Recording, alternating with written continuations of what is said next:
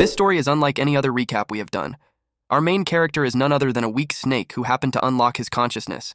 He gained intelligence to the point where he's now aware how to defend and keep himself alive against these freaking snake catcher cultivators. This snake is no lame MC. Watch him devour demonic beasts that were 10 times or even 100 times larger than him. Aside from that, we also have a thick plot. I mean, an interesting plot. The title of this manhwa is Snake Immortal, the tale of a snake's cultivation to immortality. Please comment SNEK if you loved the video. The story begins at this rural village. Since it was getting dark, the people on the streets were advised to go back home quickly. Their place hasn't been peaceful recently. A man informed the villagers to light the incense and close their doors properly to prevent the old black snake from getting into the house. A rumor about the old black snake is going around. That this snake devoured 2 more people at the mountain god temple a few days ago, and one of those people is a cultivator. The man he's conversing with replied that he's unaware of the snake eating some people, but he had heard that chicken and ducks disappeared in the village recently. A child suggested to his father to bring the chicken inside their house too. He knows it is going to be stinky, but he thinks that it's better than losing the chickens. The father agreed that it's better than losing the chicken to the old black snake. They decided to hurry back home. The father complained that the houses that they passed by felt chilly. Little did they know there's something inside that abandoned house. A snake started to hiss. It knew that the old black snake that they talked about is him, but he denies being old. Nor does this snake think he's scary. He heard the rumor about the 2 people from a few days ago, and he indeed devoured them. A man yelled for help. He was called a human-shaped pill and was told that he must pay for his life, especially after he'd fattened up from the medicinal herbs. The man cried and begged for mercy since he doesn't want to be eaten. He kept praying to the mountain god to help him. Back then, the snake couldn't understand what they were saying, but the guy looked really miserable. So, the snake decided to end his suffering and ate the man. And then another person came in. The old man felt bad seeing his human-shaped pill that way. The snake perceived the old man as pitiful and miserable. The old man pointed to the person being devoured since it's his human-shaped pill that he spent 10 years refining. He demanded for the man to be returned. Because the snake wanted to end the old man's suffering too, he decided to reunite those 2. But the snake didn't expect what would happen next. He suddenly has a breakthrough. Not only did he develop a demon core, but he also awakened intelligence. From then on, he learned a lot of dangerous and scary things that he didn't know previously. One thing that this snake learned is that the black-clothed humans who chased him back then were called snake catchers. They all were cultivators from the snake catcher sect. The snake once witnessed them encircling an enormous reticulated python. He realized that those human cultivators were really strong. The snake learned that cultivators can keep increasing their strength as they have cultivated. They started from chi refinement stage to foundation establishment stage, then core formation stage, even the nascent soul stage. The snake knew that his previous escapes were due to luck. He realized that humans are scary, but cultivators are scarier. It wasn't easy for the snake to awaken his intelligence, and that motivated him to survive. Because of that, the snake realized that hunting raptors and humans have too many risks, and stealing poultry is the safer option. The snake's tummy growled because he's getting hungry again. Not only a couple of chickens and ducks doesn't fill him anymore, they are also getting harder to steal. The snake heard that the Chen clan's village has many rich people who raise pigs. He decided to steal there instead. The snake noticed that humans like to name themselves. He didn't like that the humans kept calling him an old snake when he's not that old. The snake decided for his name to be Snaky. Later that night, at Chen clan's village, Snaky creeped into the pig pen. The pigs were all unaware. Upon seeing the fat pig, Snaky knew that it was enough to fill his stomach. Snaky inspected the surroundings and assumed that the humans who raised the pigs have already gone to bed. Snaky didn't hold back and devoured the pigs. The other pigs woke up and made loud noises while running away. The snake wants them to stop screaming since they might get him killed if they attract people. Snaky targeted another pig and devoured it. He was happy and full. It was only at this time that he realized that he had eaten too much. He decided to sleep since there's still time before humans start their day. That would help him digest before he leaves. 2 hours later, a man screamed that a brat stole his woman. Someone suggested that the man should stop hitting Chen Fan because it looked like the guy had stopped breathing. But the man didn't care since the brat dared to steal Master Chu's woman. They made their way to the pig pen. The snake woke up and saw them coming. For Snaky, humans are scary, so he decided to hide. The man decided to throw the brat into the pig pen. Snaky hid behind the planks on the ceiling, hoping that the humans won't notice him. The man informed his big bro that the brat is no longer breathing. The man replied that it's good that the brat is dead and his corpse would be fodder for the pigs. They left the pig pen while complaining that it's stinky. One man also noticed that the number of pigs had decreased. Snaky peeked. The pigs approached the body. Snaky had heard before that a dead human is bad luck, so he decided to leave quickly. To his surprise, the human opened his bloodshot eyes. Snaky was surprised to see the man came back to life. He wondered if this man was just pretending to be dead. The man started laughing loudly while saying that he, an immortal, had finally possessed someone and reincarnated. Coincidentally, the name of the owner of the body and his name is the same, Chen Fan. The immortal soul that transferred to the body commented that the previous owner of the body is trash. The engagement was called off and his core was destroyed. But this immortal soul who has inherited the body decided to get revenge for the poor man. Snaky wondered who that man was talking to. The immortal soul inspected the body and uttered that it was heavily injured. If it wasn't possessed by him, the body would have died. But the injuries aren't a problem for him. Snaky knew staying any longer would be bad for him. The man turned around and saw Snaky. He realized that it's a spiritual beast. Snaky panicked internally that he's now discovered. He's worried that the man is a high-level cultivator, or worse, a snake catcher. He wondered what he should do. Contrary to what Snaky was worried about, the human didn't mind him since the snake was just a low-level spiritual beast that it's not even worth it. The man sat down with his legs crossed. He focused to circulate his energy to heal and release his spiritual energy to scare the snake away. While doing that, an item appeared. This man didn't expect that the supreme treasure of the demon clan, the divine demon cauldron, would also reincarnate with his divine sense.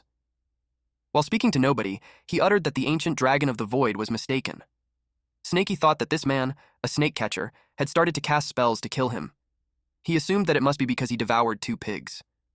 Snaky overthinks the scenario since he didn't want to die yet. He wondered if he should just return the pigs, but he's almost finished digesting them. The man continued his spell while Snaky panics further. Snaky felt cornered. And that's why he opened his mouth wide as it approached the man. Snaky kept thinking that he was just forced to do that. The man was surprised that half of his body was already inside the snake's mouth. Snaky gulped him down. Snaky was happy that he had done it, but he can't relax just yet.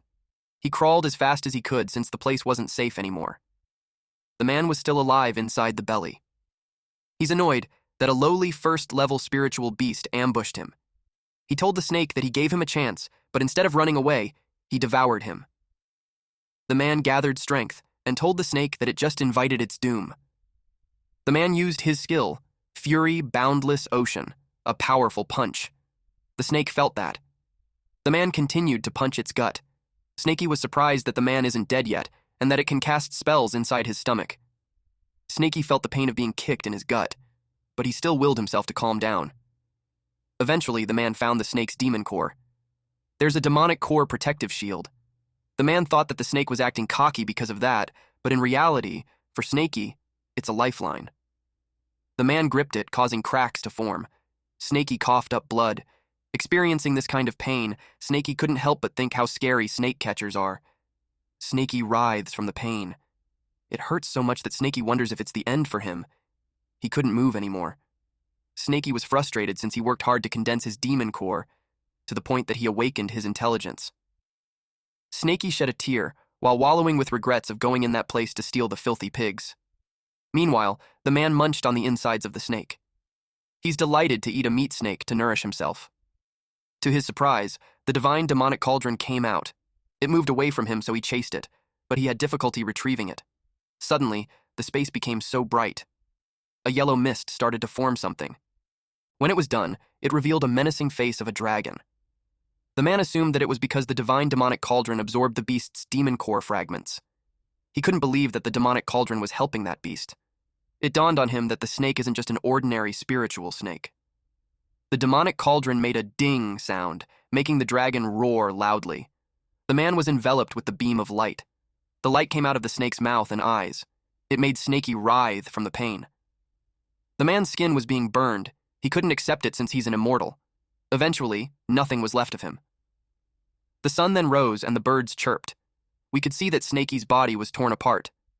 But then, One pig started trembling in fear. And that was because something started to crawl again.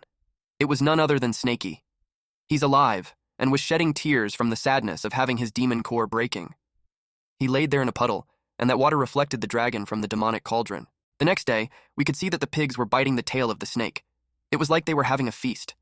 One pig chomped on the tail. To its surprise, the tail moved, and it threw the pig in the air. Snaky rose while telling the pig to stop biting his tail. Snaky vowed to devour all those pigs later. The pigs ran away as fast as they could.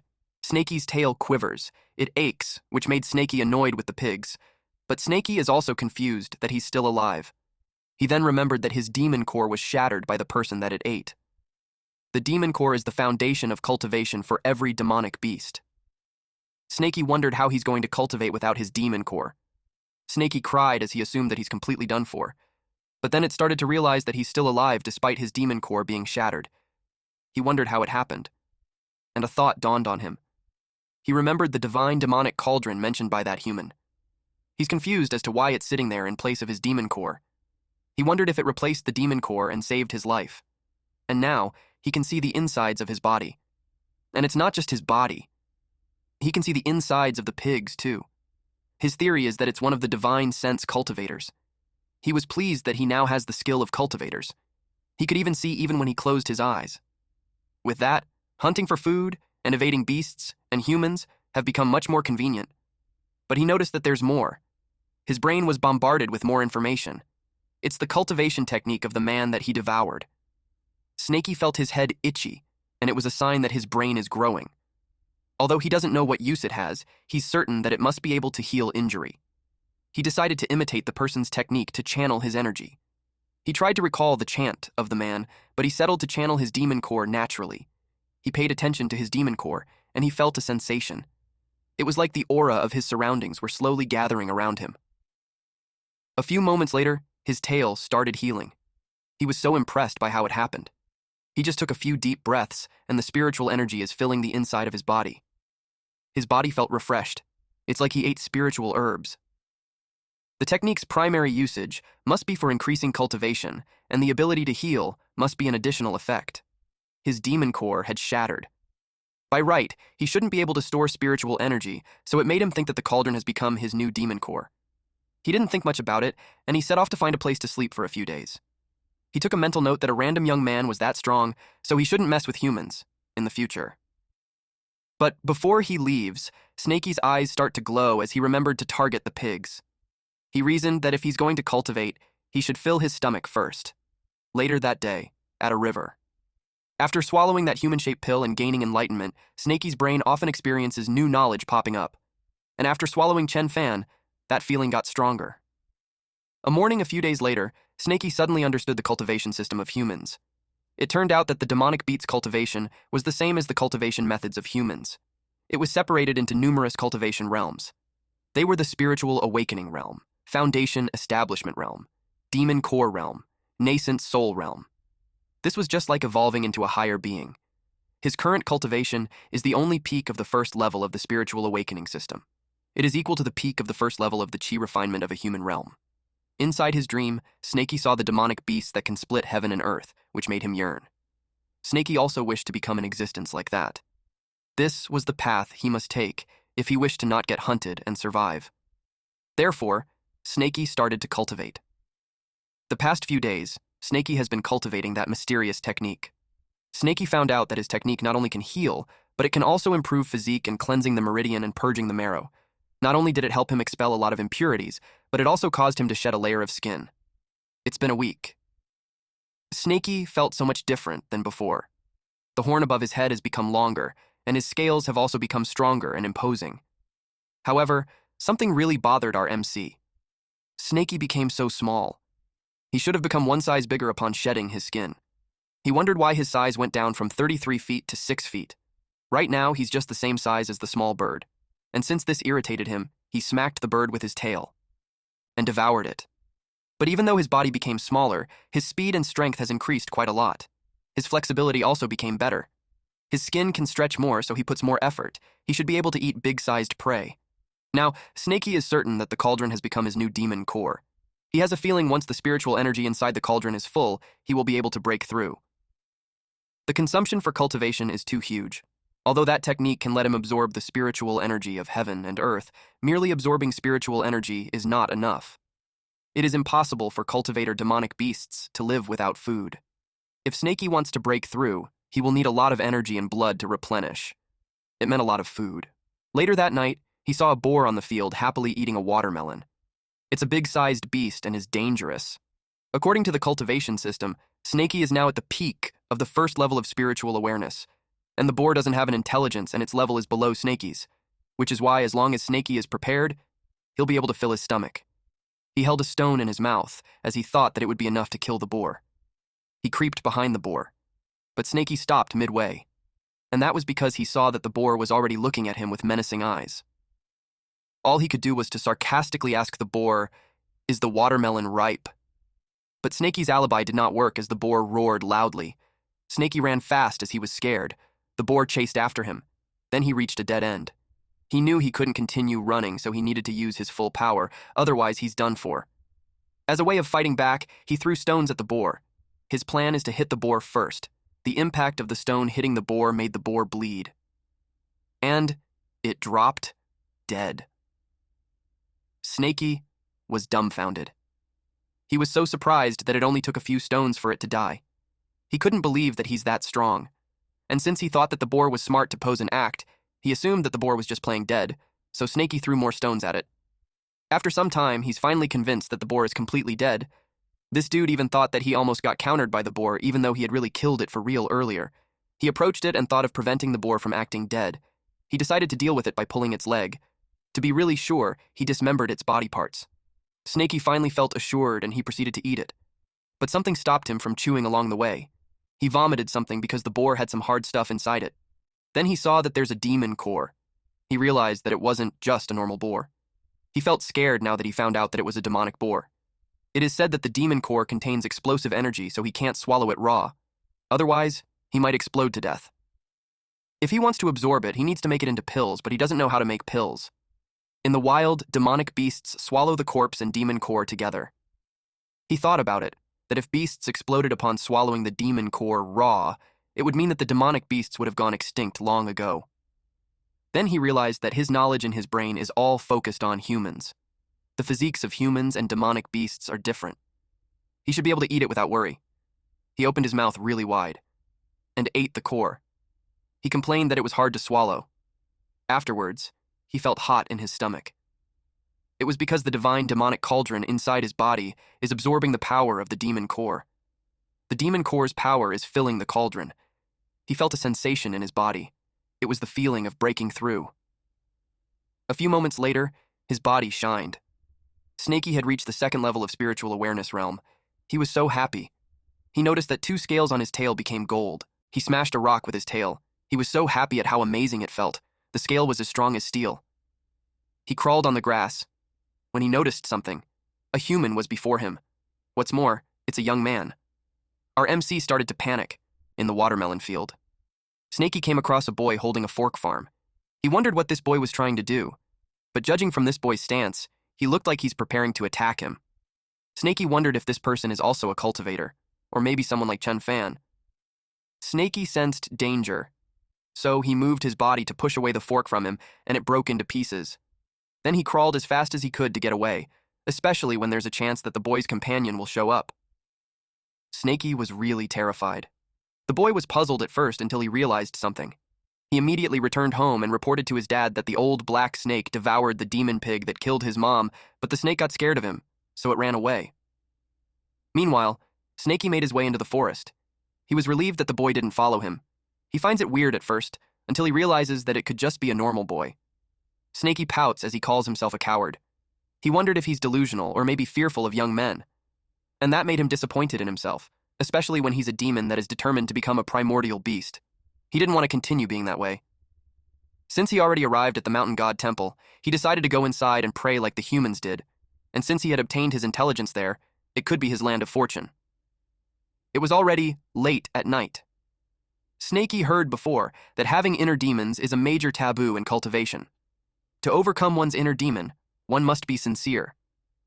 Then Snaky smelled something nice. It was the offerings on the altar. There's a whole roasted chicken, apples, peaches, and it made him drool. He immediately jumped into the table while justifying that the mountain god wouldn't want to let the food go to waste. He assumed that if he helped the mountain god eat the food before praying, it would show his sincerity. Snaky finished his meal with a loud burp. With 3 sticks held by his tail, he proceeded praying to the mountain god to protect him and help him overcome his inner demon so he could cultivate successfully. He sincerely prayed for a blessing to stay alive properly, when suddenly he was interrupted with a loud laugh. A man asked the little miss where she was trying to run. The girl screamed for help. Snaky felt annoyed that there are humans again. A woman ran inside the temple while the man can be heard telling his disciples to wait for him outside while he goes in to have some fun.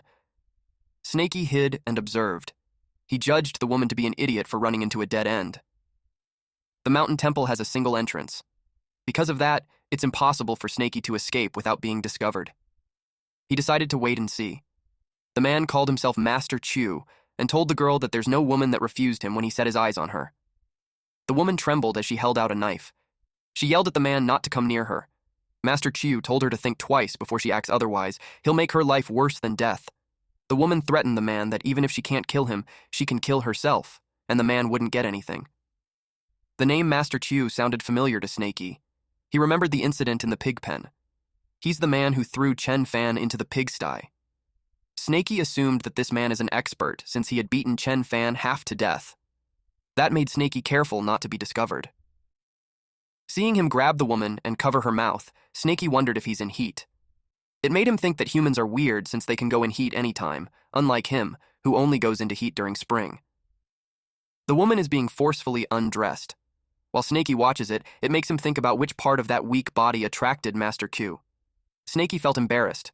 To him, if the woman was left in the mountain, she'd get devoured immediately. Master Kui grabbed the knife, while scolding the woman for daring to kill herself and acting arrogantly by threatening him.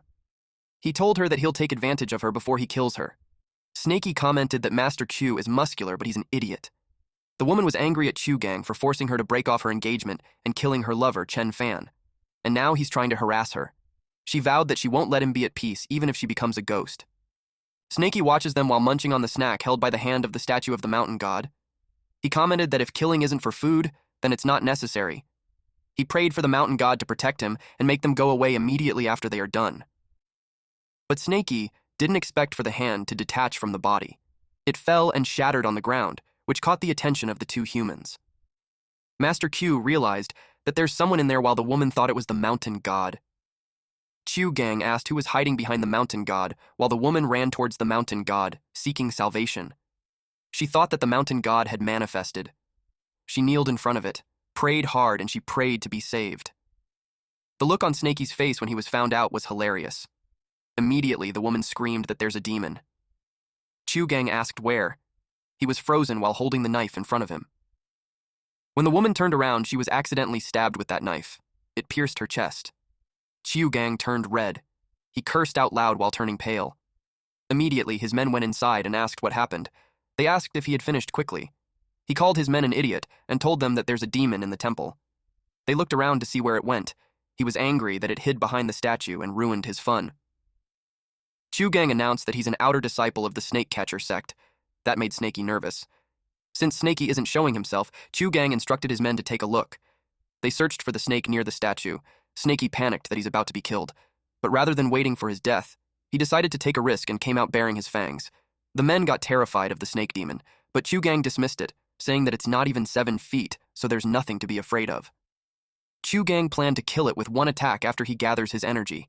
If he brings it as a gift, he should be able to officially join the snake catcher sect. He told his men to hold the snake, since the snake catcher sect's space-splitting palm needs time to gather energy. He told them that he will reward whoever kills it. Snaky judged that the strongest among the 3 is Master Chu. With that, he planned to kill everyone before Master Q finishes gathering his energy. Only then he could live. He attacked them. And that's when Snaky realized that those guys are weak. Master Q trembled in fear. Master Q couldn't imagine that they died in the blink of an eye. It made him curious about what kind of monster is in front of him. He ran towards the exit while threatening the snake. On the other hand, Snaky was confused as to why he's running away, instead of gathering his energy. Chu Gang threatened the snake that he would ask his master to make a pill out of that monster.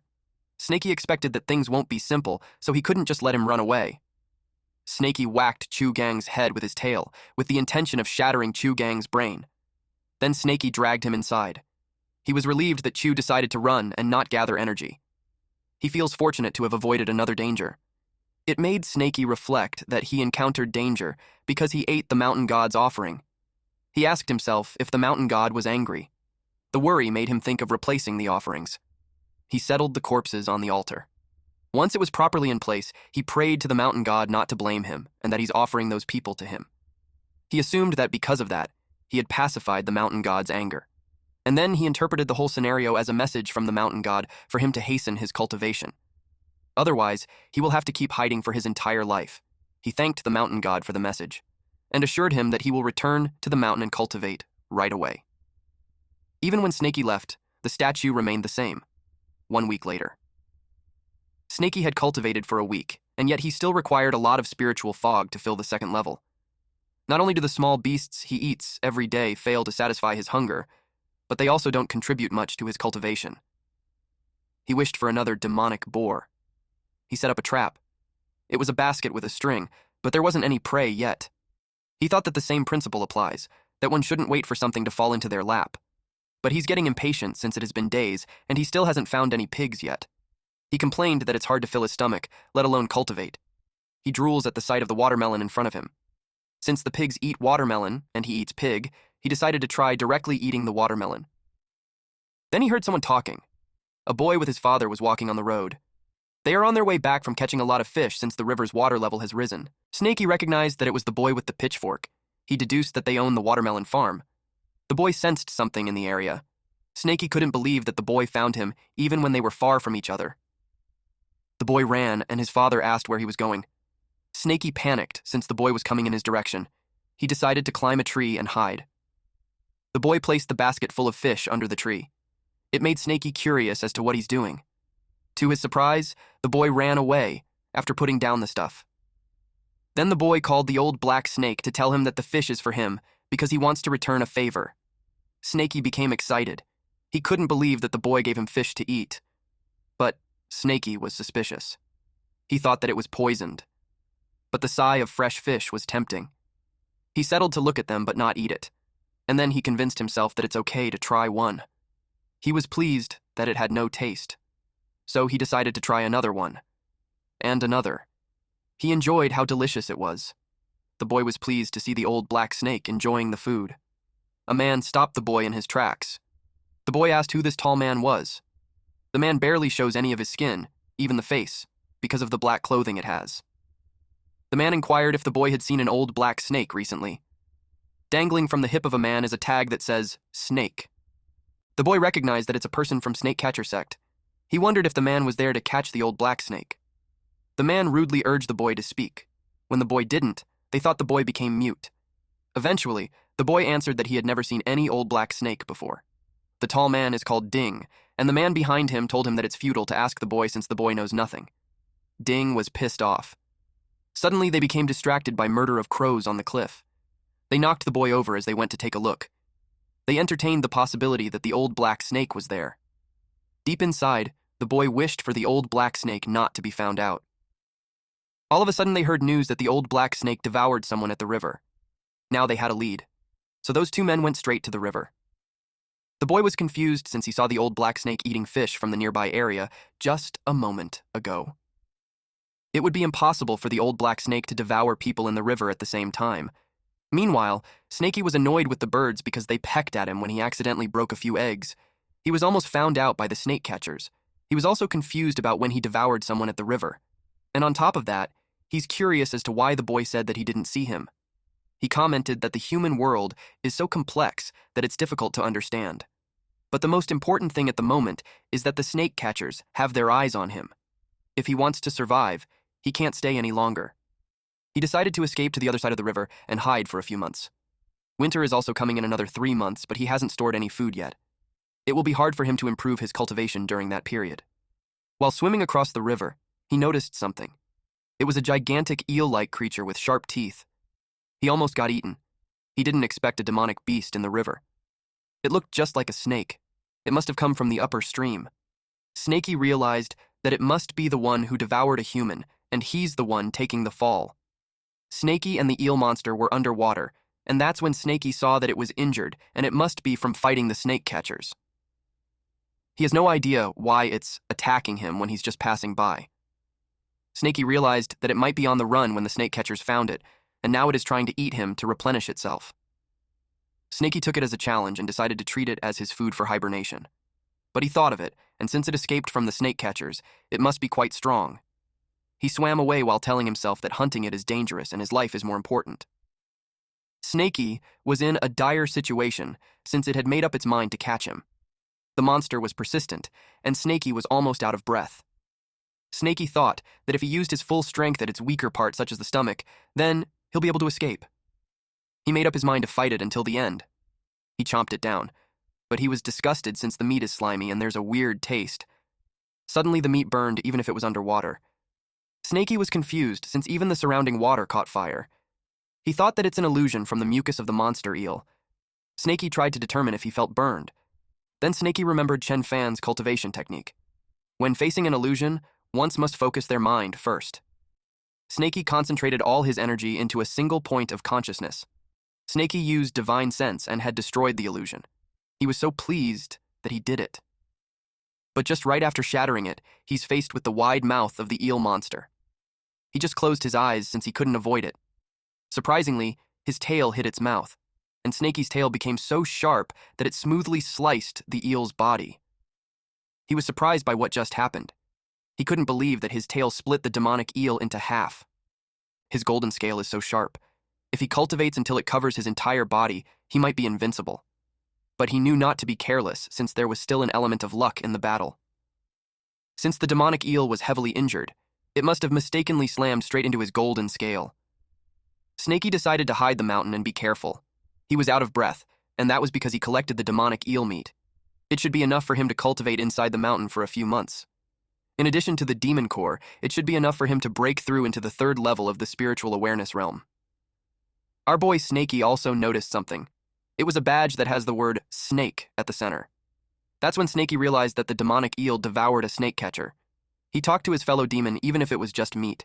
He stated that it helped him deal with danger, but he still tried to hunt him, so all he can do is follow the law of nature.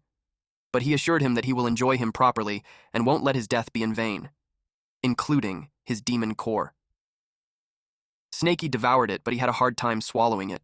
He didn't persist, since the snake catcher would arrive anytime soon. He held it in his mouth while dragging the mean by tying it to his tail. Later on, the snake catchers inspected a corpse. They found out why the demonic eel was able to escape so quickly inside the river. They realized that the one who devoured people inside the river was a water demon and not the old black snake. And the one who fought the water demon in that area is the old black snake. They wondered if they should pursue it.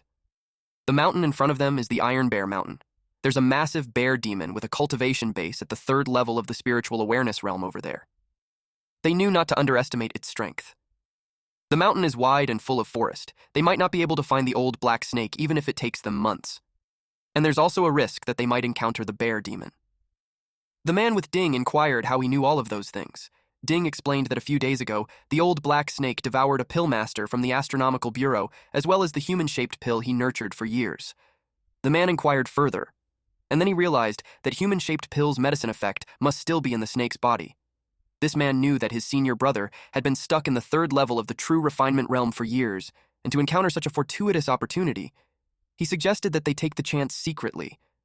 Ding was pleased with the sharpness of this brat, but still, it's just the two of them right now.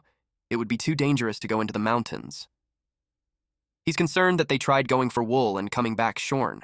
The junior replied that they have nothing to worry about since in a few months, the mountains will be covered in snow.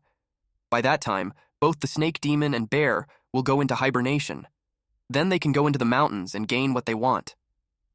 Meanwhile, Snaky felt really warm inside the cave. He decided to hide there for a few months. He's oblivious of the danger that could lead him to be an offering for a cultivation. 2 months later, the forest turned white from the snow. Snaky sighed. He didn't expect that breaking through from the second level to the third level of spiritual awareness would be so much harder compared to when he broke through from the first level to the second level of spiritual awareness. He had refined the demon core, blood, and flesh that he obtained back then.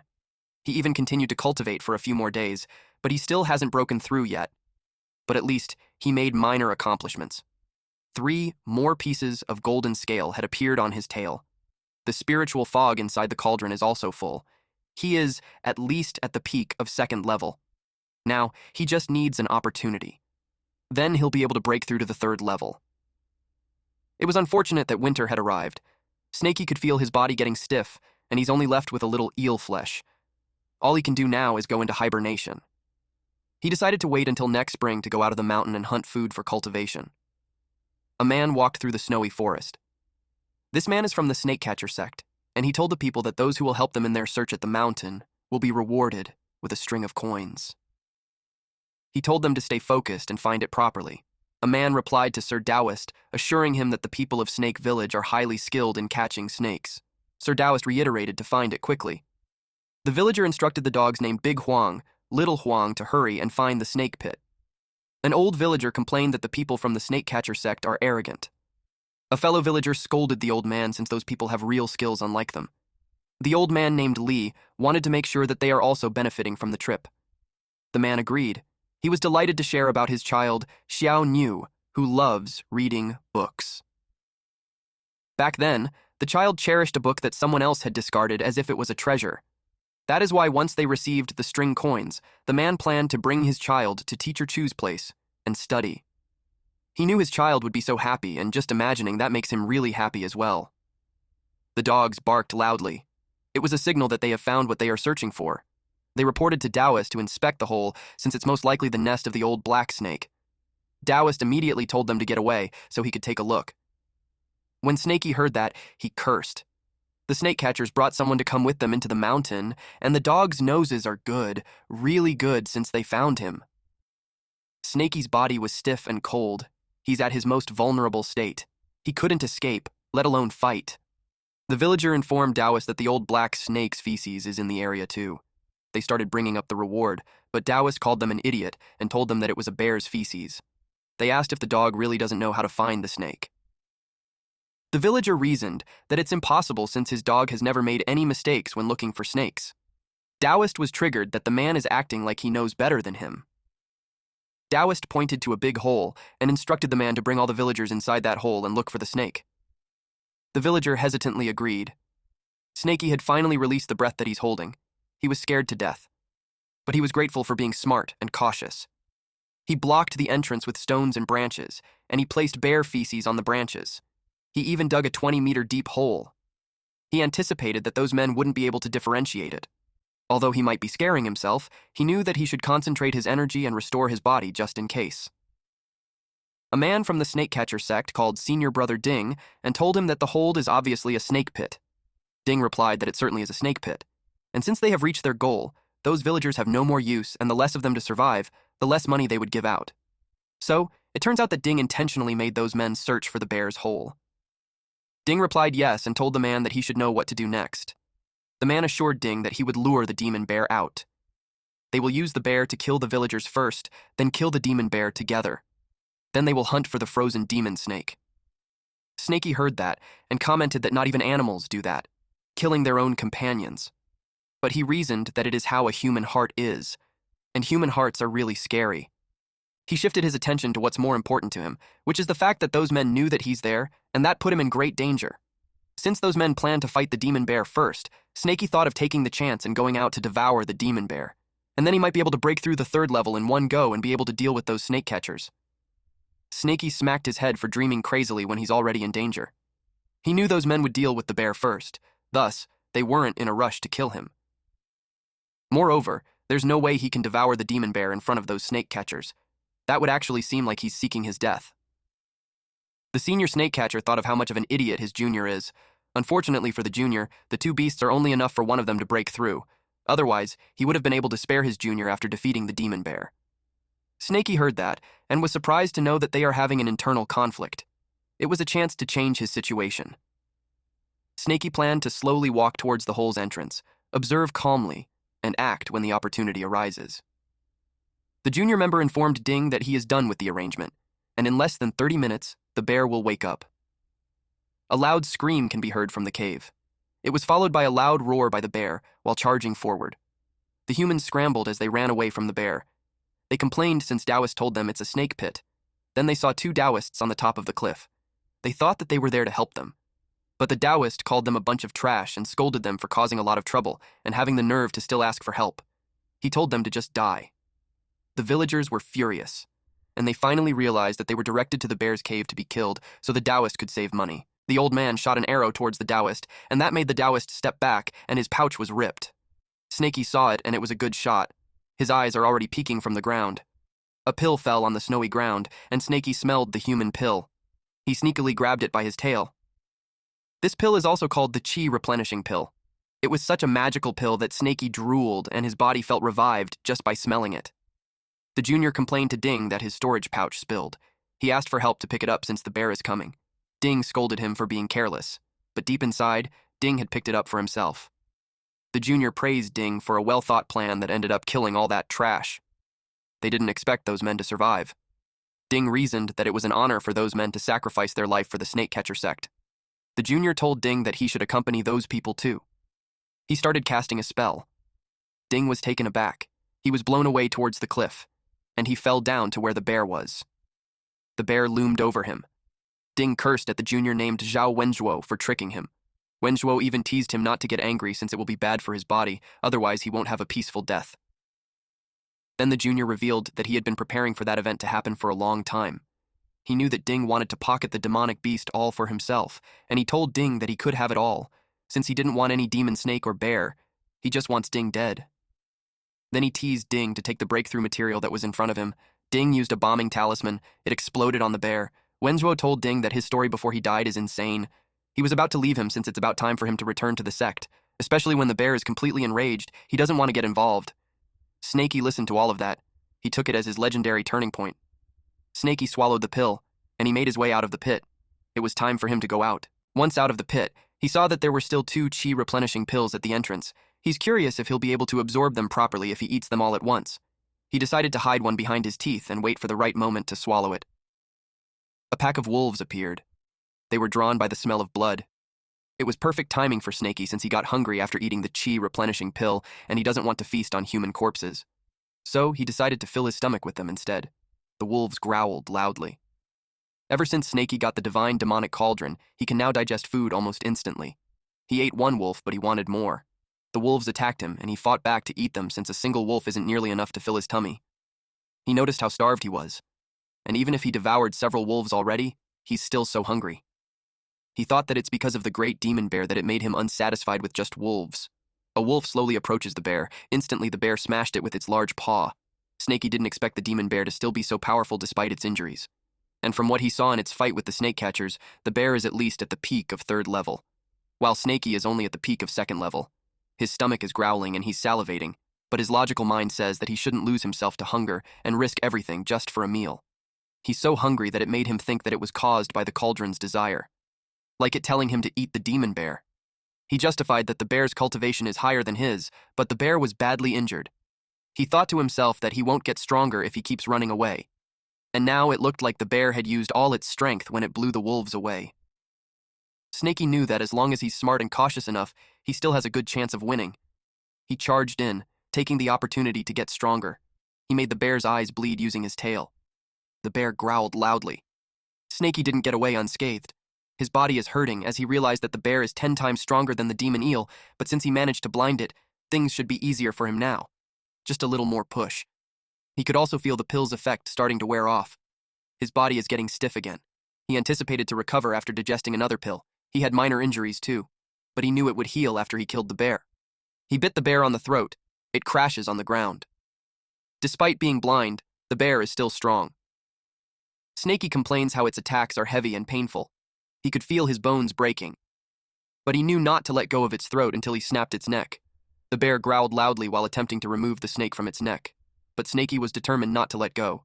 Snaky was thrown on the ground. The bear lays on its stomach, growling because of the pain. Since Snaky tore its throat open, the bear doesn't have much time to live. Snaky decided to finish it off from a distance. He wrapped his tail on a branch and threw it on the bear's head, causing it to bleed profusely. He expected it to be dead by that time, but just in case it's pretending, he decided to channel his energy to heal himself while he watches, but Snaky heard a noise. The wolves are back. He screamed at the wolves, saying that the bear is his and they can't take it.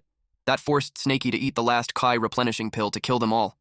2 hours later, the wolves are all dead. Snaky emerged victorious against them, but his injuries had increased. He looked worn out. He knew that the QE replenishing pills effect won't last long, and he's still injured. He needed to find a safe place to hide and recover before cultivating. Snaky tore up a cloth just in case the snake catchers came again. He wrapped it in his tail and dragged the meat while he went through the corpses that surrounded him. It made him wonder how many times does it take to reincarnate as a human, and to think that those humans just end up dead like that. Snaky noticed something. It was the corpse of the man, and his dogs were beside him. It was the father of the young boy. Snaky asked the dogs why they weren't running away when the man was already dead. If that continues, those dogs would freeze to death. When Snaky checked, the dogs' bodies were already stiff. They have already frozen to death. Seeing how those dogs stayed by their master's side even when the master is dead, somehow it made Snaky's heart feel conflicted. Snaky knew that in their world, only the most cunning and deceitful survive. Snaky was determined to survive no matter what happens next, inside a certain cave. There's a puddle outside the cavern, making it hard to notice, so Snaky assumed that the place would keep him safe. While he can still move, he decided to start cultivating with the demon bear. The bear was delicious. Now Snaky knew that it was no wonder that the divine demonic cauldron was so restless. He felt a familiar sensation, and he had done it. His tail looked nice with the golden spikes. Snaky celebrated his ascension to the 3rd level of spiritual awakening. He finally broke through to the 3rd level. Not only that, he reached the peak of the 3rd level, and his tail has grown 10 golden spikes. Despite having a great risk, he had received a great reward. The fight for him was worth it. He imagined himself next spring as someone who occupies a mountain and becomes the king. 3 months later, winter ended and spring arrived. Snaky woke up from slumber. His length now is 8 feet, and his golden scales increased to 11. In those past few months, not only his length increased, his divine consciousness has expanded as well. He senses 2 boars nearby and decides to hunt it for his meal and exercise.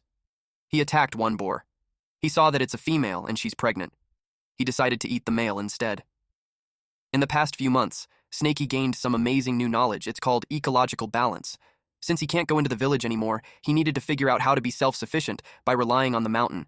It's not enough to occupy the mountain and become king.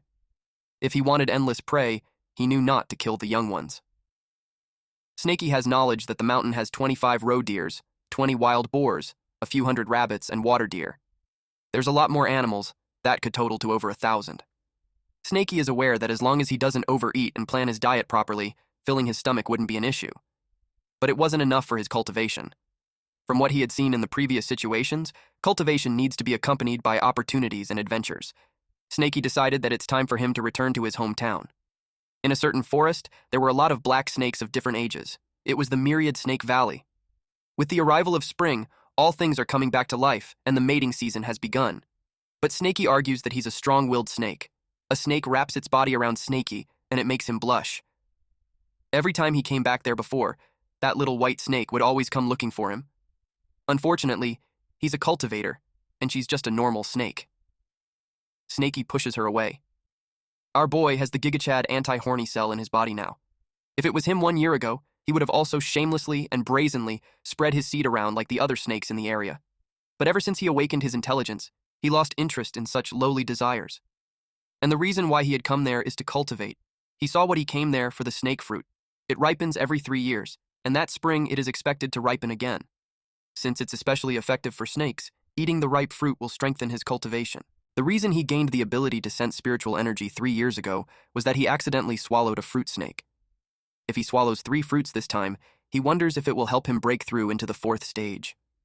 Once he reaches the middle stages of the spiritual awareness realm, he will be able to use spells and won't have to rely solely on my body. Snaky sensed some humans.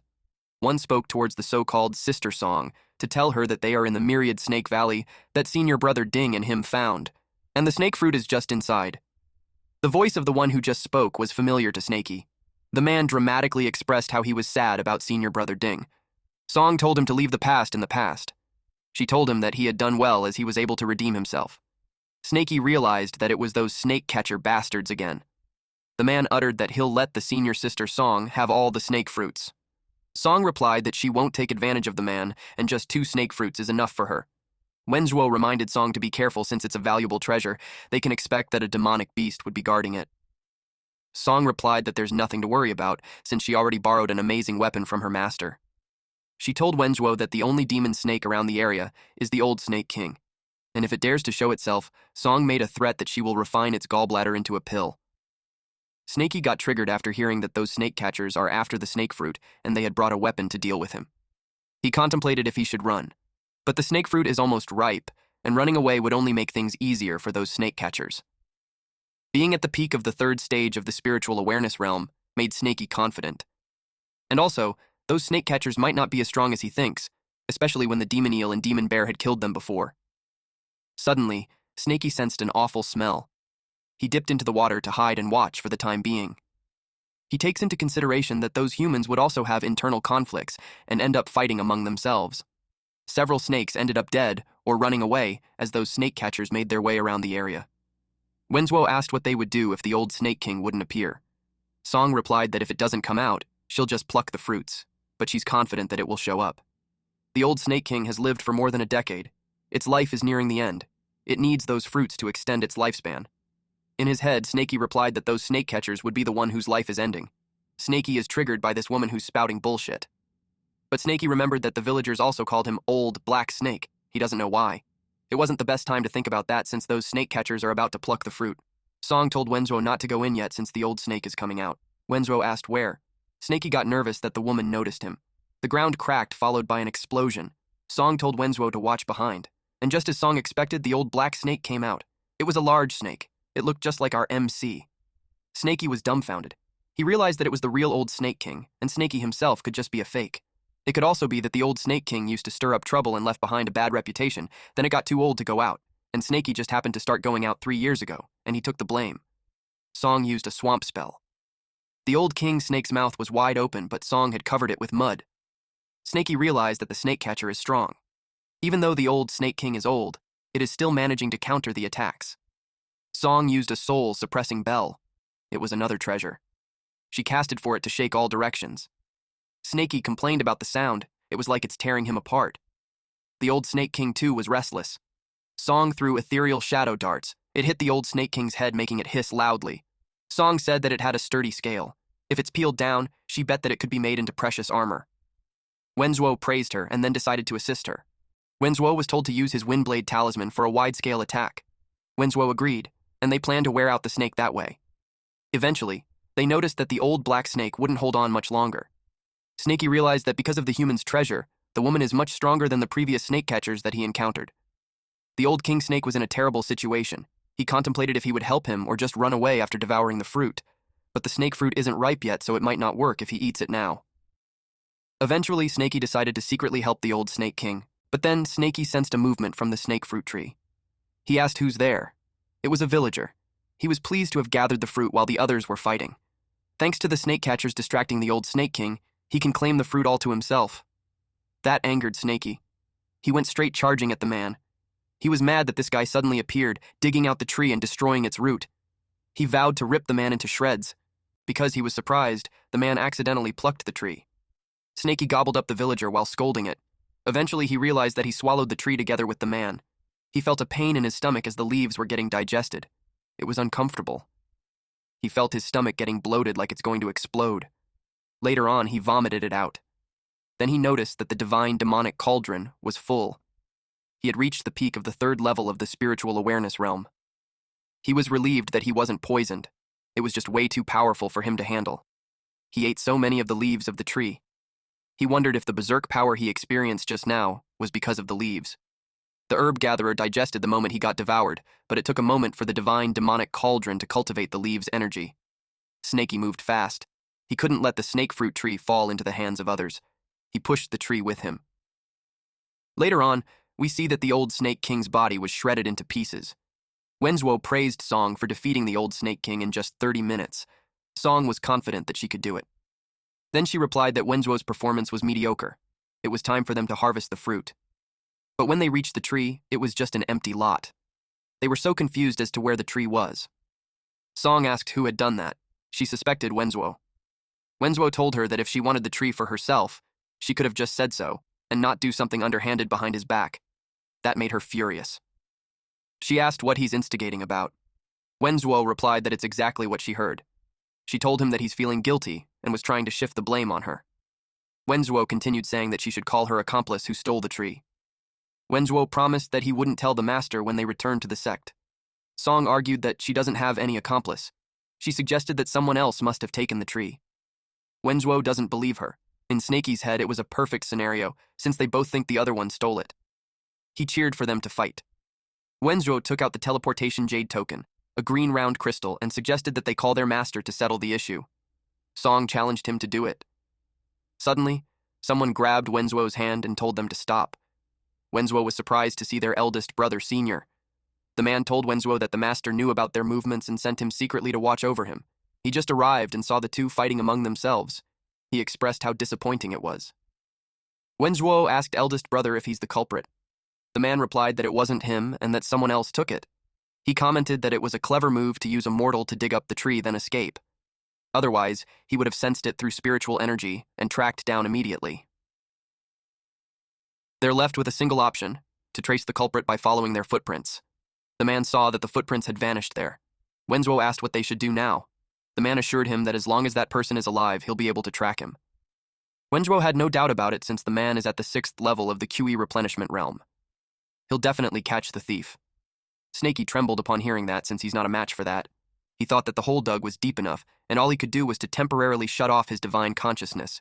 He assumed that even someone at the peak of the QE refinement realm won't be able to find him. Snaky smelled something. It was such bad timing. The fruit is ripening. Eldest brother immediately sensed that. He informed them that it's coming from underground. He used earth traversal technique to dive into the earth. Snaky knew that the man was coming. All middle-stage cultivators know how to use spells, and the spell is the earth escape technique of the 5 elements technique. Snaky hurriedly swallowed the fruit before deciding to run.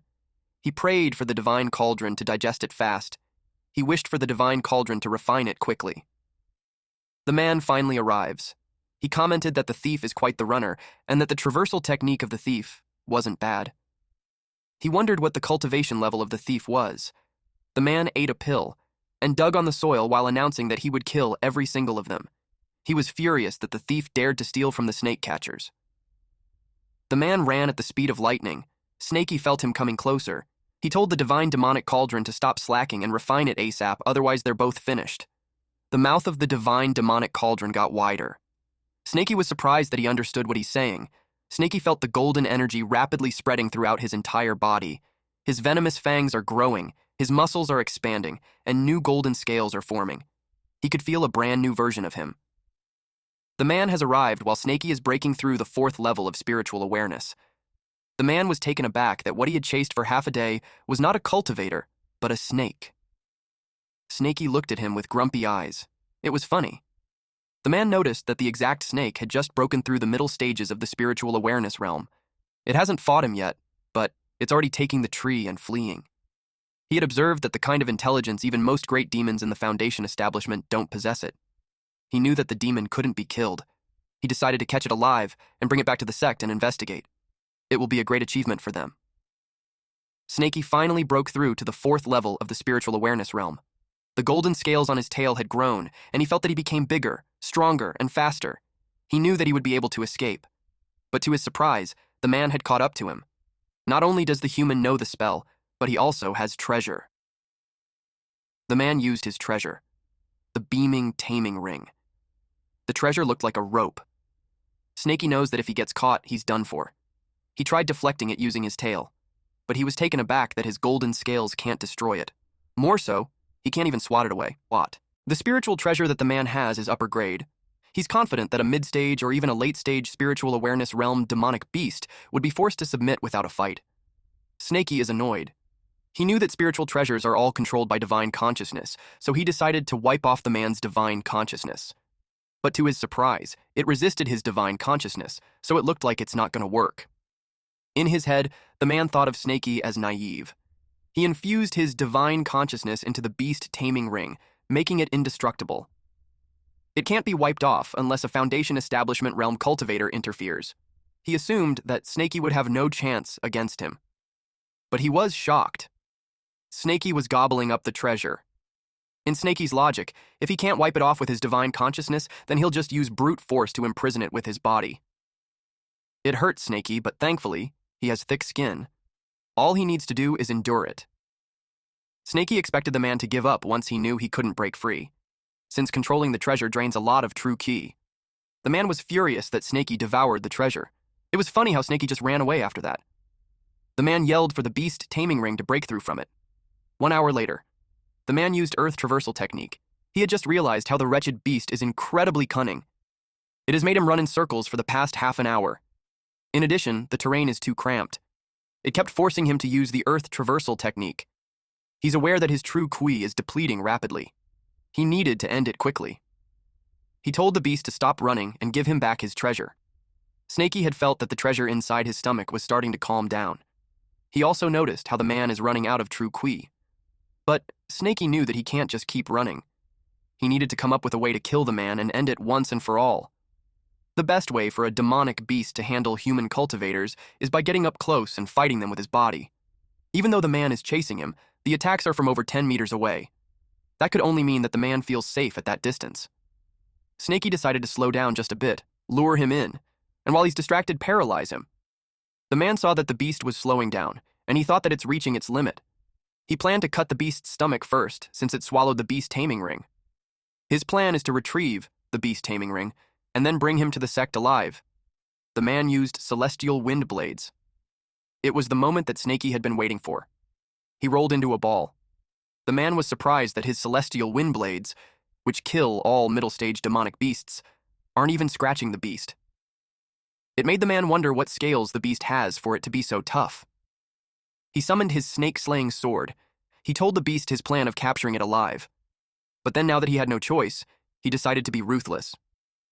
He intimidated the snake by saying that the treasure sword has slayed countless snakes. Once sheathed, it must be offered blood. He told the snake that it must feel honored to die by that sword, but then he noticed how he couldn't slash the snake. It was impossible. Snaky told him that the sword isn't worthy enough to pierce through his scales. Then he forcefully hit the man with his body. The sword is now broken, and the man had used up all of his true ki to block the attack, yet he's still heavily injured. He realized that the snake might not be an ordinary one-demon snake. He suspected that it's a dragon snake hatchling. The man didn't want to die there, so he decided to escape by reaching the surface quickly.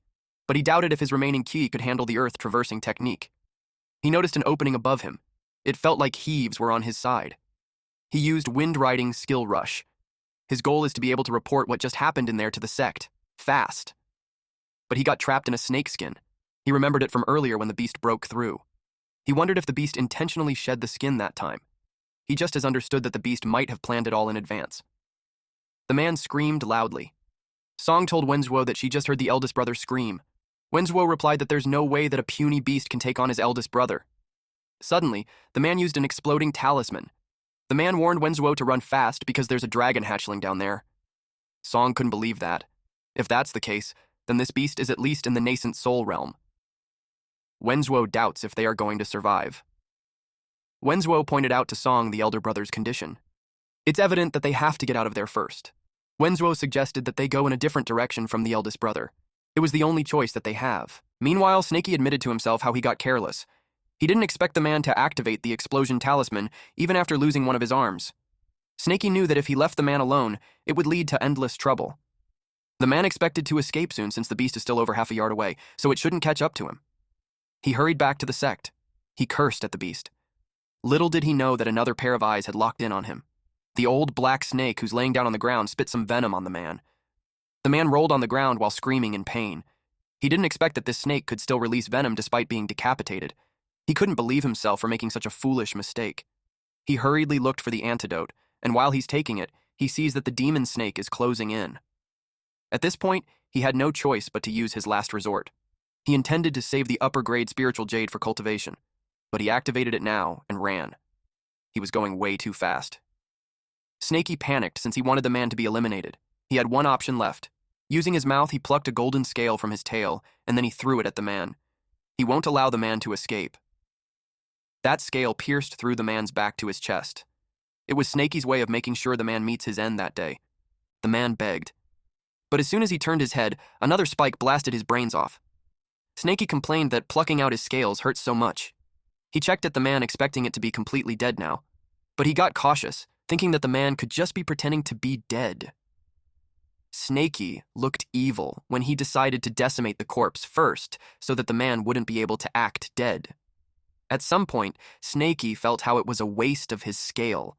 He wondered if it would regrow. Snaky opened his mouth wide and swallowed the man together with his scale. He decided to park the thought until he fully digested the corpse. He's still wishing for his scale to grow back. He noticed the man's storage bag.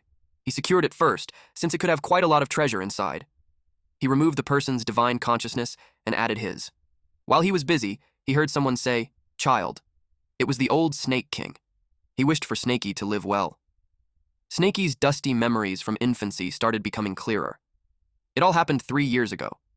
The last time, the snake fruit ripened, bearing 2 large fruits. There were too many snakes swarming near the tree. Snaky hadn't awakened his intelligence at that time, but like others, he also instinctively rushed to swallow the fruit. The smell of the snake fruit attracted more than half of the snakes in the myriad Snake Valley. Only 2 lucky ones survived in the end. Predictably, it was a brutal battle. But just then, a deafening screech was heard. The old Snake King appeared, and his aura overpowered everything. All the snakes stopped fighting and prostrated themselves. Snaky was trembling in fear, and he couldn't move.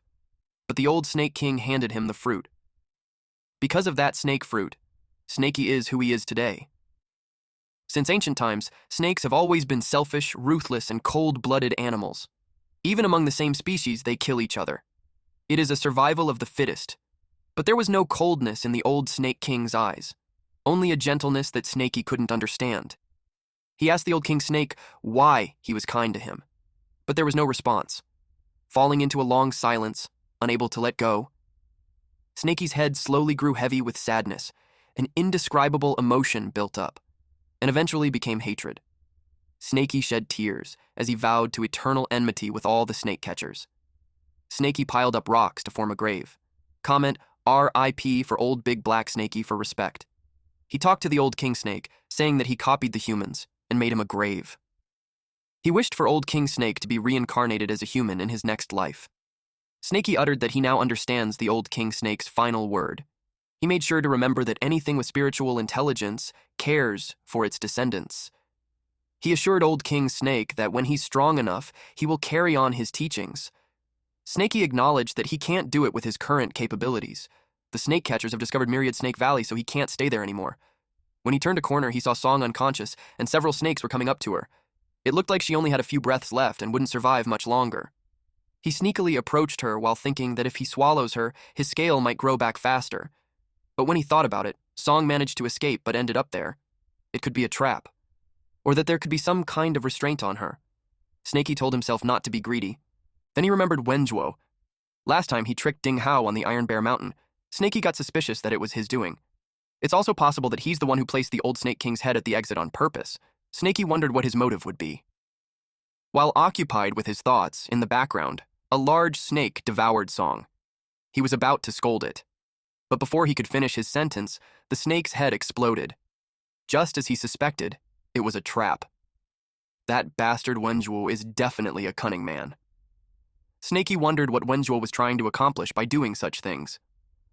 Wenjuo visited a grave and narrated that the bomb had been triggered, and Song was now dead. He talked to the grave of his dad, mom, and little sister, vowing that he will avenge them no matter what. Liu Tong, Chen Shui, Ding Hai, Song Shiyu, Mu Yun have all been sent to the afterlife to accompany his family. Now, there's only 2 people left to target. He vowed that Chen Daoling and every one of his disciples, none of them will be spared. It was about time for him to return. He told his dead family that he'll come back another day. He grabbed a snake, outside of Myriad Snake Valley. A man is standing. While Wenzuo was rushing the snake to bite faster since Chen Daoling would arrive soon, he let the snake bite him on the shoulder. Now he just has to wait and attract the snakes from the valley to devour him. He flopped down while begging his master to save him. Half an hour later, it was reported to Chen Daoling that they couldn't find any trace of the senior brother, and senior sister's breath has also completely vanished. The junior brother is still alive. Immediately, Wenzuo was given an antidote. He was advised to channel his energy to heal his wound, and after a few months of rest, he will be perfectly fine.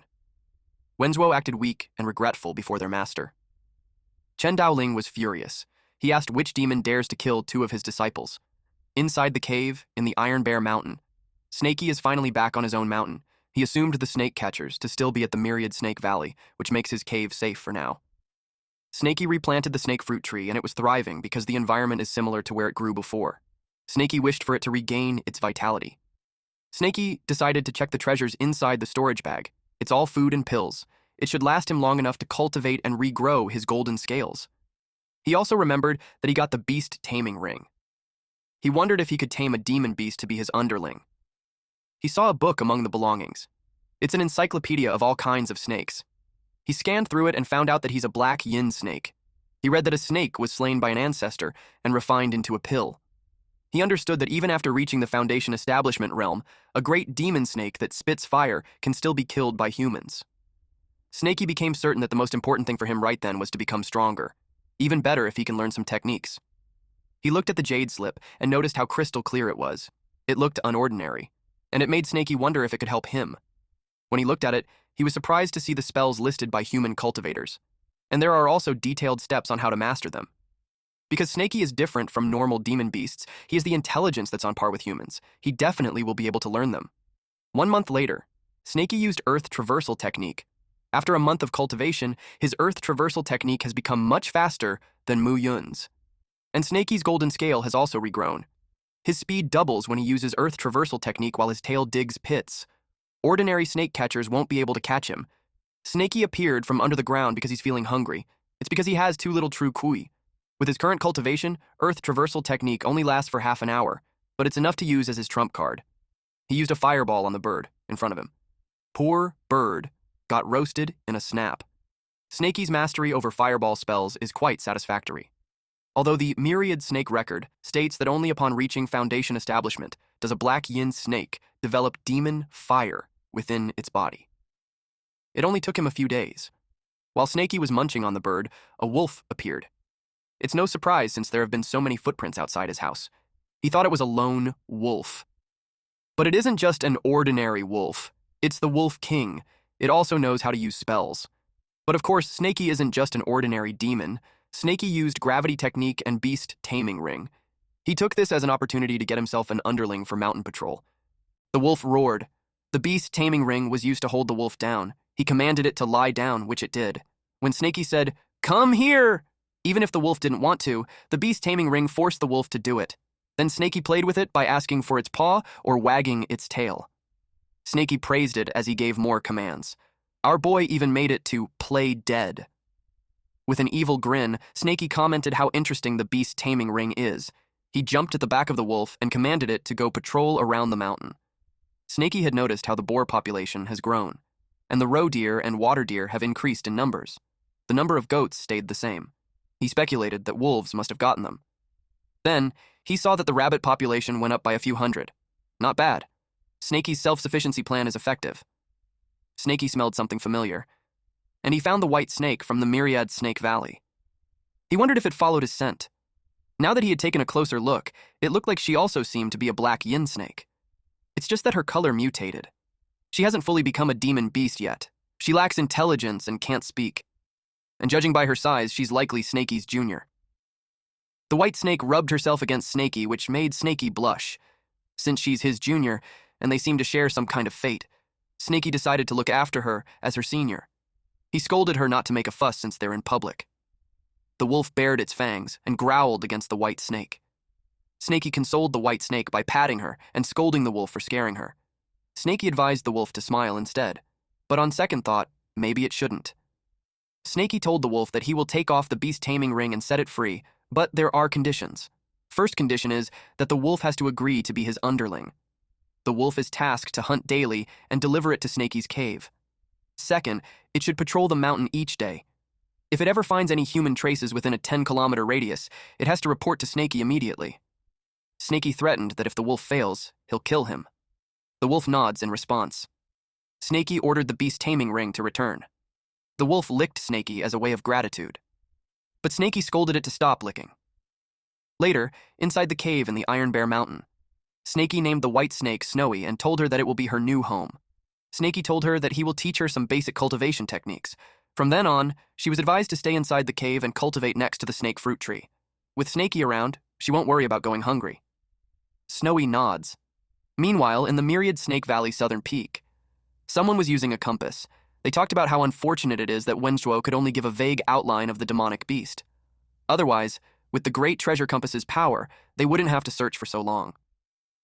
They recalled that the opponent has been called a dragon hatchling. Dowling replied that it's impossible. If it were really a dragon, even Dowling wouldn't stand a chance, let alone his disciples.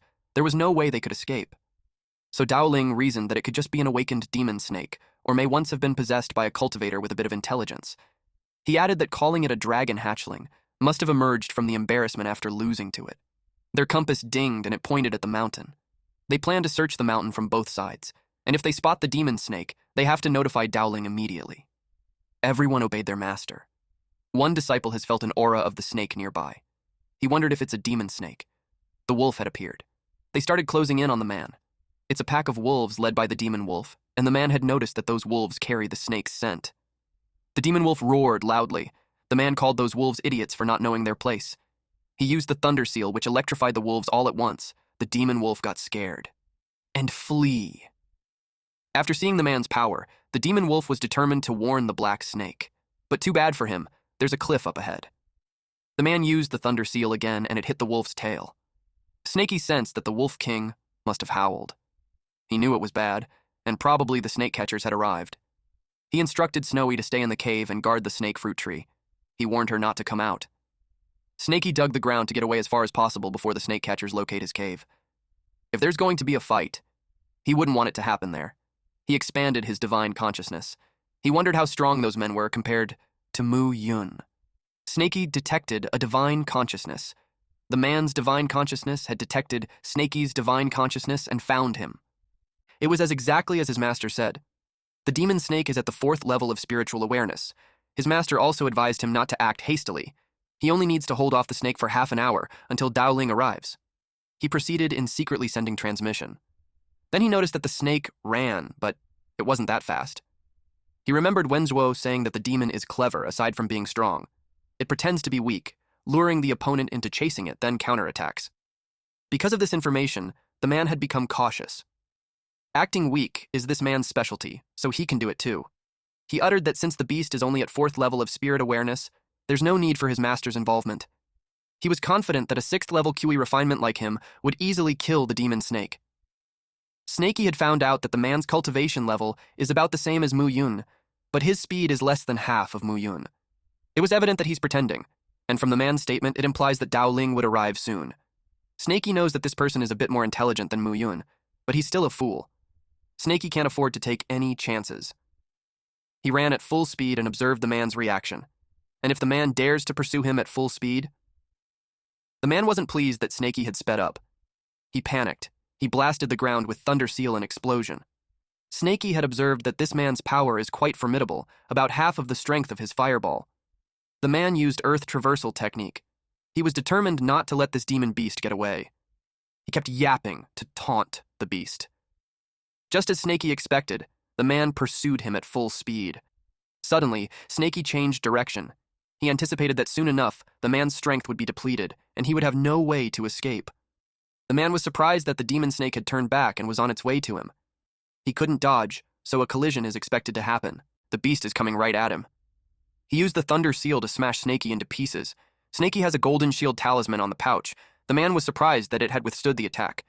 The man had seen the storage bag, and he knew the next thing that would happen is an explosion. The man moved quickly. Fortunately, he managed to use the recoil of his own thunder seal and escape, but to his surprise, the mouth of the snake is wide open as it is about to release black flame using fireball technique. In his head, the man wished for Life Jade to save him, but the Life Jade's alignment is slightly off. It can't envelop his whole body. Snaky released a massive black flame. Although the black flame can only be produced after reaching the Foundation establishment realm, fortunately Snaky found the fire elemental herb, the Earth Fire Vine, which helped Snaky transform his fireball. Snaky took the man's storage bag. He was surprised to see that the Life Jade shielded that. The Life Jade protected the man's body except for his left arm. Not soon after, Snaky decided that it's time to deliver the final blow. The man screamed, asking for his master to save him. Dowling is actually already on his way towards the black flame, ready to save Mu Lei. Snaky was slightly pissed that Dowling arrived at that moment. He knew that the guy was difficult to handle, so he decided to get out of there. Muley weakly called his master. Dowling hurriedly sent him a golden essence pill and advised him to circulate his energy to heal while Dowling pursues the demon beast. And he instructed Muley that once he's all better, he should meet up with him. While pursuing the demon beast, Dowling blames himself for causing Muley to lose an arm. He vowed to kill the damned snake and put its corpse on the altar as a sacrifice. Snaky sensed Dowling's divine consciousness range, speed, hostility, and it could at least be a perfected chi refinement. Which means Dowling is stronger than Snaky, but he's bluffing. Dowling must have thought Snaky is a fool. He was determined to escape at full speed since he can't fight him. Dowling had found out that the snake was beneath the ground. He finds it strange that the snake has learned the earth traversal technique. He wondered how it became so intelligent. All of a sudden, he bumped into something. He was surprised that it happened. He complained that it hurts. Then, he saw that it was caused by granite. Earth traversal technique would be rendered useless. Even if his tail can break the rocks or break through the stone, his speed will slow down. He sensed Dowling closing in. Snaky had no choice but to escape upward. He went above the ground and saw a cliff. He thought he could use it to his advantage. Dowling continued to chase after him at full speed, but Dowling was caught off guard, and suddenly boulders were raining down on him. He used golden body protection to save himself. Snaky was surprised to see that protective artifact. He changed his tactic. If he can't crush him to death, he will bury him instead. He used exploding talismans. The explosions continued for half an hour. Dowling cursed at the beast, despite being buried beneath the rocks. Snaky thought it was enough to keep Dowling confined. Dowling thought little of the rocks, but to his surprise, it wouldn't budge. Even the earth traversal technique isn't working either. He asked what kind of stone it was. Then he realized that the beast must have planned to trap him there. He never thought the ancestors' treasured gift would have to be used at that moment. As he swallowed a pill, he uttered, "The great Tao, be my guide. Breakthrough." The divine berserk pill left by his ancestor at the cost of 20 years of lifespan. It will temporarily elevate his power to the Foundation Establishment realm. Breakthrough into the Foundation Establishment realm was successful. Dowling is now at the first level of the Establishment realm. Dowling is furious that a mere beast forced him to use that secret technique and sacrificed 20 years of life. He had collected the beast's demonic energy, so now it won't be able to escape him. He used wind riding skill. He pledged on his name that he will rip off the demon beast's skin, pull out his tendons, and crush his bones. He went berserk. Snaky panicked that Dowling had escaped. He could also feel the killing intent and speed. He speculated that Dowling had broken through into the Foundation Establishment realm. Snaky is near the river when Dowling had found him. He used gravity technique. He pulled the snake upwards. Snaky didn't expect that the gravity technique would have great power when used by a Foundation Establishment cultivator. Dowling challenged him to break free. He lectured it to have considered a painful death before he killed his disciples. Deep inside, Snaky is getting annoyed at the hypocritical old man, when it was those bastards who stole their snake fruit first. Snaky knew he was in a hopeless scenario, and he didn't want to just wait there to die. He threw a golden scale at the old man. Dowling was surprised that the demon beast knew how to use hidden weapons. Dowling insultingly asked the demon beast on why it bothers to struggle when it's the end for him, and that those useless tricks are useless against him. But he was caught off guard. His gravity technique didn't work. He barely dodges the sharp spike. Dowling is confused and curious as to what that weapon is for being able to pierce through his protective shield. Snaky used water traversal technique to escape. Since the old man is in the Foundation Establishment realm now, Dowling's water traversal should be superior to Snaky's, so Snaky's plan is to hide. He kept thinking where it could be a safe place. Then he thought about the mountain god temple. That was it. It was his sanctuary, and he trusts that the mountain god will protect him. It was about nighttime. Dowling had followed him there. But Dowling was cautious since the demon beast is cunning. It was a wonder that it would choose a dead-end place, so he assumed that it's a trap. He screamed for the beast to come out. Meanwhile, Snaky climbed up the mountain god statue while praying to be saved.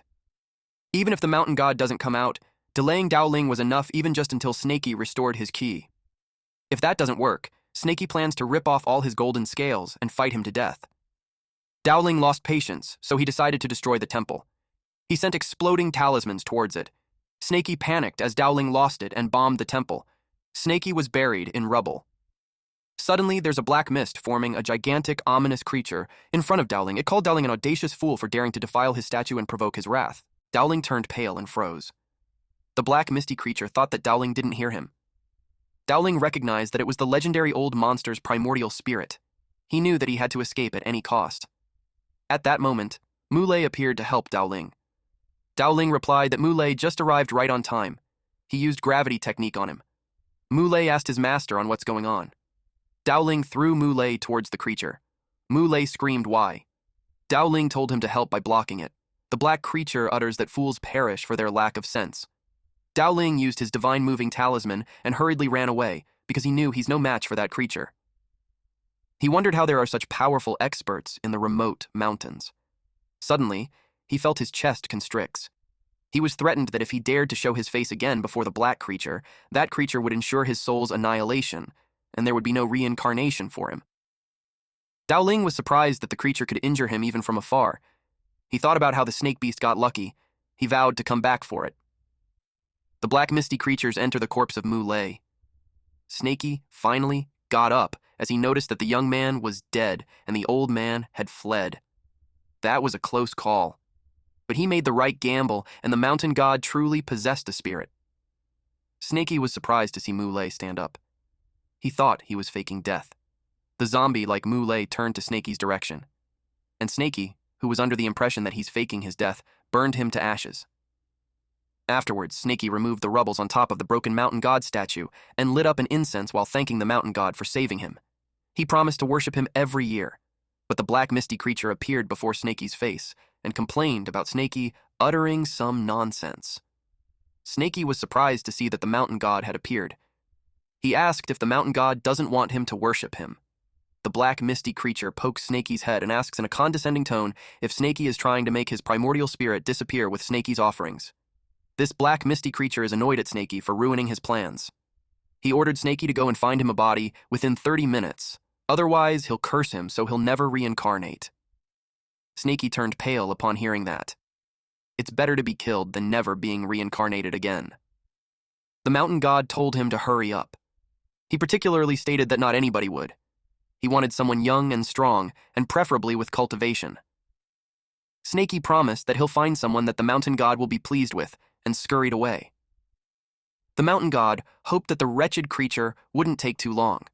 His primordial spirit is dissipating too quickly, and he needs to possess a body soon. Otherwise, his soul will disperse. A mouse approaches the burned Muley. The mountain god possessed the rat. He looked cute, acting high and mighty and grumpy while in that body. He's pissed off. He is the wandering heavenly demon. He lived for centuries, yet he never encountered such troublesome creatures before. He regretted enlightening such a being. A few hundred years ago, he was hunted by the great sects and was reduced to a mere primordial spirit. Fortunately, he escaped into the mountain god's statue. He sealed his primordial spirit and survived by feeding on the power of faith. Not long ago, he finally accumulated divine power and was able to possess others. Coincidentally, a human-shaped pill and a cultivator appeared. It was the perfect opportunity to possess someone. But the wretched snake devoured both of them, ruining his possession attempt. And because the snake had consumed some of his primordial spirit's power, it had gained intelligence. Later, members of the Kui family came. He tried to possess someone again, but once more, the damned snake interfered. The corpse with a bit of his primordial spirit in it even got devoured by a stray dog, which then gained intelligence. When he saw the snake return, he knew he had to be cautious. But that damned old cultivator blew up his statue. Then he finally found a suitable body, but a fool burned it into ashes. He's pissed off at that wretched creature. He vowed to make him wait until he gets his hands on a new body. He will make sure that the snake will pay for it dearly. He looked forward to the body that the wretched creature would find. He's hoping that the snake will bring back a few strong ones from the village so he can choose. Meanwhile, Snaky uncovered a tomb. He complained that it all contained skeletons. He knew that those bodies were useless. He knew that if he doesn't hurry, he'll be cursed to never reincarnate again. He sensed some movement nearby. He wondered if someone was burying a corpse, but he saw a dog digging a grave. He thought he was just seeing things, but then he realized it was eating the corpses. He thought how ferocious that was. The aura that the dog is eating is sinister. The coffin opened. The dog saw that the corpse was perfect. It is young, handsome, and with a strong physique. He sensed the demon snake and thought that it's there to steal the meat. The dog thought that the snake was going mad out of hunger. Then he felt weird. He realized that the snake was not staring at the meat. It's staring at him. The dog felt terrified knowing that the snake had his eyes on him. It ran away, and Snaky followed it. The dog yelled for help because the demon snake was after him. Snaky was surprised that the dog has intelligence. Not only is it strong and good-looking, it even has an intelligence. He thought that there's no other vessel than that dog. Snaky used the beast taming ring. The rope wrapped around the dog's head. The dog barked loudly. It ordered the snake to release him, otherwise it's going to eat the snake. Snaky expected that the dog had such a strong, malicious intent because it ate too many corpses.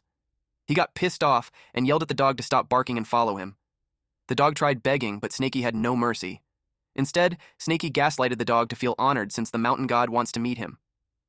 Meanwhile, the wandering heavenly demon felt anxious since the time was running out and the mouse wouldn't hold out much longer.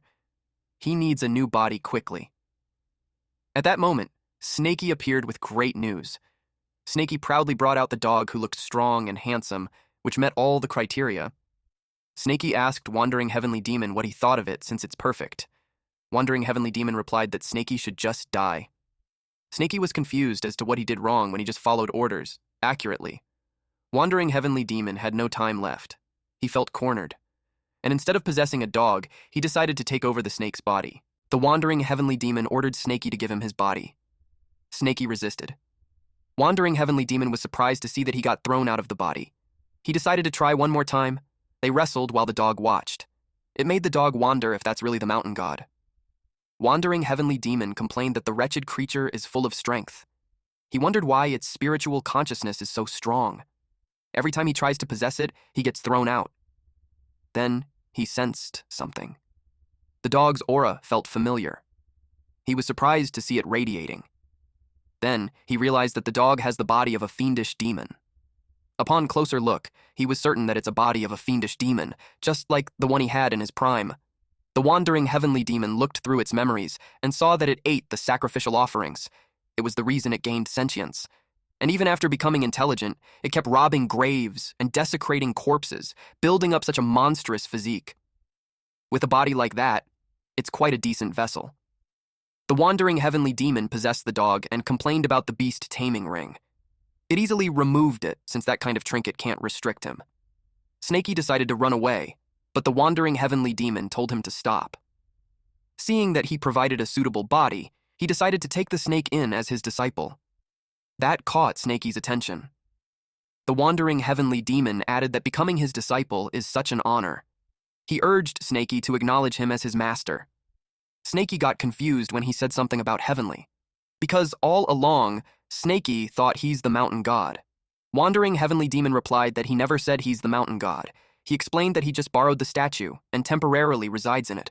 He added that it was the snake who mistook him for a mountain god and it has nothing to do with him. The dog patted the snake on the head. It looked cute. Snaky felt betrayed that the mountain god that he's been praying for so long was a fraud all along. Snaky asked Wandering Heavenly Demon if he isn't afraid of facing retribution or going to hell for impersonating a god. That made Wandering Heavenly Demon laugh. He told Snaky that there was never a saying about retribution on the memories that he gave him. Hell is just a comforting lie for ants to cling to. He took the black dog as an example. It robs graves, desecrates corpses, cares nothing for gods or devils. It is the perfect inheritor of the Wandering Heavenly Demon. Snaky was funny. He asked what wandering meant, and assumed that it could be like beasts are lost from their packs, because if that's the case, he swallows them whole. Wandering Heavenly Demon had no response to that. At the Iron Bear Mountain. Before entering the cave, Snaky looked at the dog suspiciously. The dog urged him to hurry up. Snaky was annoyed and yelled that it's his territory. Apparently, the dog just followed him there. Wandering Heavenly Demon asked, how could his master not be allowed in his territory? Wandering Heavenly Demon knew that the puddle in front was connected to an underground cave. He asked if it's the snake's nest. Earlier, Snaky subtly tested the dog's speed, but he couldn't shake him off. As if to tease him, the dog smiled and asked if he's tired already. Snaky understood that the dog's strength is clearly immense. What's more, now that he's in the dog form, Snaky found himself less hostile towards him. Snaky thought of just offering him something, then sending him away. The Wolf King appeared, and Snaky was pleased to see a fat goat with it.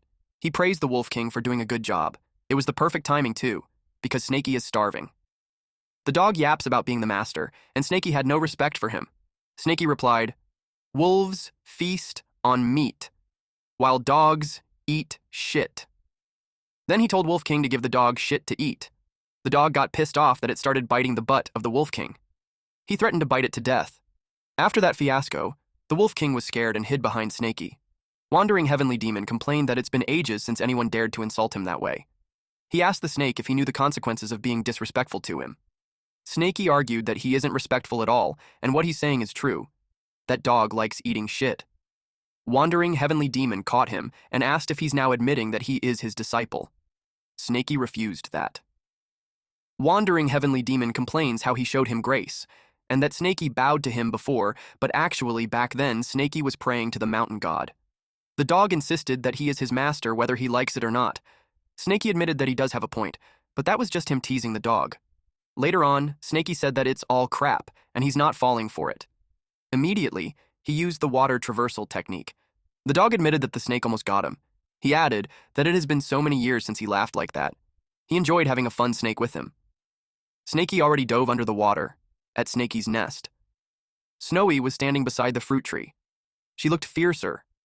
Snaky didn't expect her to withstand it. She's starting to become a demon. She even learned a breathing technique.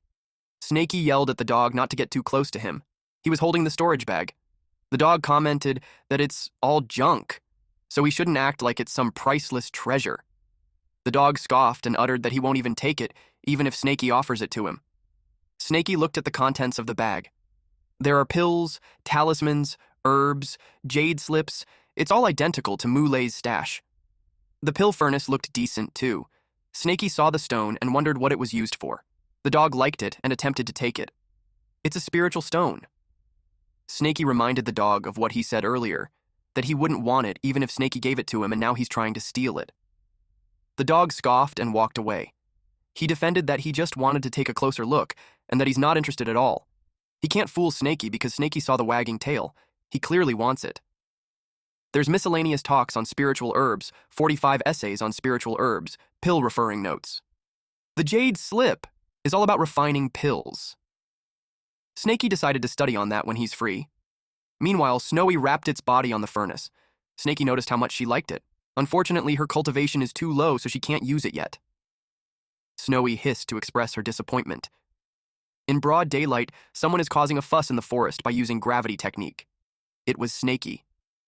In the last fight, the old man was able to hit him from several hundred meters away with the gravity technique, so Snaky decided to train and master his skills. The Wolf King had arrived with a boar on its mouth. Snaky felt satisfied with having a minion to bring him some food every day. He devoured the wild boar and commented that it tastes so much better. The goat last time had a strange odor. The dog appeared and informed his disciple that if he keeps eating ordinary animals like that, it will take him forever to make a breakthrough. Snaky wasn't happy that the dog returned. Wandering Heavenly Demon replied that even a dog would turn its nose up at food like that. Snaky asked what he should eat. The dog called him an idiot. It was obvious that Snaky should hear the flesh of demonic beasts and extract spiritual herbs. Snaky argues that it's easier said than done when there's no demon nearby. Snaky pointed out that the only demonic beast is the Wolf King, and that there won't be much improvement even if he eats him. So, it was better to keep him around for something else. The dog replied that it was Snaky's problem, but if he's going to be a recluse, he shouldn't expect gourmet meals. The dog showed Snaky the ring he found yesterday, and his lunch. It was a bird, a demonic beast at the late stage of spiritual awareness. It is called the spiritual tailed chicken. It's a spiritual fowl raised by a nearby sect specifically for eating. Wandering Heavenly Demon informed Snaky that it tastes way better than wild boars, and he happened to snatch too. Snaky got mad and panicked. He used Earth Traversal technique to immediately reach the dog while asking if he's not being followed. The dog told him to relax since he's confident of how clean and thorough he is in his actions. There's no one in the world who can track him. The dog started plucking the feathers out. He commented on how tender and juicy the chicken is. Snaky started drooling. The dog produced fire in his paw, then roasted the chicken. He showcased the sound of juice draining from the flesh and how crispy it is. He teased and tempted Snaky, and he bargained if the snake wanted to exchange it with the spiritual stone. Wandering Heavenly Demon pointed out how even the little white snake woke up from the smell. Snaky kept drooling as he held himself back, not giving in to the temptation. He yelled that even if he dies from hunger, he will never eat Wandering Heavenly Demon's chicken. Like the devil that he is, this dog tempted Snaky even more by emphasizing how crunchy the skin is, especially dripping with oil. He commented how his disciple has integrity, so he can just watch him while he eats. The dog took a bite, while narrating the experience on how tasty the chicken is. Only the bone was left before he knew it. He threw the bone at them and told them that they could have it. Snaky replied that he doesn't want it. Both him and the wolf are drooling heavily. The dog even rubbed the drumstick to Snaky's face. I swear this story really is outrageously good.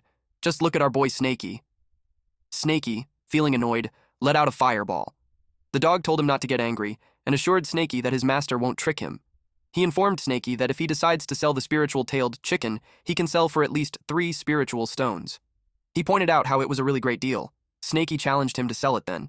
He was confident he wouldn't fall for it, because he isn't an idiot. Wandering Heavenly Demon replied that it's because he's a dog right now, so it's inconvenient. And as to whether he's lying or not, he told Snaky to take a look behind him. The Wolf King broke through into the 3rd level of spiritual awareness. Even Snowy broke through into the 2nd level of spiritual awareness. He rubbed it into Snaky's face that he wasn't lying. Those two broke through even after eating the bones. That's how powerful the spiritual-tailed chicken. Snaky agreed to trade it simultaneously. Snaky devoured the chicken. It smelled so good, and it made his body warm. He could feel how the divine demonic cauldron was starting to spin. The spiritual energy is filling up the cauldron. He could feel his breakthrough on the 5th level of spiritual awareness. After that, Snaky burped loudly. He looked satisfied. As expected of a late-stage spirit awareness demon beast, he broke through after refining one part of it. The remaining should be enough for him to refine for a few days. In Snaky's nest. Snaky rested underneath the fruit tree. He finally finished refining them. Not only did he reach the peak of the 5th level of spiritual awareness, his golden scale also increased. He admitted to himself that the dog didn't lie to him this time. The spiritual stone was worth it. He noticed how those 3 are still refining and cultivating. He assumed that the dog's cultivation would be advanced. The dog asked his disciple if he's done, and he asked what the effect of the spiritual-tailed chicken. Snaky replied that it's not bad. The dog suggested they work together and catch a few more, and they'll divide them half-half. He guaranteed Snaky that he will be able to reach the late stage of spirit awareness in a month and reach the perfection of spirit awareness in a year. Snaky couldn't believe that. He asked how it was possible. The dog played with the stone while winking and telling Snaky that he doesn't lie. Snaky refused to go with him. It was a late-stage spirit awareness demon beast, so it's too dangerous. He told the dog to go by himself if he wanted to. Snaky asked if the spiritual-tailed chicken is even worth being called as demon beast when it was raised by humans. Snaky argues that those beasts have long lost their battle power, and they are even weaker than mid-stage. Snaky was firm of not going, especially when he almost died last time when he went to steal pigs. The dog was curious as to what kind of pig he encountered. The dog decided to go by himself. He threatened that since he's being chased by anyone, he'll just lead them there. Snaky yelled at him, saying how he had never seen anyone as shameless as him before. The dog pats Snaky's back and assures him that he will be saved by following him, and that there's no way he will lie to him. Snaky decided to agree on the condition that the dog won't ever call him disciple again. He emphasized his name, Snaky. The dog was proud of him for knowing how to name himself, but he couldn't help teasing Snaky that the name sucks. Snaky argues that it's better than the dog's Wanderer. The dog insists that he's the famous mighty and majestic wandering heavenly demon that shakes heaven. Snaky contends that he can tell that the dog is good for nothing just by hearing the name. The dog sighed and gave up explaining to a blockhead like Snaky. He mentioned that since it's not a good idea to publicize the name before his power is restored, he thought of changing his name for now, and since he's black-colored, he chose the name Black Emperor. Snaky teased him by calling him Black Little Bro. In Chinese, it's the same word, but has 2 different meanings. The dog corrected him, saying how it's the Emperor. Snaky doesn't agree with him. He asked what he'll be when someone like the dog is called Emperor. He suggested calling the dog Big Black since the dog's head is big. The dog didn't like it because it sounds like the name of a dog. Snaky asked, "Aren't you a dog?" The dog didn't want to argue further and decided to call himself Black Imperial instead of Black Emperor. Snaky, the bully that he is, decided to call him Black Yellow. In Chinese, it has the same pronunciation. At the Carefree Sect. The dog asked Snaky if he knew how many cultivation sects are there in the country. Snaky only knew about the snake catcher sect. Snaky asked if there are other sects who catch snakes. The dog replied that it's normal for a snake to only know about the snake catcher sect. He explained that there are 5 great sects located at the east, west, south, and north, and the middle of the Chu country. The north is Frost, the west is Kunlun, the east is Penglai, and the south is Snake Catcher, As for the center, it is governed by the Imperial Heavenly Observatory. The small sects within the country are under the jurisdiction of these 5 great sects. The Snake Catcher sect used to be called the Falling Dragon sect. Then the sect declined. They are afraid that they have too much fame and will attract enemies, so they changed their name. Snaky asked about the Carefree sect that they are going to right now. He asked what level it belonged to. Black Imperial explained that the Carefree sect, it's just a mediocre small sect. It's under the jurisdiction of Snake Catcher. It only has 5 little foundation establishments in the sect. When Snaky heard about 5 foundation establishments, Snaky attempted to run away, but the dog got a hold of his tail. Snaky refuses to go, even if he dies. Going to that place with 5 foundation establishments, he accused Black Imperial of killing him. Black Imperial told him to stop being a baby. He pointed at the birds on the cliff. He explained that those are spiritual-tailed chickens raised by an old foundation establishment. Snaky asked to be let go of so he could take a closer look. It's funny how Black Imperial mentioned how Snaky changed his attitude quickly. Snaky was surprised to see that there's so many of them. There were almost 100. He asked if they really raised their demon beast that way, and if they weren't scared that those beasts would run away.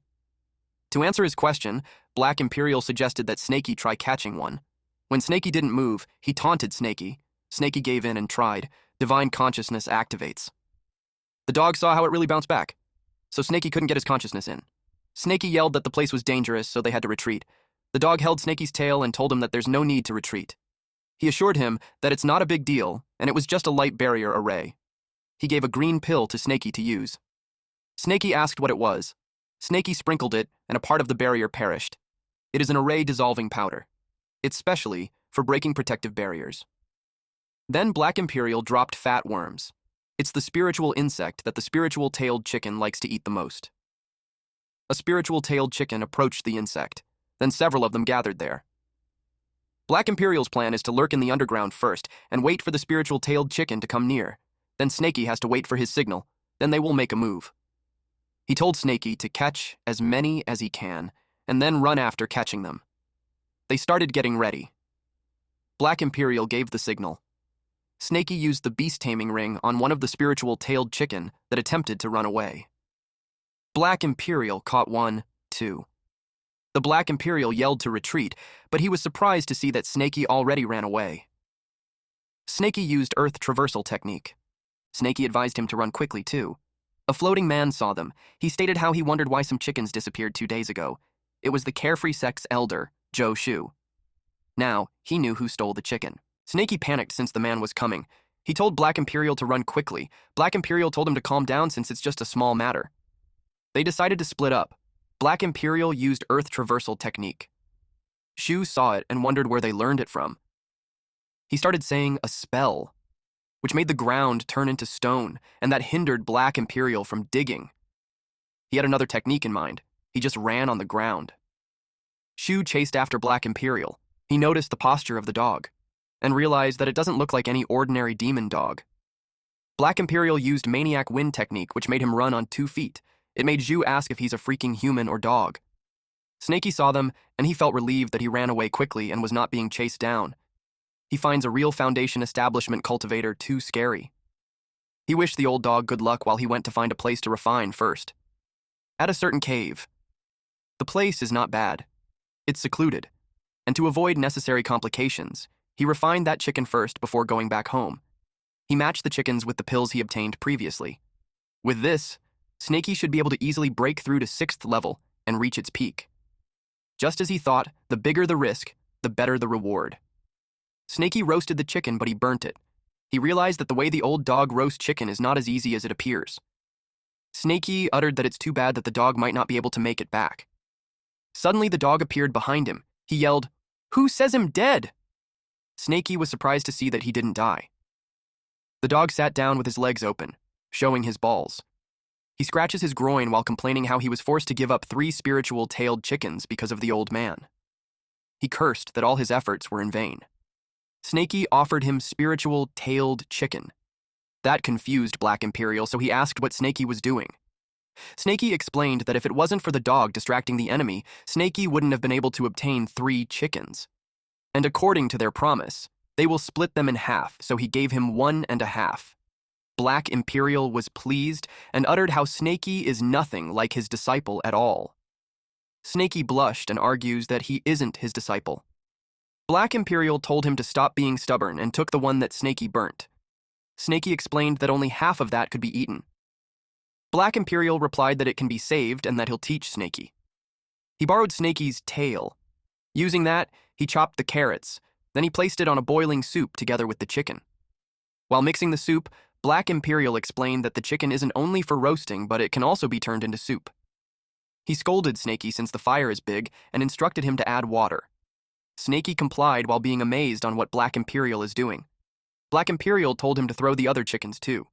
They added more ingredients, which made the dish more nourishing. Snaky blushed while gawking at it. He commented how it smelled nice. Black Imperial scolded him for drooling inside the pot. Snaky insisted on calling Black Imperial by the name Black Yellow. He asked him if he could eat it now. Black Yellow agreed. Snaky gobbled up 2 chickens at once. He enjoyed it. Black Yellow told him to eat slowly. Snaky burped. He looked satisfied. He gave thanks for the food and decided to refine first. Black Yellow let him be. Deep inside, Black Yellow thought how stupid his disciple is. The 3 chickens he had been long eaten by him. So not only Snaky gave him an extra chicken, he also thanked him. He finds Snaky innocent and cute. Snaky went ahead and refined the divine demonic cauldron. He's going to break through the 6th level of spiritual awareness. But the breakthrough failed. He wondered if it's because he hasn't finished refining the spiritual-tailed chicken. But he knew that shouldn't be the case because previously, he broke through into the 5th level immediately after eating it. He tried to break through again, but he failed again. He wondered if it's because he just broke through not long ago, and his foundation is still not solid enough. Black Yellow called him an idiot and told him that as his master, he will help him. He dragged the pot and yelled, "Rise!" Then he condensed the debris and burned it. Snaky saw that it's the leftover herbal residue. Black Yellow condenses into pills, then he shoved it in Snaky's mouth. Snaky asked what it was. He explained that it's an aperture-opening pill. He instructed Snaky to try breaking through again after eating. Snaky commented that it tasted burnt, but he tried again. And it worked. He was pleased to inform the old dog that he successfully broke through. 10 days later. Black Yellow praised him for reaching the peak of the 6th level in less than half a month. Snaky blushed and acknowledged that it was thanks to Black Yellow. But Snaky was firm that in the future, he won't go there to steal chicken again. Black Yellow replied that he's not stupid, so Snaky can be rest assured. He knew that they can't just keep stealing the same place, they'll have to change places. Snaky replied that they don't have to rush it in 1 month. He wanted to make his realm solid first before breaking through to the late stage. He's okay, even if it takes 1 year. Although Snaky broke through a level this time, his body strength increase is limited. He didn't shed like before, and his golden scale also increased 1 by 1. Humans' main cultivation is their true key, while demons' main cultivation is their body.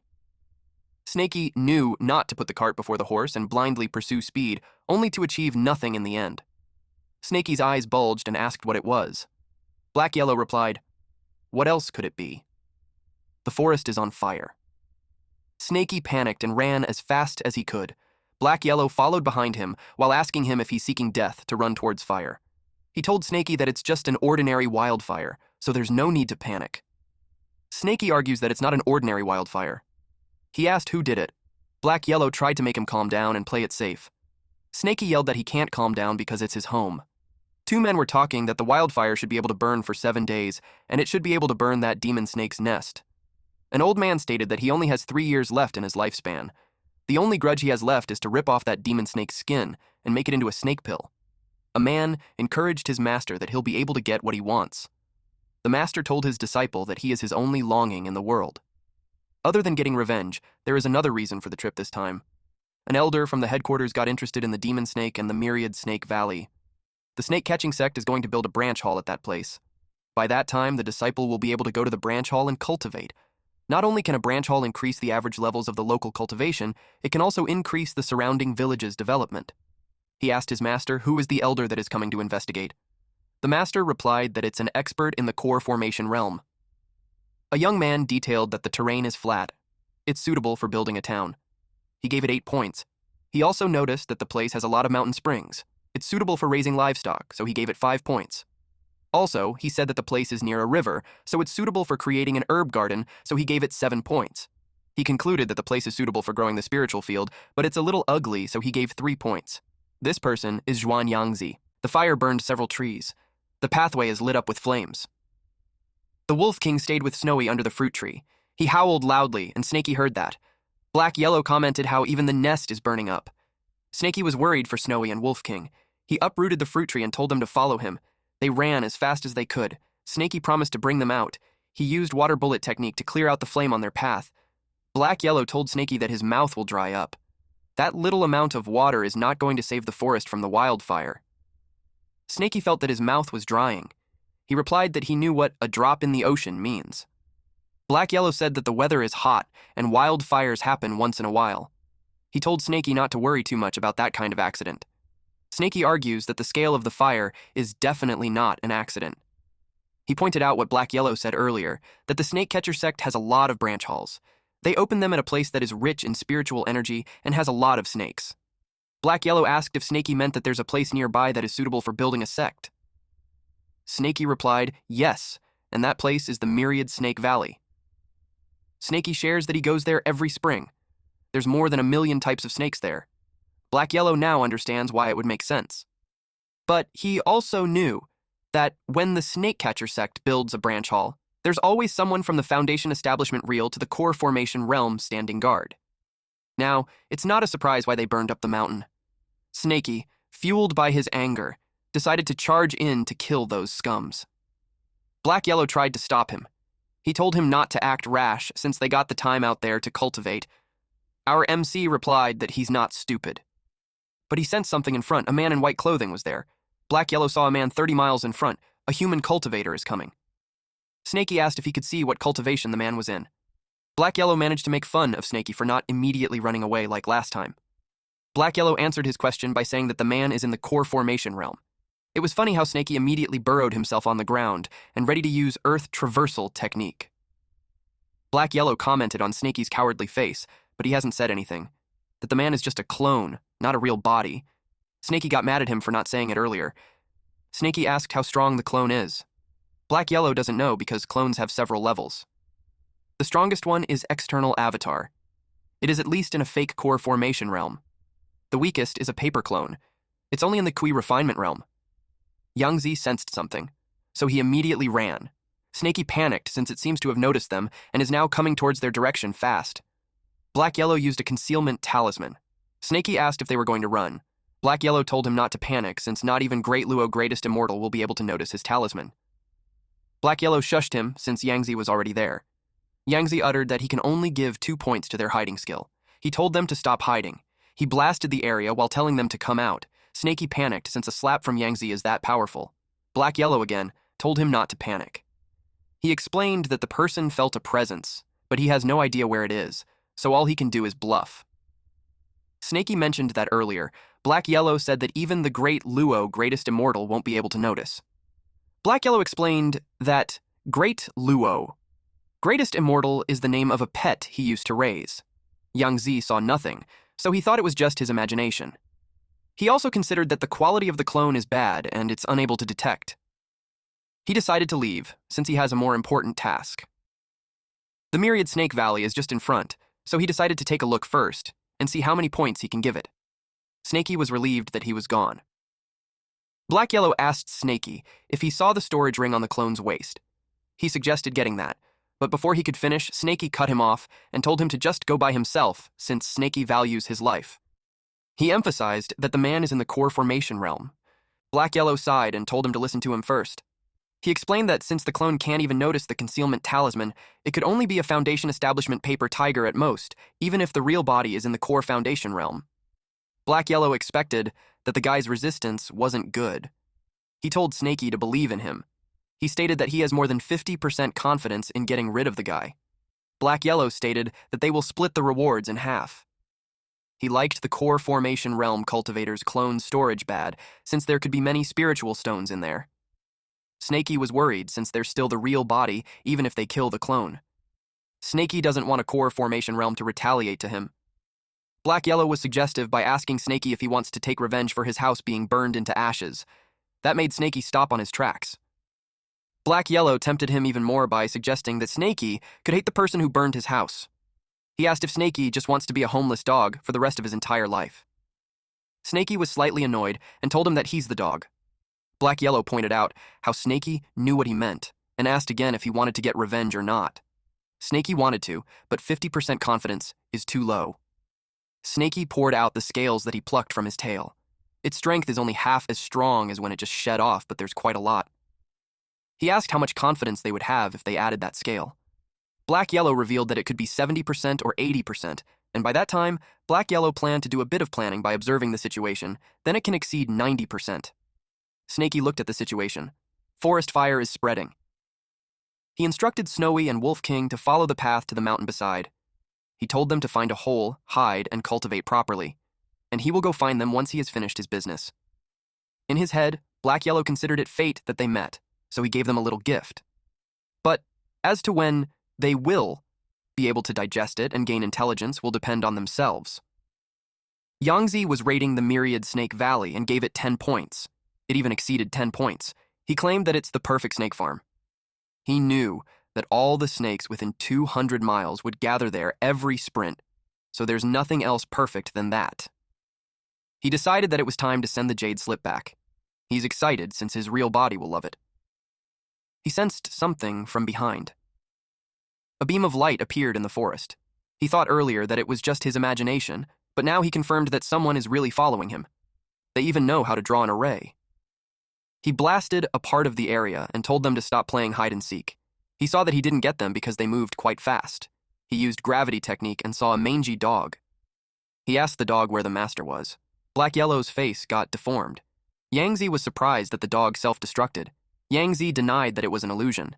He couldn't believe that he got pulled into an illusion array. He was worried that there's an expert. He decided to send the slip first, but all of a sudden Black Yellow's body formed again and attacked Yangzi while commenting how Yangzi believed it was really just an illusion. Yangzi didn't expect that the mincemeat gathered again. He realized that the exploding dog is real and not an illusion. Black Yellow grazed a scale on Yangzi's neck. Yangzi's head fell from the sky. Black Yellow watched him and assumed their plan was successful. He didn't expect it to be easy. But to his surprise, the headless body choked him. The head is still conscious since he's just a wooden clone. It didn't really matter if he's headless. He gave them 6 points for their little trick.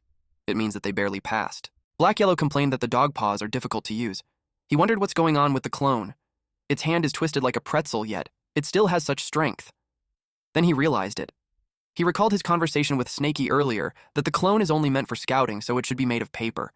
Their plan is that after Black Yellow chops that person's head off, Snaky should follow the plan and play his part. Then they will split whatever's in the storage bag. Snaky was concerned that if it's not a clone, it would put Black Yellow in danger. But Black Yellow arrogantly replied that he could tell in one glance that it's a worthless clone. He even insulted Snaky by saying that Snaky has a lot to learn. Snaky was annoyed and told him to get his paws off him. He cursed Snaky for being a jinx. He yelled his name out loud to cry for help. Snaky threw his golden spikes, which hurt the clone, causing it to drop Black Yellow. Yangzi's head was shocked when he realized that the dog was just a decoy. Snaky bit the head of the clone and used fireball technique point blank. Yangzi's head couldn't sense the technique at all. He noted how teamwork is worth 10 points. And with that, the clone disintegrated. Black Yellow then fell and complained that it hurt. He miscalculated. No one expected it to be a wooden clone. It was expensive, so using it for scouting is such a waste. Meanwhile, our boy Snaky kept shooting fireballs. Black Yellow panicked to stop him since the guy is already dead. He told Snaky if he keeps it up, even them will turn into ash. Snaky was pleased to see Black Yellow still alive. Black Yellow was touched. That moment immediately turned into banter as Snaky called him out for his 80% confidence when it was so flimsy. He called the dog a liar. Black Yellow complained that Snaky doesn't know anything when just weakening Yangzi's power cost Black Yellow dearly. Then, he pointed out that if not for the divine consciousness sealing array, Snaky wouldn't be able to snuck up on the guy. Snaky argues that even if Black Yellow didn't lift a finger, he could have handled it himself. He told Black Yellow that what he's saying is bluff. Black Yellow pondered on where Snaky got that bastard attitude. Black Yellow couldn't accept that Snaky thought he was bluffing when he was the one who stopped the guy from using his jade slip transmission. If it had gotten out, they would certainly be dead. Snaky suggested burning that thing already. The item was on fire. Black Yellow commented how Snaky's black flame is so strong that it can even burn jade. Snaky confirms if they're safe now. Black Yellow replied not yet. The news didn't make it back, but that person is still a golden core expert. If that guy found out that his clone died there, he would personally come to investigate. Snaky looked displeased. Then he started running away. Black Yellow called him a coward and told him not to run around blindly like a headless fly. Snaky argues that they are waiting for death if they don't run. Black Yellow told him that the snake catcher sect's power in Chu country is widespread, so if Snaky wants to avoid being hunted, he'll need to flee to a neighboring country and lay low for a while. Meanwhile, at the snake catcher sect headquarters, Immortal Cave abode. Yangzi realized that his wooden clone was dead. Even the recording jade slip couldn't be retrieved. It made him curious as to who did that. He's amused. Although the wooden clone's strength is mediocre, its aura and divine consciousness perfectly mimic a golden core cultivator. For someone not only to see through it, but also dared to attack it. That truly caught his attention. He called his servant Su Bei. Bei responded immediately. Yangzi ordered him to bring 5 inner disciples with him and go to the vicinity of Myriad Serpent Valley to investigate the person who attacked his clone. Bei followed his command. At the same time, Snaky and Black Yellow are running away. Snaky told Black Yellow that they have already run a few hundred miles. He inquired why they are still not in the Qin country that he mentioned. Black Yellow explained that it's still a long way. They will need a few more days just to reach the border. Snaky didn't expect that it would be that long. Snaky complains that he's exhausted. Black Yellow reminded him that he's the one who brought this on himself. He pointed out how Snaky could have just slithered normally, but he insisted on using the earth traversal technique. Snaky reasoned out that he was just trying to strengthen his physical body. They arrived at a remote area where there's an abandoned excavation ahead. Black Yellow suggested camping there for the night. Snaky agreed and planned to take a look at what's inside the storage bag. It was funny because Snaky had fallen asleep on the vast lands because of exhaustion. Black Yellow woke him and scolded him, but he ended up dragging the sleeping snake into the cave. Then he went to hunt after that. After that rest, Snaky felt refreshed. He uttered that running a few hundred miles with the earth traversal technique made his body stronger. Now it's time for business, checking the storage bag. He erased the divine consciousness imprint, but it resisted, so Snaky couldn't open it. He tried again, but he got hurt in the process. Snaky had 2 bumps on his head already, but he still can't open it. Black Yellow appeared, dragging a deer with him. He noticed that Snaky is still trying to open it. Snaky finally realized the power of the golden core cultivator. Snaky was determined to force it open using his golden scales. Black Yellow stopped him because he might damage the treasures inside. Black Yellow wanted to take over instead, but Snaky doubted him because he might secretly hog it all for himself. Black Yellow replied that it's bullshit. He asked for 3 days to open it. 7 days later at Gobi Desert, they reach the Qin country's border.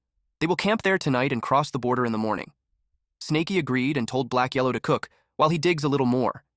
Snaky noticed that the earth is hard and rocky, perfect for training. Black Yellow reminded him not to overdo it because if he gets stuck, he won't save him again. Earlier, Snaky could only reach 100 meters at most. But after training for a few days, he hit 200 meters to 300 meters, and he can still go on. It was uncomfortable. The pressure is making his bones feel like it's breaking, and he can barely breathe. Snaky was at his limit. He saw the golden scales at his tails growing again. Just as he suspected, the number of scales is tied to physical strength. The stronger his body, the more scales he will have. He knew that a demonic beast can't just level up rapidly without strengthening their body. Snaky returned and asked Black Yellow if he's done cooking. Black Yellow responded that he had already eaten and all the leftovers are for Snaky. Black Yellow was pleased that the storage bag's divine consciousness had finally been undone, but it left Black Yellow exhausted. He advised Snaky to open it later. Snaky teased him for saying that it will only take 3 days. Snaky opened it and saw pills, talismans, herbs, low-level treasures, technique jade slip. It contained ordinary items. There were no spiritual stones. It made Snaky wonder why the golden core cultivator's storage bag is worth less than Mulay's. Snaky asked Black Yellow if he wanted to take a look since they planned to split it. Black Yellow replied that it's useless to him. Snaky was suspicious. Black Yellow sensed that and replied that there's no way a master would steal his disciple's item. Snaky's anger bursts and yells at Black Yellow to take out what he hid. Black Yellow was flustered that he replied that he didn't take any spiritual stones. He outed himself on his own, because Snaky didn't even mention that. Black Yellow suggested that they talk instead, but Snaky kept attacking him and wouldn't let go. Eventually, Black Yellow revealed that there's a total of 10 spiritual stones, and they would split it in half. Black Yellow even tried to gaslight Snaky that it was for his own good since he's still young, and that Black Yellow is just helping him store it, and he'll let him use it freely in the future when he needs it. Snaky told him to get lost since he's busy studying the Jade Slip technique. Something caught Snaky's attention. Black Yellow replied that it's the method to refine wooden clones. He commented that it's solely for bluffing people, so he suggested not to bother learning it. He stated that it's better to use another clone technique. If anyone masters it, the clone can even be stronger than the caster's real body. That made Snaky curious. Black Yellow revealed that it's one of the 6 immortal arts called puppet technique. Qin Country's top sect, Heavenly Puppet Sect, is expert in puppet technique. It's rumored that all of their puppets are stronger than their casters. Puppets can't feel pain, and their body is comparable to a demon beast. Around 80 to 100 puppets can be deployed at the same time. Not only are they unparalleled among the people in the same rank, they can also kill someone who's in a higher realm. Snaky started imagining learning it, and when he fights with someone, before anything else, he would deploy 100 puppets and give the enemy a few punches first. Black Yellow noticed him daydreaming, so he pinched Snaky's cheeks and told him to go to sleep since they need to cross the river early tomorrow. At dawn, Black Yellow introduced the Geese Descending River. Just as its name stated, not even geese can fly over it. Of course, any normal cultivator can't do it either. Snaky asked if they can just swim across it. Black Yellow warned him not to even think about using water traversal technique since there's a lot of whirlpools inside the river. Black Yellow even advised Snaky not to be conceited and properly pay money to ride the boat. There's only one boat going to Qin Country per day. Someone told the man that he wants to get on board. The man turned around and asked who's talking. The same person expressed that he doesn't have money on him. The man didn't see this creature at first because of the low height. This creature hides itself behind a cloak and a hat. He offered a spiritual stone as a payment. The man was pleased and welcomed him on the boat. The man even guided him so he could be careful, all because this man received a spiritual stone. Some rowdy man saw the short creature and made fun of it. The creature looked at them but stayed silent. Suddenly, those men were blown off by a gust of wind. The onlookers were shocked and called this small creature an immortal. Behind the disguise, Black Yellow scoffed and complained how those people dared to laugh at him. Snaky reminded him that he was the one who stated that they need to keep a low profile, but now he's causing troubles. They heard someone say that Elder Joe, Qin Country's little prince, is already on board. The person replied with gratitude for showing him the way. Black Yellow uttered that the voice sounded familiar. A woman ushers in Elder Joe. When Black Yellow saw the man, he realized that it was the person raising chickens in a carefree sect. Snaky suggested running. Black Yellow told him not to move because they are going to get noticed if they run now. Black Yellow is riding Snaky and hides behind the cloak and hat. Black Yellow explained that since they are in disguise, as long as they don't move around, they won't get noticed. Snaky blamed Black Yellow when he said that Dog's nose should be amazing. He should have given a heads up before the elder came close. Black Yellow hushed him and argued that no one would ever remember a smelly smell of an old man. Elder Joe noticed them and felt a familiar aura. He assumed that it was his old friends. Snaky wanted to run, but the elder told them to stop. He asked if they saw each other before. Snaky panicked since he thought the elder recognized them. He doesn't know if he should run towards the land or the water. Black Yellow tried to calm him down, even if he was nervous. They faced Elder Joe, but still hid their faces. Then Black Yellow spoke, saying that the elder has good memories since they only saw each other briefly during the auction last time. Snaky thought that the excuse was nonsense. Surprisingly, the elder remembered. He reacted positively and uttered that they saw each other 6 years ago at an auction. Black Yellow humored him even more for his great memory. An attendant fetches Elder Joe because the little prince has been waiting on the 2nd floor. Elder Joe bids goodbye since he has matters to attend to.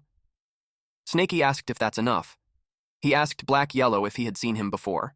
Black Yellow replied that people in a sect more or less have gone to an auction before. There's a lot of people in the auction, so Black Yellow knew that the elder won't remember.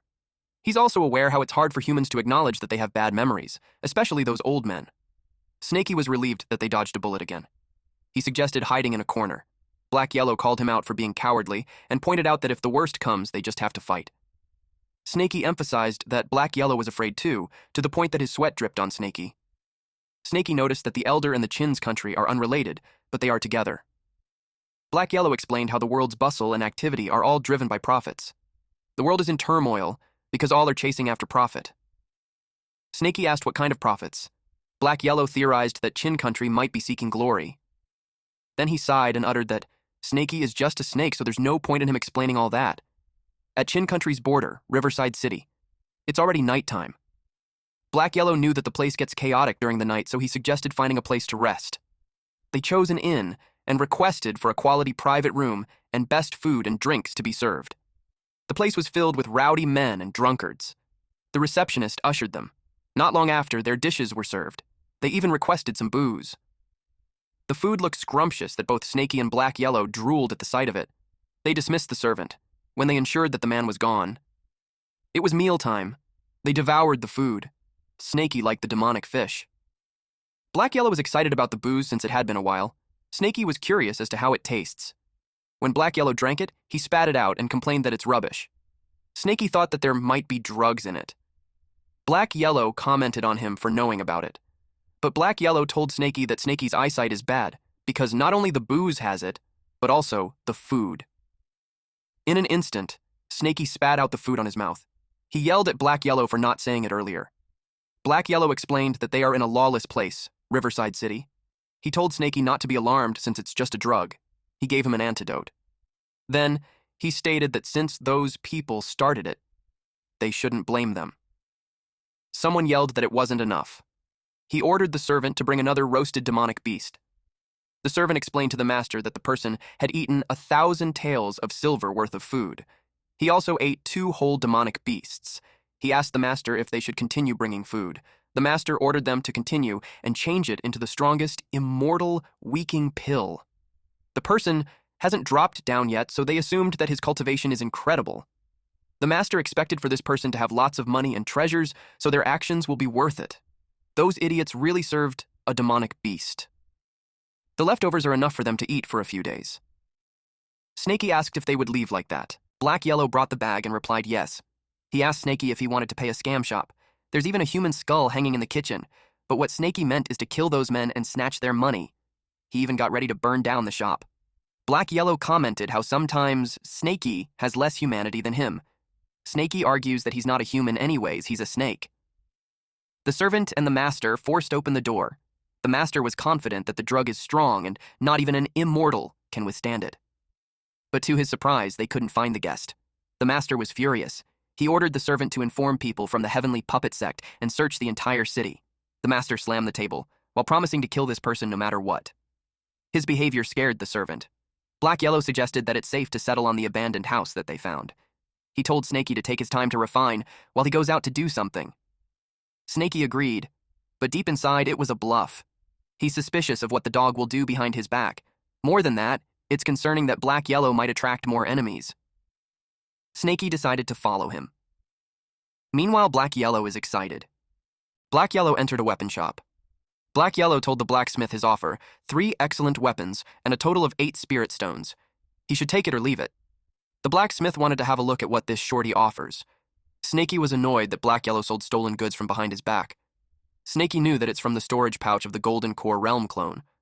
Black Yahello said they would split it 50-50, but he was a liar. So Snaky planned to let him sell everything first, then make him cough it all up. Black Yahello made a deal again, a total of 15 spirit stones for all those pills. Snaky still followed him. First, they were at a weapon shop, and now, a pill shop. Then, Black Yahello offered high-grade beast materials, 13 spirit stones. Snaky got annoyed that beast materials were sent too. This time, Snaky is holding back his anger by chewing on wood. He's angry at this old dog since he had no idea how much this dog swiped without Snaky noticing it. He vowed to make the dog pay once he returned. By this time, Black Yahello felt a killing intent. 2 men appeared. They were talking about how it's almost curfew, and they need those losers to find someone. Snaky noticed them. Yu Qiang of Heavenly Puppet Sect complained that of all places, he was stuck guarding the backwater city for 3 years. He felt so unlucky. Zhao Yiduo of Heavenly Puppet Sect replied that there's no point complaining. They failed to break through to the Foundation Establishment realm, so they have to follow orders. Although Lingjun City is chaotic, if they play it right, there's profit to be made. They noticed a man in a robe with a short build. They remembered him as the guy who dined and dashed. They knew it was him. Yu complained how it's such a hassle that even that kind of trivial matter requires them to intervene. Yu told brother Zhao to wait, and he'll take care of the guy. Zhao told his junior brother Yu to think for a moment. Yu asked what's wrong. They saw the short man enter the myriad treasure pavilion, so it can be assumed that he has something valuable. They decided to follow and see first. Yu praised his senior brother for being sharp. Snaky realized they are heavenly puppet sect disciples, and it looks like the old dogs caught their attention. Luckily, they aren't Foundation establishment cultivators. Yu noticed that his senior brother was happy. Zhao was looking forward to the profits that they will gain. Snaky thought he could pull off a cat-catching mouse while the dog watches stint. Meanwhile, Yahello was pleased that the owner himself had shown up. He urged him to take a closer look and tell him what it is worth. The owner agreed. Yahello shared that his bag is full of good stuff, so the owner should look carefully. The owner was surprised to see it. From his reaction, it made Yahello ask if something was wrong. The owner replied that it's a significant matter, so they should discuss it inside. Yahello was pleased that the owner is perceptive. Once they entered, the owner immediately instructed Old Lee to close the door, but Old Lee informed him that there's still someone there. The owner was furious and told him to shut up. He knew about those people, and he couldn't let them disturb his business. The men from the Heavenly Pupper sector saw the door was being closed. They didn't expect that Shorty to be a big spender. They assumed that he must have robbed and killed someone to get all the stuff to sell. They knew that the Myriad Treasure Pavilion pays a substantial tribute each year, so it's best to avoid turning them into adversaries. They decided to wait for the Shorty to come out, but over 2 hours have passed, and they are already drenched from the storm. Yu asked how long they will wait. He's getting impatient when the short man is coming out. They saw the door opening and they moved quickly. The owner was delighted to strike gold today. He bought himself a rare treasure for just 100 spirit stones. He claimed that great fortune and prosperity are surely coming his way. He noticed the two men and asked if they needed something from him. Yu told the owner to quit the act. They inquired where the short guys who were selling stuff earlier were. The owner shared that the guy sold a bunch of treasures from the snake-catching sect, cashed in for body training pills, and even got his hands on flesh of a spiritual awareness realm monster. Yu grew impatient since they didn't care for the details. He grabbed the owner by the collar and asked again where the shorty was. The owner admitted that he went through the back door. He threw the man on the ground and warned him that they'll talk to him about it later. Zhao and Yu hurried and chased after the shorty. They knew that he's definitely heading out of the city. They spread their divine sense towards the south gate. Yu did that and found the shorty running on the roof. Snaky watched from a distance while covering himself from the rain using a leaf. He thought of how this old dog even bought things such as body training pills and still hasn't lost his mind. And given the old dog's cultivation level, Snaky knew that there's no way he hadn't noticed disciples of the Heavenly Puppet sect following him. Snaky wondered if Yahello is deliberately moving slowly to use them as bait. Snaky knew that given the strength of those men, they should not be able to kill the old dog. But if one of them escapes and warns the others, it could lead to an endless disaster. With that, Snaky decided to stay back just to be safe. Judging from the old dog's direction, he's heading for an abandoned house.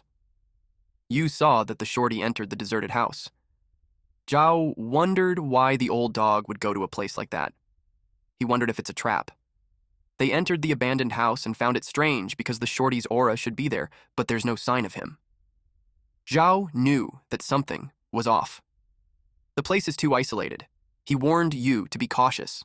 Zhao talked to the shorty, addressing him as fellow Taoist. He introduced themselves as disciples of the Heavenly Puppet sect, responsible for maintaining order in Linjiang City.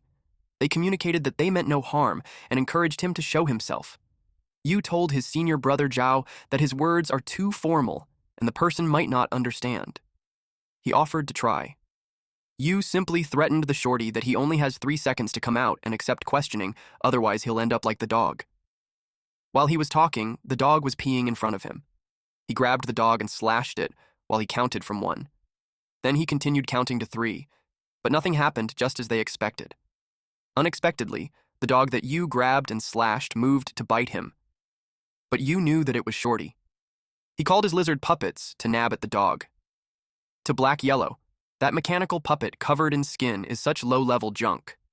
The old dog laughed and uttered how those men were foolish for not thinking that the dog knew that they knew it was him. Snaky used his divine sense to get caught up. Snaky was creeped out that the old dog was suddenly laughing like an old schemer. Yu yelled at the dog to stop the game since he's still going to die anyway. He released a fireball. They wondered if they got the dog. The house was already burning. The dog laughed. So they knew that the dog is still live. Zhao saw the flesh chunks. He told Yu to dodge. Yu was surprised to see the lizard puppet immobilized. They were surprised to know if that is what happens when they touch its flesh chunks. It was such a bizarre technique. The dog challenged the old man to keep going. Snaky finally learned what loose cultivator really means. He doesn't feel the need to help the old dog. The man with the sword can't hurt the old dog at all, and the person in the distance hasn't made a move. Snaky knew it was better for him to stay there and keep an eye from the distance. He knew that if he went down and helped him at the critical moment, the old dog would be indebted to him. Yahello teased those men not to get tired when he, an old man, hadn't had enough fun yet. You noticed that the dog has very eerie powers, and swords aren't useful against him at all. He admitted his incompetence, for he can only help his senior brother from behind. He had no choice but to bring out the big guy. The giant frog puppet appeared. Yu told Zhao to join hands with him to attack. In Yahello's head, he called the guy an idiot for thinking that it's a giant frog when it's a toad. He commented that the puppet looked dumb. He wondered if they were planning to attack him together. Zhao brought out his universal fan. Yahello finds them interesting. The fan created a gush of wind that follows a path. Snaky was strangled with the leaf tied on his head. Zhao cued Yu and the giant frog to do their thing. While the wind led to them, the frog opened its mouth wide enough to swallow the dog. The frog gulped down. They assumed that the dog was dead this time. Zhao agreed, but he decided not to get careless. Snaky was worried since Yahello got eaten. Zhao noticed that the frog seemed off. The dog emerged from the frog's belly and tore apart the frog. Yu couldn't believe it, since no one beneath the Foundation establishment is able to beat his giant frog and lose in an instant. Zhao knew it was bad, and so he advised his junior brother to fall back. Yahello teased them if they wanted to run, but the old dog wasn't done with them yet. Yahello told them that they will die. Those were alarmed since their escape route had been blocked.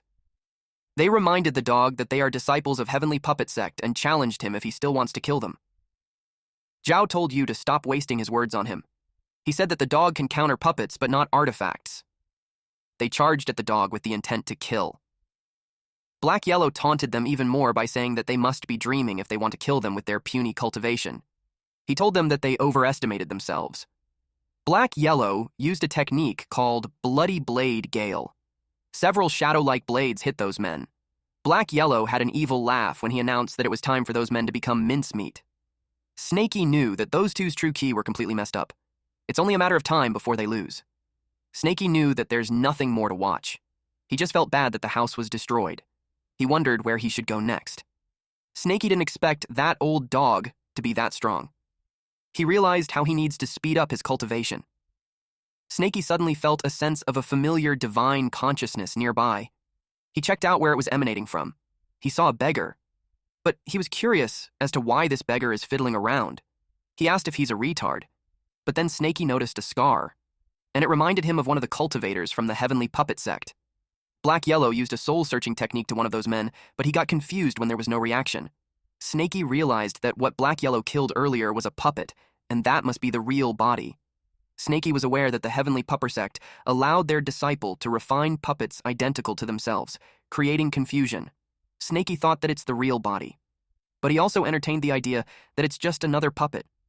Snaky got certain when he didn't sense anyone suspicious within 100 miles, so that must be the real body. Snaky assumed that he had some kind of life-protecting treasure. Snaky needed to act fast and carefully. He won't allow the man to live. The man clicked his tongue when his puppet was gone, and Yu also died. It made him curious as to who that black dog is. Suddenly, a blinding light appeared on the side of the man. He covered his eyes because it was glaring.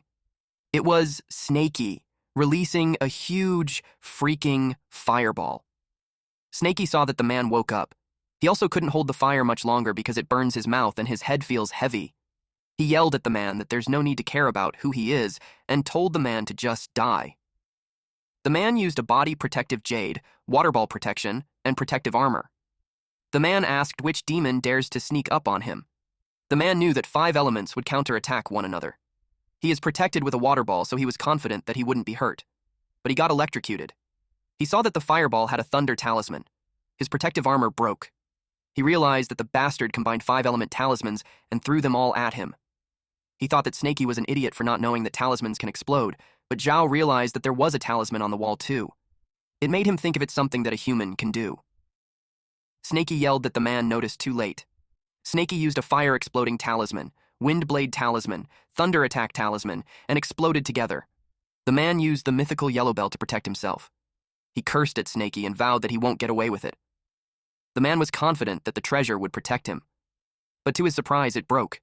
It was followed by a loud explosion. He got roasted and lost his long hair. He asked how it was possible. Then he saw the scales. Snaky was surprised that the man wasn't dead yet. Snaky released a fireball from up close. He did it several times. His fireball barrage continued for 30 minutes. People from a distance wondered which forces were fighting outside the city wall. Some of them panicked and wanted to escape. Black Yellow noticed the commotion and thought that it was the snake brat. He wondered what made it freak out. He decided to speed things up, since the brat can't do a single thing properly without him. After Snaky was done, he was delighted to stash the treasures away. At the abandoned house, Black Yellow finally figured it out. He uttered how he placed in so much effort, yet all he found was the first layer of the puppet technique. He complained that the Heavenly Puppet sect is so stingy. They didn't teach the complete technique. Black Yellow knew that he couldn't possess another body for a while, and staying in the dog's body was so inconvenient for him. He sighed. Black Yellow considered killing someone, searching their soul, obtaining the full puppet technique, and making a humanoid puppet. He admitted that he messed up this time. He knew that the first layer only allows for creating mechanical beasts, making a humanoid puppet out of reach for now. Unless he finds Zhao's real body and searches for his soul. He decided to forget about it and focus on finding Snaky first. He knew that Zhao's real body must still be in the city. He planned at the right time to stir things up and enlist Snaky's help to deal with Zhao. Eventually, he kept searching for Snaky and arrived at the scene where Zhao was reduced to ashes. He asked Snaky if he killed Zhao. Snaky, while sweating profusely, lied that he was just cultivating and that he didn't go out or fight with the Heavenly Puppet Sect's disciples. Black Yellow was pissed off. He asked if he even mentioned Heavenly Puppet Sect. He told Snaky how he doesn't know how to lie. Snaky asked him what he's talking about when he was the one who killed 2 disciples from the Heavenly Puppet Sect. He suggested that they run while they still can.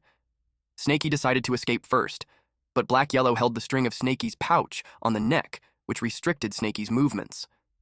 Black Yellow pointed out that Snaky's acting is so poor. He advised him to take the treasures out and split half of it to him. Snaky replied how he hasn't confronted Black Yellow yet for secretly selling the stolen goods behind his back, and now Black Yellow are accusing him.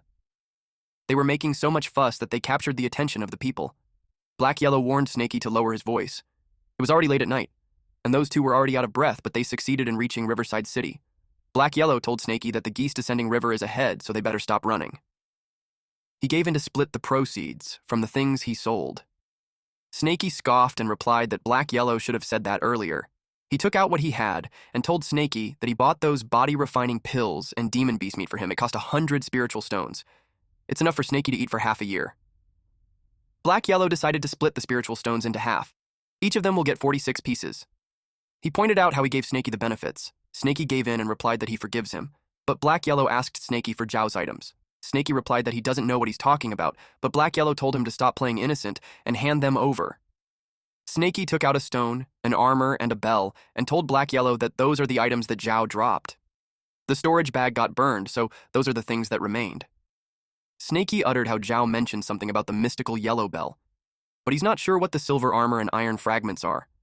Black Yellow was happy because those are good stuff. He inspected the bell and saw that it was scratched by Snaky's tail. It's such a shame. It's a spiritual treasure. Snaky admitted that it got destroyed by his golden scale. Black Yellow decided to repair it later so it can still be used. Then he shifted his attention to the armor and uttered that it's just an average to lower grade spiritual treasure. Snaky knows he's lying. Black Yellow took the armor. Snaky knew Black Yellow was taking advantage of him. Black Yellow told him to keep the bell and he'll modify the armor so Black Yellow could wear it himself.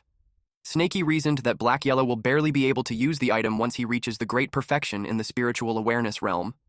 Black Yellow replied to allow him to use it in the meantime. He put it on and Snaky commented how handsome Black Yellow looked. Black Yellow explained that the silver armor can automatically adjust to the wearer's body type, and it can even hide itself. No wonder he didn't notice Zhao wearing it. Snaky insists that Black Yellow takes it off because he doesn't believe what he said. Black Yellow offered him the puppets he collected, and that should be enough. But Snaky was forced to remove it. Black Yellow placed the lizard and the bird on Snaky's head and inquired what he thinks about it. Snaky recognized that it's the item that the idiot cultivator used. And Snaky knew that their battle power didn't last 3 seconds against Black Yellow. So, he's aware that Black Yellow is trying to fool him. Black Yellow told him to hold on since there's more.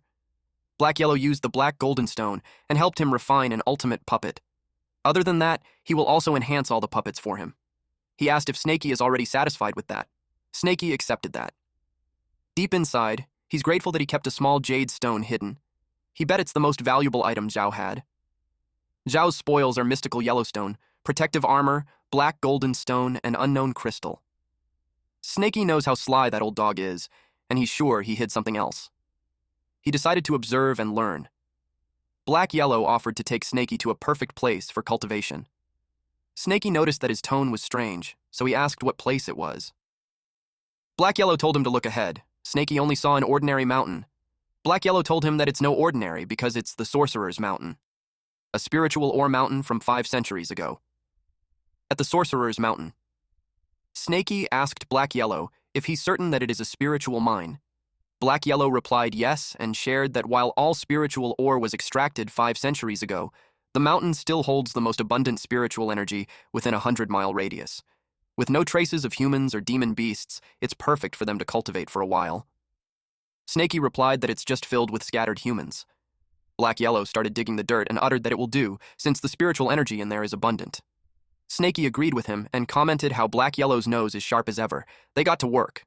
Black Yellow took out something and Snaky's eyes widened upon seeing it. He asked what Black Yellow stole this time. Black Yellow called him out for being impolite. It was a large container, and Black Yellow told Snaky that it is for him to refine his body. He instructed Snaky to add water on it, which Snaky complied to by using water bullet technique. He sprayed water from his mouth. Black Yellow told him not to fill it completely yet, and gave him a minor tempering powder to toss in. The minor tempering powder is top-grade medicine for tempering the physical body and refining the bones. It's an exceptionally rare body-tempering spiritual medicine worth 20 spirit stones for just a small amount. Then Snaky asked, and then? Black Yellow yelled at him to hop in and take a bath. Snaky trembled inside the tank. It burns that it hurts him so much, and the pain is far worse than being hundreds of meters underground. Black Yellow explained that the first body tempering is always the most painful, but it's also the most effective. He told him not to pass out. Snaky yelled that he wouldn't faint. He claimed that his willpower is 100 times stronger than normal people. Before long, a layer of old snakeskin shed from Snaky's body, turning to ash in the medicinal water. Simultaneously, impurities were expelled from Snaky's body. Snaky happily shared that he shed his skin. He rushed his last advancement and didn't get to shed, but now it's finally done. He also shared how a lot of impurities were expelled too. His bones, meridians, he felt boundless power in every fiber of his being. Black Yellow replied, "See? I told you this stuff works wonders." He stated that body refining will take 7 days this time. Since Snaky got the demonic beast meat, there's no need for him to leave the place. Black Yellow decided to check out the rest of the mine to see if there's anything hidden. Snaky waves his tail at him while replying, "Okay." 7 days later, Snaky had grown a meter long. In total, he's now at 4 meters. But it felt entirely different from before. And now if he wishes to, he can shrink any time, down to a meter. Not only can he control the body size at his will, but his strength and speed have more than tripled. Even though his cultivation is still at the peak of the 6th level of the spiritual awareness realm, his strength is incomparable to before. The number of golden scales he has also increased. They are gradually spreading to his torso, no longer confined to his tail. He bet once he reaches great perfection in the spiritual awareness realm, his entire body will be covered in those scales. He thought about how he'll become the color yellow by then like a banana. When he was done, he wondered where the old dog went. Black Yellow hasn't come back in 7 days, and there's no trace of him within 200 miles. He decided to forget about him since it's fine even if he didn't return. Snaky took this opportunity to study that small jade stone he snuck away last time. He took it out and used divine consciousness investigation to see what that thing is. To his surprise, he was transported to a dark place.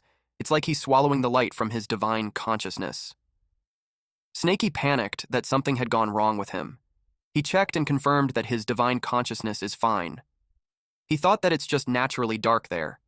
He told himself that there's no need to be scared. Then he hit a wall. He thought of the jade stone as a massive storage bed, but he knew it was impossible. Unexpectedly, Snaky hit his forehead. He checked what it was and saw a large chunk of stones glowing in blue. They were spiritual stones. Spiritual. His jaw dropped upon seeing that there are more than 1,000 spiritual stones in there. He commented how Zhao is so greedy that Snaky struck gold. He saw how there are a few with particularly neat and symmetrical shapes. Their spiritual energy looks more concentrated than other spiritual stones. Snaky knew that he should never let the old dog find out. Otherwise, it will definitely get stolen by him. Snaky noticed that there are spiritual stones moving. It went directly to his mouth and he almost choked. A few high-grade spiritual stones flee into Snaky's mouth that has widened from being surprised as if they have consciousness. Snaky's stomach hurt as if it was getting ripped off. Then he noticed that the divine cauldron was reacting. The divine demonic cauldron is swallowing up the spiritual stones. He was confused as to what's happening. The divine demonic cauldron is not swallowing up the others, and only those that are symmetrical. Snaky thought of how the cauldron is picky. Then he felt his stomach calming down. He wondered what's happening. He decided to ask Black Yellow later. Suddenly, someone yelled for Snaky's help. Snaky recognized that it was the old dog. He wondered if he caused trouble again. Snaky complained how things keep happening from one after another. Snaky used divine consciousness investigate. Then he saw a swarm of insects attacking the old dog. Black Yellow yelled for Snaky to come and spit fire. Snaky got annoyed at him. He asked if the old dog exploded the anthill. He warned him not to involve him if the old dog is seeking death. He told Black Yellow to spit fire himself. Black Yellow panicked and yelled that those things could counter him. His exploding talismans are almost finished, and his true energy is nearly depleted too. Snaky brought up how Black Yellow has a protective treasure. Black Yellow shared that the ants can get into the armor's crack. Snaky was so annoyed with this damned dog. He used Earth Traversal technique. Snaky commented that if he dies one day, it's because the dog dragged him down. He told Black Yellow to activate the protective armor as Snaky prepares the fireball. Black Yellow was relieved that Snaky is finally there. He expressed how he believes in Snaky and he'll use his last true energy. Snaky breathes out a large fireball. Afterwards, Black Yellow asked if it had been settled. He commented how Snaky's fireball power has increased again. Then, Black Yellow said that it didn't work. A bunch of ants are crawling up from underneath again.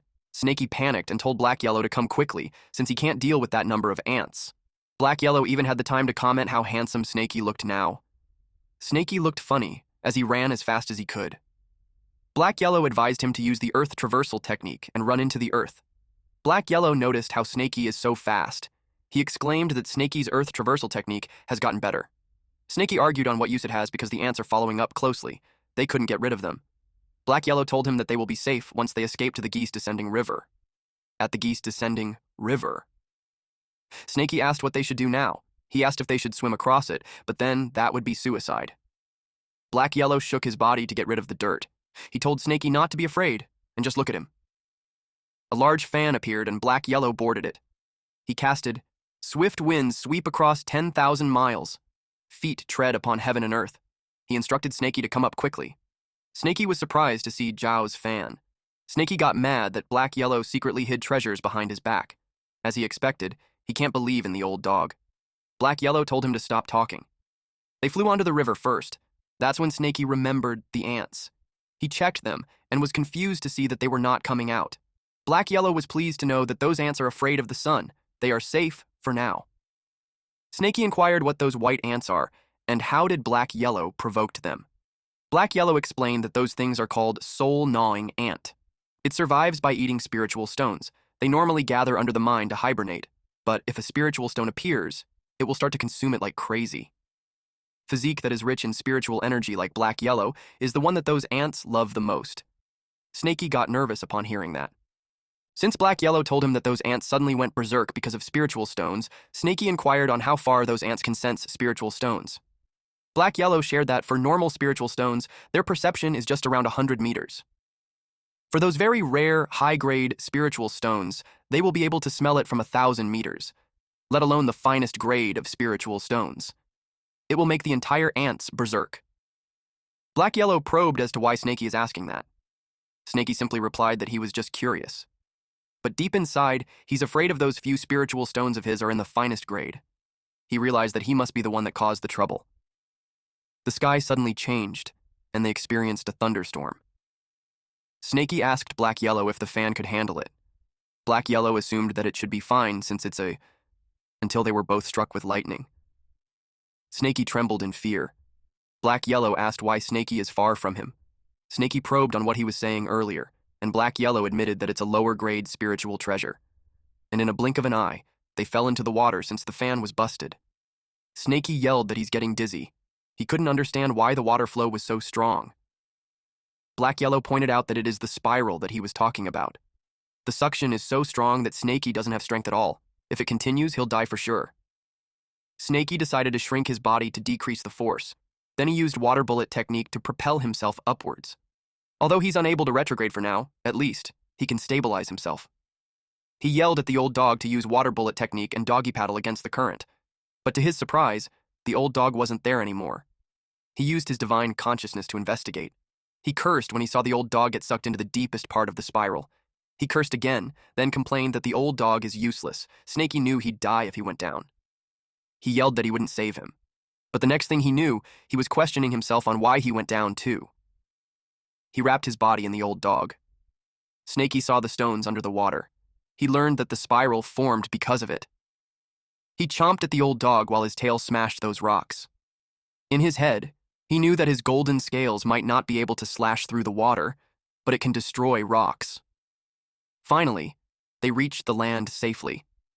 But the old dog isn't waking up yet. Its stomach is bloated. Snaky felt disgusted that he had to give him oxygen like humans do. He complained that it was too disgusting and he'd rather die. At this moment, a word appeared in Snaky's head. It is to beat up the drowned dog. He smacked him with his tail. Snaky looked like he's enjoying it. What a way to do CPR, huh? 30 minutes later, the old dog was all bruised, but he's awake now. Snaky was surprised that it really worked. He told the old dog that from then on, Snaky is his savior. But seeing that there's no reaction from the old dog, Snaky asked if he lost his mind and if he's awake. Snaky, seeing that the old dog is still in daze, took this chance to ask him about the finest grade spiritual stones. He told Black Yellow that he has something to ask. Black Yellow simply replied, "Huh?" Then Snaky explained that he had a demonic beast friend who saw a symmetrical spiritual stone before. That woke up Black Yellow. In fact, he was aggravated. He confirmed with Snaky if he has the finest grade spiritual stone that is directly cut off from the spiritual vein. Black Yellow asked where it came from. Snaky replied that he doesn't have it and he's just asking for a friend. Black Yellow stated that since Snaky saved him that day, he owed him a favor. He discussed that for a stone like that, he'd probably need to kill a golden cultivator. Or he can return to that half-abandoned mine to try his luck. He asked Snaky if his friend was interested. Snaky replied to forget about it. 2 months later, rainy season, at the Iron Bear Mountain back mountain. A huge number of the snake-catcher sect's cultivators went up to the mountain, reorganizing the land, cultivating a medicinal garden, searching for treasures. A man was informed that they lost track. This man, Zhuehu, got scolded. Zhu Zui of Moving Mountain Sect, an 8th level of key refinement, stated that the demon had already devoured 5 disciples from their Moving Mountain Sect, and that day, he vowed to skin it alive himself. Otherwise, the Moving Mountain Sect will really end up as a joke for the headquarters, Snake Catcher Sect. Not to mention that there's a bounty on it from the sect. Yuehu, a 6th level of Qi refinement realm, is with him. One person reported that he's certain that the white snake disappeared around that area. He shared that it took his bone-crushing hammer attack so it can't have gone far. We then see Snowy, who just had a major glow-up, holding her breath underwater. Damn. She really looks fine for our boy now. In the past, she didn't know what hatred was, but now she does. She wanted to avenge the destruction of her hope. But first, she needs to escape. A man was mad that those disciples didn't even search the swamp. A disciple expressed that the white snake has a helper, so he fears an ambush. The senior brother told him to stop whining and search the swamp quickly. The man told the senior brother to do it instead, since his cultivation is greater than his. The senior brother replied that he's already investigating that for him. He asked him what he's afraid of. He used divine consciousness investigate and sensed something. The man reported to his senior brother that the bastard is hiding inside the swamp, but it's deep, so it will take time. The senior brother assured him that it won't be able to escape. Suddenly, someone used the fireball technique. The 2 men were surprised, but that confirmed that the snake has a helper. And the wolf was familiar. It was our boy Wolf King. The men knew that it runs away after spitting fire every time. If not for its interference, they would have caught the white snake already. Juzei finds it interesting. He was an optimist as he looked at it as a good opportunity to have it killed too. He claimed that they will be feasting on wolf meat that night. Shui Hu was ready to back him up. The Wolf King told the white snake to run while he held them off. Snowy emerged from the water and ran. Z won't let it escape. He instructed Hu to go after the white snake and leave the wolf to him. Meanwhile, at Chu River's Sorcerer Mountain, Snaky used gravity technique. After 2 months of intense training, his gravity technique is now as powerful as Chen Daoling was. He can crush all low-level cultivators using just the technique within a 50-meter radius. Snaky realized that a low-level technique like the fireball is no longer suitable for him. Luckily, he mastered the fire snake technique to replace it. He can travel up to 30,000 miles using the earth traversal technique. Besides, he also added windblade and thunder techniques into his arsenal. Other than that, the puppets that Yahello helped him upgrade are not fully functional. After some practice, he nearly perfected his control over them. All the puppets are linked to him, sharing their view. He had never experienced that level of awareness before. He felt that he's the king of the mountain. Yahello told him to stop gloating, and that his 2 friends are in trouble. Snaky asked Yahello if he's talking about Snowy and the Wolf King. Yahello replied yes. Before they parted, he casted the golden light mantra on them. It automatically activates in life and death situations. It can save their life once, but it can only be maintained for 1 hour. He informed Snaky that it is currently active. The location is at the mountain behind the Myriad Snake Valley. Yahello was about to ask him what he was about to do, but Snaky moved quickly and used earth traversal technique. Inside the cave, Hu had managed to catch up and hit Snowy. He complained that he already slammed the golden light a few times, but it's not breaking and he had no idea why. He wondered if it's the rumored old demon snake. Z had already caught Wolf King and replied that he doubted it since the old Snake King is said to be black, not white. He also knew that the golden barrier would weaken over time, so he advised Hu to save his strength. Z anticipated that the barrier would disappear within 1 hour. Hu stated that an hour is plenty. He planned to secure the first merit for capturing the demon. Z expressed that the golden light keeps giving him a bad feeling. He asked if any of their moving mountain sect's master uncles are nearby. He expected Master Uncle Ye to be at the camp, that's 100 miles away. He determined that the master will be helpful enough. He used the summoning jade. Hu told him that summoning Master Ye will reduce their credit in half. Z replied that it won't. He explained that summoning him ensured that the demons had powerful backers. If there isn't any backing, Uncle Master Ye will arrive within an hour.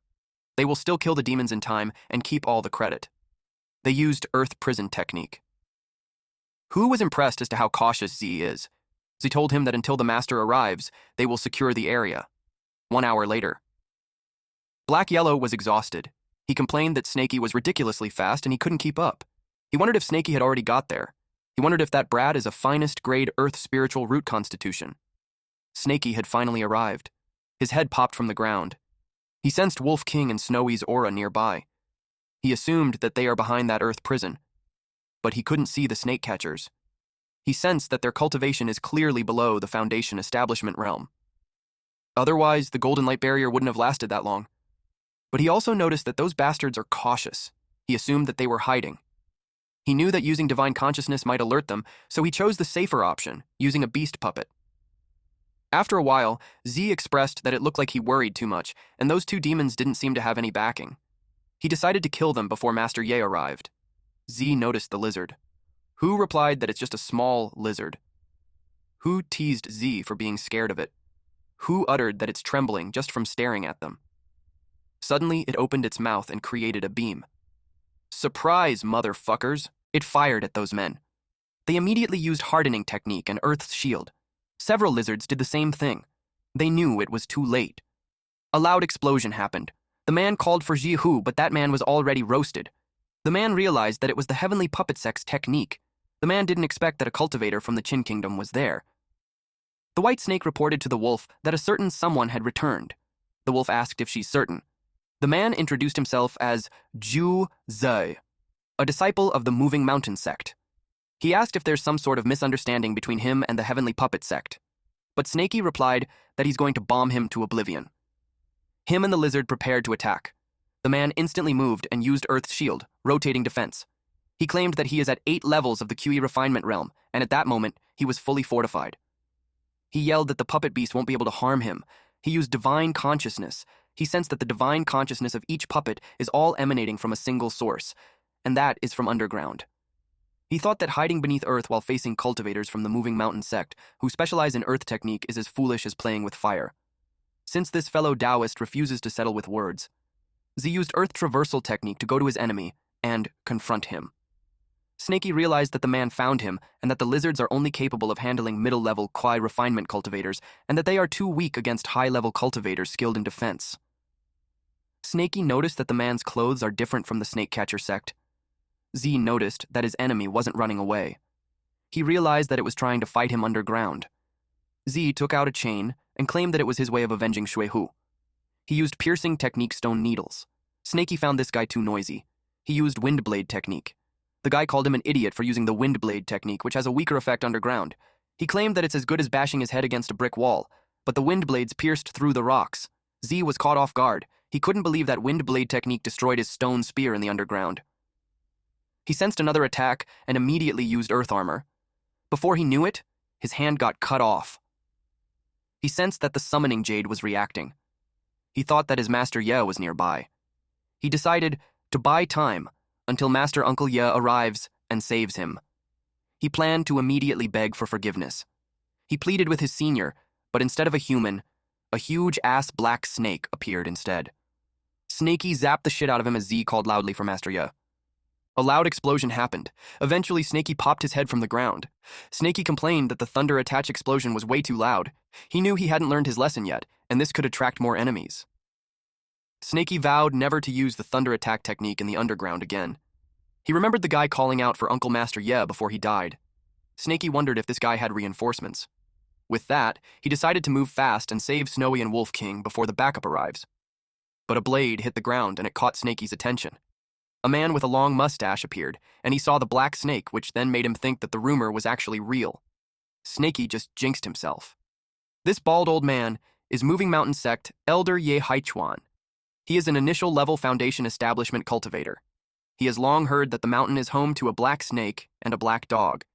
Not only do they have intelligence, but they can also speak human language. He enumerated crimes like assassination of the snake catcher sect's disciples, robbery of carefree sect's spiritual-tailed chicken. He thought it was all hearsay. He never imagined that it was true.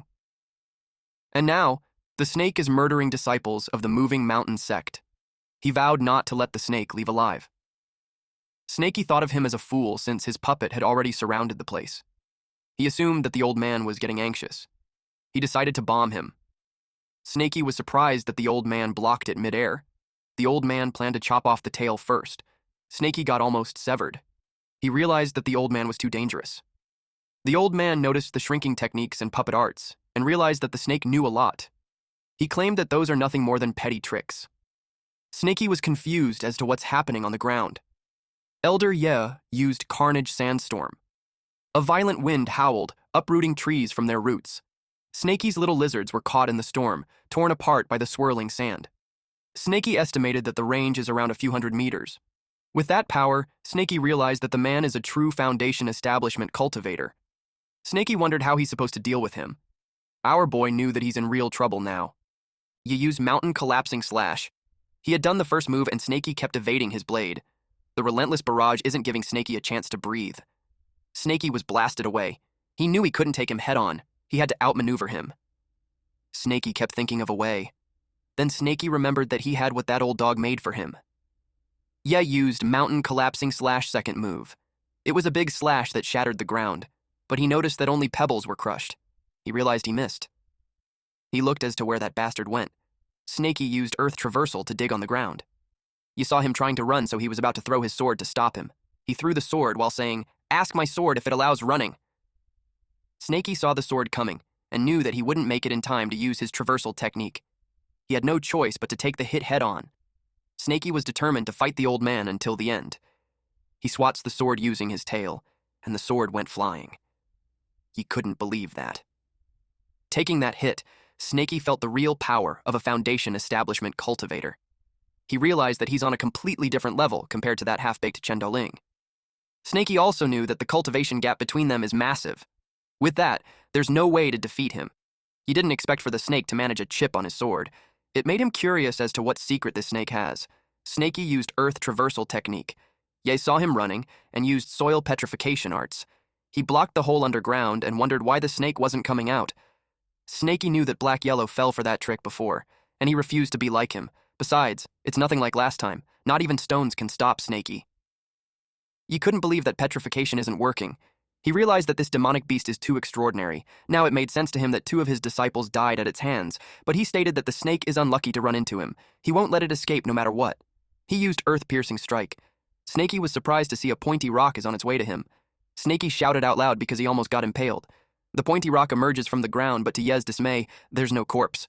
He was surprised that it actually avoided it because of its agile movements. Ye used earth-piercing spike encirclement, and several pointy rocks appeared underground. Snaky evades them all. He cursed at annoyance because that old bastard is forcing him out of the ground. He's in a dire situation because even if he shrinks his body, he can barely avoid it. Snaky used the Swift Wind Talisman. He had to charge out. He was pleased that Snaky finally surfaced. He used Carnage Sandstorm. But to his surprise, the snake disappeared. He assumed that it was some kind of stealth talisman or treasure. He used Manifestation Sand so the snake can't hide. But there was still nothing. He thought it ran away while in stealth. At that point, Snaky is already 800 meters underground.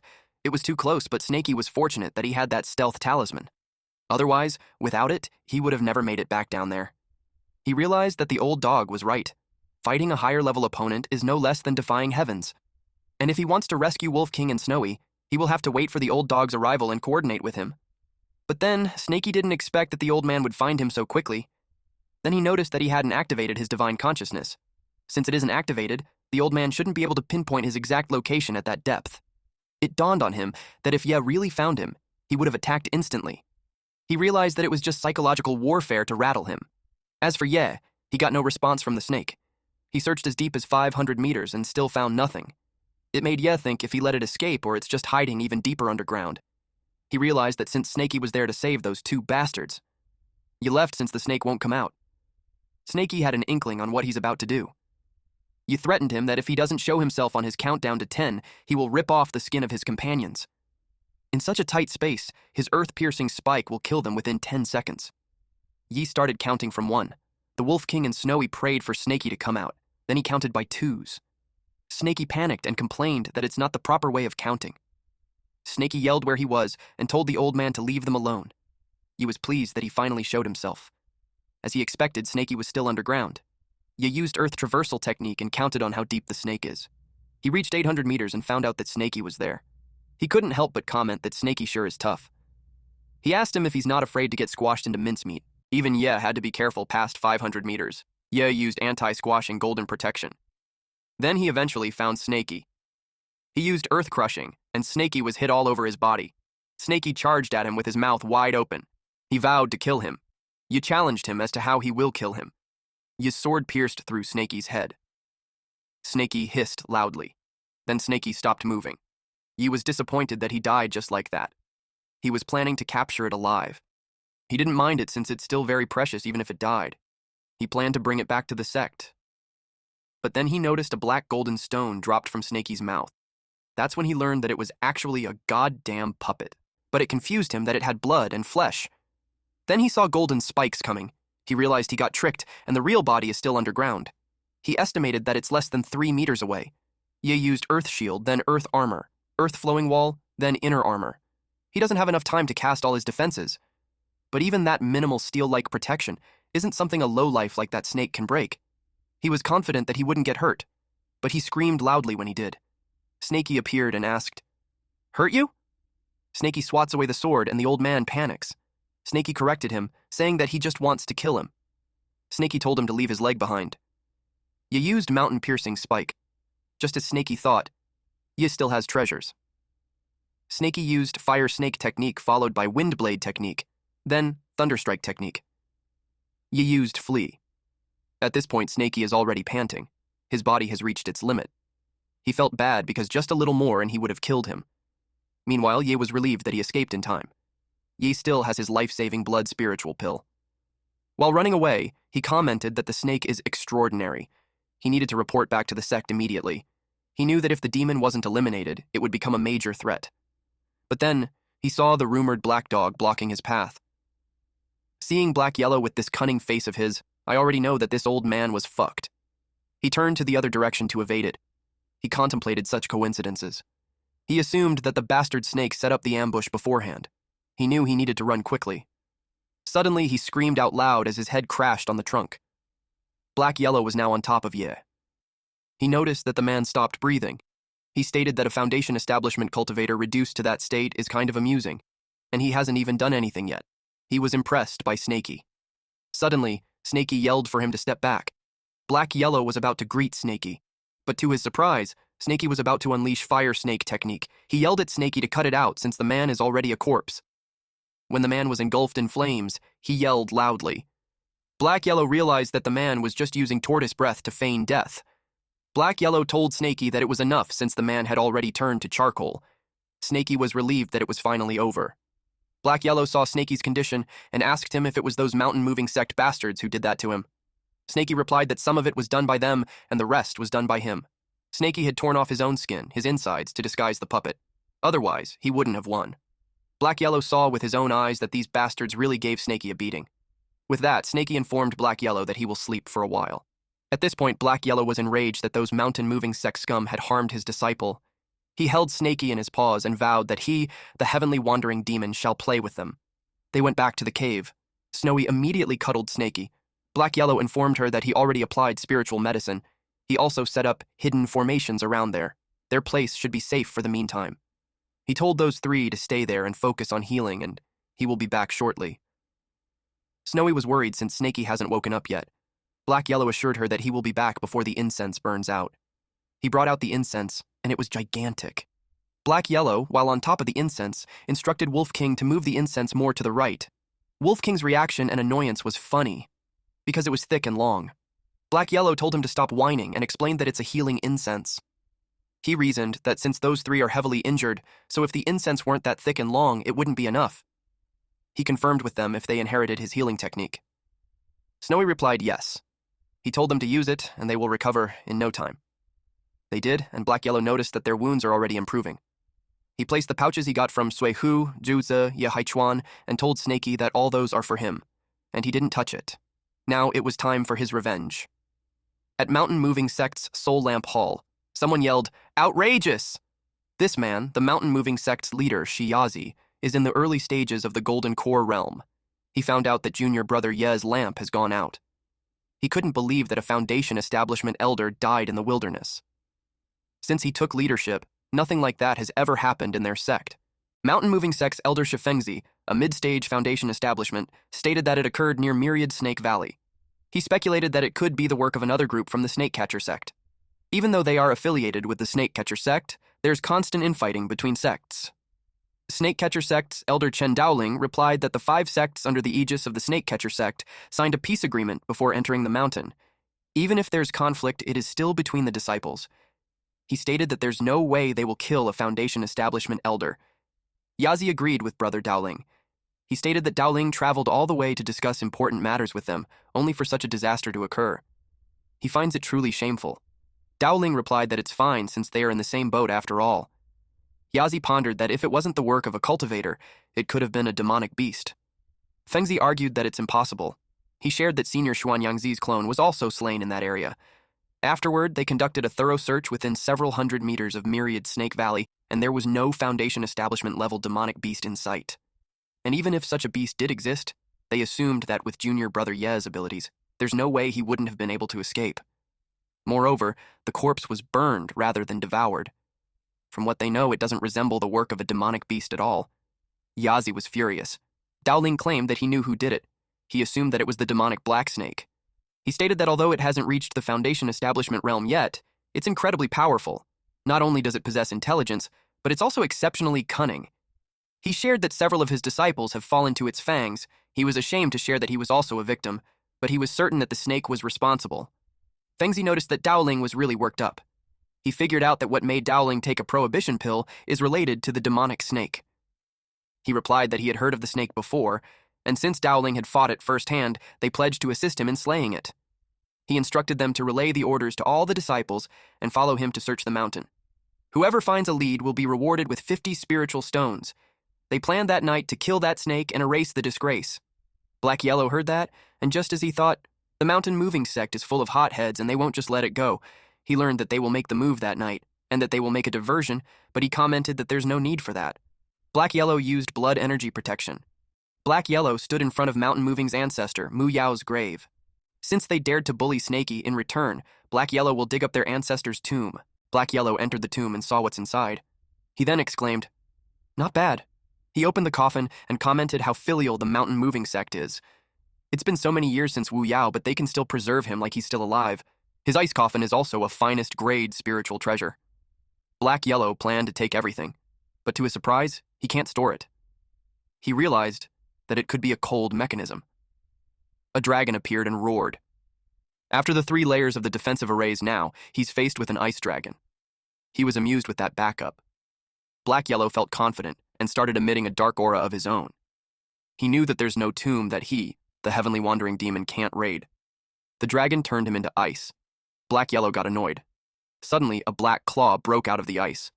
Black Yellow was pissed, especially when it's a mere tomb mechanism, yet it dares to dream of becoming a dragon. He scolded it and told it not to be too arrogant. Black Yellow turned into heavenly demon descending dragon. Back then, when he's dominating the scene, the mountain moving sect was not worth a damn. The disciples eventually noticed the commotion even from a distance.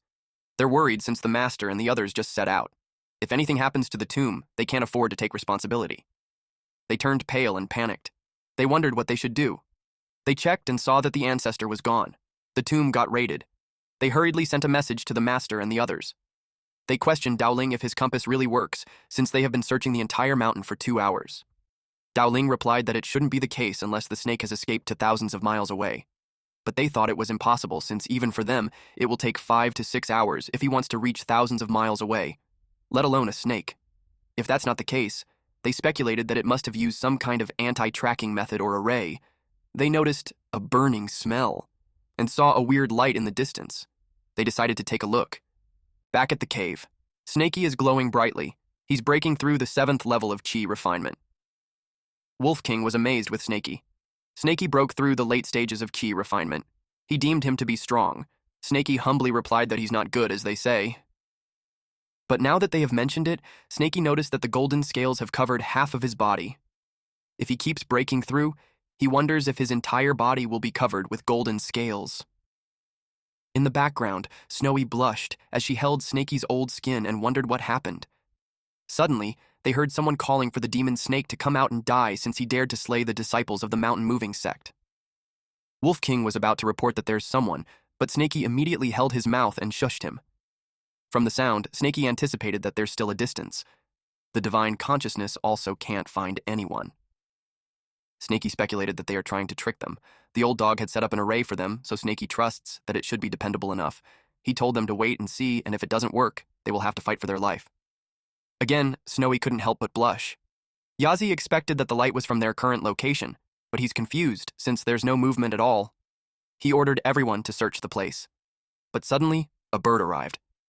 It's an emergency summoning from the sect. When he read it and learned that the ancestor's tomb was raided, he was furious. He immediately ordered everyone to return to the mountain with him. Black Yellow watched them from the tree, and he finds it funny that they scurried back home. He even wanted to disgrace them further by throwing Wu Yao's corpse into the snake catcher sect's toilet. Black Yellow also thought of refining Wu Yao into a puppet. He thought it would be interesting. Unfortunately, he still hasn't gotten his hand on the Heavenly Puppet Sect's 3rd level technique. If he knew that would happen, he should have gone to the Heavenly Sect Puppet Sect to take one back in that year. He expected no one would say no to him since he's famous. Even the Divine Puppet Sect headquarters must submit to him, not to mention the Heavenly Puppet Sect. When they arrived at the tomb, someone yelled loudly. Yazi expressed that it was unfilial. He asked who could have stolen the coffin. Back in that year, their ancestor was an expert in the Golden Core realm. The man is halfway into the nascent soul, and to dare to steal his corpse, they assume that the opponent is at least a cultivator in the Golden Core realm. A disciple asked why a Golden Core cultivator would do that. But other than a Golden Core cultivator, they believe that it won't be possible to break into the 3 layers of array and not get killed. Dowling asked why nothing happened to the other sects, and only the Moving Mountain sect got into trouble. And just when the disciples went out, Fengzi asked what he meant. Dowling told him not to be angry, as he was just analyzing who did it. He explained that there's too much coincidence left since they just left, and the ancestor's tomb got raided immediately. He believes that the opponent chose this method most likely to seek revenge or to stand up for the demon snake. Dowling asked them if they knew that the demon snake still had a black dog companion. He shared that it once dug around graves and stole corpses in the village at the bottom of the mountain. Yazi ordered a bounty on the demon snake and the black demon dog. Those who will find clues will receive 100 spiritual stones. Those who will kill them will receive 200 spiritual stones. And no matter what, they need to get back their ancestors. Black Yahello returned, expecting that everyone was already healed. He yelled at them to pack their stuff and come with him at once. Black Yahello announced that he found another cave suitable for cultivating a few hundred miles away. Snaky appeared while sticking close to Snowy and the Wolf King. Snaky reasoned that there are people from the mountain moving sect out there. Black Yahello assured him that they all got drawn away. Snaky was surprised to hear that. He asked him how he had done it. Meanwhile, Snowy was love-struck, thinking that Snaky was on top of her. Black Yahello replied that he will tell them the details on the way. If they don't leave at once, those people might return. Black Yahello didn't forget to collect the spoils. When Black Yahello looked up, he was confused since they weren't there anymore. Upon hearing that the moving mountain sect is going back, those three immediately bolted. He asked them if they even knew the way. He told them not to run around. Black Yahello called them to wait for him. Few hours later, at Phoenix Perch Mountain, Black Yahello claimed that it's the place. He already set up the array. He encouraged everyone to get some rest for that night. Wolf King told him that he's good at looking for caves. Snowy expressed that the place feels similar to the Myriad Snake Valley, and she likes it. She wants to plant the snake fruit tree again. The next day, Black Yahello threw a snake on the ground. It looked like Snaky. Black Yahello told Snaky that he fixed the snake clone for him. Snaky thanked him, but he noticed the weird eyes. Snaky brought out the 3 storage bags. Black Yahello replied that he'll go for a walk. Snaky told him that there's no need, and he can have one. Snaky told him that if it wasn't for the snake that he made, Snaky won't be able to win. Black Yahello resisted and uttered that he didn't even provide any help. He told Snaky to take it all. But his actions are the opposite. He reached out his hand at the back and used gravity technique. Snaky encouraged him to come quickly. So, the 4 of them split the spoils. Black Yahello called them to check their spiritual roots. He told them that the path of cultivation is a lifelong matter, so they can't mess around. He started with Snowy. He told her to put her tail on the orb. She was surprised. Snaky urged her. Black Yahello told her that Snaky said that she's interested in refining pills. If she can refine pills, then they will be in good fortune in the future. Snowy placed her tail on the orb and it started reacting. Black Yahello was surprised. A strong green aura started coming out from the orb. It showed a single attribute, top-tier wood spiritual root. It is an innate sacred body for pill refinement. This level of talent is rare, even among humans. It is 1 in a million. Major sects would fight over someone like that. Black Yahello told Snaky that he's lucky because he will never run out of pills. Snowy and Wolf King had no idea what's happening because Black Yahello started whispering to Snaky. Black Yahello told him that if a human girl possesses a pure wood spiritual root, she's almost always a beauty. He added that if Snowy gains a human form, they could imagine how many cultivators she could enchant. Snaky blushed. Snaky immediately gave Snowy wood element techniques and a jade slip-on pill refinement. Snowy thanked him. Snowy, while blushing, asked how she would call him. Lord, sir, or husband? Snaky was speechless. He blushed and yelled at Black Yahello, asking what kind of weird memories he passed on to her. Black Yahello looked smug as he replied that it's just common knowledge and there was nothing to fuss about. And Black Yahello brought up that Snaky had shared some intimacy with her before gaining sentience. Wolf King butts in and tells Snaky that Snowy should call him husband since it sounds more affectionate. Snaky yelled at him to shut up. Snowy called him husband while rubbing his head on his face. Snaky told her not to call him husband. He wanted her to call him Snaky instead. Since she will call him Snaky, she asked if she can be called Snowy, and Snaky agreed. At this point, Snaky is red as a tomato. Wolf King asked if he's worthy of a name. He suggested Wolfie. Black Yahello replied that it sounded terrible and named him Husky instead. Wolf King asked if there's no other option. Black Yahello told him to shut up and it was his turn. He placed a paw on the orb and it showed blue, red, and yellow colors.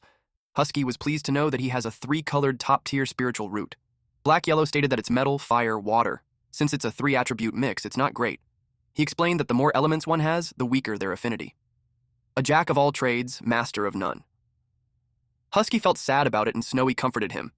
Meanwhile, Snaky was excited for his turn. He touched the orb and it showed many colors. Then it shoots up power towards the ceiling. Snaky got alarmed. Husky covered Snowy from the debris, while saying that it's too extreme.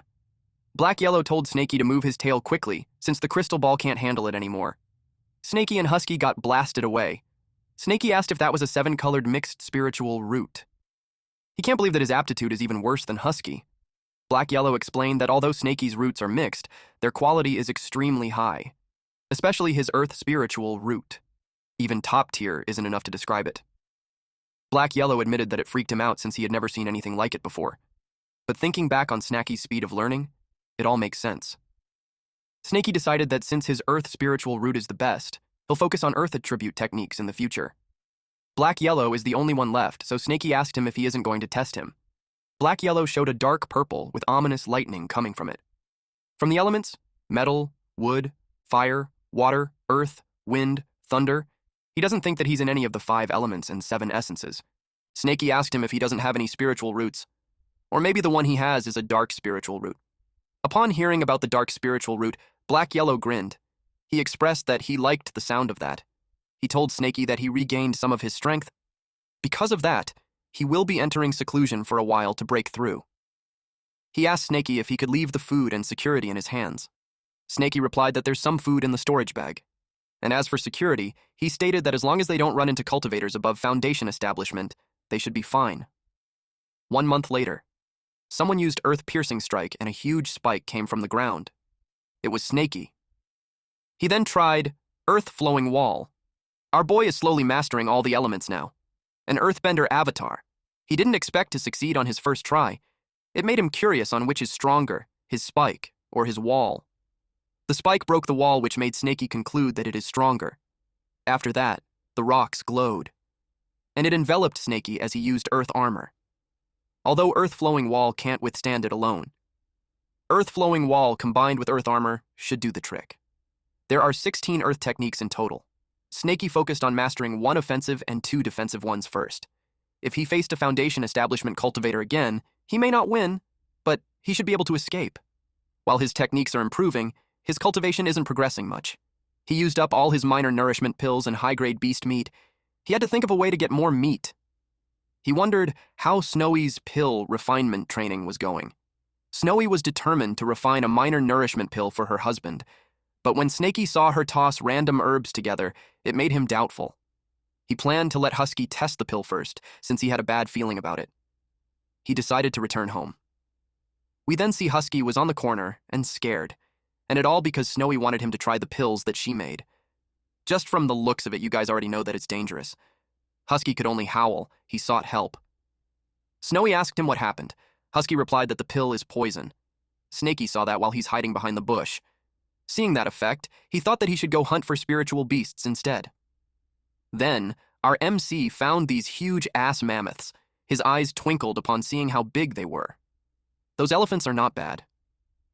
Except for infants and pregnant female elephants, even the weakest is in the 3rd level of spiritual awareness realm. Just one of them would last them several days, especially the leader. Snaky assumed that it's a demonic best in the 9th level of spiritual awareness. He expected it to be an amazing source of nourishment. Snaky got alarmed when he heard footsteps of a human. He wondered who it was. These are men in their 20s to 30s. One of them is Hua Yuntian, one of Xuan Yangzi's direct disciples. He is at an early stage of the Foundation establishment realm. Snaky panicked at the sight of them. He thought they were snake catchers from the Carefree sect. He was surprised to know that they don't even spare elephants. Snaky decided to go down and have a look. He used puppet technique. Those men were happy to see so many mammoths. Their expectations of Master Ye, the esteemed master's direct disciple, were met.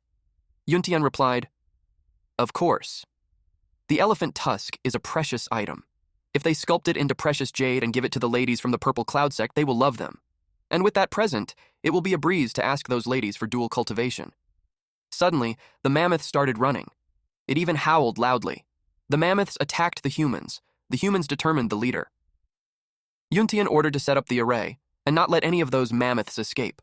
A blue crystal was then planted on the ground. They used a technique called Extermination Great Array.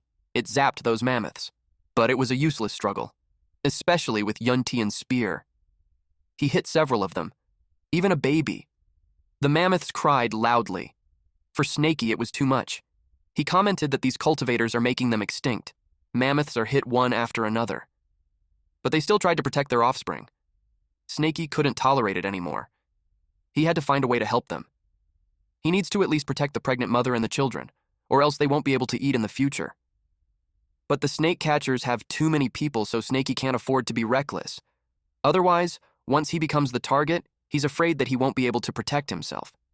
He needs to wait for a foolproof opportunity. Yuntian was impressed that a mammoth can still stand even with the injuries. He realized that those elephants are resistant to injury. Strong attacks might not be as easy to entrap and eliminate. Someone reported that the array can't hold off any longer. The elephants are not stopping even after getting injured. They kept clashing the barrier. Yuntian talked to the leader of the elephant, and if it could understand him, he's requesting for a tusk. Then he can consider letting them live. He tries to persuade it by saying that it should think about the children. The leader smiled. It roared loudly, and the elephants came running out since the array was broken. A few mother elephants and children have escaped. Yuntian stated that since it refused to take the easy way, they will do it the hard way. Since the elephant wants to leave behind its bloodline, Yuntian decided to cut off its roots first. The elephant swats away Yuntian's sword. Yuntian was surprised. The elephant was provoked. Yuntian called it a scum. Yuntian ordered Zhang San, Li Si, and Wang Wu to go chase after the escaped one. Then he ordered others to follow him and kill those scums. Snaky saw the chance. There's 1/9 of the level QE refinement and 2 6th levels of the QE refinement. He used Earth Traversal technique and decided to kill these 3 that are slightly weaker first. A mammoth cried out in pain. But these humans won't just let them go, but they keep struggling. The cultivator reported to his senior brother Zhang that the child can't run anymore. Zhang saw that as an opportunity and told the guys to stay behind, then they will divide the loot with the same old rule. Zhang attacked those elephants, which he called little scums. He claimed that a little husk is also not bad. Snaky knew its time. A bright yellow spell appeared on the side. He used the chance when the man was attacking the elephant. Snaky used earth-piercing strike. It severed the body of the man in half. The other 2 men were surprised. They didn't expect that there were other enemies. They asked what they should do. The other man suggested that they run instead of risking their lives for something like that. He ordered to activate all the Gale talisman and run. They planned to quickly report to Yuntian or the man they call Uncle Master Hua. Snaky set it up an ambush so no one will be able to escape. The lizard fired a beam at the man's thigh. The man screamed in pain, while the other one asked what happened. When they looked up at the trees, they saw several more laser beams ready to be fired. It was fired simultaneously and they couldn't evade it. It's a puzzle to them why there are traps. Then, another lizard puppet's head popped from the ground, and he fired straight into the man's face. They were roasted to death. Snaky told them that they deserve it. He used gravity technique to collect their items. He was successful in obtaining a storage bag and saving the mother elephants and children. He decided to continue to wait and see whether there's any cultivators that move alone. He took a tooth and commented that just for that, those men are stupid. After some time, the mammoth laid there on the ground. Yuntian was relieved that it finally settled down. One of the disciples is impressed by how big the tusk is. Yuntian wondered as to why those 3 idiots aren't coming back yet. He expected that with their cultivation, they should be done in 30 minutes. Yet, it has been an hour already. He ordered one of the disciples to go and have a look. Yuntian speculated that they had pocketed the money and ran away. Suddenly, they heard someone scream and Yuntian saw the earth-piercing strike. He thought it's the mountain-moving sect, but he knew that it shouldn't be. He activated Divine Consciousness Sweep and yelled at the enemy to come out. Snaky watched Yuntian scan the area. He noticed that Yuntian's Divine Consciousness is only around 300 meters. It's much weaker than Haichuan. He wondered if it was because this man is young. It seemed that even as a fellow Foundation establishment, there's a big difference. Snaky is now certain that the man is truly weak or he's just acting. Snaky knew he can't be careless. Yuntian is actually 17 years old. Yuntian is angry. He used shadow-revealing sand. But there was nothing. He ordered everyone to stop attacking and activate defense, and he warned them to beware of the ground. The disciples used defensive techniques such as carefree armor and golden bell shield. One of them saw that 2 elephants were running away. Yuntian orders the man to ignore it because someone is ambushing them. Snaky was entertained that they are nervous. He decided to hit them with a feint. Yuntian noticed something was emerging from the ground. He threw his spear at it. He used gravity technique to inspect it and saw that it was just a puppet. It made him curious who this enemy is for being able to use puppet technique, then earth-piercing strike. They heard a loud noise. It was followed by spikes emerging from the ground and hitting the disciples. Yuntian realized that the movement earlier was a feint. He commented that it's despicable and shameless. He told them to stop hiding if they have the guts. He challenged them to come out and fight him. Snaky was chilling underground. In his head, what Yuntian is saying is such a joke. He reasoned that if one can fight others in the dark, there's no sense in fighting face to face. Suddenly, he felt an earthquake. The disciple screamed out loud as fire engulfed his body. Then someone came and asked if they were the culprit. A gigantic mammoth appeared, and it is mad that they attacked his heir. This mammoth has flames coming out from his body. This is the leader named Man Jin, and he is at the perfect Foundation establishment realm. The disciples ran and screamed that it's bad since it's a demon in the Foundation establishment realm. The mammoth chased after them. It was Snaky's first time seeing a great demon in the Foundation establishment realm. It was even riding a cloud. He was amazed, and it helped him out big time. By the look of its aura, Snaky speculated that it should at least be a late stage of the Foundation establishment, maybe even the perfected Foundation establishment. But its speed is just so-so. On the other hand, the snake catcher sect runs fast. Snaky decided to help delay them. That way, he can also practice a little more. He used earth-piercing strike, and it made Yuntian lose his balance. Yuntian cursed that the person hiding in the dark strikes again. He vowed to rip apart that person. Jin has no idea who is helping him, but he will remember that favor. He wished for the thief to die. Jin used earth-shattering, mountain-stomping feet. Yuntian knew he couldn't make it in time, so he decided to go all out.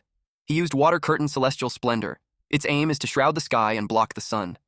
Jin finds that water a cheap trick. Yuntian was hit, and he crashed on the ground. He knew that if it continues, he'd die for sure. Yuntian thought it was a huge loss this time. He deployed the reincarnation pendant. Snaky saw that the Foundation establishment snake catcher had run out of his earth-piercing spike's attack range. He decided that it would be better for him to not involve too much on the level of battle.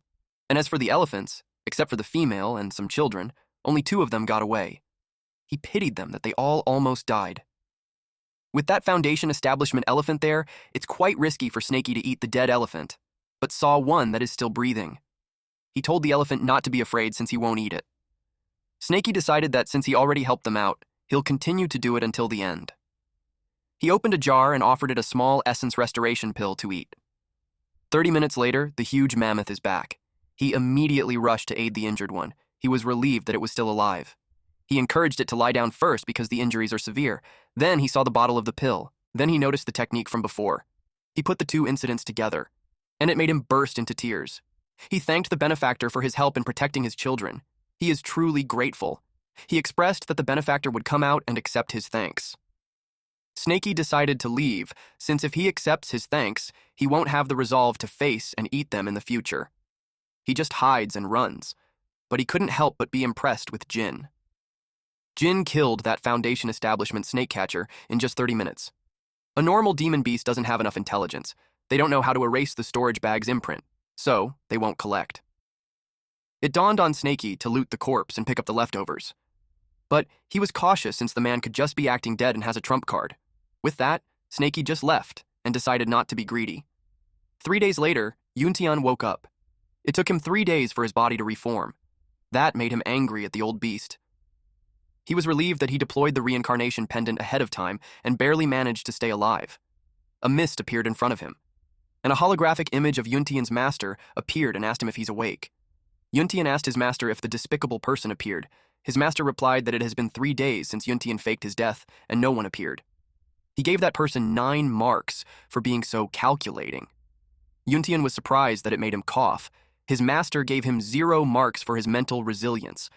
But his master didn't say more since Yuntian is heavily injured. He decided to send him to the Purple Cloud sect to heal his wound. Yuntian could only say yes to his master. A few hours later, we see a bright light while someone casted a spell to break through the 8 levels of spiritual awareness. It was Snaky.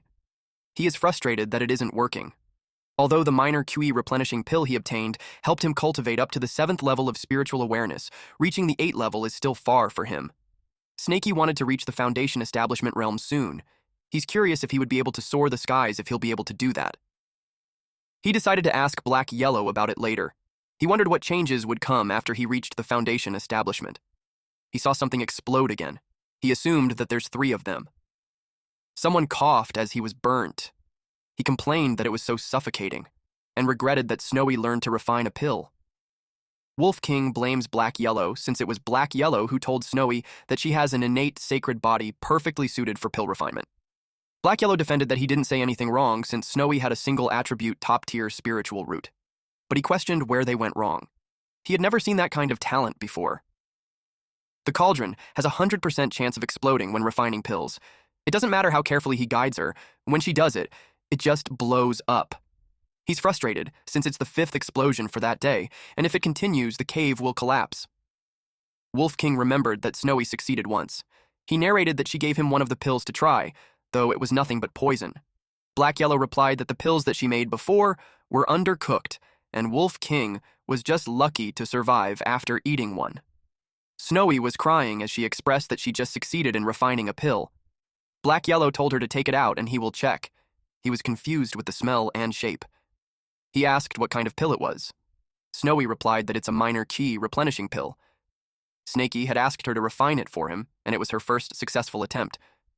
Snaky uttered that no matter how he looks at it, the black lumpy thing doesn't resemble ki replenishing pill at all.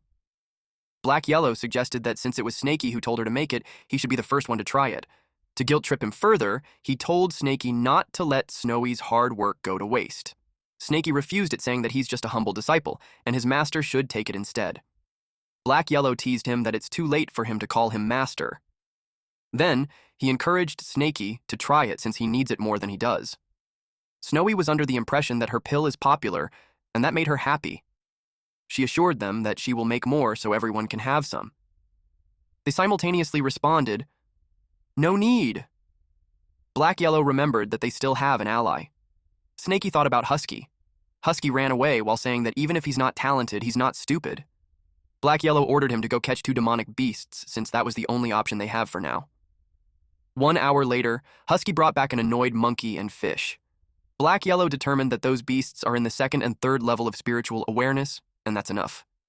He tested a small dose on the 2nd level first. The fish immediately glowed. They saw it already broke through the 3rd level. But they realized it's actually at 4th level already, and it's still breaking through. Black Yellow stated that the pill is effective, and it's really a minor QI replenishing pill. Snaky was impressed that just a little chunk had that much power. He couldn't imagine if someone had swallowed the entire pill. Black Yellow uttered that it was as expected of a single attribute top-tier wood spiritual root. It's a genius in pill refining. He boasted that his judgment was right. Snowy looked proud and touched that she's called a genius. But they noticed something wasn't right. Snaky asked what happened to the fish. To their surprise, the fish grew legs. And it ran away. Snaky stated that the fish had evolved. Black Yellow corrected him that it was a mutation. The fish became a monster. Snaky was relieved that the monkey was too shocked to run. Black Yellow saw that it fainted. He instructed them to feed the rest of the pill to the monkey. He told the monkey that it will increase its cultivation, so he should swallow it. The monkey emits blinding light. At that point, the demon monkey's transformation went beyond Snaky's understanding. It's like it underwent the evolution of the apes.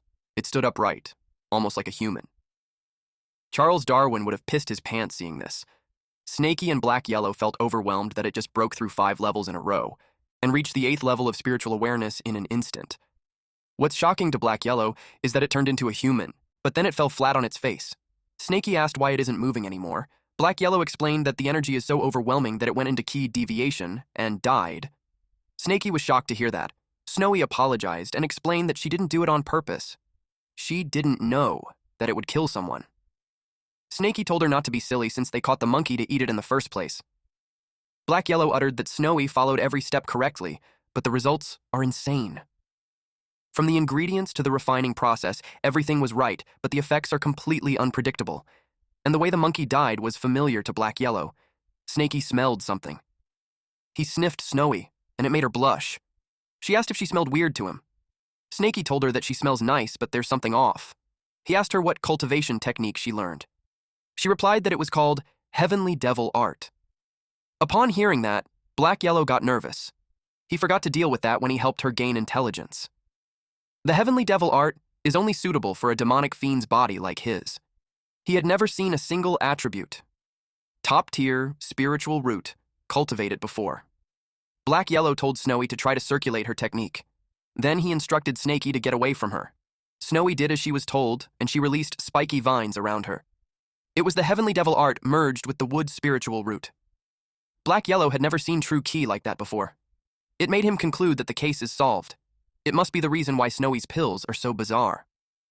Snowy asked if she can still refine pills in the future. Black Yellow replied that she's really talented, so he advised against it. Snaky, on the other hand, told her not to listen to the old dog. He encouraged her to practice if she likes it, and they just needed to find some human cultivators to test on them.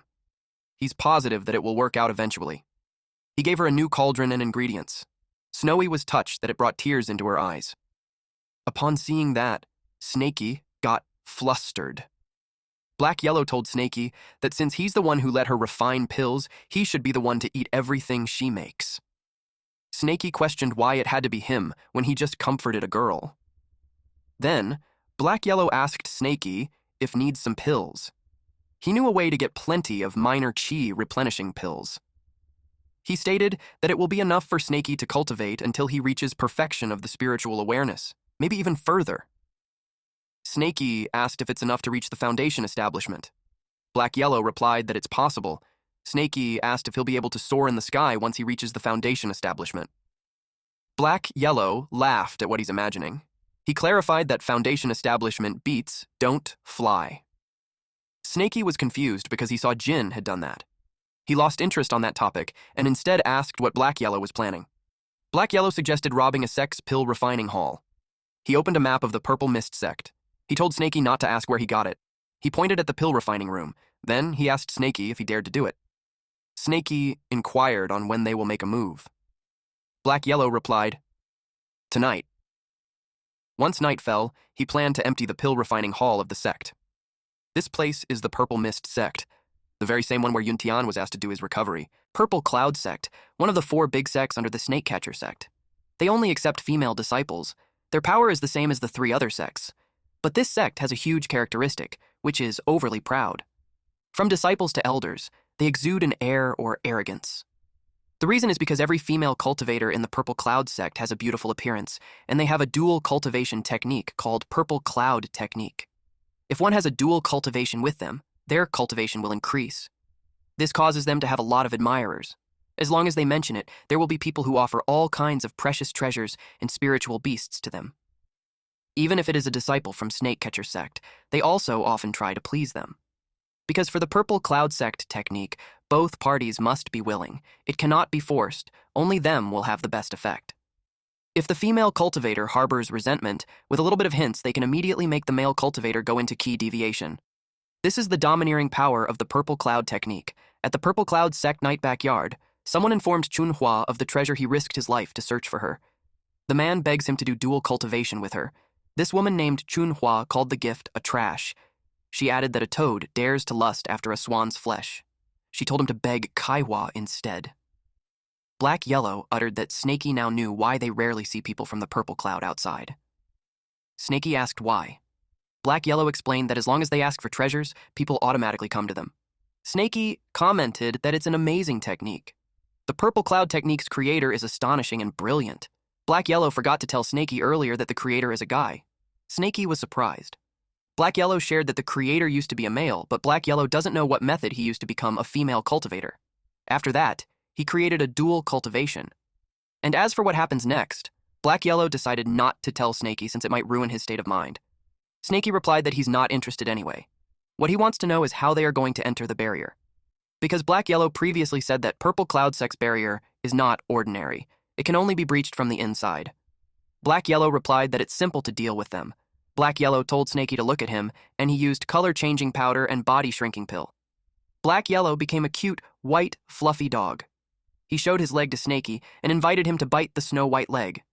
Snaky yelled that it was too disgusting, and his eyes had been defiled. He chomped on the leg. Black Yellow scolded him because he told him to do it gently. Black Yellow was in pain, but he managed to order Snaky to take out a big lizard to act together with him. Then Snaky will wait outside and wait for the news from Black Yellow. Snaky replied, "Okay." At the Purple Cloud sect main gate, 2 beautiful women heard a dog howling. They were intrigued, so they decided to check. Black Yellow acted pitiful and overpowered by a lizard.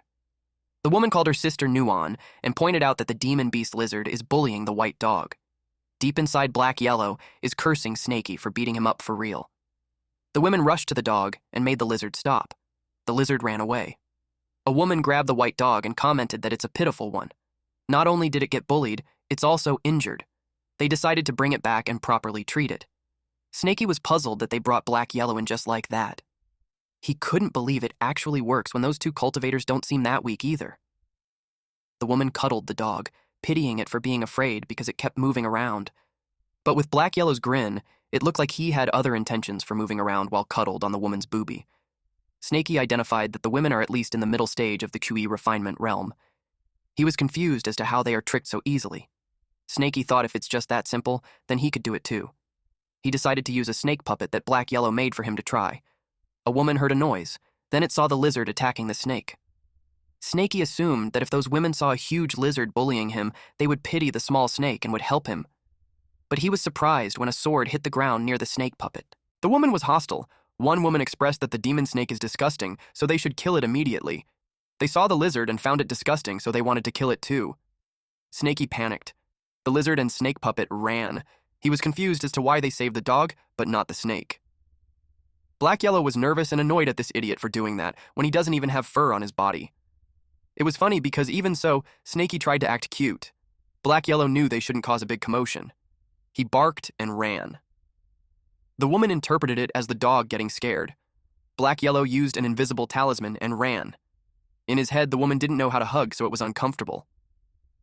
The woman called her senior sister and said that the dog is gone. She asked her to look for it together. She's worried because the dog is injured, so it shouldn't move around, and since it was wounded, she assumed that it shouldn't have run too far. After a while, they still couldn't find it. They assumed that maybe it got eaten by those few spiritual cats.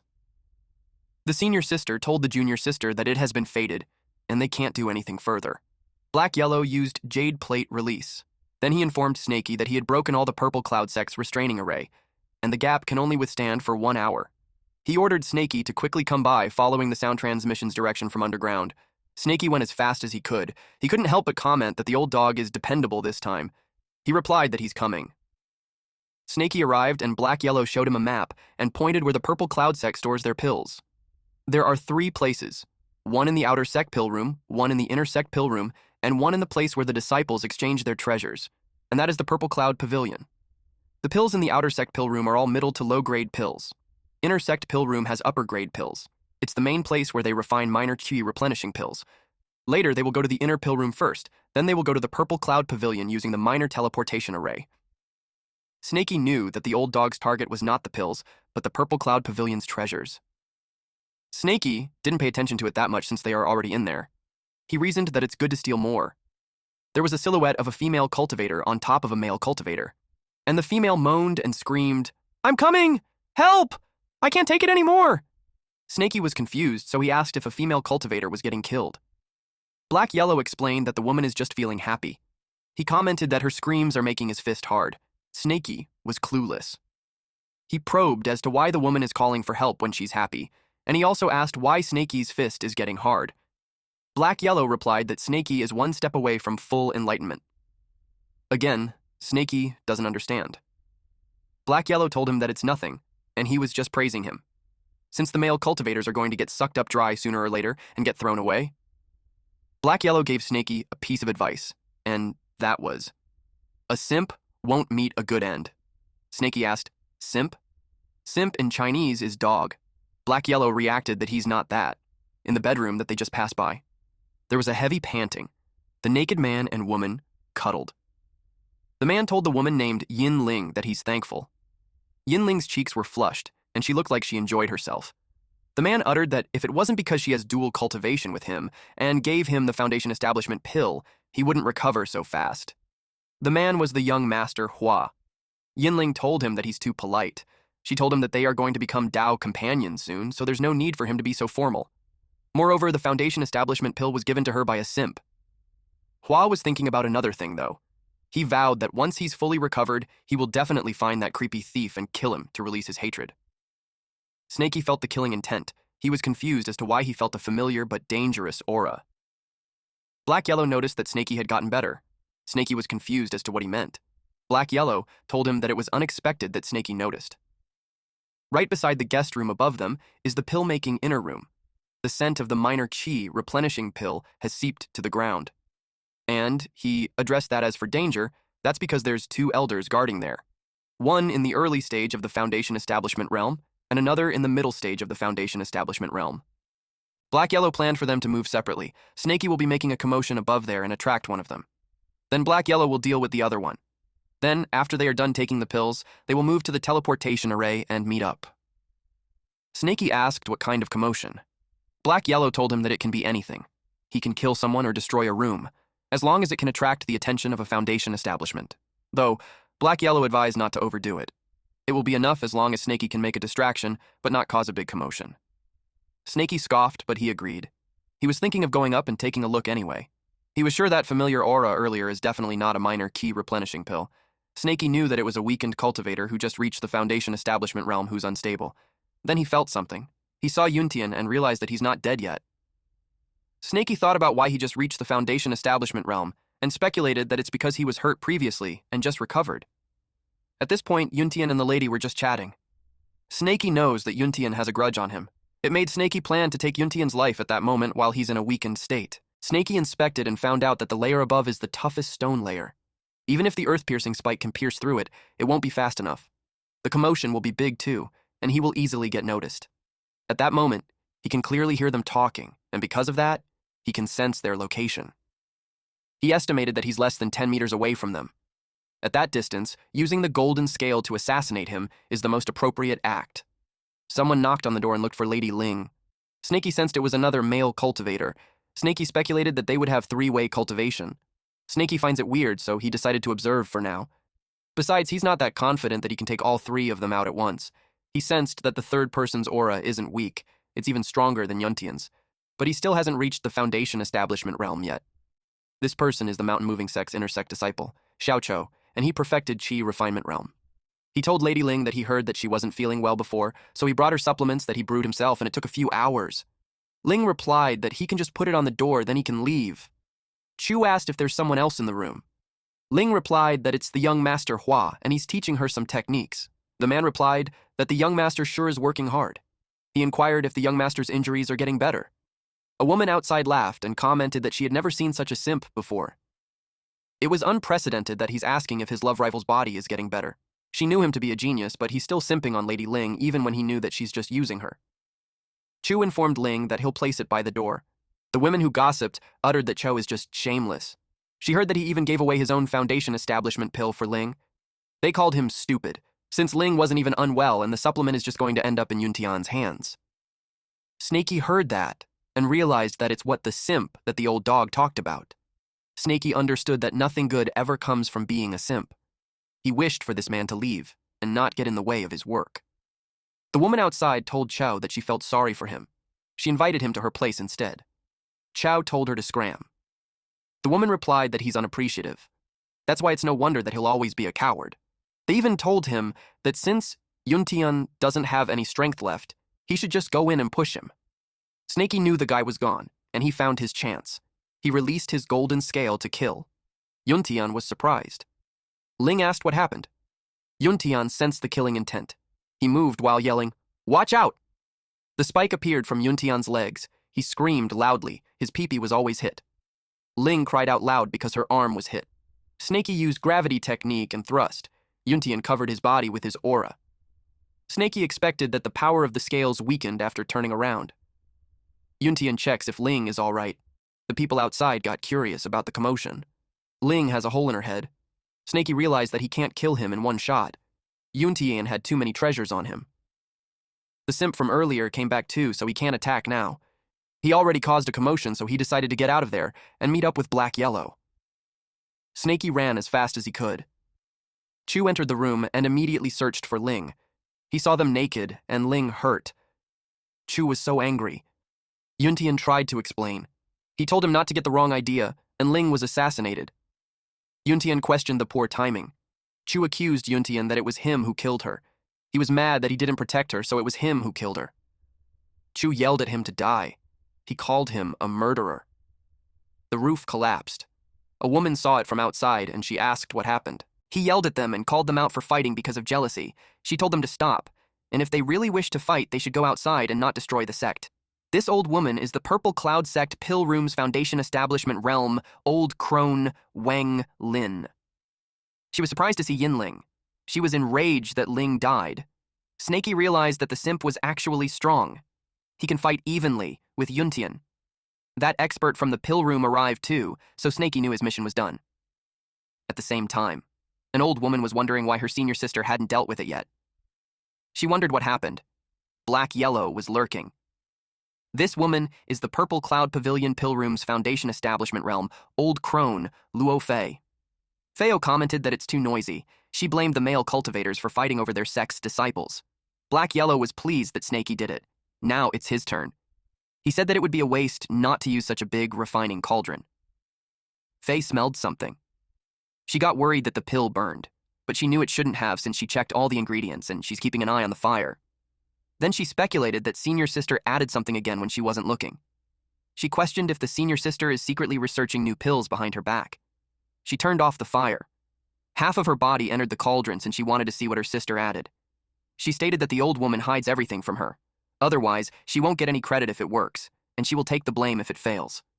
Black Yahello pushed the woman inside the cauldron. Faye was surprised. She yelled at who it was. Black Yahello was grateful that he observed in advance and knew about the two old women. With that, he set to take the pills. He used fireball technique and lit the cauldron. Faye kept screaming on who it was. She yelled to be let out. Black Yahello told her to keep screaming. He shared that there's a fight outside, and no one will come to her aid even if she screams. Snaky appeared. He was surprised to find out that Black Yahello locked the foundation establishment in the cauldron. Black Yahello told him that they will talk later. For now, they grabbed the stuff first. Snaky was surprised to find that there's so many pills. He exclaimed that they are rich. He kept the pills and brought back the ingredients for Snowy. Black Yahello commented that it's rare to see Snaky being so loud. It made him feel that the trip was worth it. Faye realized that the ones who locked her inside the cauldron are pill-stealing thieves. She vowed to kill them. Snaky replied that he might not have the courage, but he has fireball technique. He increased the flame on the cauldron, which made Faye scream out loud. Black Yahello felt proud of his disciple. Faye used purple cloud golder spell, burst. Snaky panicked since it's going to explode. Black Yahello asked him what he's panicking for. He told him to go look. The mystic yellow bell covered it up. Snaky was surprised that Black Yahello fixed the mystic yellow bellow that he obtained from the heavenly puppet sect. Black Yahello stated that not only he fixed it, he even strengthened it. They head to the minor teleportation array outside the purple cloud pavilion. But then, a loud bell rang. Snaky panicked. He thought that the old woman escaped from the cauldron. Black Yahello told him that it was the sound of the mystic yellow bell. It's the purple cloud sect's emergency bell. He uttered that it shouldn't be happening, since there's no way that they would notice so quickly. He asked Snaky if Snaky had caused too much commotion. Snaky replied he didn't, that he just killed someone. That was unexpected, but Black Yahello didn't pay attention to it further. Snaky expressed that he had a bad feeling. He told him that they shouldn't go to the purple cloud pavilion and they should just escape. Black Yahello argues that they already arrived at the teleportation array. He spent a lot of spiritual stones and ingredients to set it up. It can pass through the purple cloud pavilion's restraints and teleport over short distances. Their plan was to go to the purple cloud pavilion while everyone's distracted by the pill room. Snaky argues that the bell sound is clearly not what Black Yahello expected, since it came earlier than planned. Snaky emphasized that when one thing goes wrong, everything falls apart. He didn't want to take the risk. Black Yahello asked Snaky if Snaky would just toss him after he had used him. Snaky persuaded Black Yahello to trust him in his judgment. He promised him that if he trusted him, they would leave immediately, and if he doesn't, he will use the puppet beast to accompany him. Black Yahello was annoyed. Then Black Yahello asked him why he thinks that something had gone wrong. He asked him if he had evidence, or if it was just purely intuition. Snaky replied that it was his intuition. Deep down, Black Yahello knows everything has its risks. If there's no risk, there's no point to rob and cultivate. Black Yahello likes that kind of dangerous cultivation path. Never mind a 90% chance, he'd take the risk even with just a 30% chance. This is also the reason why Black Yahello was able to rise from immortal to the world's top existence. But because of that, Black Yahello had his body destroyed. He went from being the heavenly wandering demon to what he is now. Black Yahello thought that he should learn something from Snaky. He decided to believe Snaky for once. But since the array has been placed, he suggested that they shouldn't waste it. If Snaky is using a puppet, he decided to use one too. They activated the minor teleportation array. Their puppets arrived at the Purple Cloud Pavilion. Black Yahello told Snaky to search for what they need and make it quick. Snaky whined that teleportation made him dizzy. Snaky looked around and saw that each middle-grade minor QE replenishing pill costs 50 contribution points, while an upper-grade minor QE replenishing pill requires 70 contribution points. Then, a foundation establishment pill costs 10,000 contribution points for one. Snaky was amused to find out that everything can be exchanged with contribution points. He uttered that human cultivators have exceptional advantages, unlike the demonic beasts. Meanwhile, Black Yahello struggles getting an item. Snaky asked if he found something. It was an item that Black Yahello left in the past. Black Yellow told Snaky that he released some of the restrictions, and Snaky should take a look if there's anything he wanted, and to grab it quickly. He told Snaky to stop staring at the pills. He suggested a mountain-connecting deep ravine that costs 300,000 contribution points, which is really suitable for Snaky to cultivate. Snaky replied that he's coming. Snaky thought that the pills that they collected in the pill room are enough for him to cultivate until the perfected spirit awareness realm. He knew he'd waste too much time if he got greedy. He decided to take this time to learn some new techniques in case the puppet is unable to bring the jade scroll out. Black Yellow saw something. It was a treasure gourd that costs 20 million contribution points. With that amount, he expected it to be a golden core treasure. Black Yellow decided to take the most expensive one, just in case. The restriction was quite hard to release. He struggled. Meanwhile, Snaky felt that his head was getting heavier. He didn't know that Black Yellow was unintentionally stepping on him. He thought his brain was growing. Black Yellow's puppet got the item. Black Yellow noticed that the array is broken. He told Snaky that there was an ambush and to quickly cut the connection. Black Yellow grabbed Snaky and used Earth Traversal technique. Snaky asked what happened when he hadn't finished reading it. Black Yellow replied that someone strong is coming, and that person is in the Golden Core realm. So they had to run. The woman is Purple Cloud Sect's ancestor, Hiluohua, and she's in the early stage of the Golden Core realm. She uttered that they are making a fool of themselves by showing her a mere teleportation array. She held with her powers the puppets and asked them what they had come to the Purple Cloud Sect for, but she noticed that they aren't resisting at all. She learned that it was a puppet beast. She got furious that they tricked her. She claimed that no one would be able to leave. She activated the Mountain Protection Array and sealed off all the Purple Cloud Sect's exit. She strictly ordered that not even a mosquito will be let out. Then she called all the disciples to assemble at the plaza. While running away, Snaky expressed that it's too bad that he only managed to read half of the mountain-connecting deep ravine. Black Yellow admitted that he miscalculated, but he was grateful that Snaky is smart, and they only sent a puppet which they can just remake. Snaky remembered that Black Yellow told him that the Golden Core realm won't interfere. Black Yellow replied that no one expected that the Purple Cloud Sect is crazy. He didn't expect to attract the ancestor just by stealing pills. The Golden Core ancestor's lifespan is at their end. Every time they come out, it's consuming their life. By rights, they will only appear when the sect is in great danger. Black Yellow was thinking how close it was. He was thankful that his idea hit him and was able to take the most expensive gourd. If he directly takes the demonic mirror, they will most likely suspect his identity. Black Yellow noticed that something was wrong. Snaky asked what it was. Black Yellow cursed after realizing that not only did they triple the array, they also changed the layout. Snaky inquired if they can still go outside. Black Yellow replied yes, but they have to decipher it again. It will take at least 1 hour. Snaky was surprised to hear that. He asked if they could forcefully break it using his golden scales.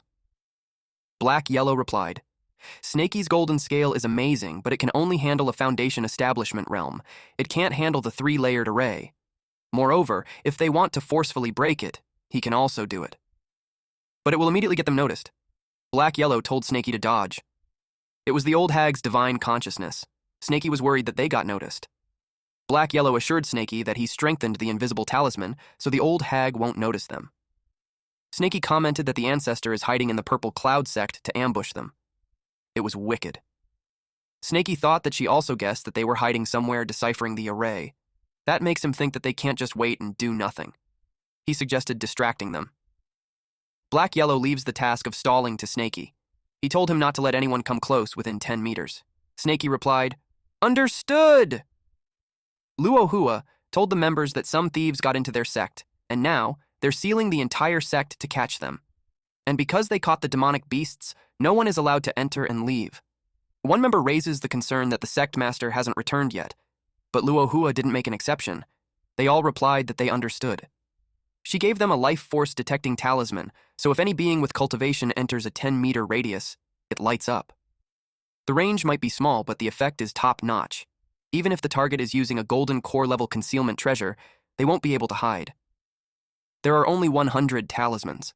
After the Foundation Establishment elders receive theirs, the rest will be distributed at random. She instructed those with the life force detecting talismans to go and locate the demonic beasts and destroy the talisman as soon as they found it. They will be awarded with 300,000 points. They all did what was instructed. A woman expressed that even though 300,000 points is tempting, she didn't want to take the risk. The other woman told her to stop complaining, because if she's heard by the elders, she will get punished.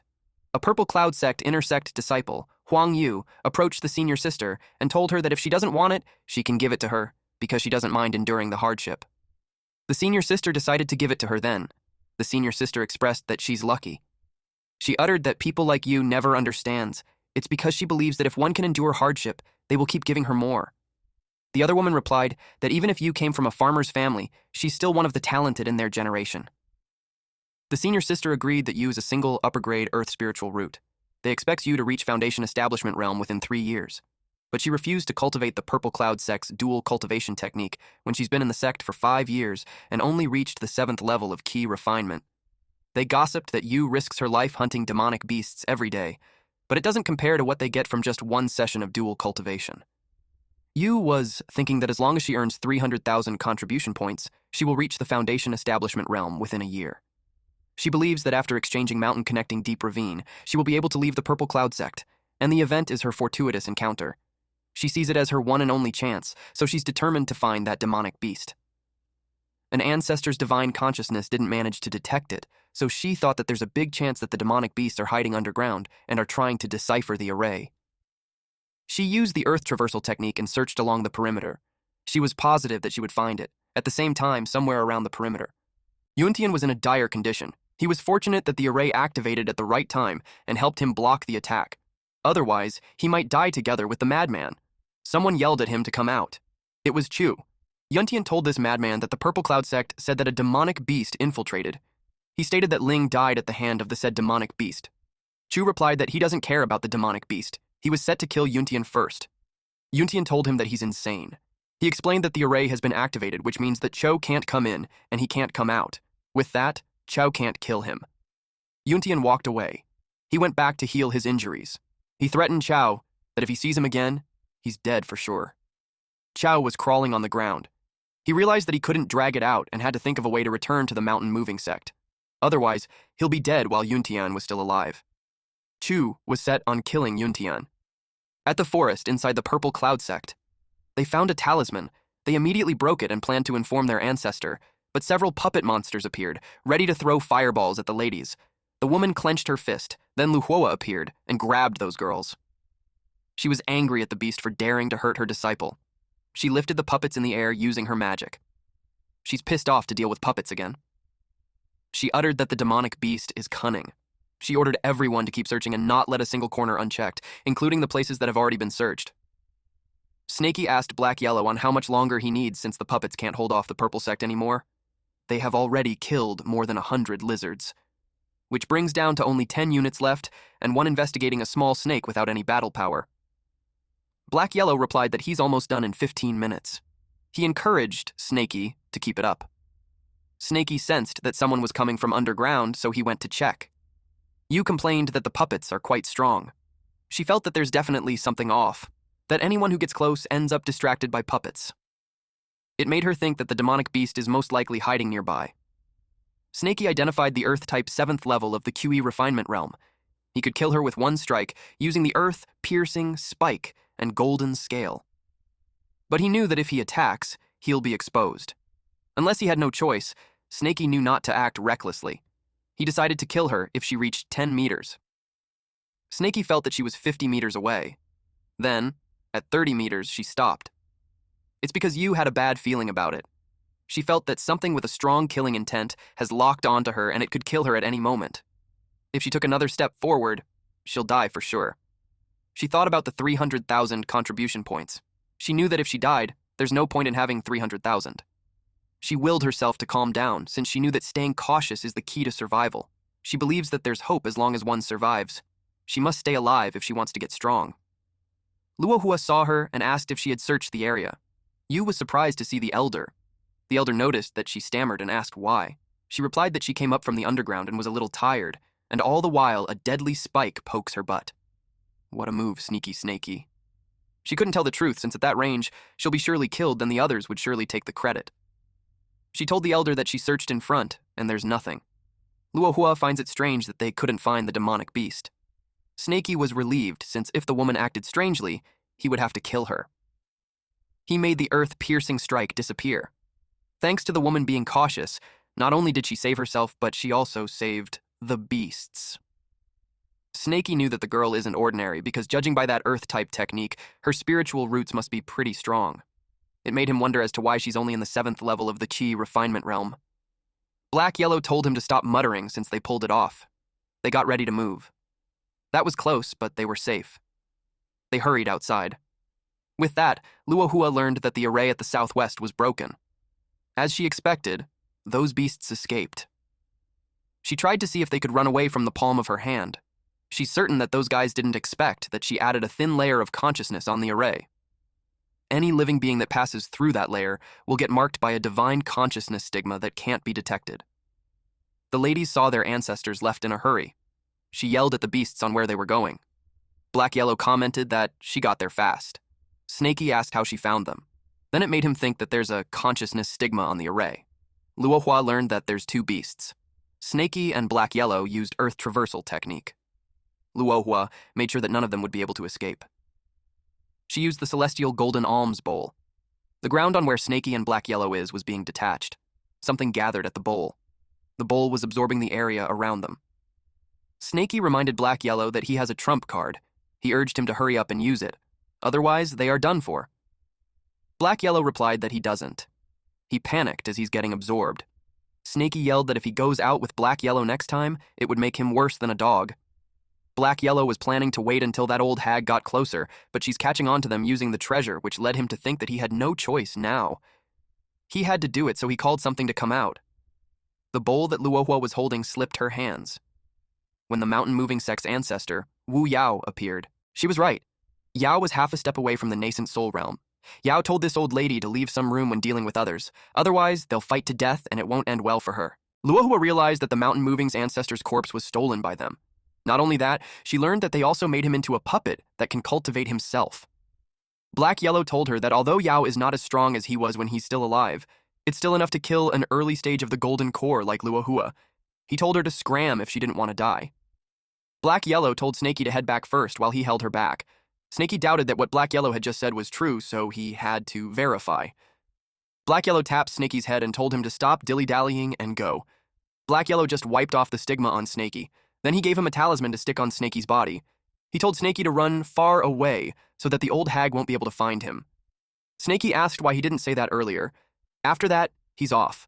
Luohua thinks that the dog is trying to scare her, but she knew that the moment the corpse appeared, her celestial golden alms bowl broke apart. Black-Yellow sighed. Black-Yellow glanced at her. He wondered why the old hag isn't going away. He wondered if she's really going to fight.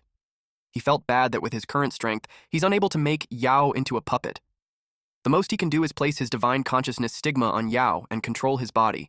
He can also circulate the remaining golden core in his body to cast a technique that might scare people off, but he can't do anything else. Black-Yellow knew that the golden core inside Yao was barely the size of a nail, and Black-Yellow already used half of it just to bring out the celestial golden alms bowl. What's left is only enough for him to cast 3 more techniques, and since he's not an Earth-type spiritual root, he can't perform high-grade Earth techniques. He's afraid that he'll be discovered too quickly. Snaky finds it weird that Black-Yellow hasn't shown up yet. He knew that if what Black-Yellow said was true, that the corpse is so strong, then it could easily kill that old hag. It made him wonder as to why Black-Yellow made him run away. That's when Snaky realized that Black-Yellow lied and he's in danger. Snaky knew that he can't just leave him behind and run off on his own. He also pondered that if Black-Yellow's words were a lie, just going back meant asking for death. And that maybe Black-Yellow is strong, and he would just hold him back if he returns. Snaky slapped his face and told himself that he can't keep making excuses for his weaknesses. He decided that no matter what happens, he won't leave Black-Yellow behind and run away by himself. Secondly, he won't recklessly seek death either. With those 2 things in mind, he needs to figure out what he can do. They were in a standoff. Luohua knew that the stalemate wasn't getting them anywhere. She decided to launch a small attack to test out Yao. She released a purple cloud silver needle. Yao yelled that the old hag is seeking death for herself, and she shouldn't blame him for it. Black-Yellow decided to start with a flashy spell to throw her off. Then he planned to make a quick escape while she's distracted. Luohua was surprised that the silver needles got corroded. Then, Yao created a monster-like mist. Luohua knew that there's no way that the mountain-moving sect's ancestors knew that kind of technique. She had determined that he must be a demonic cultivator. Yao replied that no one cares about the righteous path or demonic path. He claimed that if it can kill people, then it's a good path. With that answer, Luohua determined that he's a demonic cultivator. She planned to eliminate him to protect the righteous path. She used primordial golden light burst. Yao replied that she's too weak. When the mist disappeared, she was surprised to see him gone. She was pissed that she was tricked. Luohua noticed that the enemy used stealth. She then used the 1,000-layered divine consciousness array. She was determined to kill the enemy. Black-Yellow didn't expect her to have a wide divine consciousness technique. He knew that it's impossible to guard against that which rendered stealth useless. And with the old hag's speed, he knew that she'll catch up to him soon. Black-Yellow knew that the purple miasma plague is still too weak. Except for the small amount of power at the beginning, everything that follows is just for show. He's aware that he needed to use a stronger attack to hold her down longer. He thought that the technique is Rashomon, but realized that it's too strong. He's afraid that the golden core will be exhausted before he even manages to cast it. Black-Yellow sensed the parade of 100 ghosts. He knew that it isn't good either since an earth spiritual root corpse can't cast it. He determined that he had to do it himself. But Black-Yellow's powers still haven't recovered yet. But to his surprise, a sword appeared in front of him. Luohua called him a bastard and asked where he's running to. Black-Yellow recognized that the technique was 9-mist unparalleled sword. Black-Yellow knew that if his earth traversal technique was as fast as Snaky's, he would have escaped long ago. He decided to gamble again. Black-Yellow made Yao inhale deeply. Then he used the soul suppression requiem. Luohua uttered that the old dog is too demonic and must be killed. She used 9-mist unparalleled sword to slash him. Black-Yellow ran as fast as he could. His body starts to disintegrate because of the attack. Black-Yellow learned that the old hag is dead set on attacking him even if he gets hurt. At this point, Black-Yellow is also gravely injured, and if he takes 2 more hits, he's finished. Even if his essence soul can escape, he will have to go into slumber for 1,000 years. The drain from casting a cross-spiritual root technique drove him crazy. That technique had depleted 1/3 of his golden core, and if he used it 2 more times, it would be completely wiped out. Luohua used a technique called 3 pure evil killing. Black-Yellow knew that was bad, but something from the ground deflected the sword. Black-Yellow was shocked by Snaky. Even Luohua was surprised that it created a dent on her treasured sword. She wondered what hidden weapon it was. Luohua knew that, because she placed a stigma on him, he wouldn't be able to escape anyway. Black-Yellow saw her fly away. Snaky appeared in front of Black-Yellow. Black-Yellow scolded him because he already told him to escape. He asked him why he returned. Snaky asked Black-Yellow if he could control the puppet. Black-Yellow asked if he's talking about the mountain-moving sect ancestor. Snaky replied, yes. Black-Yellow told him that since Snaky learned the puppet technique, of course he can control it. And with the level of divine consciousness, his body might collapse just from controlling it for a little while. Snaky expressed that since he and the mountain-moving sect ancestor are both earth spiritual roots, he wanted to give it a shot. Black-Yellow told him that he definitely won't be able to handle it by himself. He offered to assist him and try, but Black-Yellow warned him that he has to cooperate with him, that if they're out of sync, they will be both finished. He plans to slowly transfer his divine consciousness to him. Snaky was determined. Then, it looked like he was in pain. Black-Yellow told him not to force himself, that if he really can't handle it, he should dissolve the divine consciousness immediately and escape. Black-Yellow told him that the golden core inside the puppet can still cast 2 techniques. It should be enough to cover his retreat. Snaky insists that they will leave together. He urged Black-Yellow to hurry up and think of something. Snaky bled through his eyes and mouth. Black-Yellow has a divine exploding pill that can boost Snaky's body and divine consciousness for a short time, but the side effects are brutal. If it doesn't work, he's afraid that Snaky won't even have the strength to escape. Snaky insists that he knows what he's doing.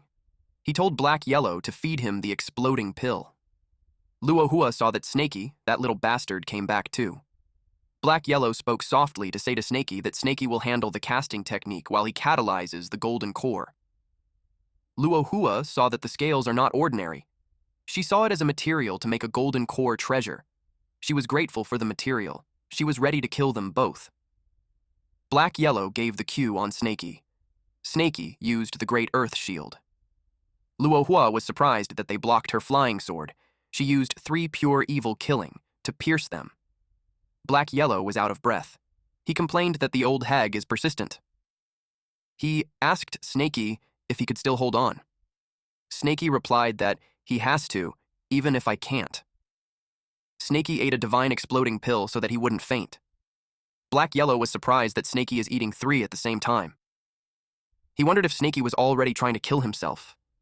But Snaky replied that it was just his instinct. It's telling him that he can do it. And at this point, we see this huge purple dragon aura that is manifested through our boy. He told Black Yellow to catalyze the golden core, and he'll cast a technique. He prayed that his divine demonic cauldron would be able to withstand it. Otherwise, they will all die there. Yao exudes powerful energy. Luohua was concerned about that commotion. Something from the ground appeared a centimeter in front of her. It nearly got this old hag. It was the earth-piercing strike, the same one that Snaky used to poke the lady's butt earlier. But this time, it's really freaking huge. Luohua stepped back. When she saw the earth-piercing strike, she couldn't believe it. It was huge, which made her think that it was clearly a mountain. She felt relieved that she activated the protection technique beforehand. She cursed at them for making her miserable. Snaky used another earth-piercing strike. Even him, he was surprised that he can still go on. Our boy is on a roll. I just hope nothing bad happens to him while trying to break his limits. Snaky released several earth-piercing strikes. Our boy is really determined to kill this old hag. Luohua commented how endless it has become. Black Yellow notices how the earth-piercing strike is being cast one after another. It is what he expected of the finest grade earth spiritual root. The depletion of the ancestor's golden core is less than when Black Yellow was controlling him.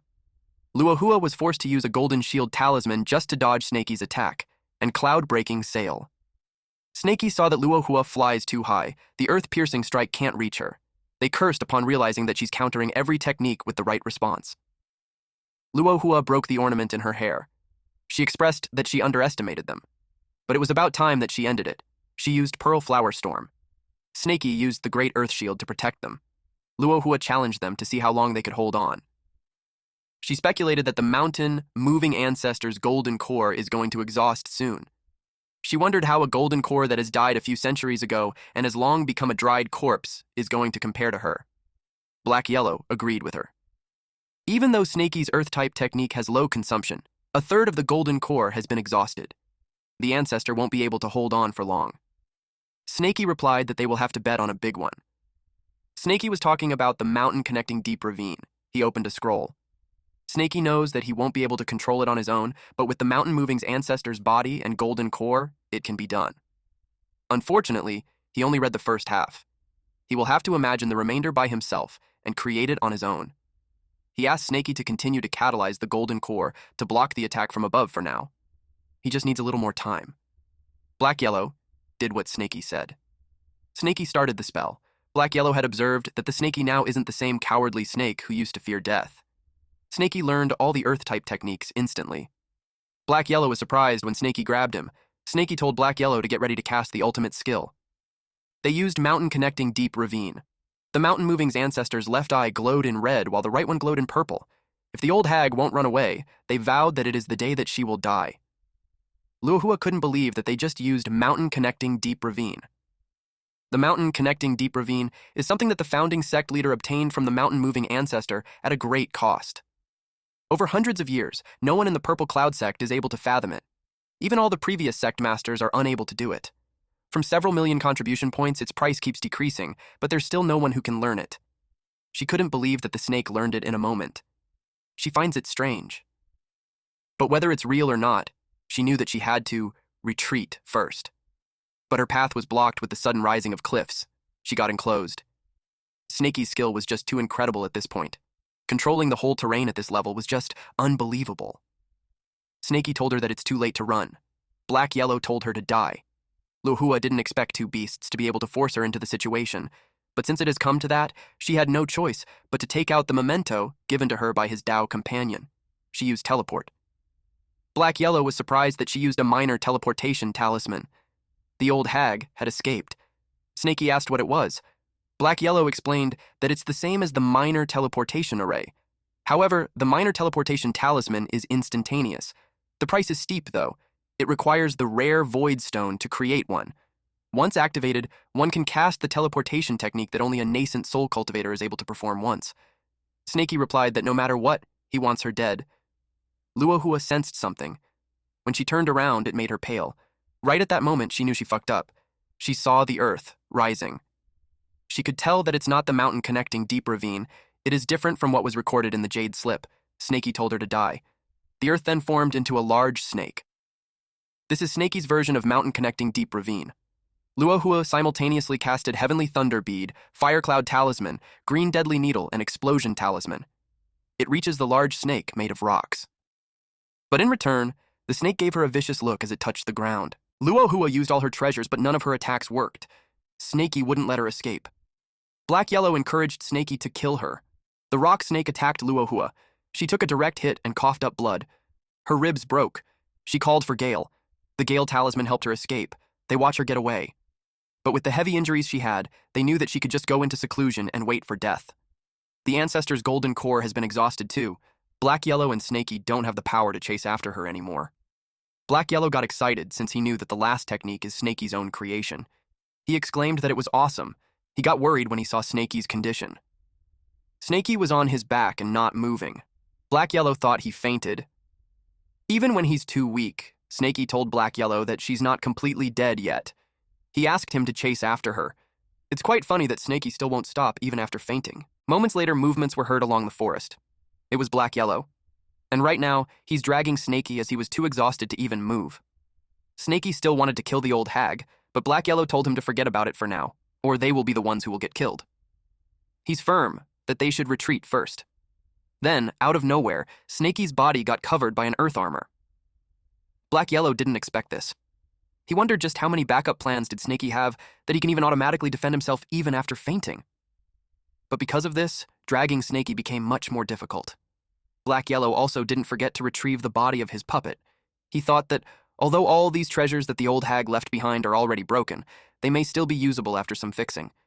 And after a few more minutes, the voices of the disciples of Purple Cloud Sect were heard. The reinforcements are here. Black Yellow promised to Snaky that sooner or later he will turn this battle around. But for now, they need to survive first. Black Yellow and Snaky vanished as he used stealth. At the same time, Purple Cloud Sect's sect master, Shen Qingzhu, found their ancestor barely able to retreat. But the old hag's first command was to still find and chase the demonic beasts. Everyone, listen to the order. Search the mountain immediately. The old hag was desperate that she even wanted them to search underground just to find Snaky and Black Yellow. Qingzhu told them that she'll bring the ancestor back to the sect to heal first. Then she reiterated that every elder and disciple should listen to the order and search the mountain to find the demonic snake and dog, dead or alive. And whoever finds them will be rewarded with 300,000 contribution points. Everyone acknowledged the sect master's word. One woman told her sisters that the demonic beast almost killed an ancestor who is in the Golden Core realm. She uttered that they are basically seeking death if they go now. One replied that the demonic beast is scary, and they won't be able to fight it, but they can't disobey the sect master's order, so they decided to put on a show. A week later, the news about the Purple Cloud Sect spread like a storm, engulfing the entire southern city of Chu Country. People talked about how mysterious demonic beasts infiltrated the Purple Cloud Sect deep in the night to steal the pills. The public knew that those beasts were being hunted by the fifth-generation ancestor. However, the ancestor was unable to defeat them and got gravely injured and retreated. Another breaking news is that a snake and a dog stole the Mountain Moving's ancestor's corpse into a puppet and was used to defeat the Purple Cloud Sect's ancestor at the Mountain Moving Sect. Someone was enraged that the ancestor's corpse was stolen. He ordered to raise the bounty by tenfold and retrieve the ancestor's corpse. At the Carefree Sect. Yangzi commented that the dog and the snake were interesting. He gave it 10 points. He assumed that it was them who destroyed his clone back then. Yuntian replied that back when he was hunting the elephant, they lost a lot of disciples, and puppets and earth-piercing spikes were involved too. Yangzi told Yuntian to go contact the Snake Catcher Sect's headquarters and ask them to issue a joint bounty. He commented that it has been a long time since it gets so lively. A poster of a snake and a dog was on the bulletin board. It announced that those who manage to catch them will be awarded 200 spiritual stones and 300,000 contribution points. Those who kill them will be awarded 300 spiritual stones and 800,000 contribution stones. That amount is unheard of. A young man told the guy that even a golden core got injured, but the man insists, saying that the fortune favors the bold. Meanwhile, at the border of Qin Country Geese Descending River official boat, the news about the Mountain Moving's ancestor becoming a puppet was reported. Qin Xuanji, the Heavenly Puppet Sect's great elder, also called the Thousand Puppet King, wondered on which genius it is to be able to cultivate their sect's puppet technique to such a level. He was curious, and if possible, he wanted to take them as his disciple. At Chu Country, southern region near Myriad Snake Valley, at the Snake Catcher Sect's Branch Hall construction site, Wenzro told his subordinate to relay the order to work faster and to try to complete it within half a year. Although Wenzro always had some lead about that snake and dog, the previous bounty was too low. So, he deemed that now is the right time to provide them with some leads. He noticed that, recently, the storm has been gathering at that place. It made him think that something big is about to happen. The divination also states that there will be a great misfortune. No matter what, once Wenzro got the reward, he planned to leave the place. And he thinks that no matter how big the problem is, it won't have anything to do with him. At Snaky's cave, Husky the Wolf King was worried that Snaky had been unconscious for a week. Snaky was groaning, so he thought that Snaky is having a nightmare again. Snaky was dreaming of the bad guys he encountered, and all of them were haunting him. Then a mythical creature appeared, asking Snaky if Snaky felt that he's never strong enough. He asked who this person was. It is the divine demonic cauldron. The dragon mist from the cauldron replied that it is not important who he is, that if Snaky wanted to become strong, he should reach the Foundation establishment. Once he reaches the Foundation establishment, the dragon mist promises to answer the questions. However, if he wants to reach the Foundation establishment, there's still a part of technique that is lacking. Snaky asked his senior if he could teach him the complete techniques. The senior replied that the complete technique is within Snaky's heart. He needs to comprehend it himself. Others won't be able to teach him. Snaky was surprised when the ground was breaking apart. The senior told him that the time is running out. The senior wished this descendant of his clan to comprehend it properly. He knew that Snaky's path would be 10 times harder than the others, but once he breaks through, Snaky will be 10 and even 100 times stronger than them. He reminded Snaky that the key to comprehending is to go against. Snaky woke up and jumped up asking what it meant. He was frustrated that the senior spoke in riddles. Snaky's sudden movement made his head hit Husky in the jaw.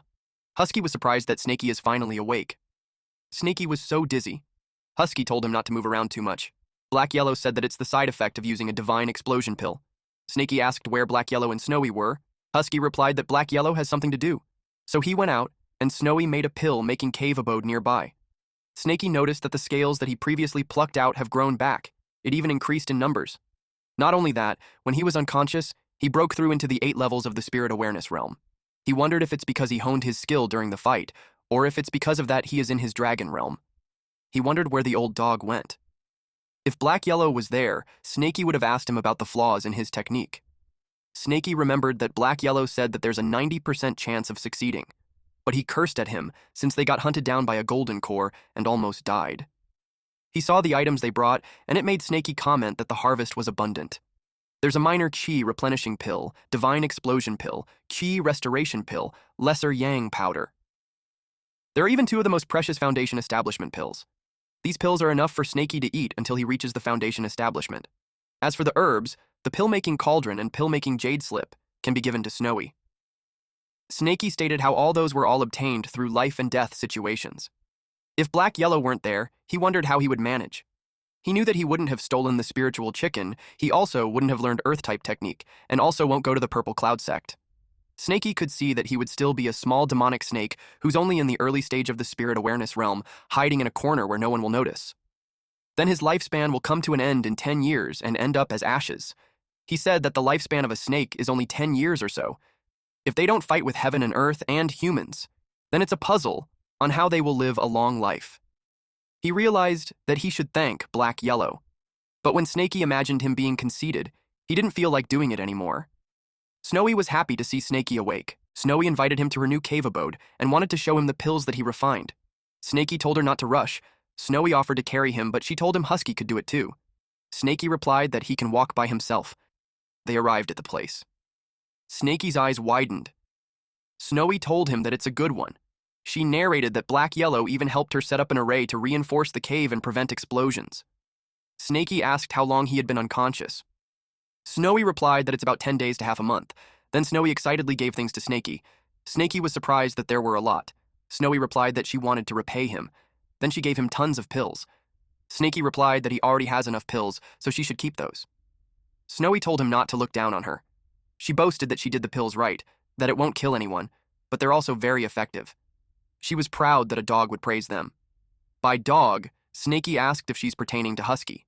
Since it doesn't look like Snaky believes Snowy, Snowy told him to have a sniff. Snaky did, and he realized that it had the aura of a strength enhancement pill. Snowy replied yes, and asked him if he wanted to try it. Snaky suggested that they should let the pig try it first. Snowy was confused. They looked at the pig pen, and Snaky assumed that Snowy raised those pigs to test the pills. Snowy replied that the place doesn't have any pigs. Snaky realized those weren't pigs. Snowy informed him that those are rats. Snaky was surprised. He asked why those rats are so big. Snowy replied that there's a simple explanation. She grabbed one rat and made it swallow a pill to show Snaky. The rat grew in size as it developed muscles. Snowy explained that demonic beasts prioritize body size during battles. When the body is big and strong enough, then one can defeat the enemy. Snowy explained that as long as the strength-increasing pill is consumed, even a rat can defeat a cat. She threw the rat back into the cage. Snaky was dubious that the pill can be considered a strength-increasing one. She told Snaky to watch the rat. The rat releases a powerful punch towards the wall. Snaky replied that it made sense now. Snowy encouraged Snaky to try it out. She tries to make him swallow a pill, but Snaky refuses and suggests that he has to catch a cultivator and have him try it first. Snowy told him that he can keep it for now since she has a bunch of others anyway. She also shoved him some minor ki replenishing pill, divine increasing pill, bone enhancement pill, and blood replenishing pill. Snaky looked overwhelmed, but he still replied that he'll keep it. Snowy noticed an insignia. Snaky explained that it's a secret insignia. It means that there are valuable items inside, so he can't show it to anyone. It looked like a skull, though.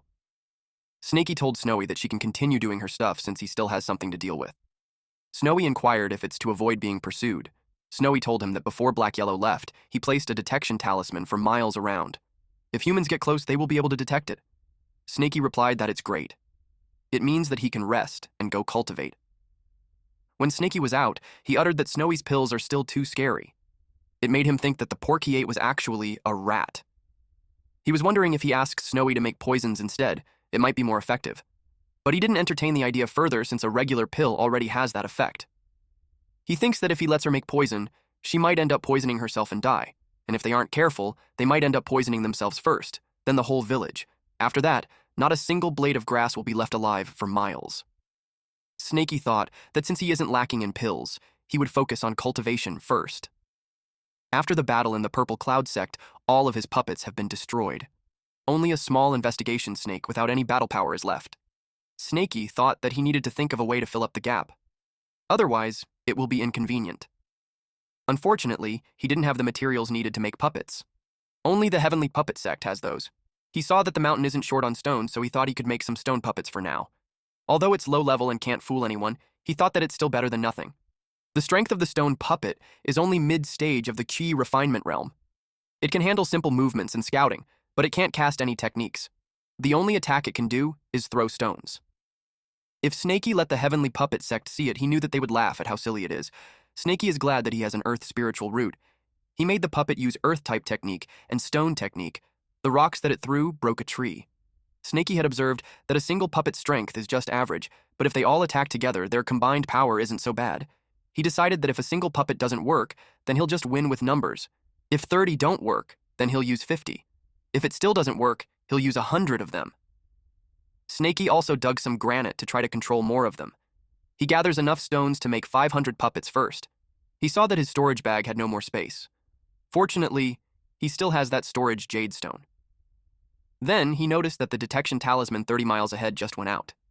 He was alarmed, especially since he doesn't know if it's a passerby or a cultivator. He released a puppet.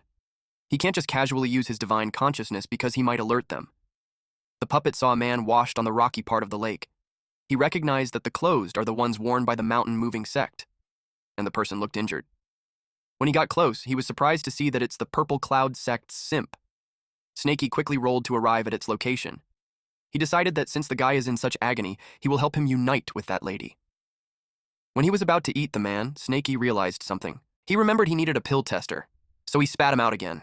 He thought it was such great timing. He saw that the man looked like he lost a lot of blood. He started off with a blood replenishing pill. He fed the guy the pill. It's his first time saving a human, so he counted that as doing a good deed. He saw the wound being healed. He was shocked that it's working already. He knew that the person's strength is incredible. He backed up just in case.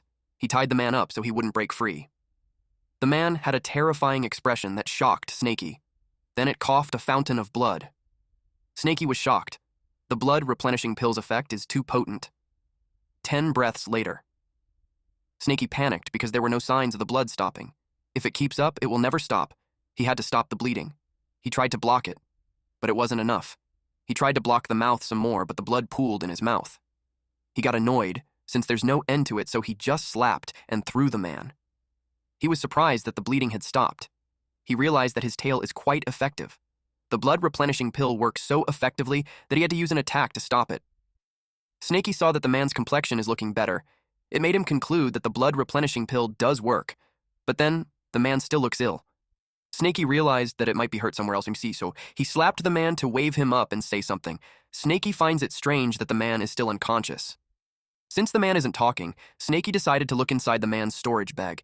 He was curious as to what kind of treasure this man is hiding to be scared of showing it to others.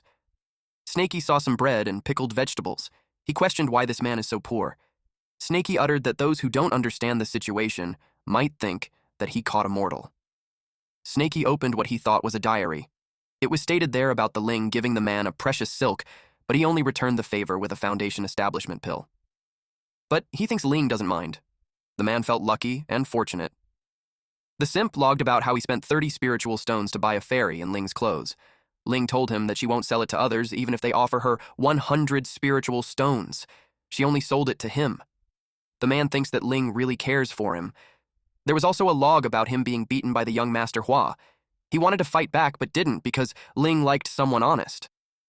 Snaky couldn't bear to read it anymore.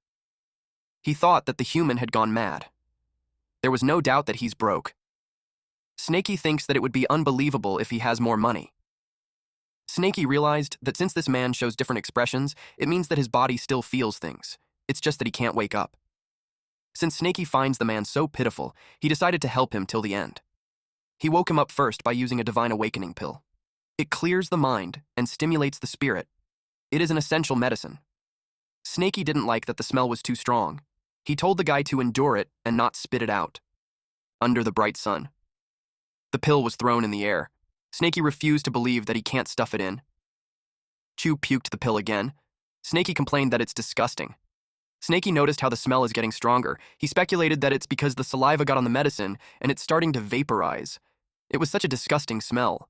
Snaky had to cover his nose with his tail. Then Chow started vomiting. Snaky was surprised that the guy had woken up. Snaky vomited because of how disgusting his environment is. He got worried because Chow won't stop vomiting, and if it continues, he might die from it. He took out the beast taming ring and was about to use earth traversal, but he vomited again. Chow asked Snaky to just give him a quick death. Snaky dragged him using the beast taming ring and replied that Chow should stop talking.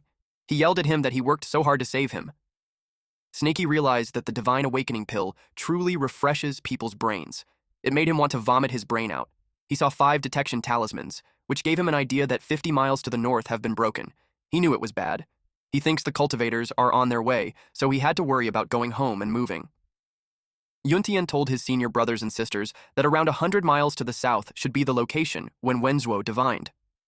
Yuntian is with Zhuan Yangzi's disciples, namely Wu Muchu, Wang Ping, Liu Fei, and Su Bei. Chu asked his junior brother Yuntian if he is all right since his arm just got attached. Bei hoped Yuntian's divination was accurate. He warned Yuntian not to let the trip go to waste. Fei replied that whether it's accurate or not, they will know once they get there. Someone agreed that she's right. Ping sniffed. It stinks. So much that it was hard for them to bear. They retreated and took a detour. Meanwhile, Chow was tied up and had difficulty breathing. Snaky saw Snowy and Husky. He immediately instructed them to pack their stuff and get ready to move. Snowy and Husky worked together to move things at once. In a blink of an eye, it was done, and Snowy informed Snaky that everything has been packed and they are ready to go. Snaky was surprised that they did it so fast. Snowy informed them that while Snaky was unconscious, the old dog rehearsed with them. Husky reported that he's ready too. Snaky was impressed that he pats Husky while saying that he's dependable. Cho was confused on what's going on. He questioned if he's still alive. Snaky assigned Husky to carry the pet. He replied yes to Boss Snaky. Meanwhile, in Cho's perspective, this is what he was seeing. Then, he questioned if he's the pet that they are talking about. Snaky informed that the pet was hurt, so he told her to give Chu medicine and let him have a good sleep while healing his wound. Snowy complied. Husky holds the head while she shoots the medicine in Cho's mouth. As soon as Chow swallowed the pill, he fell asleep instantly. Husky was surprised. Snowy reported to Snaky that she had finished placing the stealth talisman. Husky asked where they should go. Snaky replied that they will go to Mount Wu on the border between Qin and Chu. He had a hideout there. Husky was impressed with the backup plan. Snaky told them to wait because Black Yellow hasn't returned yet. Snowy replied that Black Yellow said before that if they are moving due to an emergency, there's no need to leave him a hint. He has his ways of finding them. Snaky agreed that with Black Yellow's skill, there's no way they can't find them. Snaky had learned that Black Yellow told them not to leave hints behind because he is afraid that they will get found out by the cultivators. He thought it was thoughtful of him. Upon realizing that, they thought of using that method to lay a counter trap. Husky replied that he knew a lot of good places on the mountain. Meanwhile, the cultivators face a boulder because according to Zhao Wenzhuo's divination, it should be in front. Faye asked why she couldn't see the entrance of the cave. She wondered if there's a concealing array. She used Mystic Sun Sword technique to break it. They were surprised to see that there's no one.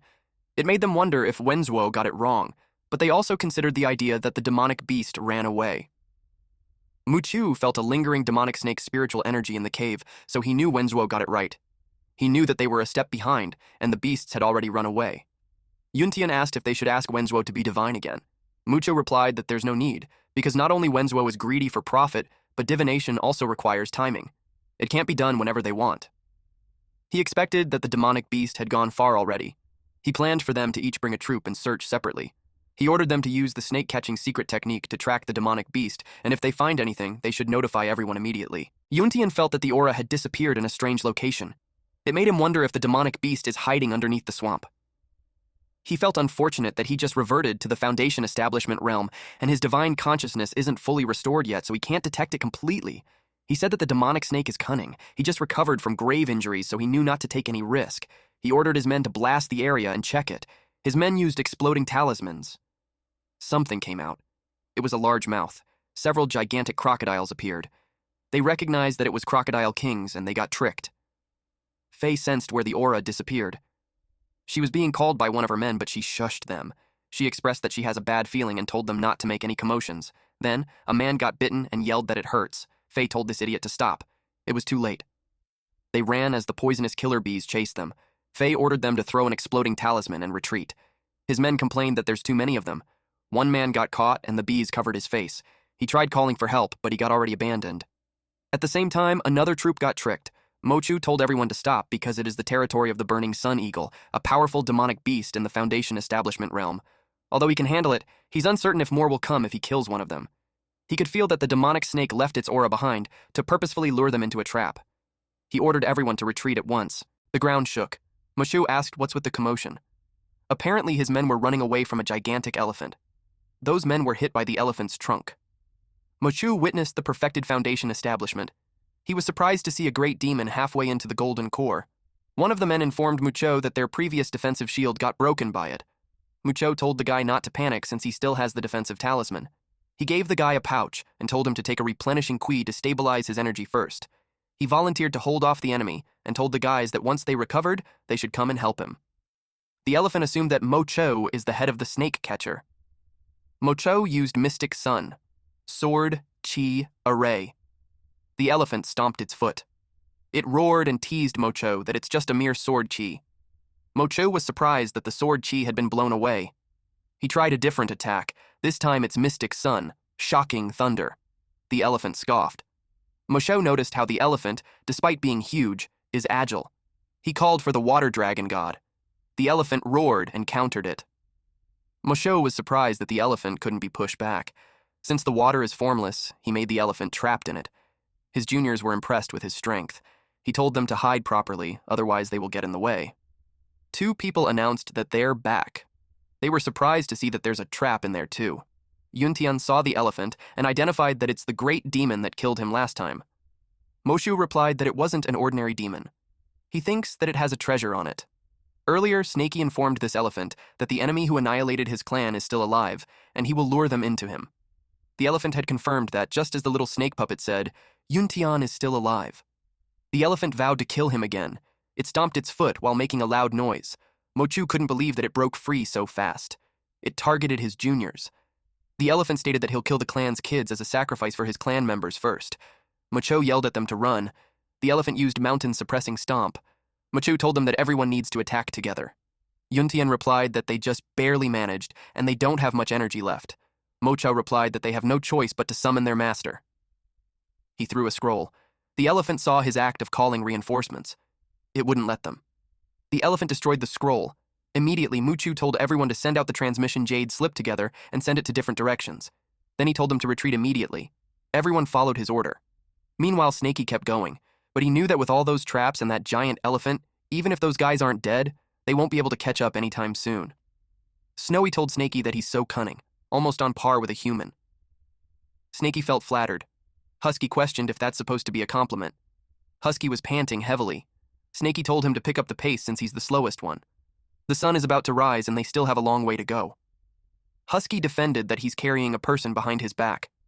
Meanwhile, Bay expressed that the demonic snake is too cunning. It killed 15 people on their side, and they couldn't just let it get away. Faye agreed. She uttered that the grudge can't be settled. He vowed to rip out the snake's tendons and crush its bones. Ping told him to stop, and at least few of them are fine. Ping uttered that if the eldest brother hadn't been there that day, they would have all been dead under that elephant's foot. Faye asked if they no longer need to chase the demonic snake.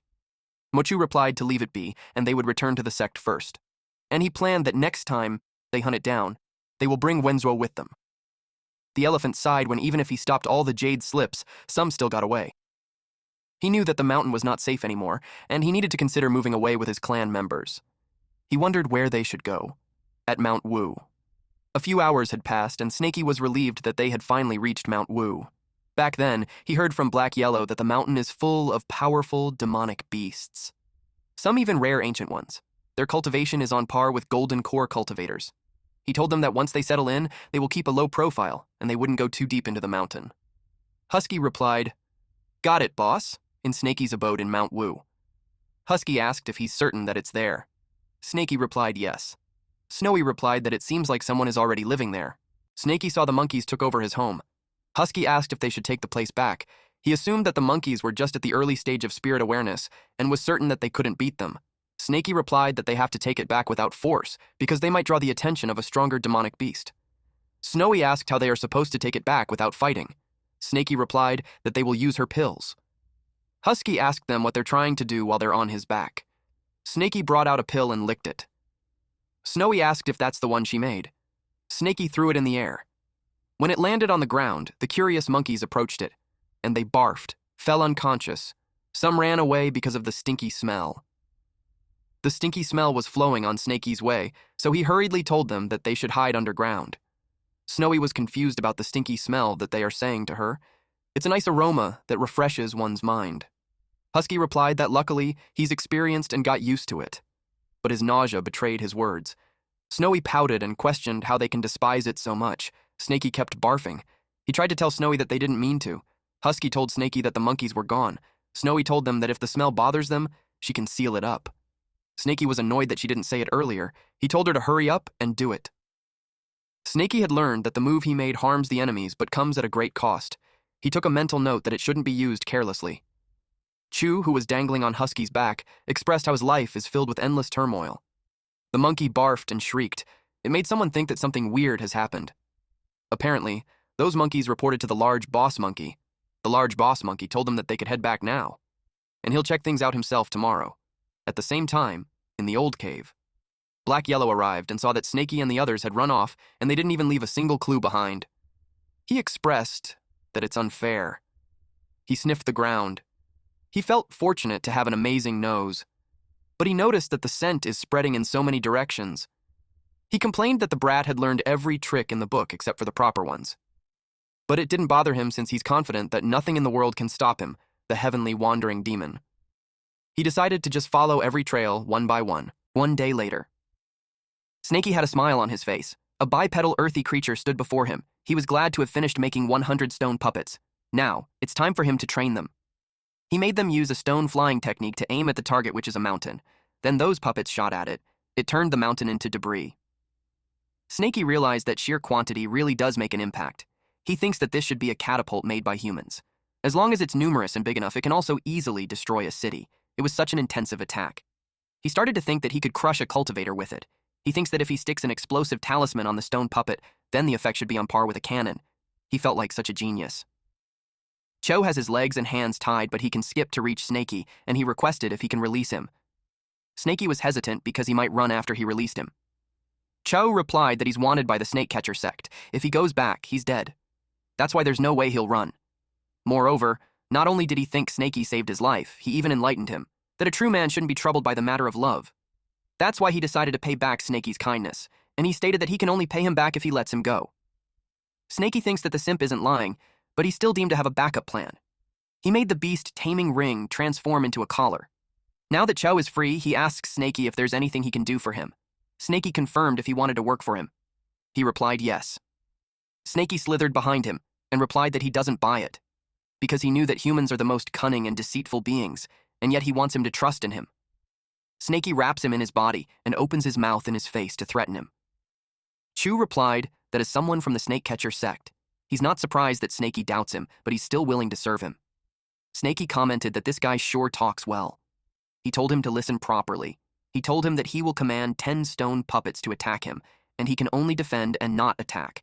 It is to test if he's going to survive. Chu asked what would happen if he survived. Snaky replied that he'll increase the puppets into 20. Loud sounds can be heard as the puppets attack Cho. One slapped him in the face. Snaky was annoyed that he only withstood 33 stone puppets attacks. He knew he didn't do his best. As someone who can fight at par with Luntian, it's questionable that he can only withstand that amount. Chu tried to answer, but it was gibberish. Snaky replied that it's enough blabbing. Snaky dragged him to Snowy and requested that she treat his injuries. Snowy happily obliged. Unbeknownst to them, someone was watching. It's the boss monkey. He knew that those guys were not ordinary, and if he wanted to take them back to his territory, he couldn't face them head on. He needed to find helpers. He thinks that it's best if he can make someone kill them in his stead. Half a month later, after cultivating for half a month, in addition to the bluff from the pills, he already reached the perfected 8 levels of the spirit awareness realm. Winter is coming soon, so Snaky has to go to seclusion to strive for the 9th level of spirit awareness. His goal is to reach the foundation establishment by next year's spring. During this half-month, Cho really didn't show any signs of running. He even helped Snaky hunt. But Snaky knew that if he went into seclusion for 3 to 5 days, he wouldn't be able to stop him if wanted to run. That is why he's considering beating him half dead and keeping him knocked out for a few days. Chu arrived and announced that he caught something good. Chu drags a black dog inside and states that the dog is quite aged and bald, which makes it great for nourishment. He said he'll heat the stove right away and they'll have dog meat. Snaky is surprised at what he saw. Black Yellow grinned at Snaky. Snaky was speechless. Cho asked why Snaky wasn't saying anything. He finds it strange because he usually gobbles up the hunt with a big grin. He's puzzled as to what's going on since Snaky doesn't even react when he offers to cook. Black Yellow commented that Snaky had grown up. He asked him if picked up a human pet. Chu was surprised that it can talk. Black Yellow replied that not only he can talk, he can bite too. And he did. Chu screamed out loud. Snowy, who was chewing herbs, heard it. Cho screamed for help while Black Yellow asked Snaky to help him tie up. He's annoyed that the human is thinking of eating dog meat, so now he's considering how to deal with him. He suggested slicing him up and throwing him into a hot pot. Chu yelled at Snaky that he can't just stand there and watch him die. He dangles on top of the pot and panics. He yelled that even if he didn't achieve much, he still puts effort. Snaky expressed that it would be a waste to eat him like that. Black Yellow agreed since the guy doesn't have much meat. He suggested fattening him up first. Cho felt relieved that Snaky was there to help him, but Snaky had suggested cutting off his limbs to taste it first. Black Yellow agreed that it's a good idea. Chu's soul left his body. That was enough teasing, and Snaky told Black Yellow that he already bit him and scared him, so it's enough to release him. Snaky expressed that he worked so hard to raise that pet. Black Yellow expressed that he's just helping him to be put in place since the guy might act out in the future. Snaky asked where he has been these days. Black Yellow replied that he had been digging graves, but unfortunately, those sects are heavily guarded. He only managed to rob the Purple Cloud sect. He showed him what he found. Snaky was surprised to see his old scales because he knew that the old hag took it. Black Yellow uttered that the old hag was killed by him. Snaky asked if that was true. Black Yellow asked him why he's surprised when the old hag is already in her last breath. That fight before had drained her lifespan. Even if he didn't step in, he knew she would have died within a half a year. And he thinks that it's about time for the Purple Cloud sect to fall. He shared that they either have no idea or are just scared out of their wits and pretending, but no one even noticed that their ancestor had died. Chu was shocked to hear that such a big thing happened. Black Yellow recognized him to be the famous simp. He told him that his glorious tale is being spread around in Purple Cloud sect. He argues that he was courting her seriously, so he's offended that they call it simping. And besides, the woman is already dead, so it was all in the past. He stated that he's walking down the right path and he's done being a simp. Black Yellow asked if that was so. Chow replied yes. He realized that as a human, he needed to have a backbone, so he can't just bow to anyone. Black Yellow laughed. Then he brought out Ancestor's ice coffin. Chu knew about it since Snaky told him. Black Yellow told him that it's not his ancestor. Black Yellow opened the coffin to show him who's inside. To his surprise, it was Linger, the one she had been simping from the start. Cho screamed in agony. He yelled at Black Yellow to give it back to him. Husky asked Snaky as to what led to that big commotion. Snaky hushed him and told him to just watch. Black Yellow retrieved the coffin. He told Chow to look at himself. It was contradictory of what he's saying, that he's not a simp, when he's even simping at a corpse. Black Yellow simply stated that a dog can never change its habit of eating shit. Snaky commented that it felt weird to hear it from a dog. Cho asked if he could give him the corpse. He begged that even a piece of Ling's clothing was fine. He leapt towards Black Yellow. He begged him, but Black Yellow kicked him in the face as a response. Snaky knew that Cho said that he's done simping, but now it's questionable. He had completely lost it. Snaky commented that it's too scary and he'd take it as a lesson. Black Yellow told Cho that he has such a good spiritual root. If he put his mind into cultivation, he would have reached the Foundation establishment years ago. He told him that it was such a waste of talent. Cho asked him what he should do. Black Yellow informed him that he couldn't be entirely blamed for it. The Purple Cloud technique is pretty sinister. It can plant a love goo unnoticed, and coincidentally, he's the kind of person who's easy to bewitch. Once he can use his willpower to get rid of the love goo's influence, he could reach the perfected Foundation establishment. That sparked curiosity in Snaky, so he asked him to elaborate on that. Black Yellow explained that the so-called Foundation establishment is the process of condensing the spiritual energy inside the body into a solid state. It will become a spiritual foundation, and the spiritual energy will flow continuously. Snaky replied that they knew about it. Husky asked if he should listen too. Black Yellow told him that he's talented and suggested that he go burn some firewood and cook some meat since he's hungry. Husky replied, okay. Snowy told Snaky that she'll go help Husky and requested him to relay the information later. Husky was cooking while thinking that with his talent, it would already be incredible if he's able to reach the Foundation establishment in that life, let alone perfected it. He expected himself to be a buzzkill if he joined the conversation, so he decided to hide his disappointment. The meat should be done. It smelled good that it made him drool, but in reality, Husky cried as he was hurt being set aside like that. Snowy covered his nose with a leaf and comforted him that it would be fine. But Black Yellow was aware of his surroundings. His silence made Snaky ask what he's pondering about. Then explained that Foundation establishment cultivators also vary some. Some are stronger, some are weaker. The main difference lies in their energy. He showed them a true key. It was color white. He told them that the majority of Foundation establishment cultivators' true energy is white, just like that. It's an ordinary normal Foundation establishment. He added that there are also some Foundation establishment cultivators with light blue-colored true energy. Those cultivators are normally peerless geniuses. They have strong spiritual roots, techniques, and willpower. And all those three elements are essential. Foundation establishment with blue-colored true energy is the perfect Foundation establishment. Chu asked about the strength of a perfect Foundation establishment. Black Yellow chuckled, then replied that in the same realm, one person can rival 10 people, and that isn't even an exaggeration. He was impressed. Snaky inquired if there's anything else above perfect. Black Yellow replied that the deeper the color of the true energy, the more perfected it will be. After light blue, there's dark blue, then purple. But in the entire world, there are only a few of them. The main reason is still the limitation techniques. In the entire world, there are only a few techniques that qualify to perfect Foundation establishment. However, the Heavenly Devil technique is one of them. He sarcastically expressed that he was curious on what kind of astonishingly talented and peerless person created the technique. Snaky expressed that the true creator of the Heavenly Devil technique must be an astonishing talent. He thought about Snowy's pills. Ordinary people won't be able to do it. Black Yellow uttered to remain humble. Deep inside, Snaky was annoyed that he's bragging. Cho commented that it sounded like a demonic technique, and the creator must have been not good. He suggested that the creator must be a scum. Snaky, Snowy, and Husky immediately hid behind a tree. Chu was confused with their behavior. He asked if he said anything wrong.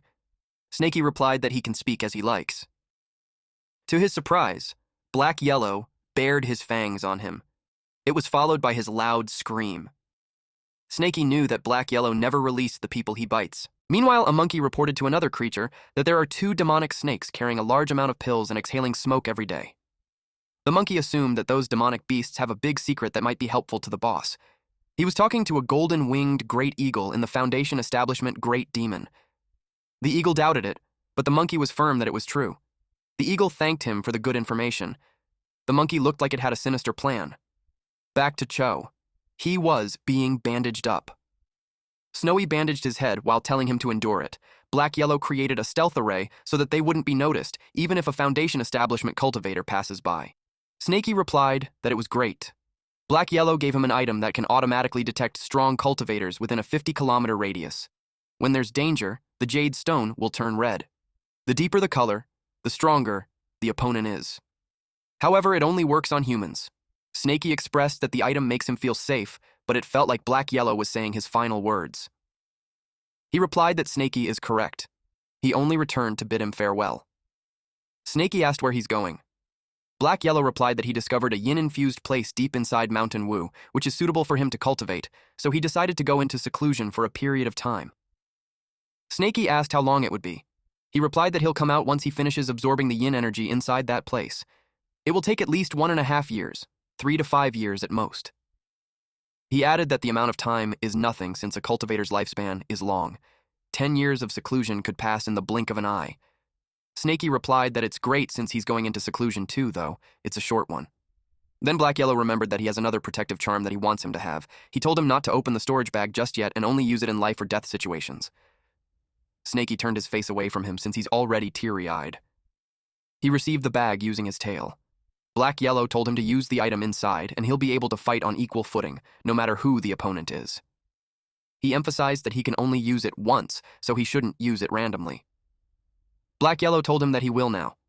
He hoped that the next time they meet, Snaky is already a great demon in the Foundation establishment. Snaky replied that he hopes so too. When Black Yellow was a few steps away, he yelled at him to wait for a moment. Black Yellow glanced behind him and asked what it was. Snaky had something to give to him. His jaw dropped when he saw the spiritual stones, and there were tons of them. He scolded the brat for being bad. He didn't expect him to hide so many treasures behind his back. Snaky replied that he's giving it to him now. Black Yellow grinned and commented that he's messing with him. I bet Black Yellow felt proud that the once cowardly snake he found in the forest is now able to hide something from him. With that, they expressed their gratitude and hope to meet again. That dusk, Snaky watches him leave. He thought, thanks, brother. Let's meet again. The sun was shining brightly. Cho saw that Snaky is finally back after being outside the whole day. He reported that Husky just left too. Snaky asked what happened. Cho told him that Husky couldn't bear to bid farewell to them, so he asked him to relay a message. He wanted to venture out on his own and hoped that by the time they meet again, he'll have the strength alongside him. Snaky felt down. He asked about Snowy. Cho replied that when Snowy found out, she chased after him. He asked if she went by herself. He was worried about her. Chu assured him that she's strong, but before he could finish his sentence, Snaky yelled at him to dodge. An eagle had just attacked him. The eagle saw that there was not even a cave abode or pills. It realized that the monkey just said that to trick him into dealing with its opponent. But nevertheless, it's still a win for the eagle if it gets to eat demonic snake meat. Cho told Snaky not to panic since it's not time yet. They used a golden shield talisman. Then Snaky grabbed Cho and dove under the ground using earth traversal technique. The eagle was surprised that they used a talisman, but it think lowly of that. Then Snaky noticed the claw's force energy. He used his golden scale to defend his body. The eagle noticed that its attack didn't work and decided to retreat. That was a close call. If Snaky didn't have the golden scales to defend himself, his tail would have been cut off. When he checked his body, it didn't have any scar at all. This time, Snaky got targeted by his natural enemy, and it's even a great demonic beast in the Foundation establishment. He questioned why it was him. Chu admitted he was frightened. He felt it was incredibly unlucky to have come across yet another powerful demonic beast at the Foundation establishment level. Snaky asked if he could handle the eagle, but Cho pointed out that it was a demon cultivator at the Foundation establishment stage, far beyond his current strength. So he questioned why Snaky thought he could possibly take it on. Snaky replied that Yuntian is also in the Foundation establishment, yet he was able to beat him up like that. Cho couldn't tell him that he only managed to burst out that strength because of Ling. and he was being looked down upon. Instead, he replied that if they worked together, they might actually have a chance. Snaky agreed. And since they are teaming up, Snaky suggests that he hangs him in a tree to use as bait. The eagle was confident that he'd break him into pieces, so it couldn't believe that it failed. It started to believe the monkey that the snake consumed pills and its entire body hardened as steel. It decided to wait since the snake is hiding. It had a technique on its sleeves that it could use if there's no other way. Although it would require the eagle to rest for a few days after using that technique once, a snake meat would still be worth it, and it's also a great nourishment. Chu saw that the great demon eagle was gone. Snaky saw it leave, but he knew they still couldn't go out. Chu doesn't believe that it's trying to lure them out. Snaky reasoned that in order to catch a frog, a snake can stay still for 3 days and nights, so a little wait like that was nothing. And at worst, Snaky thought that they could just drag it out. He was confident in his patience because he had never lost before when it came to it. He planned to dig a hole first, and they used that time to consume some pills to solidify his cultivation. Chu saw him and copied him by meditating and cultivating too. Snaky threatened him that if he disturbs him, he'd eat him. 1 hour later, the sky outside changed.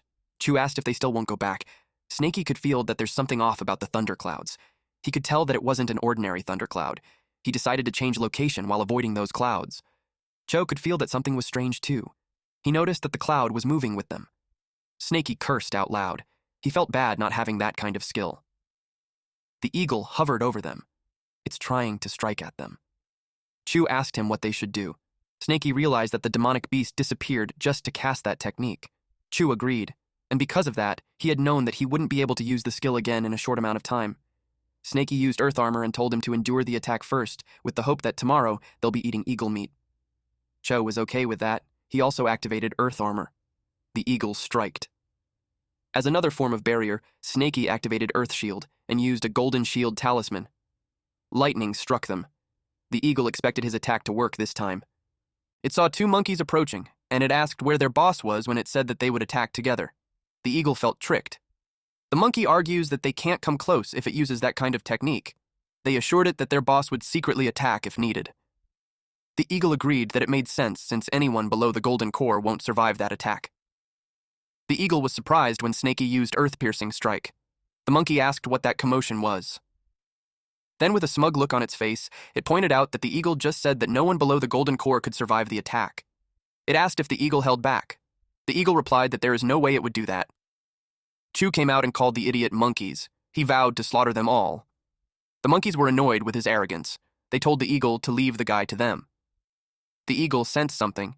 It was surprised when a golem suddenly jumped out of its face. It wondered where it came from. Then it saw Snaky. Snaky used gravity technique and golden scale ambush. The idiot bird got baited. Snaky was relieved to have used his tail to shift position beforehand, otherwise the outcome would have been hard to predict. That bird's technique was too powerful, so he made sure not to let it use it a second time. Earlier, he spied on the conversation of the eagle and the monkeys. Since he found out that the boss monkey could attack in the dark, he became careful with sneak attacks. He instructed Cho to draw those monkeys away and pull the fight in the opposite direction, while he takes care of that idiot bird. That's how they reached this moment, and as Snaky expected, the stone puppets are too weak in front of a Foundation establishment. But the eagle got spooked. So many golems appeared again, and they are throwing stones. He felt humiliated. A lump formed on the side of its head where the stone struck it. The eagle got annoyed and destroyed the golems while yelling at the snake to stop being impudent. It reminded the snake that it can crush those golems with a single grab. Then he searched for the demonic snake. Deep inside, Snaky wasn't interested in humiliating the eagle, but he was glad that he finally got the eagle to come down. When the eagle was within firing range, he unleashed several spikes. It realized that the snake had set up the traps beforehand. The eagle felt the pressure in the cracks, and the direction of the hidden weapons drove it deeper into the crevice. Only then did the eagle realize. It had walked straight into the trap, and since it could no longer dodge, it chose to block instead. Wrapping itself in its wings, it trusted in the toughness of its feathers. It got hit, and to its surprise, its wing was pierced, and the spike passed through. The eagle lost its balance, and while it was falling, Snaky lay in wait while its mouth was wide open. The eagle saw the tail of the snake. It smacked it down. The eagle hurriedly got up while Snaky dove underground using earth traversal. The eagle called it shameless. The wings of the eagle trembled, so it decided not to fight a losing battle. It was focused on leaving the chasm. Through the crack, Snaky saw it trying to leave. He made golems jump down on the crack and attack it. making the eagle shriek loudly. It used flying technique stone. Snaky followed up his attack with an exploding talisman. He was determined to trap the eagle there. Now the eagle faced golem puppets above and exploding talismans below. Snaky was determined to bring it down. But the eagle cried out, declaring it had no fear of the demonic snake. And although those golem attacks are weak, there's too many of them. It left him with no choice. The eagle attacked the golems, using its technique called feather-transforming sword chi. Snaky defended himself using the golden scale shield. At this point, the eagle had already used its trump card and it looked exhausted. It wondered if it was dealing with a snake or a human cultivator. It decided to flee. Snaky noticed that the eagle had used its ultimate attack. Now it could no longer fly. It was merely scrambling up the rocks. And Snaky had no intention of letting it escape. He attacked it with an earth-piercing strike. It landed beside the eagle, and because of that, the eagle can't create any more footholds. Snaky used fire snake technique next. The eagle was almost at the top, but Snaky chased after it. Then he used the earth-piercing strike just beneath it. It looked like a skewered eagle, but it wasn't dead yet. Gritting its beak, it said that Snaky was overflowing with talismans and tricks, and pointed out that Snaky's behavior is just like a human's. It described him to be a snake raised by a human, which meant that Snaky is a traitor and won't die a peaceful death, and that neither the human world nor the demonic world would ever accept that kind of freak. Snaky replied that he doesn't understand what he's talking about, but he revealed that he already has his own family, so he doesn't need anyone's acceptance. He made sure to point out that it's the eagle who won't have a peaceful death. Several more ground spikes pierced through the eagle. Snaky was relieved when it finally died. Now he had to quickly find the simp, but he didn't expect that he would be suddenly pierced. He took out the arrow and used divine consciousness to search for the culprit. It found something on a branch of a tree. It was the white-haired old monkey. He realized that it's the boss of the monkeys. He panicked when the arrow he pulled out was coming back again. He used golden scale slash. The arrow broke into pieces, then he dove down. He was in pain, though. He realized that it wasn't a normal arrow. He assumed that it was some kind of treasure because it could also break through his golden scales. When he looked around, the monkey was gone. Even its aura had been hidden away. He called it cunning, for it ambushed him when he's killing the eagle, and it ran away after failing. He determined that the eagle was an accomplice of this monkey. He decided to deal with the eagle's corpse first in case the monkey comes back to take it. He also had to heal his injuries first. He was pouting because it sucks to be played like that. After eating the eagle, he acknowledges how mad he is. He vowed to find the monkey and devour it. Meanwhile, the monkey was fleeing. Its ambush had failed, and it knew that if it kept fighting the snake, it would end up like the eagle. Unable to kill the snake, it turned its sights on the cultivator instead. On the other side of the forest, someone was getting beaten up. It was Chow. He was used as a training dummy by the little monkeys. Chu helped Snaky by distracting the monkeys, but since there's so many of them, he'd get beaten up. The monkey sounded the gong, and it made him dizzy. If not for that, he would have killed those monkeys already. He shrieked and begged the monkey to stop hitting him. He had to think of a way to distract them, and he thought that the monkeys wouldn't be able to resist bananas. He threw bananas at them, and the monkey happily received it. Finally, he managed to get rid of a bunch of them. But suddenly, a monkey loomed over him. He asked if it wanted bananas too. The monkey took his pouch and inspected it, while the other one played the gong beside Chow. The monkey thinks it was trash, but to Chow, his storage bag was important. They mocked him for panicking because of the clothes. Chow begged them to return it. His mind called out to Ling, even as he spoke aloud, demanding the item be returned. The monkeys played with him. They sounded the gong again, and it made Chow's head hurt to the point that he couldn't even open his eyes. But even if he can't see, he's familiar with Ling's aura. So he was able to grab the clothes. The monkey was impressed. It pulled the clothing while Chu held onto the other end, and it tore apart. These monkeys are such bullies. They made fun of his reactions. At this point, Chu could no longer hold it in. He cursed at them and told them that he's not playing with them. Cho's body exudes aura. The monkey felt weird, so they got cautious. Chu made the ground shake, and it threw the monkey off balance. Due to the erosion of love goo, Chu has completely lost his sense.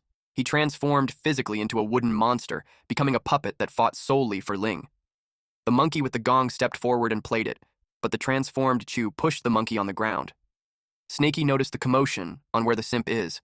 The monkeys ran as fast as they could, but the monstrous Chow was determined to kill them all. The monkey that he grabbed shrieked out loud, while the other fell into a stream of lava. Since they can't hide, the monkeys decided to fight, and to prepare for that, it ate a berserking fruit. The monkey grabbed Cho's hands and wrestled him, snarling that he would pay with his life for killing the kids. But Cho was able to grab the monkey on its neck, and the monkey complained that it was hot.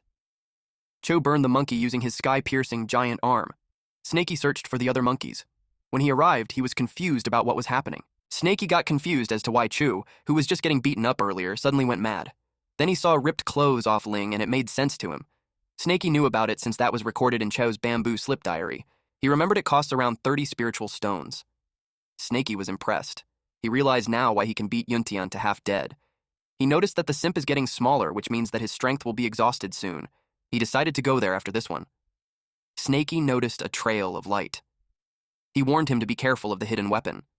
To his surprise, that idiot grabbed it instead of dodging it. He could sense something was wrong with the arrow, so he yelled for him to throw it away. It exploded, resulting in unveiling his stone armor on the side. Snaky was right. Then Cho's arm shrunk. Chu yelled out loud as he garnered strength, and he threw the arrow back. Snaky watched it disappear in the air. The distance was so far that his divine consciousness couldn't investigate it. Then he heard a sound which made him assume that the attacker was hurt, but he didn't scream at all. It made him curious how he'd put up with it. He decided to send 2 puppets ahead to check it out just in case it's a trap. Chu fell face down on the ground. Snaky could tell that he's exhausted. He noticed that Cho's spiritual energy had almost dried up since it was leaking out from the right arm's wound. It made him intrigued what the bone arrow is made of, that it can destroy spiritual energy. Snaky could tell that the bone arrow is too terrifying. Its concussion power back then already left him with a deep wound. Had he not used his tail to block it, the consequences would have been unimaginable. Then he checked what the golem found. He was surprised to see that both the old monkey and the bone arrow are gone, and only some blood and fur are left behind. He decided to collect them, thinking it would make tracking easier in the future. If it were him, he wouldn't have left such an obvious clue for his opponent. Knowing how cunning the old monkey was, he wondered if the blood and fur were planted to mislead him. Then again, maybe the creature had been too focused on escaping to clean up its trail. Considering he wasn't fully healed yet, he chose not to pursue the monkey. Still, erring on the side of caution, he dug the area so he could return and investigate later. He knew that no matter how that old monkey is, there should be some lingering aura left in the soil and grass. 1,000 miles away, deep inside Mount Wu. Someone was eating happily. It was black yellow and he's eating corpses. He liked how the yin energy is so pure. With that, added to the spiritual stone mountain that Snaky gave him, it would be a matter of time before he returned to his peak. Suddenly he remembered that he hadn't given Snaky the puppet that he promised him. He wondered if he should just leave it be, but he imagined Snaky calling him a liar. So he decided to keep his promise. But before he left, he took a bone to bring with him as a snack. Snaky was back in his cave, but Snowy hasn't returned yet. He checked Cho's condition and took out the limb regeneration pill he had received from the Purple Cloud sect. It was incredibly precious. He only had one, and its value rivaled that of a Foundation establishment pill. As he held it, he couldn't help but think that once he gave it away, he'd have none left. But with Snowy gone, he knew giving it to Cho was the right thing to do. While feeding him that, he's thinking how it was unexpected that he'd hang around humans. Suddenly, Snowy appeared. He was surprised that she returned. He immediately pulled out the pill from Cho's mouth. Snowy expressed how sad she is with Husky leaving. Snaky comforted her and assured her that they will meet again when fate allows it. She clarified that she's not crying because of it. Earlier, Husky told her to stop chasing. She wanted to catch him because he hasn't tried the new pill that she made. Husky kept running because he's scared. Snowy swore there was no poison this time. She even promised she'd be struck by lightning if she was lying. Then the lightning struck. She decided that if he doesn't stop, she'd be impolite. Husky saw that it was a divine pill awakening, and just by looking at it, he's already vomiting. She encouraged him to try as much as he wanted, though Husky was determined to venture out this time. She gave him a pouch to take with him containing all her important pills. Then she told him to tell her the effect the next time they meet. Husky sobbed since he kept telling her that her pills contained poison, and yet she kept forcing them to her. Snowy told Snaky that she's sad because she lost a friend who can help taste her pills. He told her that they have the simp to taste it for her. Snowy was surprised to see his condition. It made her ask what happened to them. Snaky replied that it's a long story. He asked if she could take a look at him and treat him. Snowy confidently replied that she could. Snaky entrusted the simp to her. She promised to make his arm return to normal in 7 days. The water from the ceiling of the cave dripped continuously. Snaky's body was wrapped around some animal. Then he started reciting a prayer. He couldn't help but notice that the power of the great demon in the Foundation establishment feels different. He could tell that his body is getting firmer. He broke through the 9th level of awareness. He was so happy to have reached the perfect spirit awareness. His wounds have fully healed and his scales increased a lot too. His divine consciousness also improved. He accomplished a lot from that seclusion time. Some feathers and claws were left. All of those are Foundation Establishment beast ingredients. They can be used to make second-tier treasures. He planned to try them on the puppets later to increase their battle power. He had been in seclusion for a few days, so he was curious on how the simp and Snowy. He heard some commotion, and it made him wonder if some great demon had come. It was a large, rat-like creature sniffing around. Snaky could tell that it's another Foundation Establishment demon, and it's a mongoose who specializes in suppressing serpents. The mongoose thinks he was scammed by a bastard who lied and told him that there's a snake to eat there, but he couldn't find any trace of snake scent, just some weird, funky smell. Snaky thinks that it was the old monkey who lured it to him. He was glad that he had always been cautious and had cleaned up his scent. He could tell that the old monkey didn't appear this time. It's obvious that he barely knew the mongoose. He knew that he needed to get rid of that old monkey, because if it goes on, who knows what other demonic beasts he'll summon. He decided to check on the simp and Snowy before he went out. Cho's arm had regenerated. Snaky was amazed that his arm actually grew back. Snowy replied that her medical skills are brilliant, but she informed him that it will take about 10 days for him to fully recover. Snaky replied that it's actually a fast recovery. Cho was dreaming about eating delicious dog meat. It was funny how Cho remembers the meat, but not the beating he received. Snaky stated that if Black Yellow was there, before he could finish his sentence, Black Yellow popped out. They were surprised that he was back. Snaky was so shocked because he knew he was in seclusion, and he's back so fast. He replied that he came back to give him something. Snaky asked what it was. Black Yellow boasted that he always keeps his promises. He gave him a bag of puppets that Snaky would truly like. Snaky thanked him. After that, Black Yellow told them that he'll take his leave, but Snaky told him to wait as he grabbed something from the bag.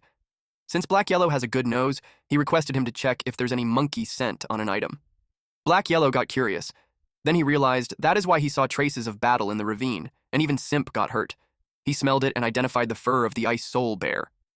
Its strength should be at the late stage of Foundation Establishment, and the bloodstain is from the demon bear too. He caught its scent on his way there, and had estimated that it's about 30 miles away. He added that the bear is really sensitive to intruders. Anyone who gets near its territory will be hunted down to the end of the world. He commented that the monkey was really sly, and if he had followed its trail, he probably would have been crushed to death. He sniffed some more as he inspected the bottle. He identified the scent of the snowstorm monkey. Although its cultivation is at Foundation Establishment, it might have been injured before. That would explain why it's so weak. Snaky asked if it was nearby. He replied no. Within a 100-kilometer radius, there's no trace of that monkey. Snaky wondered if it relocated, or maybe that demonic beast's concealment technique even fooled his nose. Black Yellow wasn't pleased with that statement because it was insulting. Meanwhile, Snowy had observed that Snaky had become more human and Master Doggy had become more dog-like. In another setting, the monkey was amused. He faced an elephant clan who migrated back. One of them recognized that it was the old monkey who saved a young elephant back then. The leader of the elephant even rewarded him with a tusk back then. The leader of the elephant asked his friend if he ran into trouble. The monkey replied that 2 snakes and a human broke into his territory and slaughtered his clan members, and he had come to ask for help. He was curious about what happened, and even if the elephant clan usually doesn't interfere in other clans' affairs, they always repay kindness since it's one of their ancestral rules. He decided to help the monkey. He ordered the elephant named Gray to go. The monkey added that the demonic snake knows human techniques to the point that it's strong enough to kill a Foundation Establishment great demon. He suggested that they needed someone strong. Gray was insulted since it's like he's saying that he wasn't strong enough. The elephant leader asked how far the place was. The monkey replied that it took him 5 days to get to them, so for the elephant leader, it should only be half a day. The elephant leader agreed to go there himself. He'll go there to check if the human is a damned snake catcher or not. Back to this chaotic duo. Black Yellow asked if he had more questions. Snaky thought about it. He brought out a broken bone and asked what demonic beast bone was it, because it feels like it can break spiritual ki. Black Yellow sniffed it and replied that it seemed to have been made from a tusk. He could tell that the owner is a descendant of the ancient beast, the spirit Devouring elephant. Its cultivation should be at least mid-stage Foundation Establishment.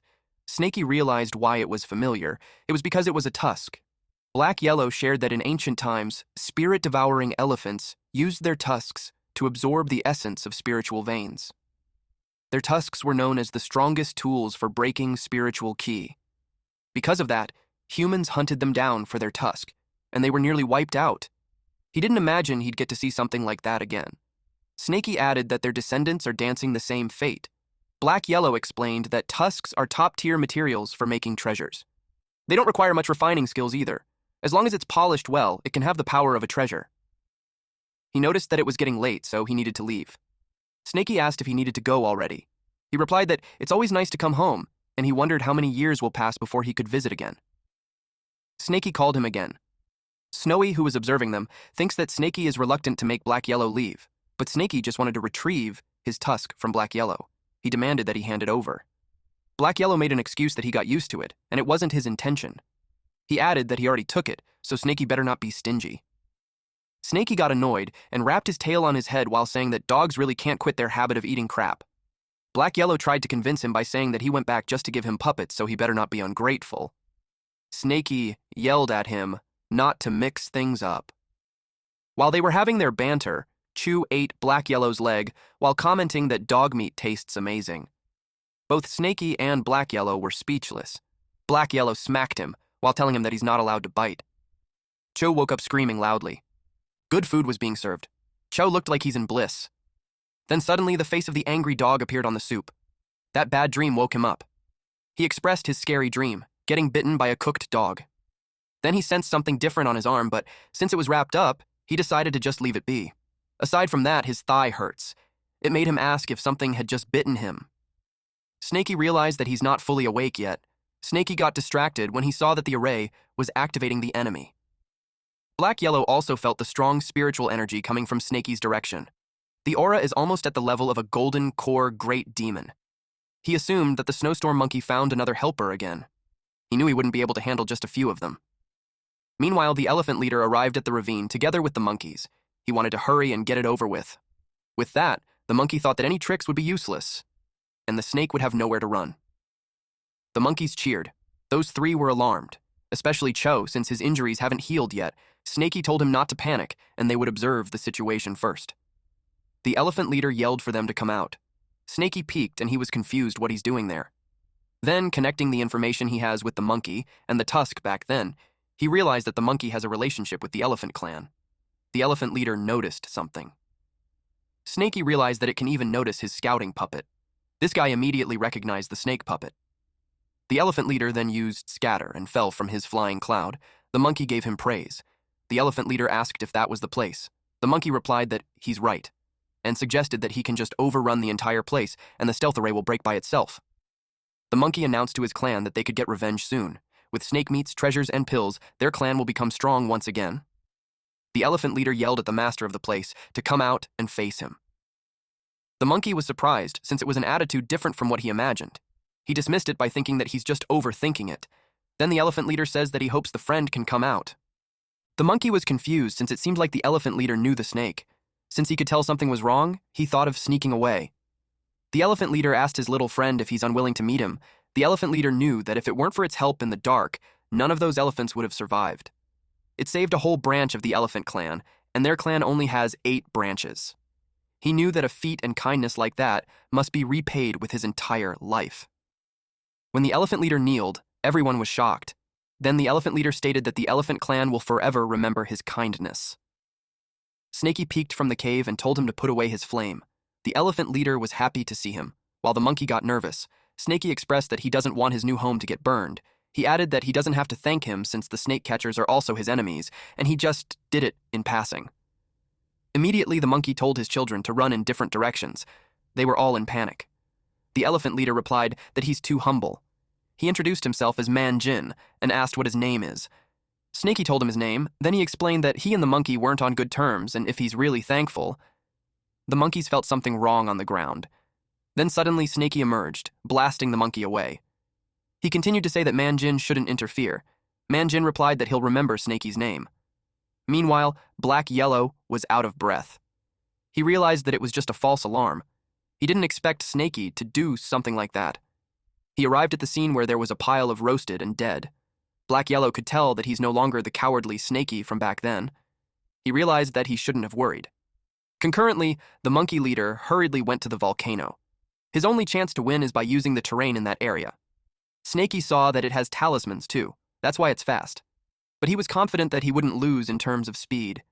He used triple wind talismans. The elephant leader watched them. He saw how fast Snaky went, that he already caught up with the monkey. Then, he used earth-piercing strike. If the monkey dodges, the gap between them will shrink to just 3 meters. The monkey used his treasure, the dark nether cauldron. He rode it and borrowed the force of the spike, throwing him to a distance. That made Snaky pissed. This monkey leader really is cunning. A worthy opponent, I would say. The monkey used the sky shield fan to protect itself while riding the walk. Snaky was surprised that the walk blocked the earth-piercing strike. Since that was the case, he thought of increasing the power. He thinks brute force was the solution to overcome it, so he prepared multiple earth-piercing strikes. But it didn't work. Instead, it propelled the monkey further. The monkey coughed blood because of the impact. Snaky saw that opportunity, so he planned to unleash a powerful earth-piercing strike. But then he remembered how cunning this monkey was, and the part where it coughed blood could just be an act. So, if he used the same attack with more power, the monkey could really get away. The monkey saw that he didn't fall for his tricks. Snaky decided not to rush and be very careful on his next attack. The monkey saw how fast the snake was when he used some treasures, and he can't even be compared to it. He knew that if it went on, he'd be caught up real fast. He used his berserk bloodline to speed up. Snaky targeted him again with an earth-piercing strike. The monkey thought that he was being impatient, and it's exactly what it wants. But the monkey was surprised. The walk got stuck. He realized he was tricked because the target wasn't him but the walk.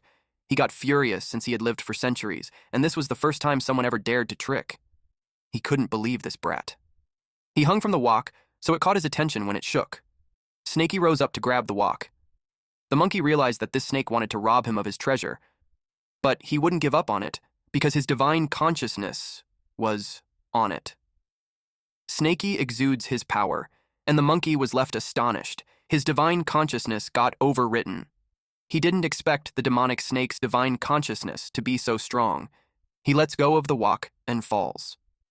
His divine consciousness got damaged and his body was getting numb. As he fell, the branches had scratched him before he crashed on the ground. He couldn't understand the illusion that he just saw. As he struggles to get up, he was surprised when Snaky suddenly showed up in front of him. He expressed to Snaky that he doesn't want the territory anymore, so he should stop being aggressive already. Snaky pointed out what he did first. He lured the golden eagle and mongoose to kill him, then he wanted to make the elephant kill him too. It was ironic that the monkey was telling him to stop being aggressive, so now it was too late to make peace. Snaky attacked with Rainstorm Golden Scale. The monkey planned to counter it with a spirit devouring arrow. He deflected the scales. But the last scale broke his spirit devouring arrow. Snaky had long figured out his trump card, so he prepared for it. He learned that when he focused all his golden scales attack on the area, the spirit devouring arrow would be broken in 12 hits. The monkey took out another weapon, the tribulation rod. He's starting to get annoyed with those scales. So he decided to attack the caster. Snaky wasn't scared though. He unleashed the golem and it hit the monkey right on the gut. The monkey got annoyed at the puppet and crushed it. Snaky followed it up with a flying stone and an explosion technique. The monkey went through the smoke, refusing to give up. He was determined to take him with him to the grave. Several golems charged at him and pinned him down using earth trap technique. With that, he'd be at the snake's mercy. Several golems attacked him all at the same time. The beating continued. Snaky wanted to get revenge for the simp too. If the monkey could withstand it, then he'll be cleared from their grudges. Simultaneously, he released flystone technique, a windblade technique, a fire snake technique, and a thunder technique. Man Jin watched them from the sky. He doubted if it's something a demonic beast can do because not even a human's fight was that outrageous. The scale of the chaos could be mistaken as a group fight, but Jin knew that it wasn't. But calling it a one-on-one fight doesn't seem right either. What's even scarier was that Snaky barely even moved in the latter half. The monkey was burnt, with limbs torn apart. Jin bid farewell, saying, "Monkey bro, farewell." Snaky knew this monkey was cunning, so he carefully approached him to confirm if he was dead. He hit him with a golden scales slash.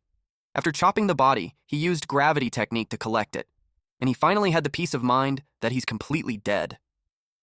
Jin approached him and expressed that Snaky surpassed his apparent cultivation, but Snaky thinks it was too weak. But Jin was in awe. Jin had to follow his ancestors' rules since Snaky had helped so many of his elephant kin. He got distracted on what he's saying when he felt hot from the flame on his body. Snaky internally thought that he might be afraid of his own flames burning him. Continuing with what he said, he presented Snaky an ivory as thanks.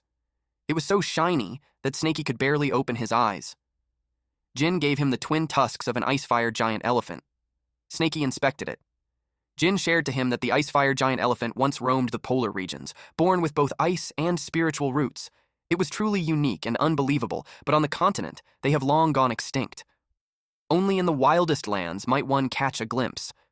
Black Yellow once told him that the owner of the tusks should have been at a foundation establishment of great perfection similar to Jin. Just the thought of that made him drool. Compared to the soul-devouring ivory of the old ape, those were countless times more precious. The gift was far too valuable, so he couldn't accept it. Jin insists, since it was their ancestral rule. The elephant clan was nearly wiped out by humans, and to survive, they can only spread kindness and forge good ties. And when he falls one day, his tusks would also be left to his descendants to be given to those who have shown them grace, so he wished for Snaky to accept it. Since that was the case, Snaky accepted it. But honestly, it was just a small favor, and he got such a great gift so it made him feel guilty. So he shared to Jin some pills that he took from the snake hunters before.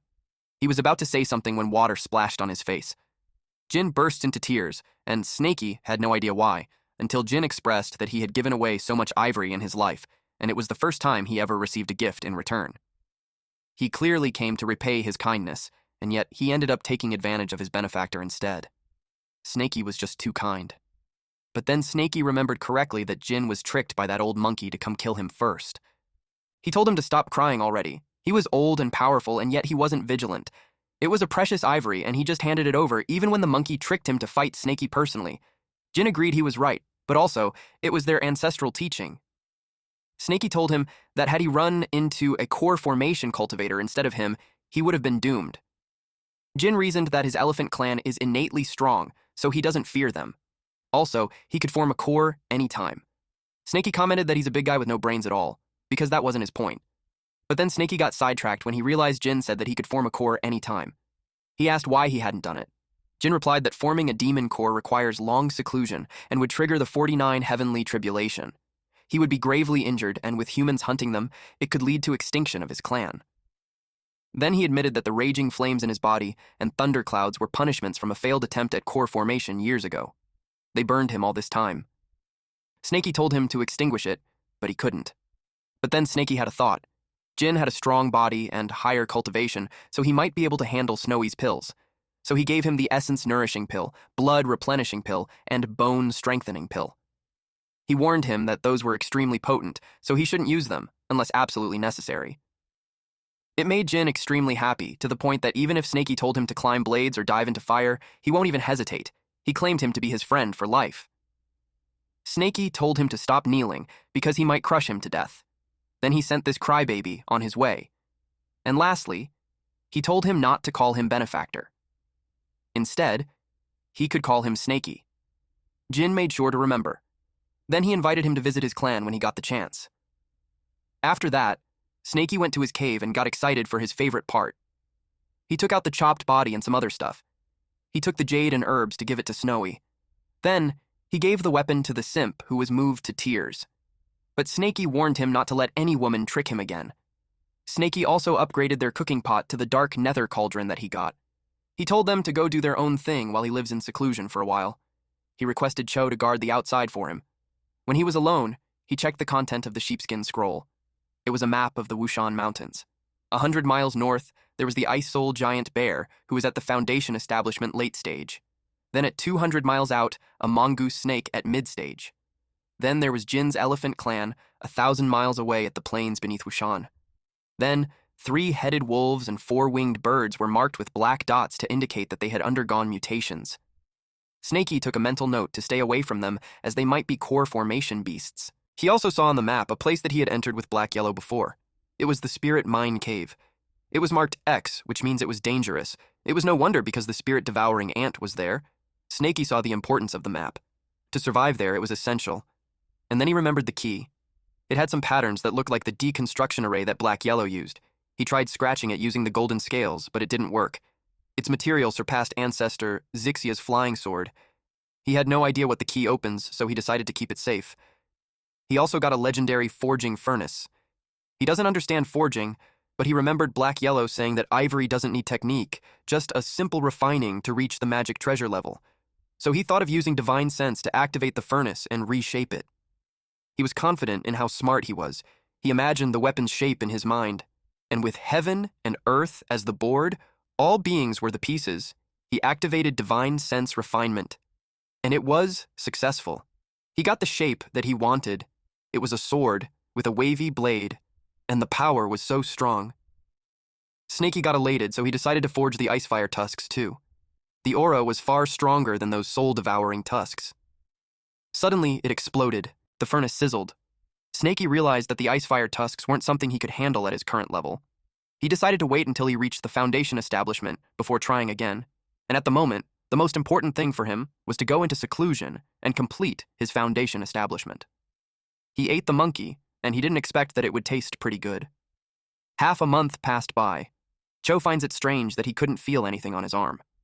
He tried to intentionally hurt himself, but to his surprise, even blades couldn't cut it, and stones couldn't smash it. Also, fire couldn't burn it. He got enthusiastic as he realized that he could have refined the legendary copper skin iron bones. His loud voice made Snowy scolded him for being too noisy when the snakes were hibernating. He asked Snowy to bite him to test how tough his arm was. Snowy was hesitant because she was poisonous. He didn't mind, so he urged her to bite him to test his arm's toughness. She chomped on him. He claimed that it was just a tiny wound, and it wasn't a problem at all, but seconds later, he fell. Snowy was annoyed because now she had to detoxify him. He always causes trouble for her. She contemplated on what method to use and considered poison to poison. Chu could tell she was quite excited. She let centipedes crawl on his arm. She instructed him not to move as she's helping him detox. His arm turned purple, and he screamed loudly. He panicked on what was happening to his arm. He claimed that he's from a righteous sect and would rather cut off his own arm than accept that kind of thing. Snowy suggested he test its power first, then she'll help him cut it off later. Her suggestion made sense, so he gave it a try. He punched the ground, and it shattered. His eyes sparkled upon seeing that his arm is a legendary Keelan arm. Snowy told him he could cut it off now, but he refused, saying that it was good fortune. She reminded him that he said it was ugly, and if he doesn't cut it, it would spread all over his body. Chu replied that he didn't care for appearances since he's a cultivator. Meanwhile, at Snaky's cave residence, his Foundation establishment failed, and he had no idea what happened. He clearly felt his realm break through another layer. Even his golden scales increased. Black Yellow once told him that a complete spirit foundation should be like a whole staircase, but he only condensed a single brick. In ancient times, when cultivation flourished, the 9th layer of key refining wasn't the limit. There were even 10th, 11th, and 12th layers. Back then, once cultivators reached Foundation establishment, almost all of them achieved perfect foundations. But as time passed with spiritual energy drying up and inheritances broken, very few could ever reach that point anymore. Snaky realized that he might now be in the 10th layer of key refining, but it could also be just a fake foundation formed after failure. He had a dream before, and the dragon said that his cultivation was missing something. He considered that to be the reason that he failed. He talked to the cauldron in his stomach and requested the dragon to come out and explain. He complained that he spoke vaguely before, so he couldn't understand a damn thing. He got irritated that it wasn't responding when he's asking something from him. Eventually, he gave up and was forced to figure it out himself. He had been in seclusion for so long that all the breast meat was digested already, so he decided to go to Snowy and get something to eat. Cho first saw him. He was finally out of seclusion, and coincidentally, it was New Year's Eve, so he got invited to eat dumplings together. Snaky had no idea what New Year's Eve was, so Snowy explained that it was a human festival. Cho got curious and inquired if demon beasts had any festivals. They both replied none. He got sad for them, but he admits that he was miserable too. Because every year during New Year's Eve, he'd go home for a family reunion, but since he entered the Moving Mountain sect, it had been 5 years since he last returned home. Snaky was confused because their cave was their home. Chu clarified that they were only companions, and the place that gave birth to and raised him was what was called home. From the Simp's definition, Snaky's home would be the 10,000 Snake Valley. Chu heard that the Snakecatcher sect plans to turn that place into a slaughterhouse. He empathized with Snaky, saying that it was tragic. Snaky thought that home was just a territory, and it can be replaced. But if 10,000 Snake Valley counts as home, then he thought of something, but it would be too dangerous. Unexpectedly, they heard a ding sound. It came from the detection jade that Black Yellow gave him before. It was a warning device if a cultivator appears within 100 miles. Judging from the size and shade of red, the cultivator should only be an early-stage key refining, nothing to fear about. But suddenly, several more ding and red marks appeared. They were surprised at how many there were. There were at least 300 QE refining cultivators, with several foundation establishments mixed in. They feared that they were all there to capture them. Chu asked what they should do. Snaky noticed that something was off. It looked like those cultivators were just passing through. They already moved 100 miles past them, and another wave was chasing after them. Snaky assumed that they were just a major sect relocation and had nothing to do with them. But wave after wave like that means there could be tens of thousands cultivators, and no sect has that many people. It was practically an army of cultivators. It led him to think that war was going to happen. Snaky saw that war as an opportunity. While they're too busy to care about them, they could focus on training and getting stronger. Cho hoped that disaster doesn't reach his homeland. Snaky reminded him of how strong he got so his thoughts were useless. Snowy added that only by focusing on cultivation that they can better protect themselves and their families. Snaky shared that in a few days, he plans to hunt a Foundation establishment beast to aid in his cultivation. It might be too risky, but he asked them if they wanted to come. If so, they could split the spoils accordingly. Snowy had to tend to the spirit herbs, so she declined. But Cho was excited to go with him. Snaky pointed to the map and told him that within 100 miles, there's only one Foundation establishment beast at an early stage approaching mid-stage. It was the amethyst thunder lion. And Snaky had figured out that hunting it gives the best returns for all the risk. The large band of cultivators has passed through, so Snaky has deemed that it was safer for them to begin the hunt. The cavern of the amethyst thunder lion lies just ahead. Snaky planned to draw it out and probe its strength. Cho followed his lead. The cave was filled with amethyst created through the cultivation of that very amethyst thunder lion. It made Snaky curious if the ore holds any benefit for his own cultivation. He slithered through the cave but had not seen the amethyst thunder lion. His only choice was to follow its tracks and lingering scent. But then chow something in the distance. It sounded as though two demon beasts were in a fight. Snaky decided to investigate. Also, he hoped for some unexpected loot. The amethyst thunder lion was furious that the other demon beast killed her child. The pangolin insists that it was not them, because they only eat insects, so there was no reason for them to kill her child. The amethyst thunder lion argued that she witnessed it herself, so he shouldn't bother denying it. She demanded him and his children to pay with their lives. The pangolin threatened the lion that if she harmed his children, he would fight her to death. Snaky had learned that the amethyst thunder lion was seeking vengeance. He felt lucky because they could just claim the spoils after their fight, but he doubted if such a fortuitous event would just really fall into their laps. Chu agrees, since he doesn't think he's a lucky person.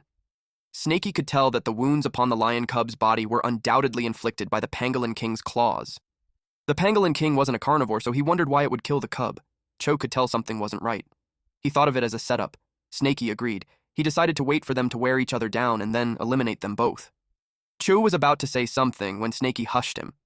He told him that it was a scheme that he only expected from a cultivator. Yet there wasn't a trace of any cultivator for 100 miles. He wondered if he was just mistaken. But considering that the jade could only detect human presence, he thought that a puppet was used. Chu informed him that they were in the territory of the Qin Kingdom, and the Heavenly Puppet sect operated there. Snaky had a theory that the culprit who orchestrated this wasn't likely a high level. Otherwise, they wouldn't have reached the initial stage of Foundation establishment. He moved on from the thought and had decided to wait and observe a bit longer. They had more than enough invisibility talismans to do that anyway. Chu followed his decision.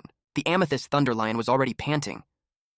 The same goes for the pangolin. He told her to leave his territory, but the lion was determined to have her revenge. The pangolin wasn't afraid of her. Unexpectedly, a vine came out of the ground. In the blink of an eye, several of them appeared. Then, it wrapped around the lion and the pangolin. The lion asked who was there, while the pangolin realized that it was those humans. They fell into their trap. He told his little ones to flee, but the vines already got them. Those small pangolins only whimpered in response. Then the humans came out.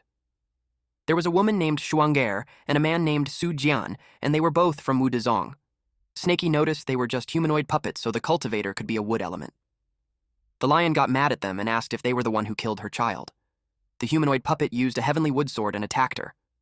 It was a flying sword that pierced through the lion. The pangolin begged them to spare his children and promised to willingly go with them, but Shuang'er cut him into pieces. She replied that young pangolins were prime ingredients for medicine. Snaky watched on the side and expressed that framing them was one thing, but to slaughter the young and wipe them all out made him burning with rage. To him, it was unforgivable. He threw his spirit-breaking sword at them. Jian countered it with the heavenly wood sword. It falls back to defend. He was slightly confused with the spirit-breaking type of flying sword. He yelled at the attacker to come out. He told Schwanger to leave first, and he'll handle the attacker. She hesitated, but he urged her as she used a wood shield to defend herself. It was a convincing performance for a pair of puppets. Snaky commanded Cho to go after the female while he dealt with the male. Jian used a wild forest dance and several vines came out. Snaky saw that he didn't evade, which means that he planned to trade blows with him. Snaky came out and used the spirit-breaking sword to strike him down. They both think they could defeat each other. Meanwhile, at a snowy forest, the cultivator learned about the presence of the demonic beast, which made him confirm that the rumors from the Chu kingdom were true. The rumor was that deep within the ancient forests, some demonic beast practices human cultivation arts. And he saw this demonic beast was even capable of wielding a flying sword, despite being at the initial stage of Foundation establishment, and it can even command a flying sword. He felt fortunate that their paths had crossed. He also heard that this demon was skilled in the art of puppetry. He thought that he couldn't discern the puppets from his true self. When his real body arrives, he plans to eliminate them all. Suddenly he was struck. He immediately took out the divine tortoise shield. But his backside was torn open. He was attacked with an earth-piercing strike again. While running, he used the wood-style, traveling roots. Snaky was on a branch on the other tree. He now learned why the red dot was so faint. The cultivator used a high-grade invisibility talisman. He nearly failed to notice him earlier. He felt that it was a shame to destroy the 1,000-year-old tree. But now that he possesses the tracking jade, the cultivator's attempts to hide were futile. Snaky used an earth-piercing strike to destroy him. The man was surprised that the enemy could perceive his location. He even had a third-tier spiritual item, a concealment talisman. Only the divine sense of a core formation expert should be able to lock onto him. He thought it was the demon snake from before, but he deemed it impossible when it was engaged with his puppet. Then he realized that the snake with his puppet was also a puppet. Snaky admits that the cultivator was hard to chase, so he wondered what would happen to a wood-style user when there's no more wood. He used a sandstorm technique to find out. With that attack, he uprooted everything, leaving nothing behind. Cho used Heavenly Tribulation Staff. While Snaky's puppet almost ate Jian, but he blocked him using the sword, and on the other side of the forest, a sandstorm hit. The cultivator was surprised with this sandstorm technique. It was a Foundation Establishment level spell. He wondered how a mere spirit-gathering stage beast could cast that. It shouldn't be possible. Snaky knew he had exposed himself. He unleashed his golden scales. It was like rain as it hit the ground. But he noticed that the cultivator had just disappeared. He wanted to make sure he hit him and that his eyes were not deceiving him. He inspected the body and saw that the arm was missing. It was the arm injured by his spirit-breaking sword. It led him to think that it was just a puppet, that this man could actually switch places with his puppet. The cultivator commented that beasts would always be beasts, and they were so easily deceived by such a simple ploy. He used Heavenly Puppet Thread. Snaky tried to use Earth Evasion, but it was too late for him to escape. The real Snaky sensed that his puppet was no longer responding. They had been separated by over 10 miles. It would be over before he could get there. His only chance was to force a counterattack by controlling the spirit-breaking sword with gravitational art. The cultivator used spiritual sense disruption. The distance was too great, making his control unstable. He collected the snake puppet and the flying sword. It was just a shame that the pangolin king managed to escape. Snaky sensed his puppet and spirit-breaking sword being taken, so he told Cho not to let them get away. Cho affirmed the command. Schwanger sensed an earthquake. She guessed it was from the earth-piercing strike, but she couldn't believe it was possible at that range. Cho used his Chilan arm on her. She was distracted when the spell's intensity suddenly spiked. Earth-piercing strike shots up from the ground. Seeing those towering spikes made Jian worry for Schwanger. He rushed to save her, and once he got her in his arms, he left. But Cho chased after them. He used a noxious stench lightning bomb. The stench made Jian groan. He wondered what that foul thing was. Chu kicked him while responding that it was a pill. He punched him using a Keelan fist. While Cho grabbed his neck, a snake hissed. Snaky cuts off his head using the tail. Shuang saw Jian's head roll.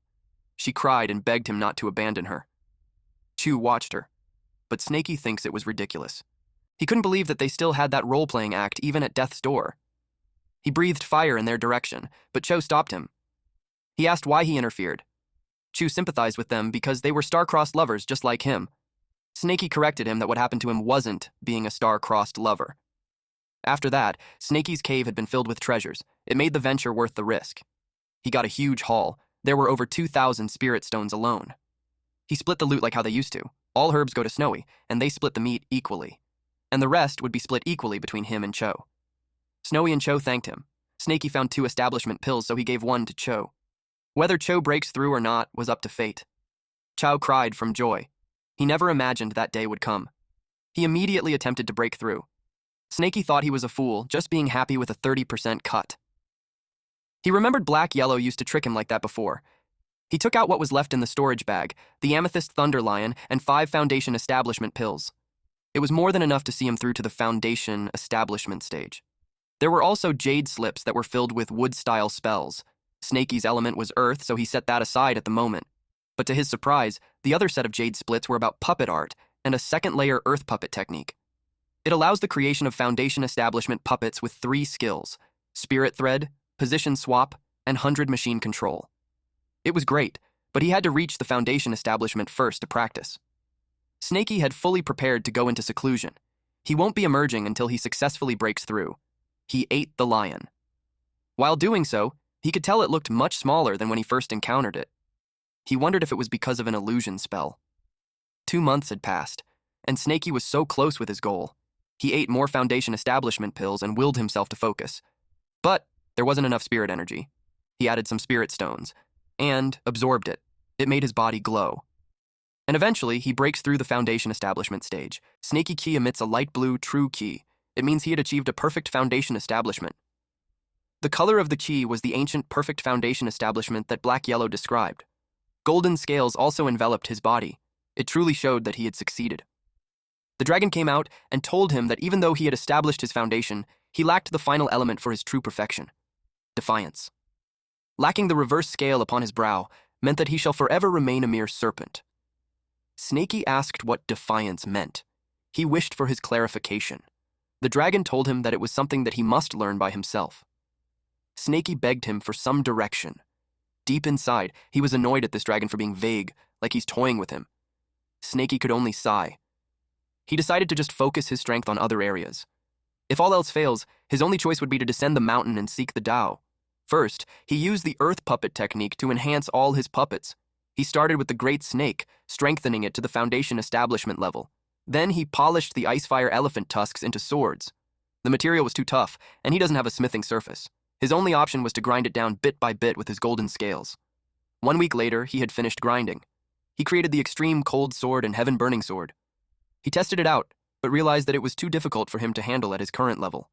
Since he had finished all preparations, it was time for him to descend the mountain and seek the Tao. He planned to empty out the human scripture pavilions. He refused to believe that he wouldn't be able to comprehend it by then. Cho was crawling when he saw him. Cho was happy to see him finally out from his seclusion. Snaky asked if he's enjoying basking in the sun. Then he told him that he had been preparing to leave the mountain for a time. Cho asked if he could accompany him. Now that he successfully reached the foundation establishment, he had a score to settle with certain people. Snaky agreed on the condition that he would obey his every order. Their first destination was the Purple Cloud sect, since they had the weakest defenses. While on their journey, Cho shared that he encountered so many strange things during his foundation establishment that he almost died. Snaky was intrigued on what had occurred, so he shared that at the critical moment, all the spirit energy had suddenly vanished, and not a trace was left. It caused his breakthrough to fail. He had no inkling on which scoundrel was responsible. Snaky remained quiet and dumb, as if it wasn't him. Then Cho continued to narrate that he tried to break through again, but an outer realm heavenly demon popped up. It scared him to death, so his foundation establishment failed again. Snaky was surprised to hear that. Outer realm heavenly demon was something that should only appear during core through formation breakthrough. Chu agreed, so he's also confused what a minor cultivator like him did to warrant such attention. He suspects that he was suffering from delusions due to an error in his cultivation. But then another strange thing happened. For some unknown reason, the demon scrambled back into the void rift, and judging by its expression as it left, it seemed to have seen something terrifying.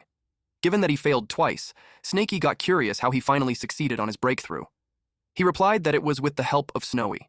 She refined a foundation establishment pill and had been looking for someone to test it. Snaky couldn't believe it. He had to ask him if he's well or if he experienced any side effects. Cho asked what was wrong. Snaky pointed out that he's human, so he should be walking with his 2 legs erect rather than crawling. Funny enough, that slipped Cho's mind. He hurriedly practiced as he was ashamed to be seen that way. Later on at the Purple Cloud sect, it was gone. Even the medicinal garden had been uprooted. It made them wonder if they moved.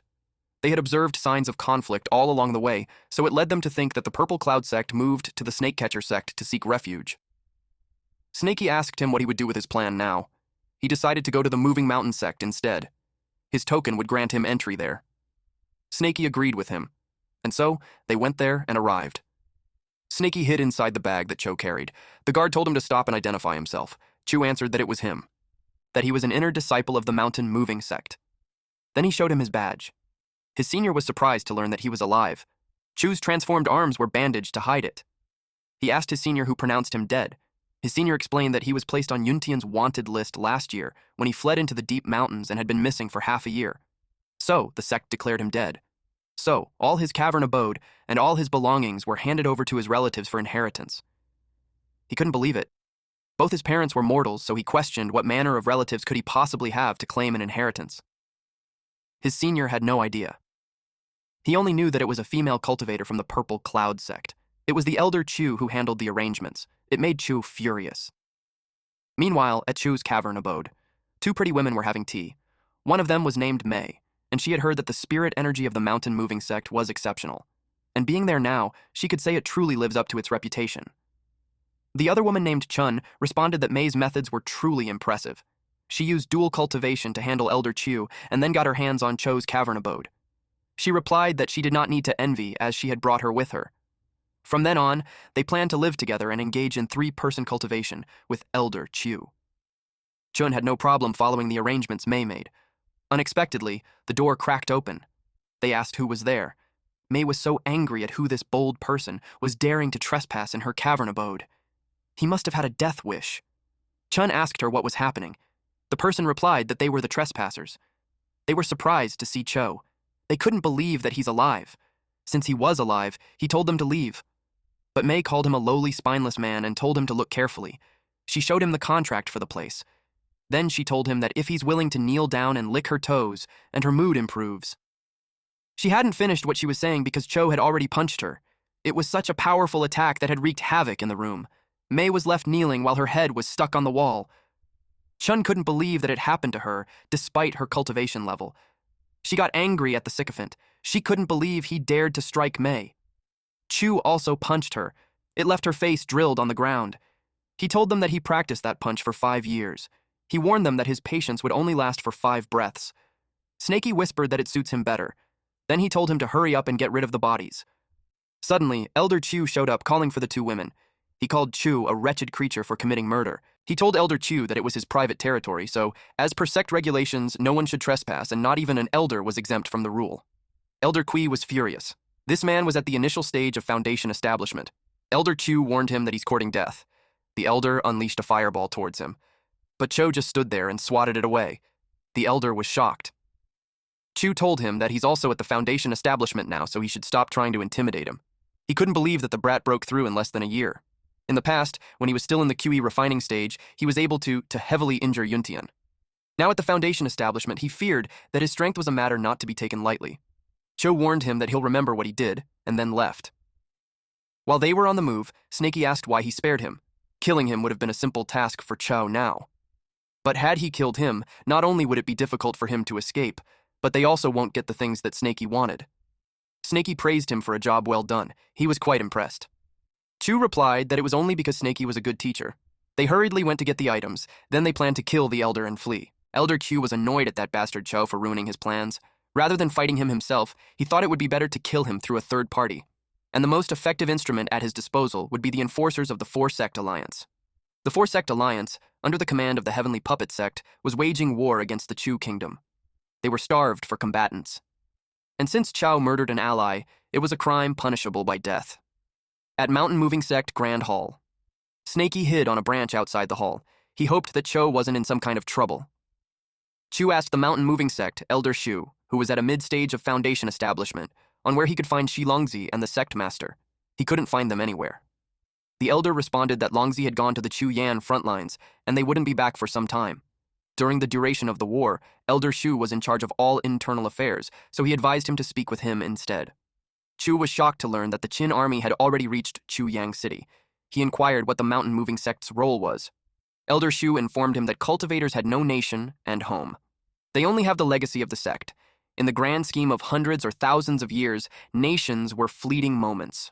Only the sect endures. Chu understood. Then he expressed the reason he came was to receive the cultivation techniques for the foundation establishment stage, as well as the rewards for his promotion to elder. But his master wasn't around. Elder Shu hugged him and was pleased to know that. It was expected of their sect's genius to reach the foundation establishment so quickly.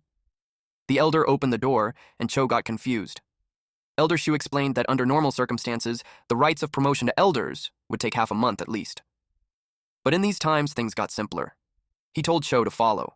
He received 1,000 spirit stones, 3 vials of Pei-Yuan pills, a vast quantity of restorative elixirs, 1 spirit treasure, Thunder Fire Seal, 3rd-tier spirit talismans, a vast quantity of common spirit talismans, and Jade Slip. The bounty was truly overwhelming. Cho told Snaky to select whatever he wanted. In times of war, resources flow freely. The sole price for it was service on the battlefield. Snaky inquired if Cho was going to the battlefield. He replied, yes. Apart from the inner disciples of the Snakecatcher sect, all Foundation establishment cultivators from 4 major sects were assigned duties on the front lines. Fortunately, he still has time to prepare. Snaky doesn't understand human conflicts, so he only advised him to simply be certain of the path he chose. Chu expressed that his desire was to grow stronger. Snaky saw the scrolls of the advanced arts he wished to learn. He must master those as quickly as possible. Chu told him to take his time, as he will stand guard for him. There was the Stonevein Heart Manual 2nd Tier Advanced, the Mountain Embracing Seal, 2nd Tier Advanced, Falling Stars 2nd Tier Peak, and Moving Mountain and Ridge Clearing 2nd Layer. Meanwhile, in the forest, Chu Ming of the Mountain Moving Sect welcomed the enforcers. A man asked if it was him who filed the report concerning a member of the Mountain Moving Sect murdering an allied disciple. He confirmed it. Since those men had traveled a long way, he gave them a small token of his respect. Enforcer Bai Shu, Foundation Establishment, received it. He told him to consider the task done. He would personally seize the fiend, brand his very soul, and dispatch him to the front lines to serve as cannon feeder. Cannon feeder of the Foundation Establishment lever was a scarce resource on the battlefield. The person with him, Enforcer Hong Li, who was also at the Foundation Establishment, just listened. Elder Chu hid his smile as he heard the fate of Cho. He knew Chu was doomed. Meanwhile, Chu noticed that the crimson sunset looked like it was dyed with fresh blood. At that point, Snaky had completed his studies. Suddenly, the enforcers showed up and told him to surrender at once for killing an ally. And if he doesn't resist, his life would be spared.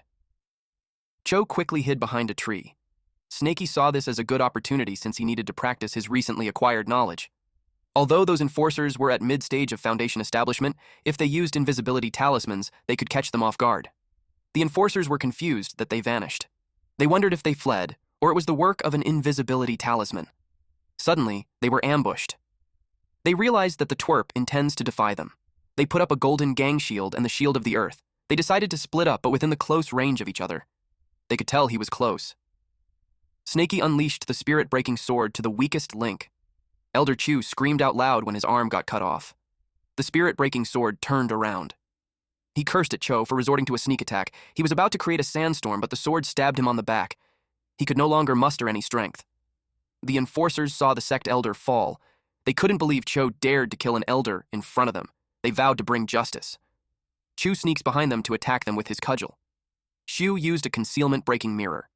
Chu was caught off guard that the invisibility was dispelled. They had no choice but to fight openly. Shu and Li attacked him at the same time when they found where he was hiding. They thought of him as arrogant when he just reached the Foundation establishment. Shu wanted to teach him a proper lesson. They found his accomplice, a snake demon at the initial stage of Foundation establishment. It was the same one on the sect's wanted list. Cho noticed that Snaky had been exposed as well. The concealment-breaking treasure was becoming a real nuisance. If that was the case, he thought of handling the woman on his own. He grabbed her. Shu told them that attempting to divide their forces was foolish. Snaky responded that he had done well. Then he released a frog. Shu used a high-grade golden talisman to protect himself. Seeing the frog's color, he could tell it was poisonous. He used a thunder tribulation bead. Snaky, on the other hand, used gravitational art and bound it. Shu saw the puppet and the gravitational art. It just confirmed the rumors that the beast was full of cunning techniques. He detonated his bead. A loud explosion happened. The snake puppet fell from the branch and hissed. Snaky felt fortunate that he was swift enough to evade. He could tell that the power of the bead was comparable to a 4 to 9 minor heavenly tribulation. He realized that even if the person was only at the mid-stage of Foundation establishment, his magic treasures were formidable. He decided to test him with the spirit-breaking sword. Shu saw that the sly creature wasn't dead yet. He assumed it was hiding to prepare for another ambush. He was confident that the sword wouldn't break through his shield, but he saw that there's something strange about it. He took out his sword-swallowing gourd. And with this purple-gold sword-swallowing gourd, he wished for all the swords to return to oblivion. It sucked the sword. Snaky felt its formidable suction force. It was a good thing that his gravitational art still grants him control. Shu was getting annoyed that a mere demonic beast possessed such potent gravitational art, but he saw something was wrong. The spiritual brand on his gourd glowed. He realized that the snake demon was trying to steal his gourd. The gourd was being sucked. Shu noticed that the snake's true ki felt unnatural. He planned to break its concentration, but its movements were too swift. Though Snaky's cultivation level was higher than his, the true ki was weaker, which meant that the gravitational art wasn't a match for him either. Snaky used a sandstorm technique. He covered his face and took this chance to use his gravitational art. But his gourd was taken away, and it annoyed him. He called for the statute's command, and subdued it using wind-settling pearls. Snaky got annoyed that this person had so many artifacts. He was like a walking treasury. He had never met anyone like that before. Shu was annoyed that the demon was only at an early Foundation establishment stage, yet its true ki could suppress him. Never before had he faced a demonic beast of that caliber. On top of that, he saw Lee nearing her limit.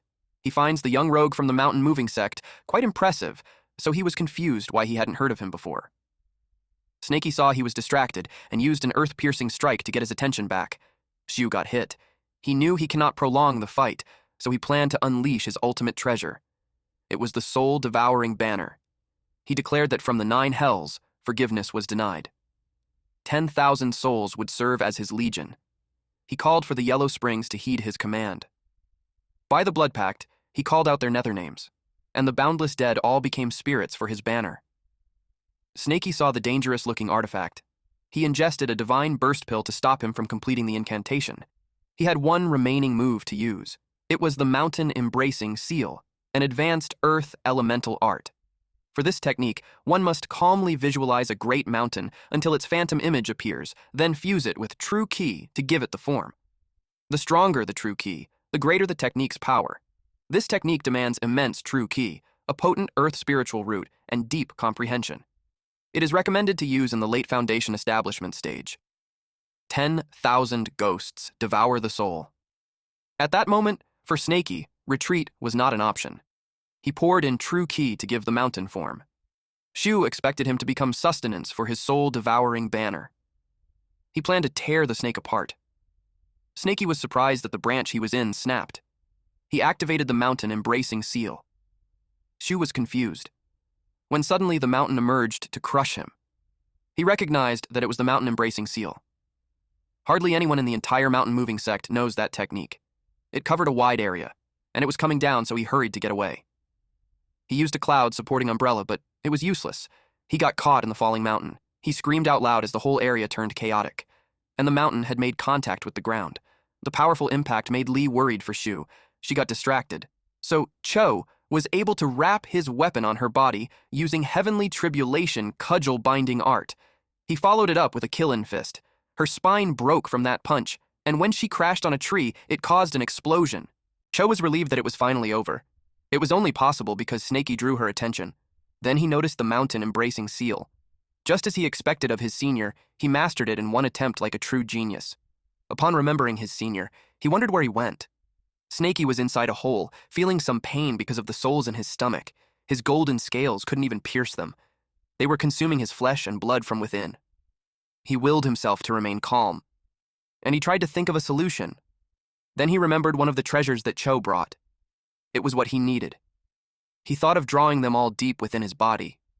He hoped that a thunder seal from Cho would be the answer. He could no longer hold it in. He was determined to risk it all. It was now or never. He used the Thunderfire seal to create an internal detonation.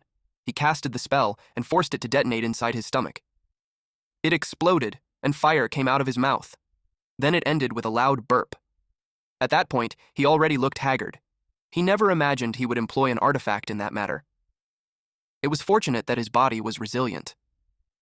Having a mid-grade spirit treasure detonate within the body was no laughing matter. After that, it was time for him to rendezvous with Chu. They got several bags of spoils from the enforcers. Chu told Snaky that they should leave. Since their business had been concluded, they thought of their next destination. Snaky told Chow that his performance during the battle was great. Chu had been quiet, so it prompted Snaky to ask what the problem was. He thought that Cho could have developed feelings towards the female enforcer. Chu replied that it wasn't that. Snaky guessed that he was plagued by guilt for killing an elder. Chu finally revealed that he had a favor to ask. He wished to leave for a while. Snaky asked where he would go. He wanted to join the front lines in Chuyang City. Snaky got concerned because he killed an enforcer, meaning even if he goes to the front lines, the Qin army would just treat him as cannon fodder. He clarified that he isn't going to the Qin front lines, but to the Chu front lines. He is of the Chu nation. His parents as well, and they had been residing in Chuyang City. Snaky's emotions heightened as he responded that the Qin army was unstoppable. It seemed like Cho was marching to his death, and it also means he's going to betray his own sect. He reminded him that a cultivator's duty was to sever worldly attachments. He questioned why he cared about a group of mortals. Chu already had the path of immortality, so Snaky questioned him on why family and kingdom would still matter. Chu agrees with him. He understood those principles as well. If that was the case, Snaky couldn't understand why he would still persist. Chu expressed that he finds it unbearable, especially when his parents' faces come to his mind. Snaky remembered the death of the black snake. Chu bowed down to him and begged him. He promised him that as long as he remained alive, he would repay his kindness 1,000-fold. Snaky replied that he had no reason to stop him. Chu sincerely thanked him. He told him to wait for his return, then he left. As Snaky watched him leave, he thought that he had no right to intervene, and he no longer owes him anything. But he just couldn't agree with the decision. Then he thought of defiance. The dragon told him before that he lacked the final element of true perfection, which was defiance. Without the reverse scale on his brow, he shall forever remain a mere serpent. Snaky got into a deep thought as he wondered what defiance meant. His previous understanding was that cultivators practice in defiance of the heavens. When forming the golden core, 4 to 9 tribulation would descend. At the moment of soul formation, the 5 to 9 heavenly tribulation descends and can even lure forth demons beyond the realm. Then he realized that the act of cultivation itself was defiance. Then he thought that what Cho had chosen could also be a form of defiance. Snaky checked all his things. Besides the jade slips, Chu gave him a few books from the mountain moving sect. It was possible that the answer he sought was in them. Then he saw a scroll about defiant cultivators. It was written there that to defy the prison of heaven and earth, to defy the obsessions of the heart, and to defy the fetters of regulation. It was the perfect description of Cho.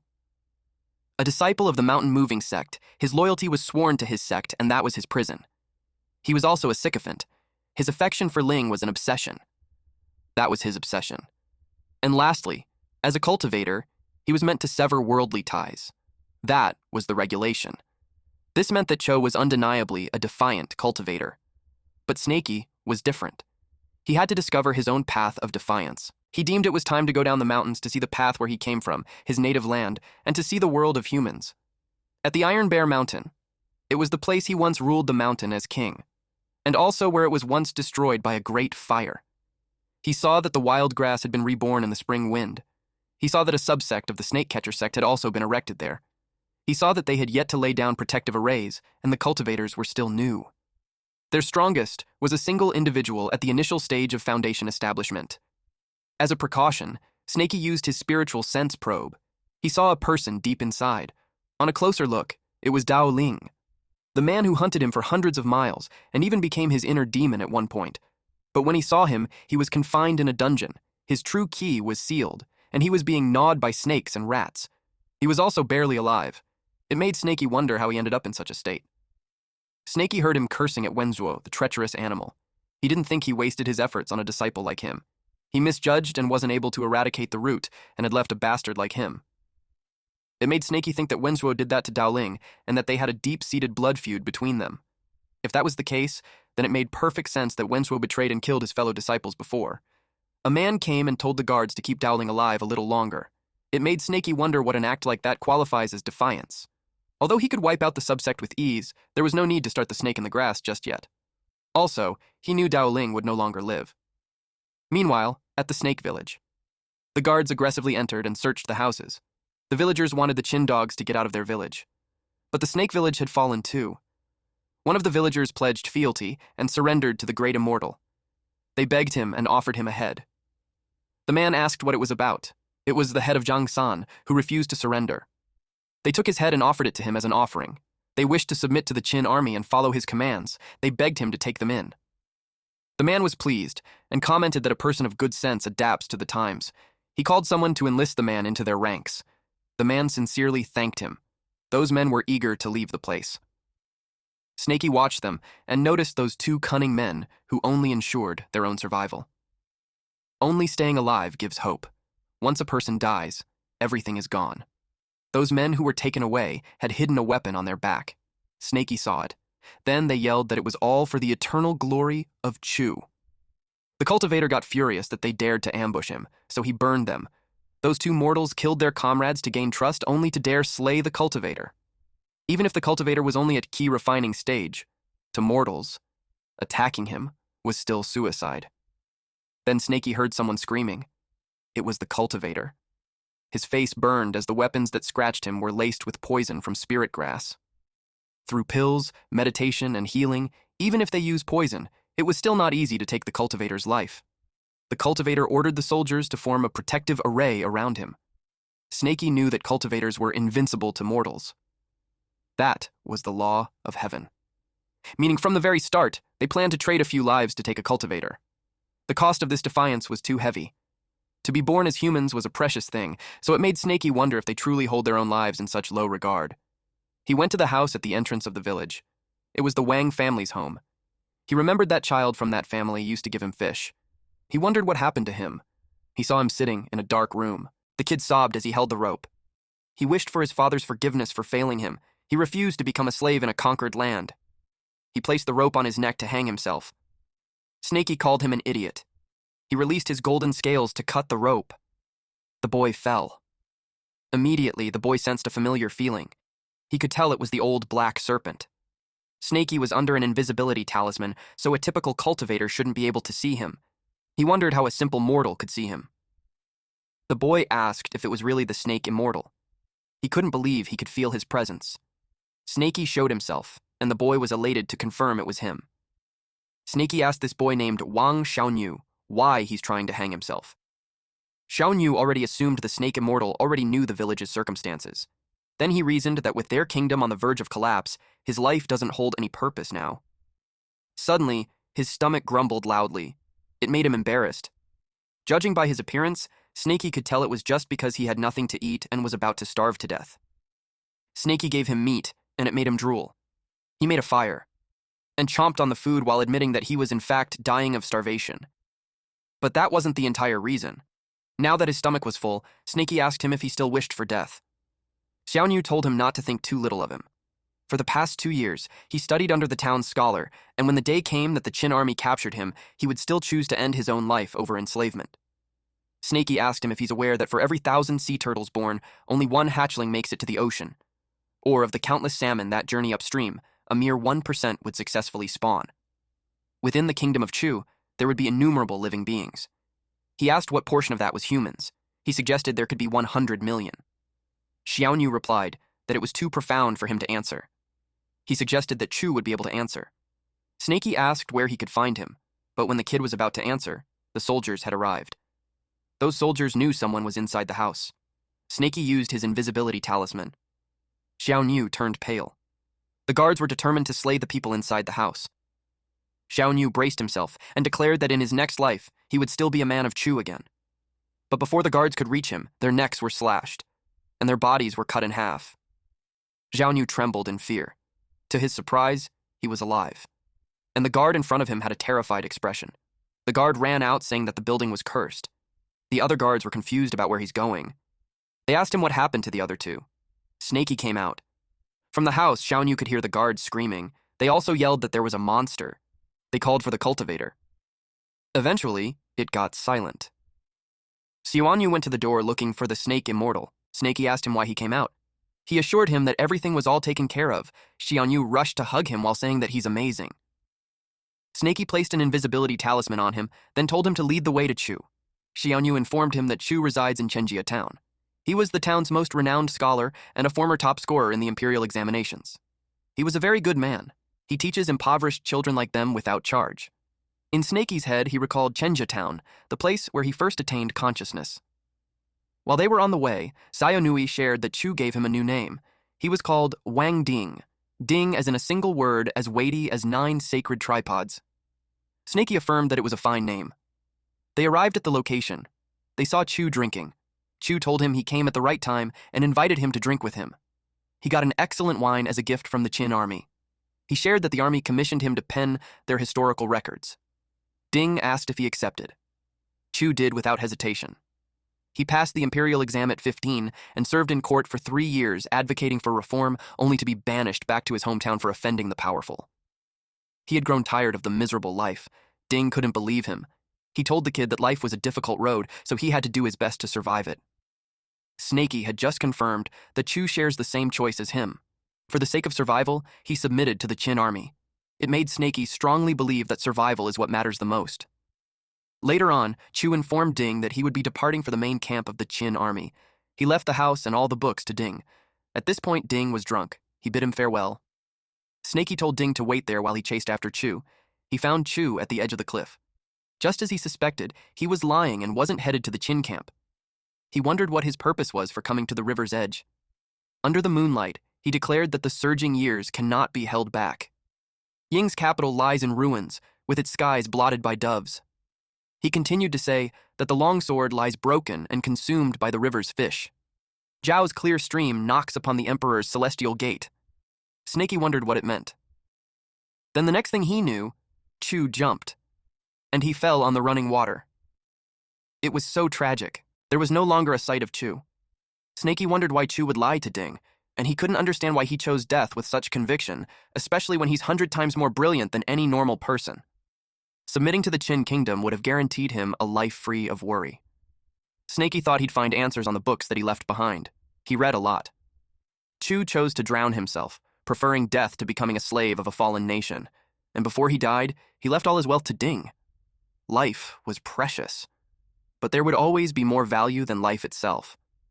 And Snaky guessed that to Chu, it was Ding. Snaky finally realized what defiance truly meant. It was to defend one's principles with their very life. Ding woke up and asked him if he had found what he was searching for. He replied yes, and it was thanks to him that he was able to unravel it. Ding was happy for him. As the saying goes, to hear the Tao in the morning and die in the evening was acceptable. He congratulated Snaky. Snaky expressed that he wished to thank him and Chu. So, before he leaves, he wishes to grant him an opportunity. Snaky casted the spell. Ding asked what it was. Then Ding felt pain in his body. Snaky taught him a breathing technique for cultivation. Whether he would attain enlightenment would be up to fate. Ding had no foundation to speak of. The single wisp of true Kui should take him a very long time to digest. He told him that he was the only one who could decide for his own path. He hoped to meet again. Then Ding lost consciousness. Snaky remembered what Cho mentioned, that the snake catcher sect intends to perform a blood sacrifice at the Myriad Serpent Valley. He deemed it was time for him to return there and fulfill his own defiance. Meanwhile, at the Myriad Serpent Valley, the cultivators noticed that the number of snakes in the valley was already approaching 3 million, and the disciples were still luring some more. One of them asked if the master was planning to lure all the snakes of the southern domain for a sacrifice to achieve a breakthrough in a single attempt. One guy said yes to that, and added that their master hasn't even gotten involved in the war between Qin and Chu. While they weren't joining the conflict, and thus haven't received any resources nor pay from them, their neutrality had also kept them safe, preventing the Qin kingdom from interfering or attacking them. The cultivator claimed that a new age was upon them. True power lies only in strengthening oneself. And by sacrificing millions of snakes, their master would surely succeed in breaking through to the mid-stage of core formation. And even then, they would be able to reap some of the benefits. They compared the sacrifice to drying up the lake to get all the fish. But with that, the snake population won't recover for a century. They claimed that for the sake of cultivation, some even sacrifice mortals, so sacrificing a few snakes won't be a big deal. They went back to spreading their snake-luring powder. Zhuan Yangzi finds the view spectacular. Yuan congratulated him. Kui Yuan was at the peak of Foundation establishment. He admits that his aptitude was less than Yangzi. He was stuck at the peak of Foundation establishment for 50 years, and his life was drawing to a close. He was moved that Yangzi hadn't given up and was willing to include him. Yangzi replied, gave a 0 rating for those words. He told him that they were brothers in arms who faced death together, so there was no need for such formality. He was certain that the blood sacrifice would allow him to break through to core formation and extend his lifespan. Yuan accepted his auspicious words. The moon shone brightly. Yangzi determined that it was time. He activated the formation. The disciples were all waiting on pins and needles. He casted the spell and activated the great blood sacrifice formation. The snakes below hissed loudly. Yangzi called forth the myriad serpent cauldron and began the sacrifice. The red cauldron started to form as they continued to cast the spell. They activated it, and the rest of the mist covered the area. The myriad serpent cauldron had been sealed. Then they bound it. The blood sacrifice was the greatest event in Yangzi's life. 3 million mortal snakes and 500 snake demons were more than enough for him to reach the mid-stage core formation. It was also enough for every disciple there to break through and reach the next level. It was a living sacrifice, so first they had to extract the snake blood, then refine the snake galls, and finally the flesh, bones, skin, and scales. He ordered everyone to connect to the myriad serpent cauldron. The amount of energy they can absorb would depend on their own destiny. Snowy was caught in the massive formation too. She hid first as she suspected Snaky would come, but she had no idea when. She couldn't afford to wait there to be slaughtered. She realized she had to fight. At the very least, she could slow them down. It was time for her to try her new and improved invincible thunder poison devouring pill. She threw it at those cultivators. The stench was carried by the wind. It distracted them and made them puke, and some even melted. Some had become bones in an instant. The others tried to shield themselves with true ki while they stayed clear of the toxic mist. The mist mixed with the cauldrons. They were surprised that the poison could also corrode their master's myriad serpent cauldron. Yuan called Yangzi's attention. Yangzi was amused. He created 5 elements of toxin-transforming palm. Then he sealed the poison mist. He also got the pill that was used. Then he repaired the cauldron with 9 Serenity Primal Chaos palms. Yangzi didn't expect the bonus. He graded the poison as 7 out of 10. Snowy admits that a cultivator at the core formation stage was truly terrifying. She already knew she wouldn't survive. She hoped that whatever happens, Snaky won't come. Snowy wasn't ready to die yet. She hoped that the barrier wouldn't extend too deep on the ground. She tried to hide, but Yangzi saw that she's trying to run. She realized that he found her as expected. He brought her into the air and saw that she was a mere snake demon, not even at the Foundation establishment. He asked where her accomplice was, but she was unwilling to talk. But he admits that he was impressed not just with her pills, but her sheer courage to murder one of his disciples right before his very eyes. It was an offense that he couldn't overlook. He hit her with a soul-spinning spear, making her hiss loudly. He went back to commencing the blood sacrifice. None should be left alive, so he ordered all disciples to attune themselves to the serpent cauldron. They followed him. A lot of snakes had died as the blood sacrifice continued. A large red orb formed like a moon. The disciples could already feel the power. With that experience, they pledged to follow their master for eternity. The spear restrained Snowy. She watched how the strong preyed on the weak, as the law of nature states. But she couldn't accept it to be done in such a merciless fashion. Their act would drive snakes of the land to extinction. Basically, what they did was genocide. A disciple broke through the 8 layers of chi refining.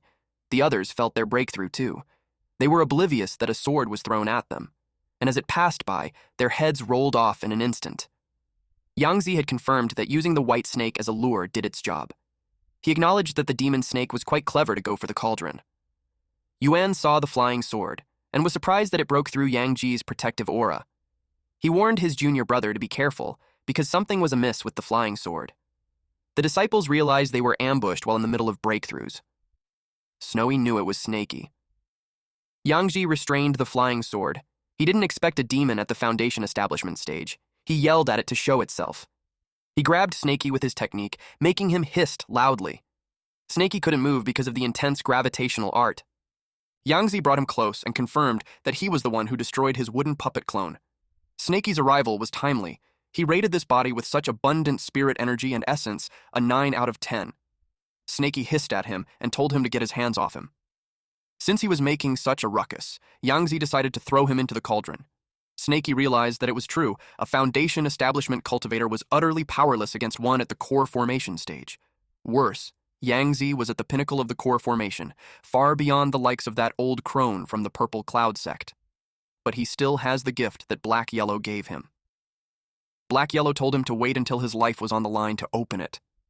And with it, no matter the opponent, the treasure inside would even the odds. It was Black Yellow's bronze mirror. The quality was unknown. He remembered that it was the very mirror that Black Yellow tried to pilfer from the Purple Cloud Pavilion. Yangzi recognized the Purple Cloud sect's heavenly demon mirror. The Purple Cloud sect came into possession of the mirror centuries ago, yet none have ever discovered the method to awaken it. He never dreamed that the snake demon would actually use it. He saw the mirror become larger. He wondered if it was locking onto his position, but there was no response, so he thought it was just a mere trick of the eye. So, he used 9 Serenity Primal Chaos Palm to destroy it. The power was overwhelming. With that, the gravitational art had been broken, so Snaky was free at last. His true friend helped him a lot. The artifact could actually contend with the core formation stage. Yangzi's hand was burned. He had learned the power of the mirror that he judged recklessly earlier. His statement was echoed by his image in the mirror. It was too bizarre. He doesn't fully understand this mirror. The disciples saw that it could match their master's blow. They realized that the reflection wasn't just a perfect likeness, but it even mimicked their master's techniques. They couldn't fully comprehend this cursed relic. It was as if their master was fighting his own self. The mirror looked sinister, with it glowing in red. Then the reflection actually coalesced into a tangible form. Yangzi admits that it was impressive, but he was certain that it had weaknesses. First, the entity could only mimic his personal techniques, but it surely cannot duplicate his magic treasures. It was truly an inauspicious artifact. He rated it a 0. He threw the wandering dragon sword at it, and to his surprise, the entity that looked like him did the same. He didn't expect it to even duplicate magic treasures. When their swords clashed, it caused an explosion in the air. Yangzi decided to attack the source rather than treating the symptom. He planned to shatter the mirror so that the clone would collapse on its own. At the same time, the doppelganger moved closer to the mirror. Yangzi charged his palm with Wind Thunder Palm technique. And surprise, surprise, the doppelganger did the same. Both of their attacks met at the center. It was so intense that even the surrounding area started to get electrocuted. Yangzi then realized that whether he attacked the clone or the mirror, it would retaliate with an identical technique. He thought that if he cannot resolve this mirror, then he'd simply eliminate its master first, which would lead us back to our boy Snaky. Yangzi called for the towering mountains to arise at his command, and for ancient forests to serve his will. Large trees emerged from the ground. He added a sword chi layer on it. Plus, he made a wood puppet clone of himself. His puppet clone moved out to kill the snake. Snaky saw them and recognized that it looked the same with the wooden puppet clone which he and Black Yellow destroyed previously. He didn't expect him to summon so many at once. Just a little flashback. Back then, when Black Yellow gave him the mirror, Black Yellow told him some difficult statements, and he didn't pay much attention to that mumbo-jumbo. This black dog even spit on Snaky and onto the mirror, just to complete the ritual. But at the present moment, it has become useful. He could use the heavenly demon art to defend, amplify power, and create a wooden puppet clone. Basically, when the mirror's user was attacked, Black Yellow made it so that the mirror could produce identical techniques and protect the user. The next thing we knew was that an explosion happened. Apparently, the wooden puppet clone that the mirror created destroyed the ones that were produced by Yangzi. Yangzi saw it and learned that he couldn't strike the snake either, and possibly it triggers the mirror's defensive instincts, causing it to strike even harder. Snaky saw that the mirror had created more clones than Yangzi, and they seemed more capable. Given that Black Yellow's artifact was already powerful, he couldn't even imagine it on its peak. He found an opening to save Snowy. He removed the trident from her body. Snowy saw him, but he told her to save her breath and just rest. The clones attacked the other members. They tried to flee from it because they knew that even as mere clones, they couldn't possibly defeat them. Yangzi was in a pinch. He couldn't break free from the entity, and his only option was to depend on others to slay the snake. If that's how it was, he decided to play along with it for a while. He told Yuan that he would keep the mirror occupied while he took their men and executed the snake immediately. Yuan was frustrated that it blocked his junior brother like that, especially when they were just one step away. He was furious with the snake. He ordered the disciples to halt the blood sacrifice and converge. They must use their full strength to annihilate the snake demon. They all heed to his call. He initiated the destruction of the remaining pseudo-clones. Meanwhile, Snowy was already weak. She knew he would come there. Snaky urged her to focus on healing because there's a difficult fight ahead of them. He healed her with a blood restoration pill, bone strengthening pill, Yuan recovery pill, and mended her using heavenly demon art. At the same time, the disciples found them and charged all at once. Snaky planned to hold them off while Snowy went to safety. And then he told her that once she recovers, she has to prioritize breaking the cauldron to save their brethren. Snowy assured him that she has a way to counter the cauldron. The disciples used explosive fire talisman, wind-piercing spear, and thunder fire talisman, but Snaky was able to roll away from those. They realized that the snake demon was too fast, and their attacks wouldn't land. And suddenly, one of them was hit with the earth-piercing strike. Snaky followed it up with fire snake technique and burned most of them. Concurrently, Snowy took out a pill. She had a theory that the poison pill could eat through the barrier. She tried it and it was a success. The barrier shattered. Snowy told their brethren to take that chance and run while they can. The snakes rushed outside. Then she told Snaky to blow the poison smoke over there. Snaky used the Gale talisman to do that. The poison travels through the air. The Snakecatcher sect disciples tried to run, but they fell from the poison. Thus, someone ordered all low-ranked disciples to fall back. One of them commanded everyone to guard the exit of the Myriad Serpent Valley and not let any of those snakes escape. And the Foundation establishment's inner disciples volunteered to take charge of those 2 snakes. Another disciple told the eldest senior brother to leave Snaky to him, but he was reminded not to be rash. He was determined to settle the debt of harming them that day. He chanted that the highest good is like water and water benefits all things without striving. He confined Snaky inside the water prison. Snaky thinks that his chant was bullshit because it didn't benefit him at all. Instead, it trapped him. He used his tail to break it. Snaky hit him even when he used mystic jade protection. This senior disciple told this junior disciple to take a pill, meditate, and heal first. It wasn't his place to charge since he just recovered from his previous injuries. Snaky finds it a pity that he survived, but at least his protective jade shattered. The next attack would definitely kill him. The senior disciple couldn't believe that their junior brother was defeated in a single blow. He realized that the snake was not only cunning, but its power was not to be underestimated.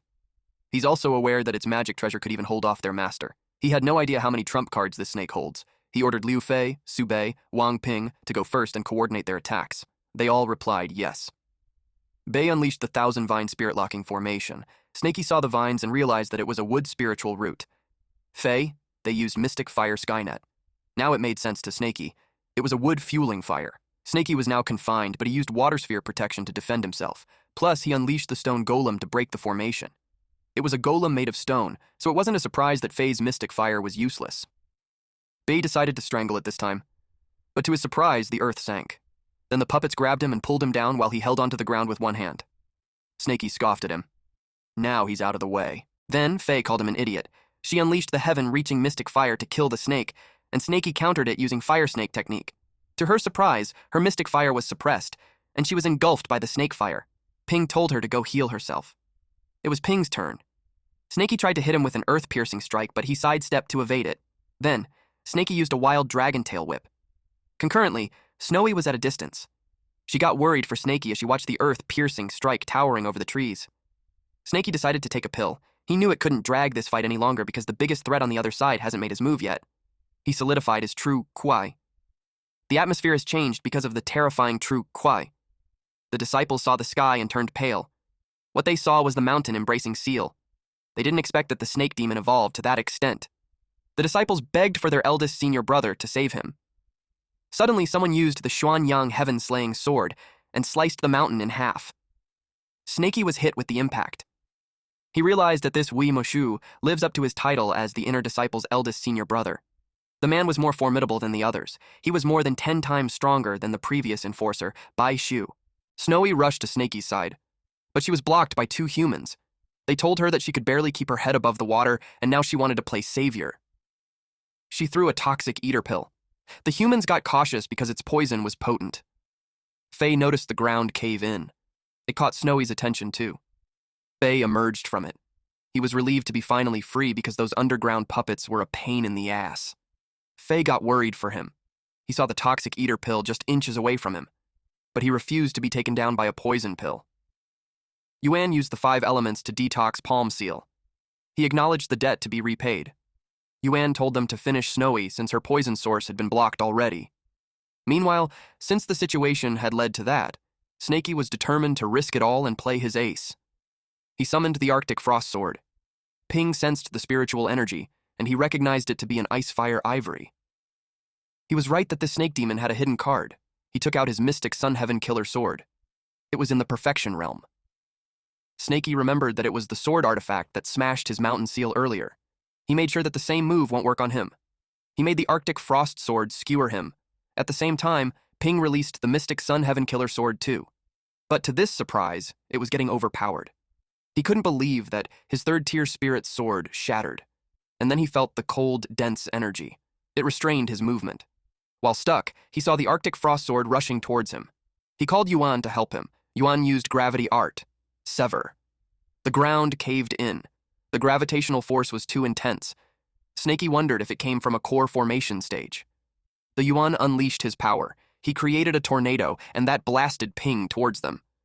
Ping was caught by another disciple, and quickly offered him a pill.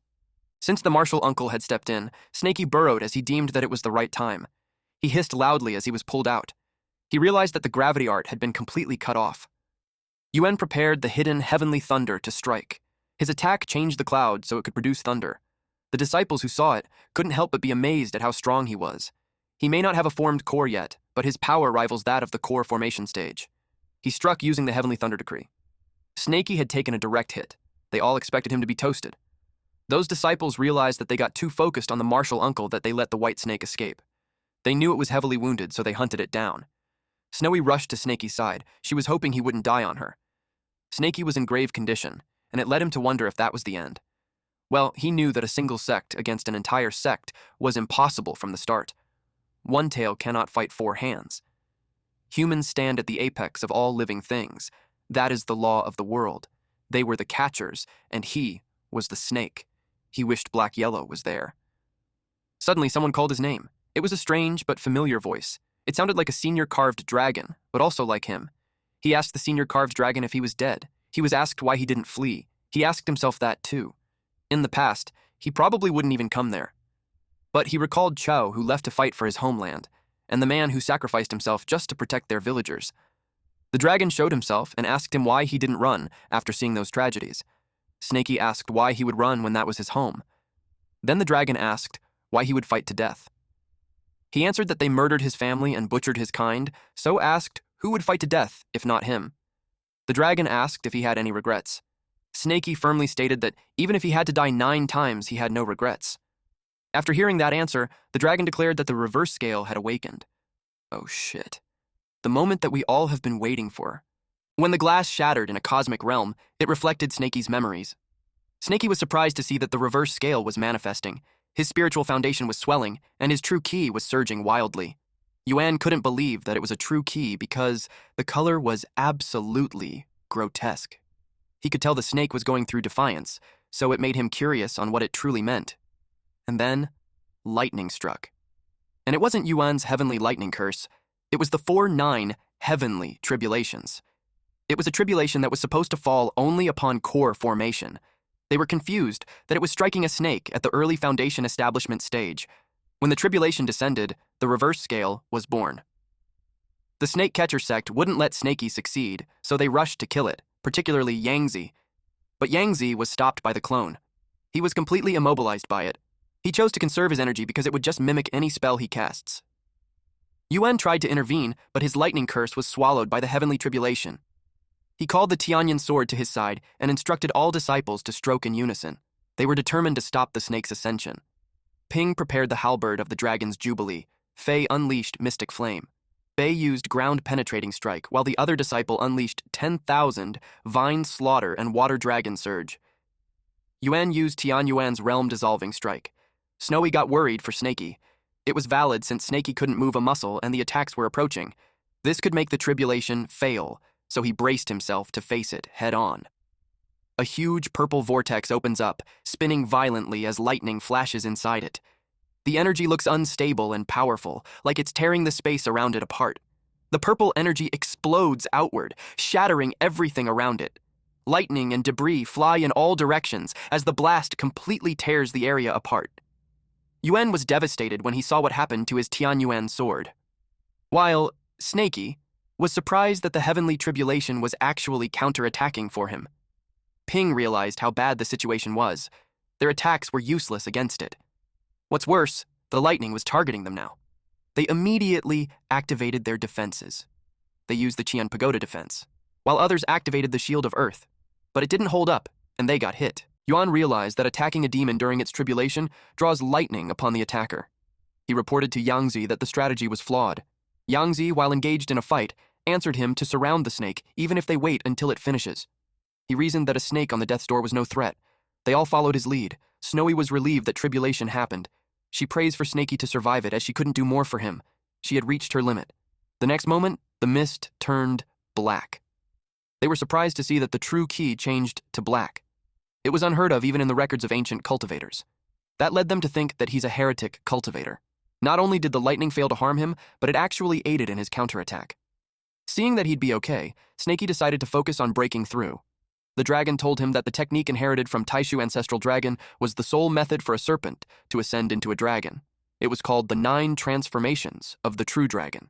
The true dragon 9 transformations were casting dragon scales, forging dragon bones, shaping dragon meridians, creating dragon blood, birthing dragon claws, exuding dragon might, condensing dragon body, and igniting dragon soul. Each transformation was a metamorphosis not merely of the flesh, but of the spirit. First of the 9 transformations, dragon scales had been perfected. It finally dawned on Snaky on why his scales grew uncontrollably after he rushed 1,000 miles to Snowy and Wolf King, and also the reason why his scales multiplied explosively when he spared no cost to unleash the mountain-rendering ravine against Luohua. It was because he was refining his Tao. Without the reverse scale, he could never become a true dragon. He would remain a mere snake forever. Only a dragon possesses the reverse scale. After realizing that, his true Kui changed form. Yuan wondered if it was because he succeeded in its tribulation. Snaky's true Kui formed into a dragon, and he told those who trespassed his home and dared to touch his reverse scale would never be able to leave alive. Snaky's scale continued to emit power. His power showed a dragon. He was determined to retaliate to those who invaded his home and dared to touch his reverse scale. He won't let any of them go alive. The heavenly tribulation had faded. Immediately, Yuan brewed a sky thunder in the sky. He summoned it to descend and subdue demons and conquer devils. He took this chance to kill Snaky. Snaky evaded it when it struck. They were surprised to see that his speed was faster than before. Snaky headed for Yuntian, who was running towards him. Yuan told the disciples to run instead. Yuntian tried to slice him using a water attack, since water possesses no fixed shape. It was followed by a waterfall slash, but he was nothing but a joke to Snaky. To his surprise, his sword snapped, and his vision became limited. Without the protective jade, he's unworthy of even a glance. Snaky swiftly cuts his head off. With that, Cho's vengeance had been taken. The other disciples used earth-thick armor and 1,000 vine shields to protect themselves while they waited for reinforcements, but they wouldn't be able to defend nor hide. Snaky pierced through the thick armor, while he burned the 1,000 vine shields and the man inside it. Ping wanted to charge ahead, but Fei stopped him and reasoned with him that once their master escapes, he would avenge their junior brothers.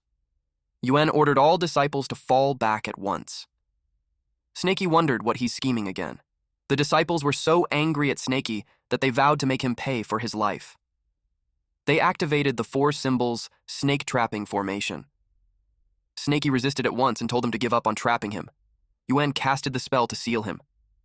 Snaky was trapped inside a clear, water-like seal, lightning running over it to keep him restrained, but he resisted. They could feel his incredible, brute force. They made the 4 symbols revolve, suppress, and lock the heaven and yellow. Snaky was struck, making him hiss loudly. His sharp scale eventually shattered the seal. Snaky moved his tail around as lightning flared, and debris was thrown aside. Ping couldn't let it continue, so he released the flowing light pagoda, and suppressed it again. Gravity held Snaky in place. With the light from the pagoda, his body became so heavy and his speed had dropped. He tried to think of a way to break the formation.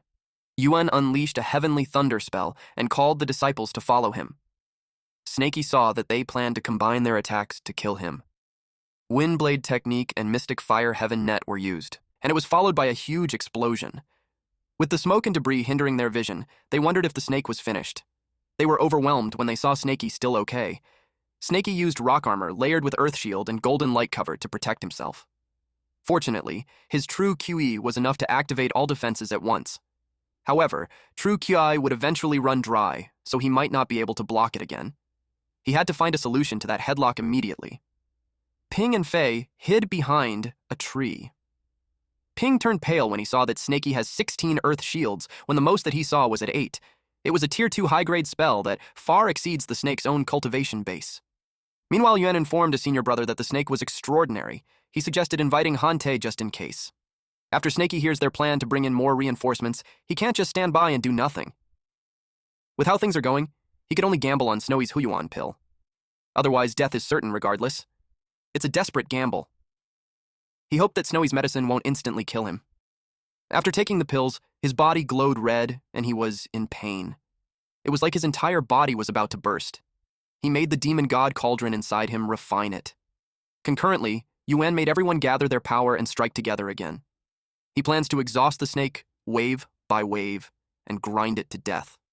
Snaky got better, so he attempted to do a tier 2 peak spell. He started to cast the spell, and it goes like this. Stars as contract, night as the proof. Draw a waterfall of the Milky Way. Transform into the punishment of the 9 heavens. Snaky was determined to protect his home, so he plans to do everything so that he won't lose. The next thing we knew was that freaking asteroids came falling down from heaven. It even shattered the trapping formation of the 10,000 snake cauldron. Yuan warned the disciples of the impending danger. He released the void treasure umbrella to protect them. It blocked the asteroid that was about to fall on 2 disciples. Suddenly, Yuan coughs blood. He was affected by the immense pressure of the spell. He could tell it was almost at the core formation stage. The spell overpowered him. The asteroid turned the sky orange, embers and scorched leaves drifting down in the heated air. Snaky swats the debris that was falling on him. He had successfully shattered the cursed formation. He realized that absolute office is the ultimate defense. His next goal was to reclaim his frostbite blade and spirit sunderer. He gathered chi in his tail and broke its seal. Then he made it come to his side. Meanwhile, the disciples struggled to block the asteroid. Yuan could tell that they were reaching their limit. He helped them by using a void aegis umbrella and blood sacrifice. The umbrella emits power and shatters the asteroid. But the impact and backlash on Yuan was too much. Even with Ping's spiritual power focused on defense, his internal organs were nearly shredded. Then, he noticed something shining from a distance. When he made sense of what it was, he pushed Fei out of the way. As a result, his arm was chopped off.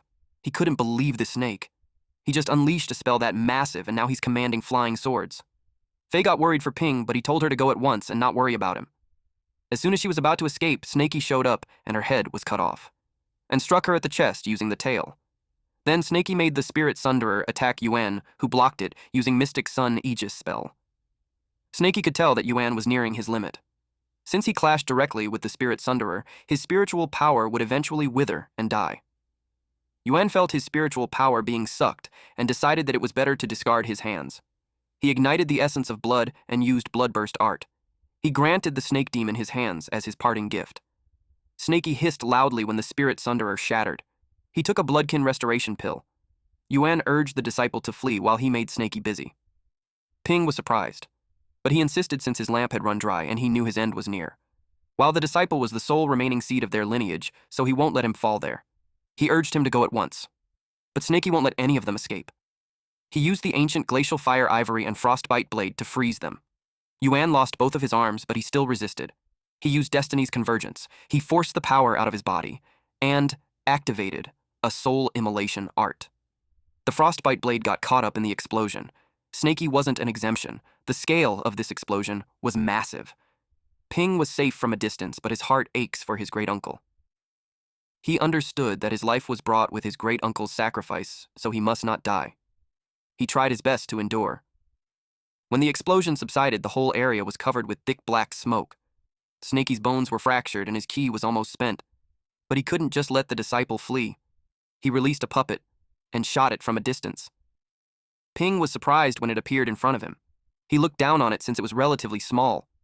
So he was caught off guard when Snaky used Earth King puppet art, positional transposition, and appeared in front of him.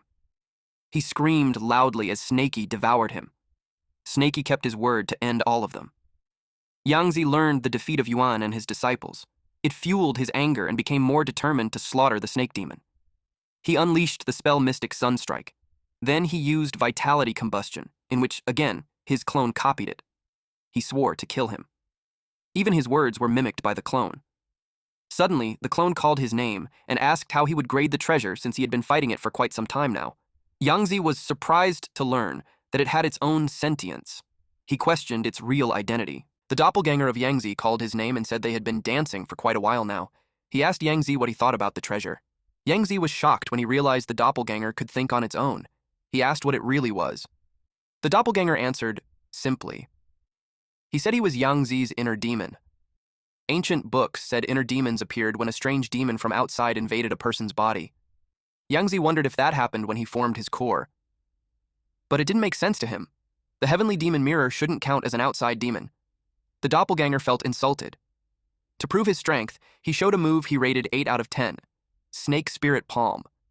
Yangzi was surprised by the sudden attack. He quickly called out Xuanyang to protect his body and push away the dark energy. The doppelganger attacked again with Wind Thunder Palm. Yangzi blocked it with Heaven Earth Primordial Palm. That was when he realized how painful it was to fight someone exactly like himself. Their strength was completely the same. Because the clone attacked first, Yangzi could only defend and couldn't fight back freely. Meanwhile, Snaky was barely alive. His true Kui was almost gone. His meridians were broken, and his bones were cracked. A fight between Golden Core cultivators was far beyond what he could handle. If not for the mirror helping, he would already be dead. The doppelganger brought out the primordial cauldron, trying to trap Yangzi inside. Yangzi knew that if he got sealed in it, the fight would be over. Suddenly, something hit the cauldron. The doppelganger became angry and shouted, asking who dared to interfere. Yangzi felt relieved. Help had finally arrived. Snaky, however, froze when he sensed another Golden Core cultivator. After surviving this long, he started to believe he was meant to die here. The man who arrived was a bounty hunter named Han Tae. He laughed and joked about how much trouble Yangzi was in. Seeing the bodies on the ground, he asked what happened. Snaky realized that the old man must have used the jade pendant to call this expert. Han Tae saw the snake catcher sect corpses everywhere and asked what kind of fight took place. Yangzi warned him not to ask useless questions. He only wanted help and told him to kill the snake first. Han Tae was clearly annoyed by the way Yangzi spoke. Still, since a fellow cultivator was asking, Han Tae said he would help, for the right price. Yangzi threw him a pouch and said the snake was already dying and could be killed with one finger. Then Yangzi told him to hurry up and stop wasting time. Han Tae clicked his tongue and said Yangzi's attitude deserved a 0. He explained that Yangzi misunderstood. The money he received was only for saving him. Killing the snake would cost extra. If he also had to fight the mirror clone, that would cost even more. He said they should settle the payment first. Yangzi threw another pouch and said that if he didn't need Han Tae's speed, he wouldn't have asked. Han Tae smiled, happy with the payment, and released a bright golden power toward the snake. The clone tried to stop him, but Han Tae had already been paid. He fought back right away. Yangzi joined him and they attacked the clone together. Han Tae mocked the clone, saying it couldn't even save itself, yet still tried to protect the snake. Snaky watched the golden light fall toward him. He couldn't move at all. He believed this was the end. Suddenly, a huge flame burst out and pushed the golden light away. Yangzi and Han Tae were both shocked. A powerful golden core demon had appeared. It was Man Jin. Behind him stood the entire mammoth clan. They would not let anyone hurt their benefactor. Snaky and Snowy were riding on the other mammoth's back. Snaky saw that Jin had finally reached the golden core stage. Snowy felt safe and slowly closed her eyes. Jin said it was thanks to the medicine Yangzi gave him that he survived the 4-9 heavenly tribulations. He promised that the mammoth clan would protect their benefactor with their lives. No one would pass, not even a golden core cultivator. Han Tae sighed and said this was no longer about money. A smart man knew when to retreat. He told Yangzi to take care and quickly left. Yangzi called him a coward. Yangzi knew that if he kept fighting, he would die. Without hesitation, he used blood escape. The doppelganger refused to let him run away and also used blood escape to chase him. Jin shouted for him to stop.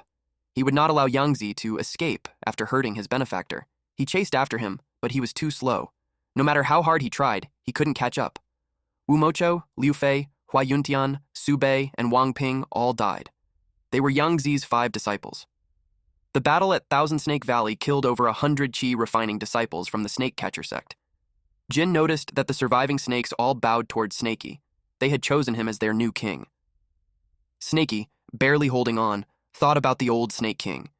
He had finally completed the promise that was passed down to him. I bet the previous Snake King was proud of our boy's achievement. He had grown so much since then. Jin panicked when he saw Snaky close his eyes. He desperately tried to wake him up, afraid of losing him. Yangzi's doppelganger was irritated that he had managed to escape. However, it knew Yangzi was gravely injured, so it was confident he wouldn't return to interfere with its master. With that assurance, it retreated back into the mirror. Soon after, the mirror shot through the sky. It entered a cave and settled beside Snaky. Snaky was surprised to see the heavenly demon mirror. He hadn't expected it to return to its owner. This made him wonder whether Yangzi was already dead. When he looked closely, he saw that the mirror had lost its former luster and even had a visible crack. Remembering what Black Yellow had said, that it could only be used once, he concluded that it was now useless. Jin scolded him for letting an unknown object fly in so casually and told him not to shove things around recklessly. Jin was relieved that Snaky had finally awakened after 3 days. He mentioned hearing something flying earlier and asked if it had been an attack. Snaky assured him it was fine, explaining that it was simply one of his treasures returning. He thanked Jin for his help. Jin replied that it was nothing, since Snaky had helped him before by giving him a pill to form his core. He gently rubbed his trunk against Snaky. Snaky then asked about Snowy and how her injuries were. Jin told him that she had woken up earlier and had gone up the mountain that morning to gather herbs. She planned to refine a pill for him. As if on cue, Snowy suddenly appeared. When she saw Snaky, she immediately burst into tears. She hugged him tightly and sobbed, overwhelmed with relief that they had all survived. Snaky reassured her that the disaster had already passed. She then showed him a new version of her chi recovery pill. It was far more potent than the previous one, and it looked rather ominous. Since he was still weak, she tried to make him take it, but he refused. She felt offended, thinking he was looking down on her medicine. Jin admitted that her pill was indeed extremely intense. She soon realized that Snaky had already given away the pill she had made for him. As she tried to force the pill on him again, he denied that accusation and explained that it was precisely because of her pill that he had survived the battle. However, he also pointed out that her medicine was too strong. He had already consumed a massive amount of pills earlier, many of which hadn't been fully refined yet. He went on to explain that his body was still weak, with severely damaged meridians and bones, so taking such powerful medicine now would do more harm than good. He suggested waiting until he finished his seclusion. Realizing how potent her medicine truly was, she decided to leave the pill with him and let him take it at his own discretion. Jin told Snaky that they would stand guard nearby so he could enter seclusion peacefully. The valley was rich in spiritual energy, and Jin planned to stabilize his own cultivation as well. 5 months later, a snake bowed its head. Soon, several snakes were bowing as well. The snake inside the cave told them to rise and said they didn't need to perform such grand salutations in the future. That snake was Snaky. He looked at the thousands of snakes bowing before him. Though they weren't sentient yet and couldn't speak, it was clear they had accepted him as their new snake king. He told them to go on their way, but he ended up losing an entire day just dealing with them. Jin congratulated him on completing his seclusion and asked if he had fully recovered. Snaky replied that he was fine. He then asked whether any cultivators from the snake catcher sect had appeared. Jin said none had come. Most likely, all the cultivators involved had died, so no news had spread. Alternatively, the Qin army's capture of Chuyang City might have occupied all the sects with the transition of power. This confirmed that Chu had truly fallen.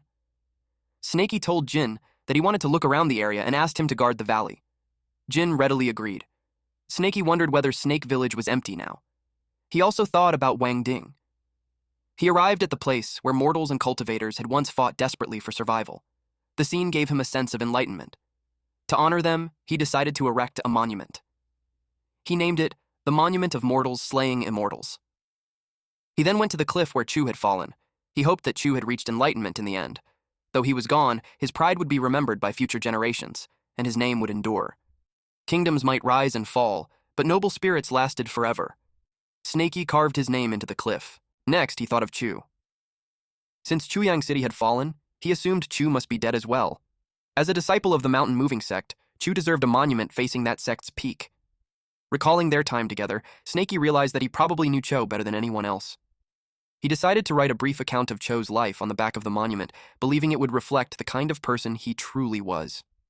Snaky wrote something like, "Just got beaten by young Master Hua. I wanted to fight back, but I didn't because Yinling said she likes honest guys. Then Yinling told me to get lost. She finally spoke to me. That means I'm in her heart." Snaky admired his own work, convinced that Cho's spirit in heaven would be deeply moved. Meanwhile, a cultivator escorted a rebel who had killed 5 Foundation establishment cultivators. The man was the son of the Xiao family, Xiao Cho. He was in a miserable state, wearing only his undergarments, with his hands bound and his body covered in bruises.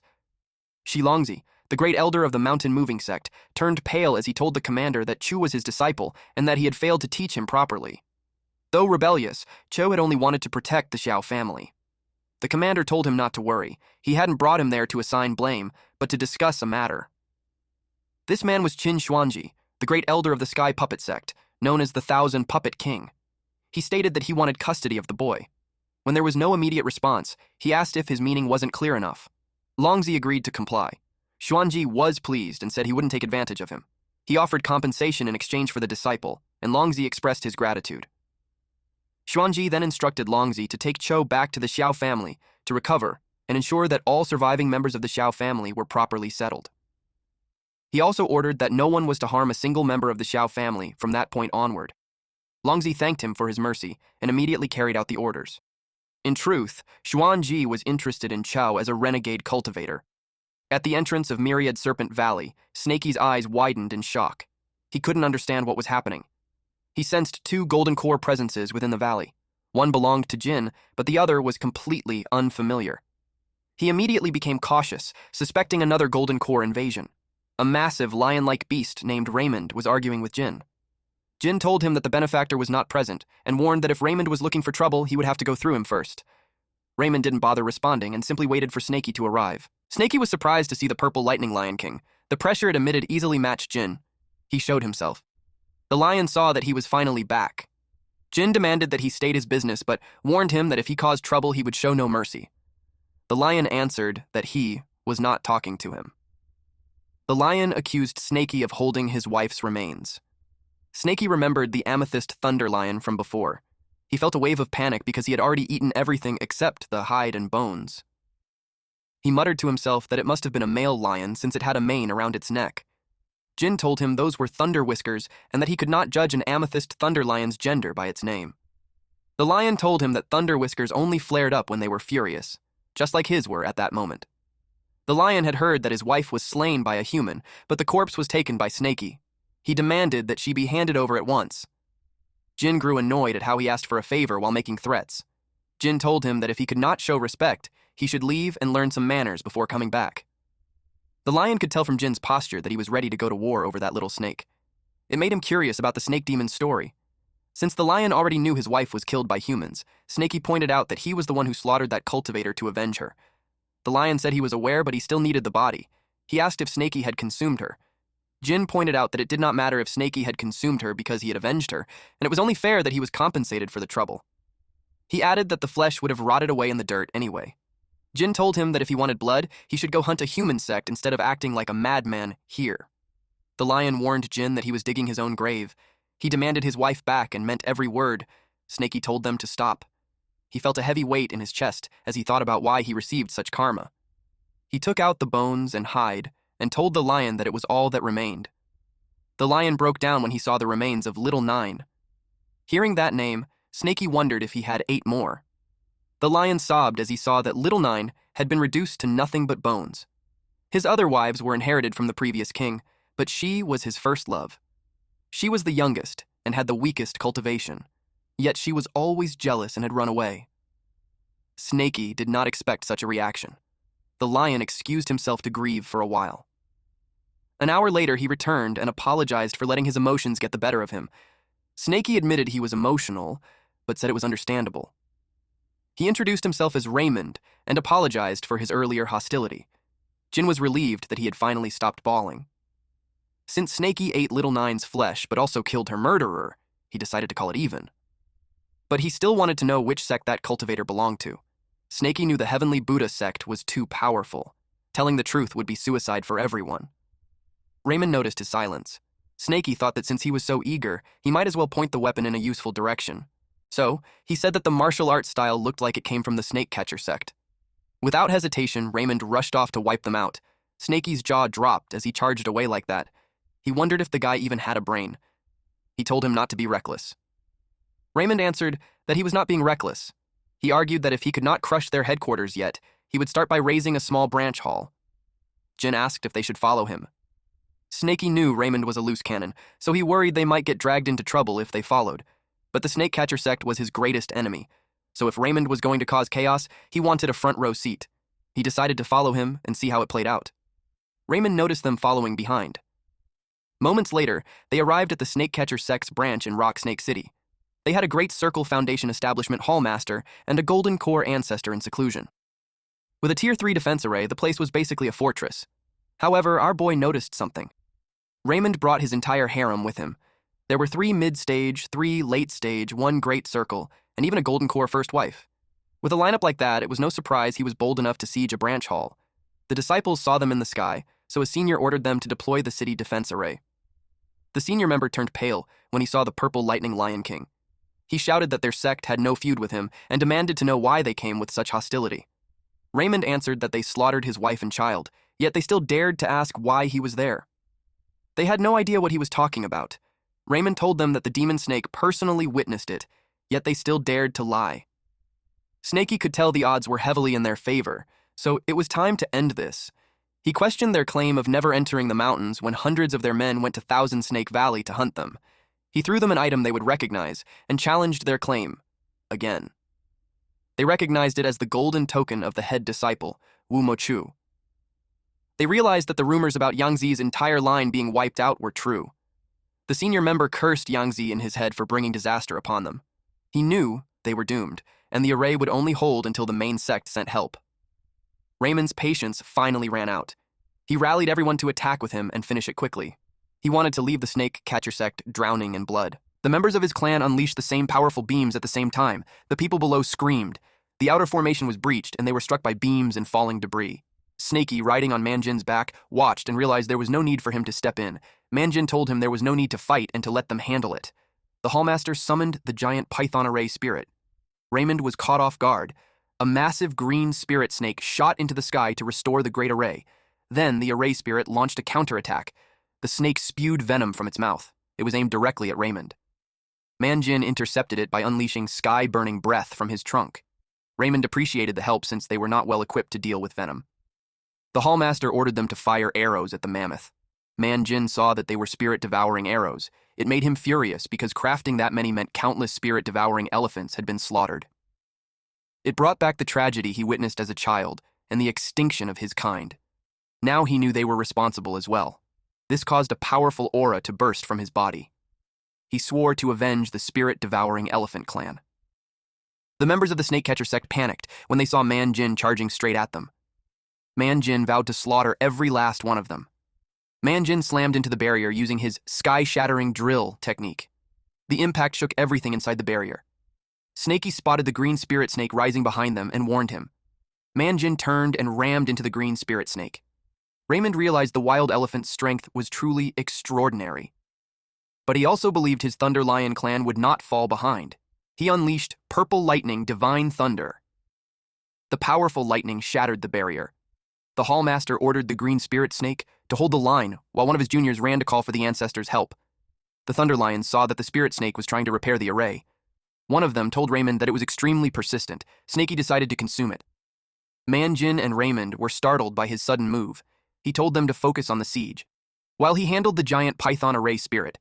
It made Raymond excited, and he gladly left it to him. Meanwhile, he and his wives dealt with the humans.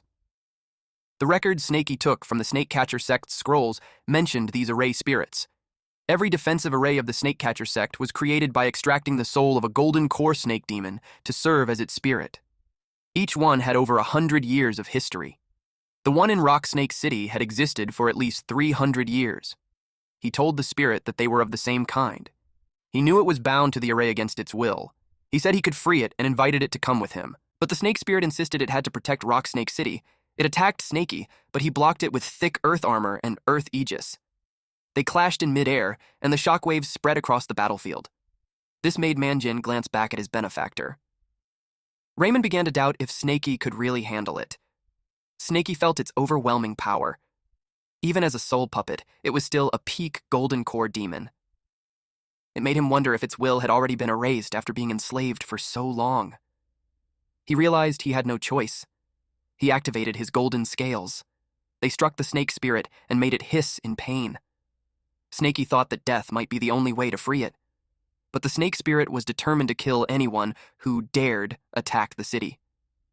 When it lunged at him, Snaky used Divine Dragon's Tail Whip and slammed it on the head. It crashed into the ground. He chased after it while condensing his ki. As he closed the distance, he used Mountain Clasping Seal, bringing down a massive mountain onto the spirit snake. Then, he quietly wished for it to rest in peace. The spirit snake fell. The disciples of the snake catcher sect panicked. They tried to flee, but someone shouted at them because no one had given permission to retreat. They looked toward their ancestor, wondering why he had not arrived yet. Raymond was stunned when he saw the pure, concentrated ki. He could not believe the brat had actually pulled it off. Manjin rampaged through the battlefield. He was determined not to let a single soul escape. Raymond told his 6th, 7th, and 8th wives to take this chance to feast and refine their strength. They replied that they were already doing so. Someone suddenly arrived and shouted at the beast to stop. It was Lai Fengzi, an early core formation ancestor of Rocksnake City. He was furious that they had razed his city and disturbed his meditation. He declared that their deaths would be slow and agonizing. He could not believe that a mere serpent dared to lay siege to his gates. Snaky was surprised that he had become the target. Manjin rushed to his side and told him to watch his back. Then he unleashed sky-burning breath. He told Snaky to retreat because he wanted to face that opponent himself. The timing worked out, since Snaky also needed spiritual ki to recover. Raymond called his first wife to his side so they could help Manjin take down the old man. Seeing 3 Golden Core experts rushing toward him, Fengzi knew the odds were against him, but even if it cost him his life, he would carve out a path for his people to survive. Manjin used Mountain Crushing Stamp. Fengzi countered with his Tier 3 Dharma treasure, the immortal Bronze Cauldron. Manjin stepped on the cauldron. Then Fengzi detonated it. Manjin felt the full force of the explosion. Raymond and his first wife used the opening to unleash Purple Lightning Divine Thunder, but the old man tried to block it with his 8 trigram Calamity Ward. A yin-yang barrier appeared and held the attack in place. Raymond did not expect the old man to be this resilient. He estimated that Fengzi was at the peak of early core formation. His wife told him he talked too much. She could not understand why he praised the enemy while downplaying their own strength. Raymond argued it was just a few exchanges of combat. She scoffed and flew off. Raymond tried to take back what he said and admitted she was right. Manjin taunted Fengzi to come at him again so they could see how many treasures he had left to sacrifice. Snaky watched from a distance and knew this would turn into a war of attrition until the old man's stash ran dry. At the core formation level, humans lacked physical strength, but their arsenal of artifacts was a real problem. Suddenly, the Hallmaster gave an order to his disciples. He told them to flee while there was still an opening. But Snaky refused to let a single one escape. The soul-piercing needles he forged from elephant ivory scraps were perfect for this. He used his technique, soul-piercing rain, slaughter. Golden scales rained down and struck many disciples. Their screams filled the air. Raymond ordered his 3rd, 4th, and 5th wives to follow him to the front and hunt them down. Meanwhile, the 6th, 7th, and 8th stayed back to pick off any stragglers. Snaky left the cleanup to them as he chased after the old man leading the escape. The Thunder Lions whispered among themselves. The snake was from a lower realm, yet its presence felt far more overwhelming. From its true ki alone, they knew it was no ordinary cultivator. The Hallmaster noticed how fast the snake demon was and realized he was in serious danger. So he used gravity manipulation on his own disciples and threw them out as bait. His disciples cursed him Liu Bukun. They called him a disgrace to the title of master and wished him a miserable death. He shouted at those useless ki-refining trash to shut up. He claimed the path of cultivation was about the strong devouring the weak, so they had no right to blame him. Snaky called him despicable. He did not expect the old man to sink this low. He noted that the Hallmaster matched Kuiyuan in strength, but his honor was non-existent. Bukun used ground-piercing nails to block him, then used displacement flick step to escape. Snaky realized he had no intention of stopping to fight. A target focused only on escaping was the hardest to catch. So he used the 9 transformations of the true dragon and released his dragon scales. He shifted them into blade form and cleared the path ahead. Now Bukun had nowhere left to run.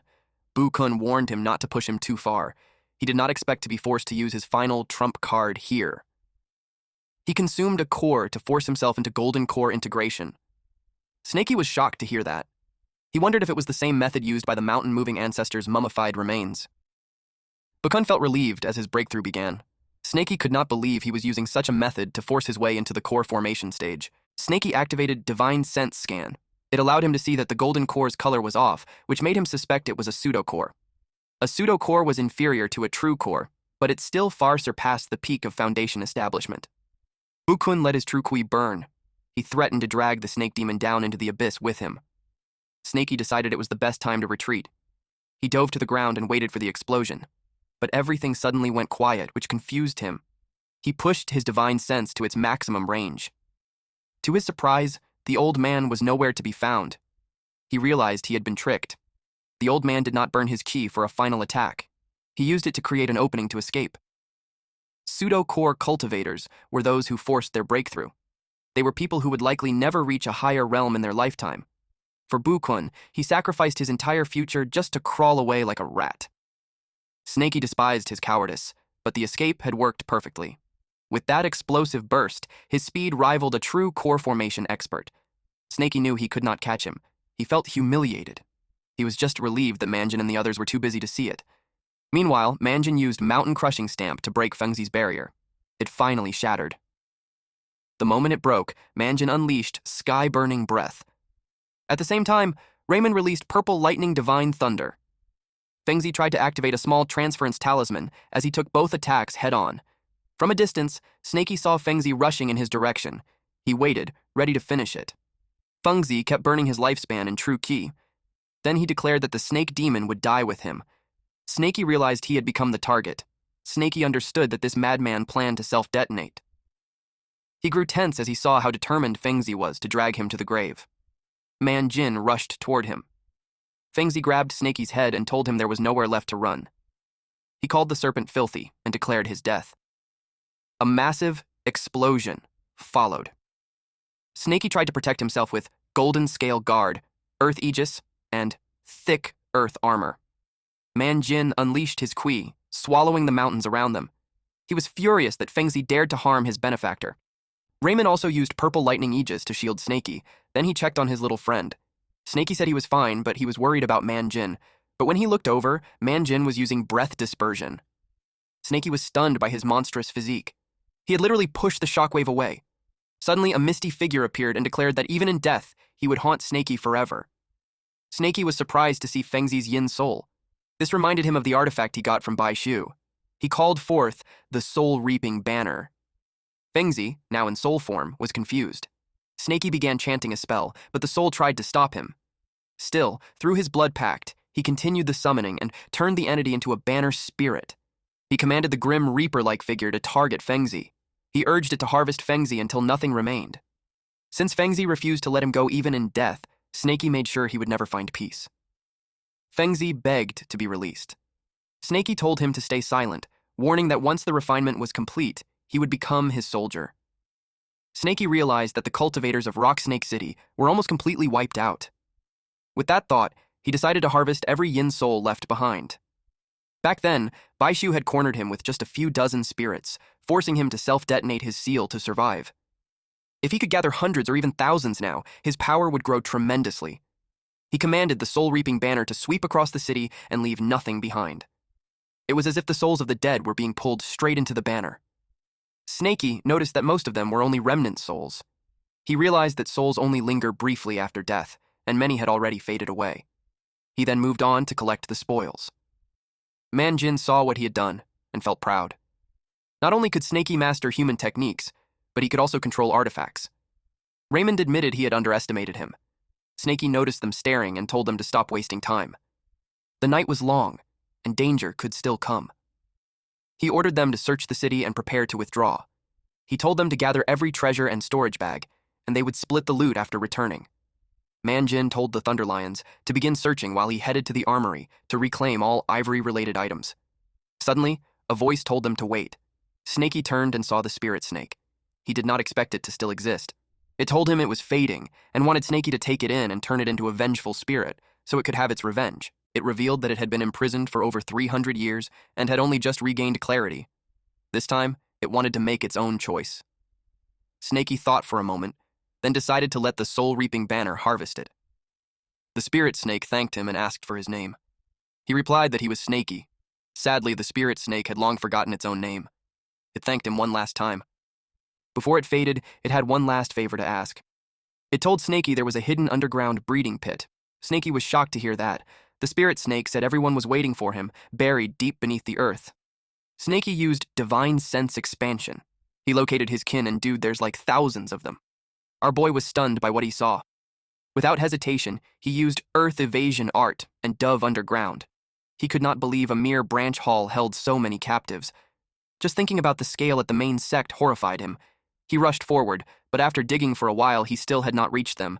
It frustrated him, and he complained that the dungeon felt endless. Eventually, he sensed he was close. But he also detected 3 men below, 2 at Chi Condensation and 1 at Early Foundation Establishment. The men heard the noise. They were caught off guard when Snaky suddenly unleashed his dragon scales. One of them quickly raised a profound golden barrier and demanded to know who dared intrude. Snaky wrapped his body around the man and declared that he was their ancestor. The man was shocked to see a demon snake. Snaky used the soul-devouring banner to harvest their souls. He immediately felt a massive wave of resentment. He knew his kin were imprisoned here. One of the snakes hissed loudly. Snaky told them to calm down, saying he was one of them. The furious snake relaxed when it realized a demon of their kind had come. Snaky told them he was here to lead them out of the darkness. They urged him to hurry, but one snake instead begged him to grant it death. Snaky was confused. The others followed, pleading for him to kill them while he still could. They warned him to beware of the catcher's return. Snaky was overwhelmed by their desperate cries. This is just too cruel for Snaky at this point. Our boy then used his dragon aura to silence all of them as he argued that he came to rescue them. One snake suddenly sensed a presence. Snaky used gilded scale severance to cut their chains. Then he told them the path to the surface was open and that they should follow him if they wanted freedom. But none of them moved. Instead, they said they only wanted death. Their spirits were broken, and they had no will to live. Their meridians were severed, so they could not even end their own lives. Snaky was furious at those cruel captors. Snaky showed them that Rock Snake City had been burned down and that all the cultivators were dead. No one would harm them anymore. He told them he had the power to save them. They were shocked when they saw the soul of the Golden Core ancestor Fengzi. The snakes realized he was telling the truth. Rock Snake City had truly been destroyed, and their benefactor had avenged them. But they said some things could never be restored. The beasts above might find freedom, but for some of them, it was already too late. One snake explained that his fangs had been pulled out, his venom sacs removed, and his gall harvested. He had no way to hunt anymore, so returning would only mean a slow death. He did not want to trouble Snaky any further. Another snake said his demon core had been gouged out, his channels destroyed, and his bones crushed. He could no longer cultivate. He called himself a broken serpent and did not want his brothers to see him like that. They thanked Snaky for killing their enemies and granting their deepest wish. Then they begged him again to strike without hesitation. Snaky understood. He gave them sleeping pills. He told them it would ease their pain and let them pass in peace. In return, they gave him a bottle as a final token of gratitude. One snake made a final request before dying. He asked Snaky to take his soul. Snaky asked if he truly understood what that meant. He explained that the soul-devouring banner would refine him into a vengeful spirit, stripping away his will. A spirit like that would only know how to kill and would never be reborn. The snake said he understood, but if his spirit could help kill even one more catcher, then his life would have meaning. He only asked Snaky to pray for him after taking his soul. Snaky asked if this was what they all wanted. They all agreed. They wanted to become spirits of vengeance and keep fighting the catchers. Snaky promised to grant their wish. He apologized to them. He knew the light in their eyes was already gone. Even with their chains broken, they could not return to who they were. Becoming spirits of vengeance was their only path left. He swore their end would not be meaningless. They would become a nightmare for anyone who hunted their kind. Their souls would rise as spirits, and their bodies would return to dust. Then, he activated the soul-devouring banner and harvested them. The soul-devouring banner absorbed the souls, but it suddenly glowed brightly, and pain shot through Snaky. He saw cracks starting to form on it. He realized that the snake demon's souls were devouring the souls of the snake catcher sect. Even the array spirit from earlier joined the frenzy. He understood that their resentment ran too deep. If this continued, the banner might create something he could no longer control. He unleashed his true Qui at full power, forcing the souls into submission. Snaky let out a breath of relief when he regained control. He noticed that all the cultivator souls he collected earlier had already been devoured, but he did not mind. At least they got their revenge with their own hands, and in the end, it all stayed within their kind. He could feel that the spirits had grown much stronger. The more he thought about it, the more unsettling it became. Back on the surface, he used golden scale cage break. The mortal snakes above had not been tortured as badly. He guessed they were kept as food. He freed them all. Then Manjin came to get him. It was time to retreat. Meanwhile, someone from the snake catcher sect was furious. They had never suffered such a devastating loss before. He rushed toward the site. He could not believe that a group of beasts had caused such destruction. This man was Yin Mingzi, a grand elder from the snake catcher sect headquarters at the mid-core formation stage. He used divine sense scan and saw that the culprits had not gone far. He immediately chased after them. Snaky sensed that an old expert at mid-core formation was pursuing them. He knew this man came from the snake catcher sect headquarters. Seeing how fast he was, Snaky told everyone to run. Manjin said he was already moving at full speed. In the worst case, they might have to fight. But Snaky argued that a mid-core formation cultivator was no joke. With his treasures, he could wipe them all out.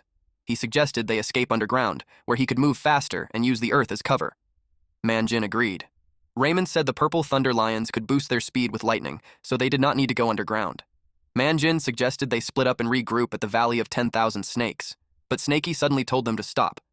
It seemed they would not need to run after all, because the old man had suddenly stopped chasing them. Mingzi received a message that an envoy from the Sky Puppet sect would arrive in half an hour and demanded to see him. It was marked as an extreme emergency, and he was ordered to return immediately. He cursed the Sky Puppet sect, as they had been targeting them for half a year. He blamed them for the fall of Yangzi and Fengzi, but deep down, he knew they could only blame themselves for not choosing a side during the Great War between Qin and Chu. Now that this land belonged to Qin, they had no choice but to bow their heads. He had just arrived in Yan City when the envoy from the Sky Puppet sect was already knocking on his door. He wondered if this was just a coincidence, or if the snake demon was working with the Sky Puppet sect. He even considered that the snake had been released by them to punish the sect. Otherwise, there was no explanation for Yangzi's entire lineage being wiped out in the Valley of 10,000 Snakes. He swore he would take revenge. At the Valley of 10,000 Snakes inside Snaky's cave, Snaky suddenly sneezed. Snowy, worried, offered to get him medicine, but he waved it off and said someone was probably talking bad about him. When Manjin heard that, he grew angry that someone dared to insult their benefactor. Snaky told him to calm down and not act recklessly. Instead, he suggested they split the loot first. He laid out the spoils and told them to pick first, since he contributed the least to the battle. Manjin could not believe what he was hearing, especially after Snaky killed the formation spirit and so many cultivators. He suggested they split everything evenly into 3 shares. One Thunderlion objected, but Raymond shut her down and said it was not her place to speak. He agreed with Manjin's proposal. Snaky brought up the spirit herbs, medicines, and pill furnaces first. He assumed none of them knew how to refine pills like he did, so he took those and handed them to Snowy. He said that if they ever needed pills, they could come to him. Manjin remarked that this arrangement actually benefited them. Raymond said he had no objections. Inwardly, he felt he had not lost anything and had even gained from this deal. Since none of them needed spirit stones, Snaky took those as well. He said he did not need anything else, but if there were items they truly could not use, they could give them to him. Manjin explained that spirit stones were mainly used as currency by human cultivators, so they were not very useful to demon beasts. He then asked Snaky if he really wanted them. Snaky replied that he would eventually find a way to enter the human world and trade them for useful resources. Raymond was impressed by how simple and straightforward he was. He agreed and handed over the spirit stones since they were useless to them anyway. That night, they began picking what they wanted. Afterward, they left. While flying away, one of the wives remarked that it seemed like the snake had only used Raymond. Another agreed. She pointed out that their 9th sister died at Wu Mountain, a remote border area, so it was strange that the snake catcher sect would even be there. They concluded that the little snake likely held a grudge and used them to do his dirty work. Raymond told them it did not matter. He reminded them not to act like victims when they had gained so much. He pointed out how many humans they devoured and the amount of loot they collected. He decided it was better to stay on good terms with the snake demon. Back at the cave, Snaky looked at the pile of spirit stones and felt satisfied. There were nearly 10,000 of them. Still, he found it a bit disappointing that there were only a dozen top-grade stones. The 5 top-grade stones he obtained earlier from the spirit mine cave had already been absorbed by the carved dragon on the demon god cauldron. Only after that did he receive a clue about the inverse scale from the true dragon senior. Now that he had more top-grade spirit stones, he wondered what would happen this time. He decided to swallow 5 of them and find out. Snaky wondered what kind of changes would happen this time. He began consuming the spirit stones. At first, nothing happened. He assumed 5 were not enough, so he swallowed another 5. Then suddenly, his body began to glow. A supreme Dragon Clan art was passed down to him. It was the 100 transformations of the fish dragon. Snaky had already learned that feeding spirit stones to the dragon statue could grant him Dragon Clan techniques. This time, he knew he had hit the jackpot. He even wondered how many top-grade spirit stones it would take next time, since 10 already felt insufficient. Learning the 100 transformations of the fish dragon gave him mastery over countless variations. It was considered a low-grade ultimate art of the Dragon Clan. He felt the knowledge flood into his mind. He was thrilled. Until now, he had only learned human 5-element spells. This was his first beast technique, and even more, a dragon clan art. Countless texts flowed through his thoughts. He realized he could transform endlessly and reshape his body at will. At its peak, the technique would allow infinite transformations, even taking human form. The world would become his board, and all living beings its pieces.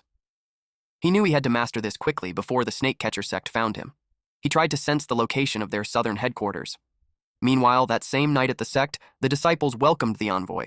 The envoy reminded them that as cultivators under the Great Shin, they were protected by the Empire.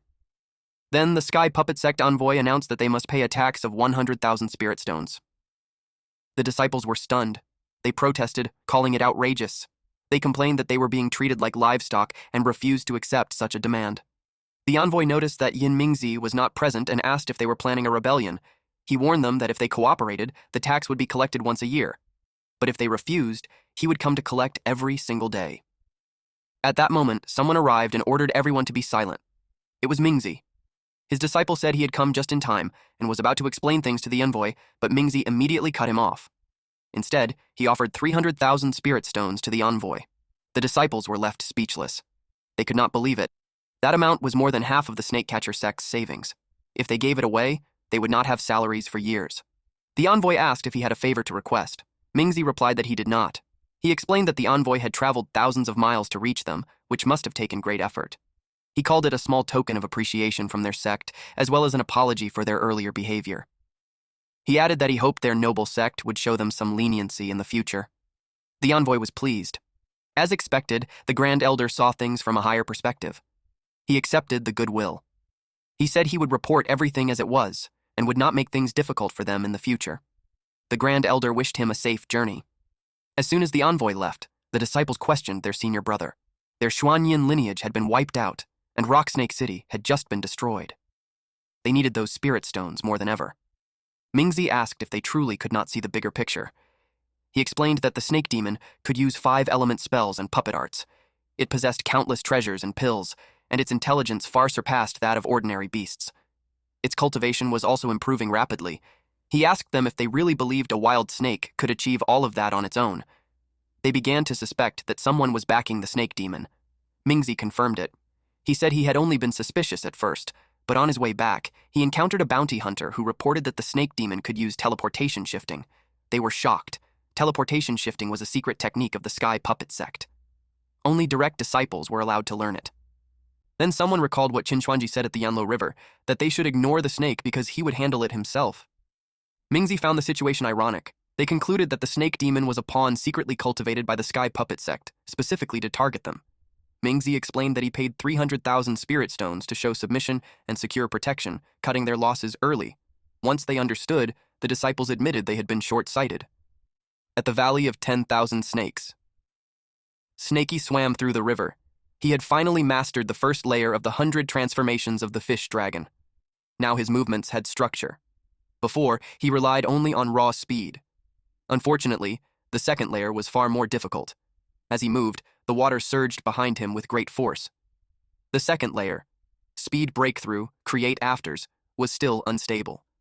The after images he created vanished after a single breath. He knew it would take an incredibly long time to reach the 9th layer. Still, he had not neglected his other techniques. He could now use the second transformation of the 9 transformations of the true dragon, forging dragon bone. The results were already showing. When he activated it, the river water shot into the sky. The strike he unleashed was strong enough to crush the skull of a late Foundation establishment cultivator. After that, he went to find Man-Jin so they could spar. A powerful glow shot into the sky. Snaky saw Man-Jin activate a golden protective shield. He guessed it came from the last battle and wondered if it was a metal element spell. Man-Jin told him to come at him without holding back.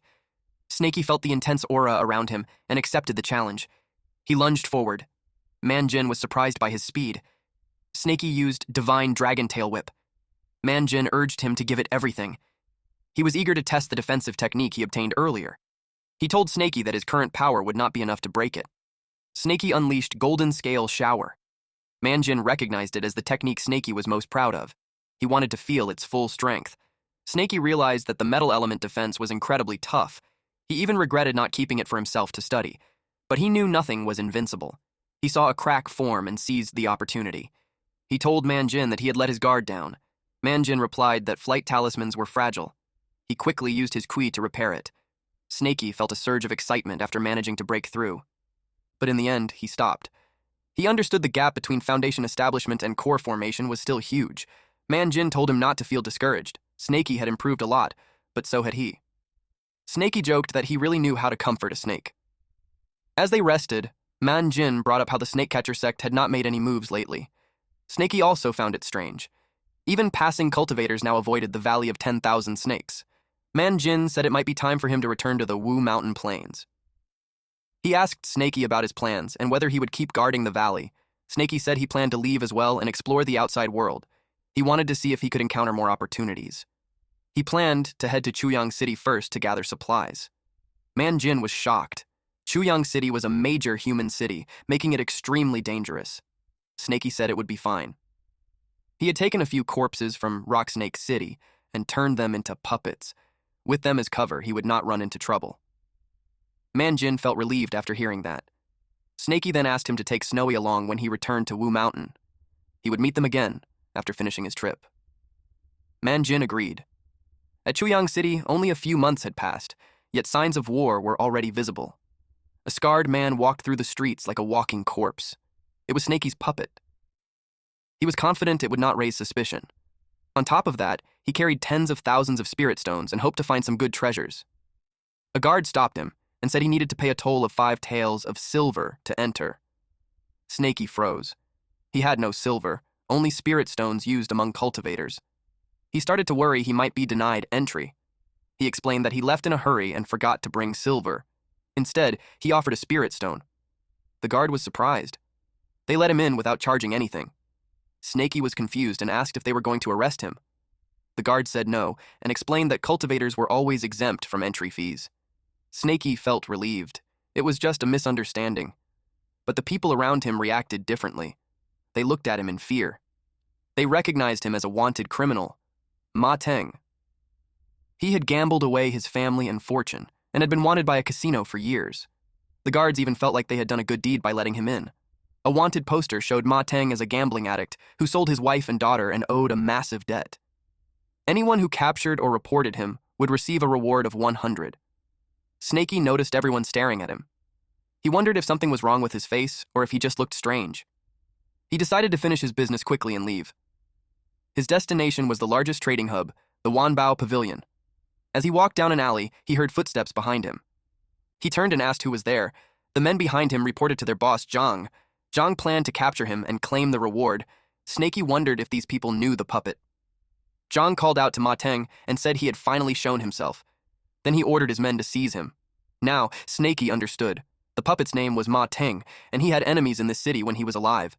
He found it troublesome. He used gravity art at full power. Even though they were only at the first or second layer of chi condensation, they were still basically mortals, so he held back to avoid killing them. Zhang was stunned when one of his men was thrown aside. Another clutched his shoulder in pain. Zhang demanded if he understood the consequences of defying the Heavenly Dragon Casino. Snaky told him to stop speaking in riddles and asked what he actually wanted. Zhang found it amusing that he even dared to ask. He told him that he owed their casino 1,300 spirit stones. Snaky was stunned. Making such a big fuss over that amount seemed ridiculous. But then he remembered that the puppet had only been at the chi condensation stage when alive, so 1,300 spirit stones would have been a huge sum. He asked how the debt became so large. Zhang explained that 5 years ago, he borrowed 120 spirit stones and never paid it back. With interest doubling every year and a 10-fold cap, it had reached 1,320 spirit stones. Snaky was speechless. Borrowing that much on credit already sounded shady. The casino was clearly ruthless. He knew that casually pulling out over 1,000 spirit stones would attract too much attention, so instead, he chose intimidation. He released the pressure of a foundation establishment cultivator. The men trembled in fear. They could not believe that this fallen gambler, who sold his wife and daughter, had actually reached foundation establishment. Snaky expected this to make things easier. He stepped forward, and they instinctively backed away, shouting at him to stop. Then he dropped a pile of spirit stones. There were about 120 of them, everything he was willing to give. He warned them that if they dared to harass him again, he would not hold back next time. Zhang quickly agreed. They told him to wait. Snaky asked if they needed anything else. Zhang explained that the Heavenly Dragon Casino was affiliated with the Wanbao Pavilion. If he did not settle his debt, he would be permanently blacklisted, meaning he would not be able to trade at any Wanbao Pavilion. That meant Snaky's trip would be completely wasted, so Zhang offered an installment plan. All he had to do was sign an agreement, and the Wanbao Pavilion would immediately remove him from the blacklist. Snaky grew irritated. If he followed that agreement over 3 years, he would end up paying nearly double. But he knew avoiding trouble was the better choice. He threw a sack at Zhang. Inside were storage bags filled with the aura of spirit stones. He told them it contained 1,200 spirit stones, enough to settle the debt. Then he hurried off, not wanting to stay any longer, and headed toward the Wanbao Pavilion. Zhang called out that he was now a VIP of the Heavenly Dragon Casino. He asked if Snaky had any business in Chuyang City, and offered to arrange everything for him. Premium cave dwellings, restaurants, trade fairs, even dual cultivation partners. He even suggested Snaky try his luck again, saying the casino would raise his credit limit to 5,000. Snaky snapped at them to get lost. Zhang watched him leave and thought about how much wealth Snaky likely carried. He wanted to find a way to squeeze every bit of profit out of him. Snaky could tell how shady they were. They drained the rich and trapped the poor in endless debt. If he did not have important matters to handle, he would have destroyed that disgusting casino already. He could sense that Zhang had set his sights on him. He needed to come up with a way to shake off those parasites before they caused more trouble. Meanwhile, at the courtesan quarters. Courtesans linked arms with drunken men, and the place was filled with laughter and noise. Inside one of the rooms, a woman was preparing to take her own life. She had been assigned a guest that night, but she refused to go through with it. As she thought of her mother, she regretted that she had never been able to kill Teng with her own hands. Suddenly, Zhang entered the room. He told her she was free to leave. She was stunned, because he was the one who had sold her into this place. Zhang explained that she was lucky. Her father Teng had paid off his debts, and his cultivation had even reached the foundation establishment stage. Because of that, the courtesan house could no longer keep her. She was free. As he spoke, he removed the seal placed on her. He told her to be grateful that Teng was now a VIP of the Wanbao Pavilion. Then he instructed her to go find him there. Tears filled her eyes as she heard that Teng had returned. Now she finally had a chance to avenge her mother. At the Wanbao Pavilion market, countless shops lined the streets. They sold top-tier pills, spiritual treasures, talismans, premium defensive artifacts, and more. Snaky couldn't help but think that if Black Yahello were there, he could easily point out which ones were truly valuable. Then he sensed a core formation expert nearby. He immediately wondered if it was friend or foe. From the aura alone, he recognized him. It was Han Te. Even though Te was disguised and suppressing his cultivation to late foundation establishment, Snaky could still tell it was him. He knew this man never acted without profit, so he assumed he was there to sell goods. And even if T saw through his disguise, Snaky doubted he would attack without a reward. Besides, with his current fish dragon transformation speed, he was confident he could escape if needed. Since T was a core formation cultivator, Snaky expected the items he sold to be extraordinary. He decided to take a closer look. T asked which item caught his eye and claimed that everything he had was rare and affordable, only 5,000 spirit stones. Snaky was shocked to see a mirror identical to the one Black Yahello had given him. He immediately thought it was fake, since he already possessed the real one. T began boasting about its origin. He claimed it was a supreme treasure left behind by ancient demonic cultivators in the mortal realm, with unfathomable power. Snaky wondered if T wasn't afraid of being exposed for selling a fake. T noticed that Snaky wasn't interested in the story. So instead, he offered a map of the ancient ruins of Wu Mountain. That caught Snaky's attention. He remembered that Black Yahello once mentioned finding a great cultivation spot. He began to wonder if it was connected to these ruins. He hadn't heard from him in a long time. T continued his story. He said the map had a long history. 2 core formation experts had once fought to the death over it. He claimed he got it by chance and even entered the ruins himself with a team. According to him, the entire team was wiped out, and he was the only survivor. He sighed and said that if he wasn't too traumatized, he would never sell it this cheaply. Snaky could tell it was all a well-crafted lie. Anyone less cautious might have believed it. T added that during that trip, he found a puzzle box inside the ruins. He said it was clearly a supreme treasure, but he never managed to open it because he lacked the key.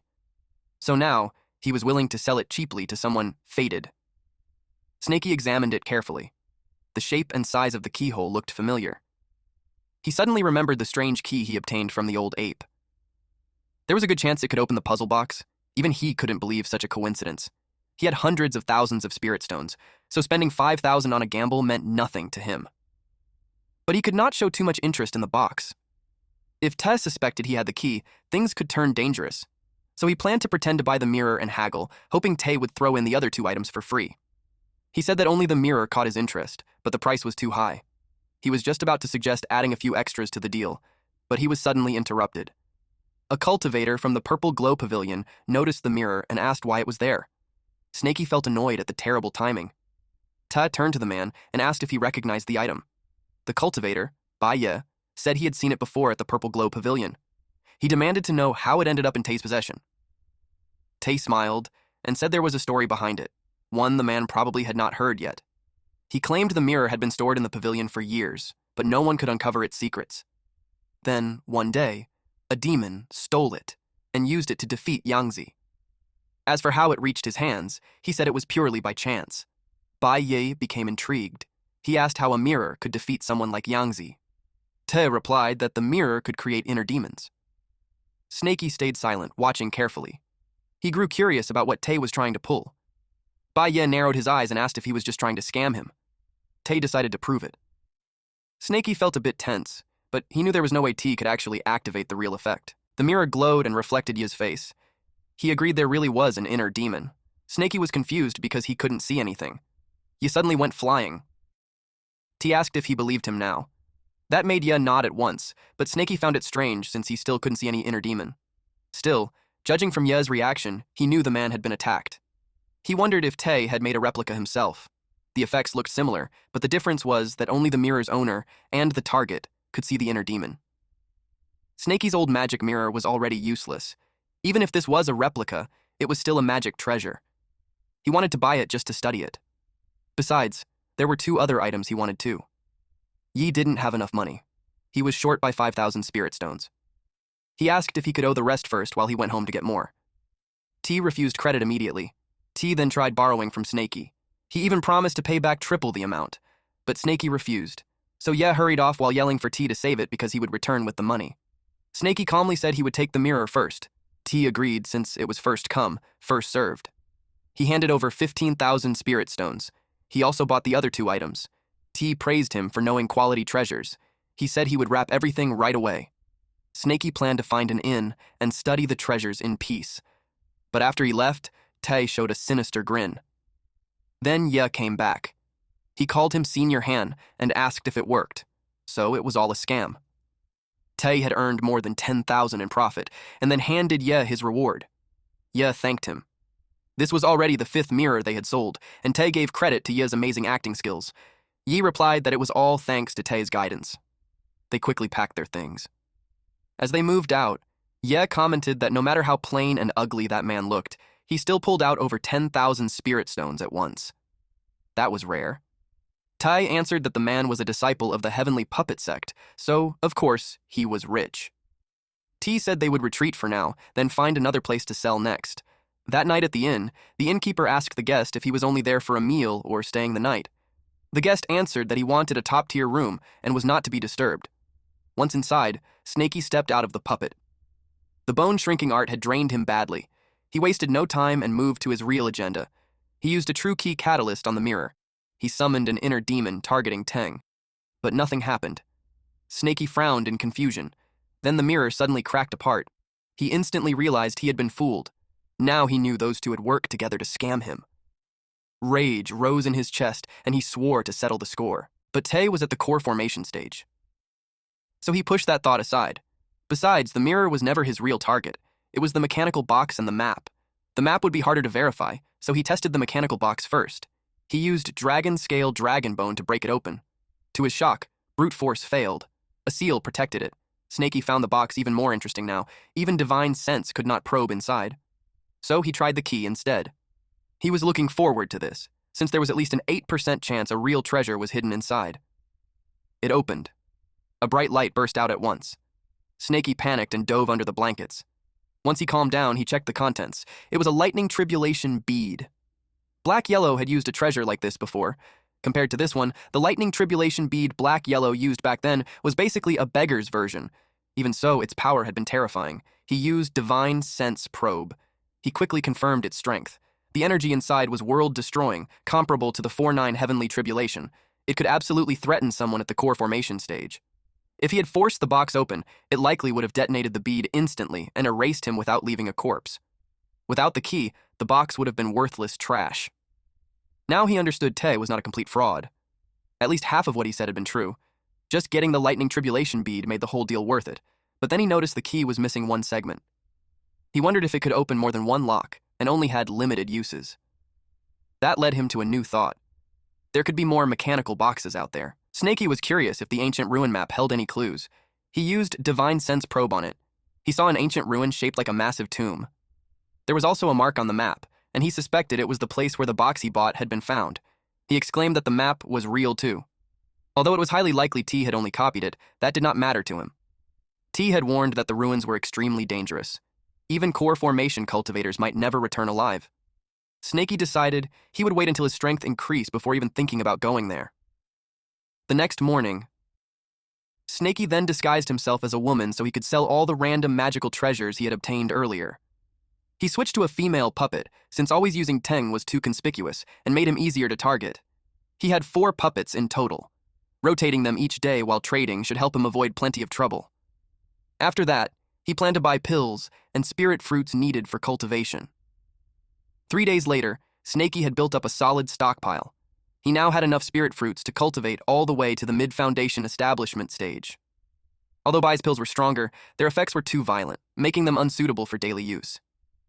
For the past few days, plenty of people had tried to target and rob him.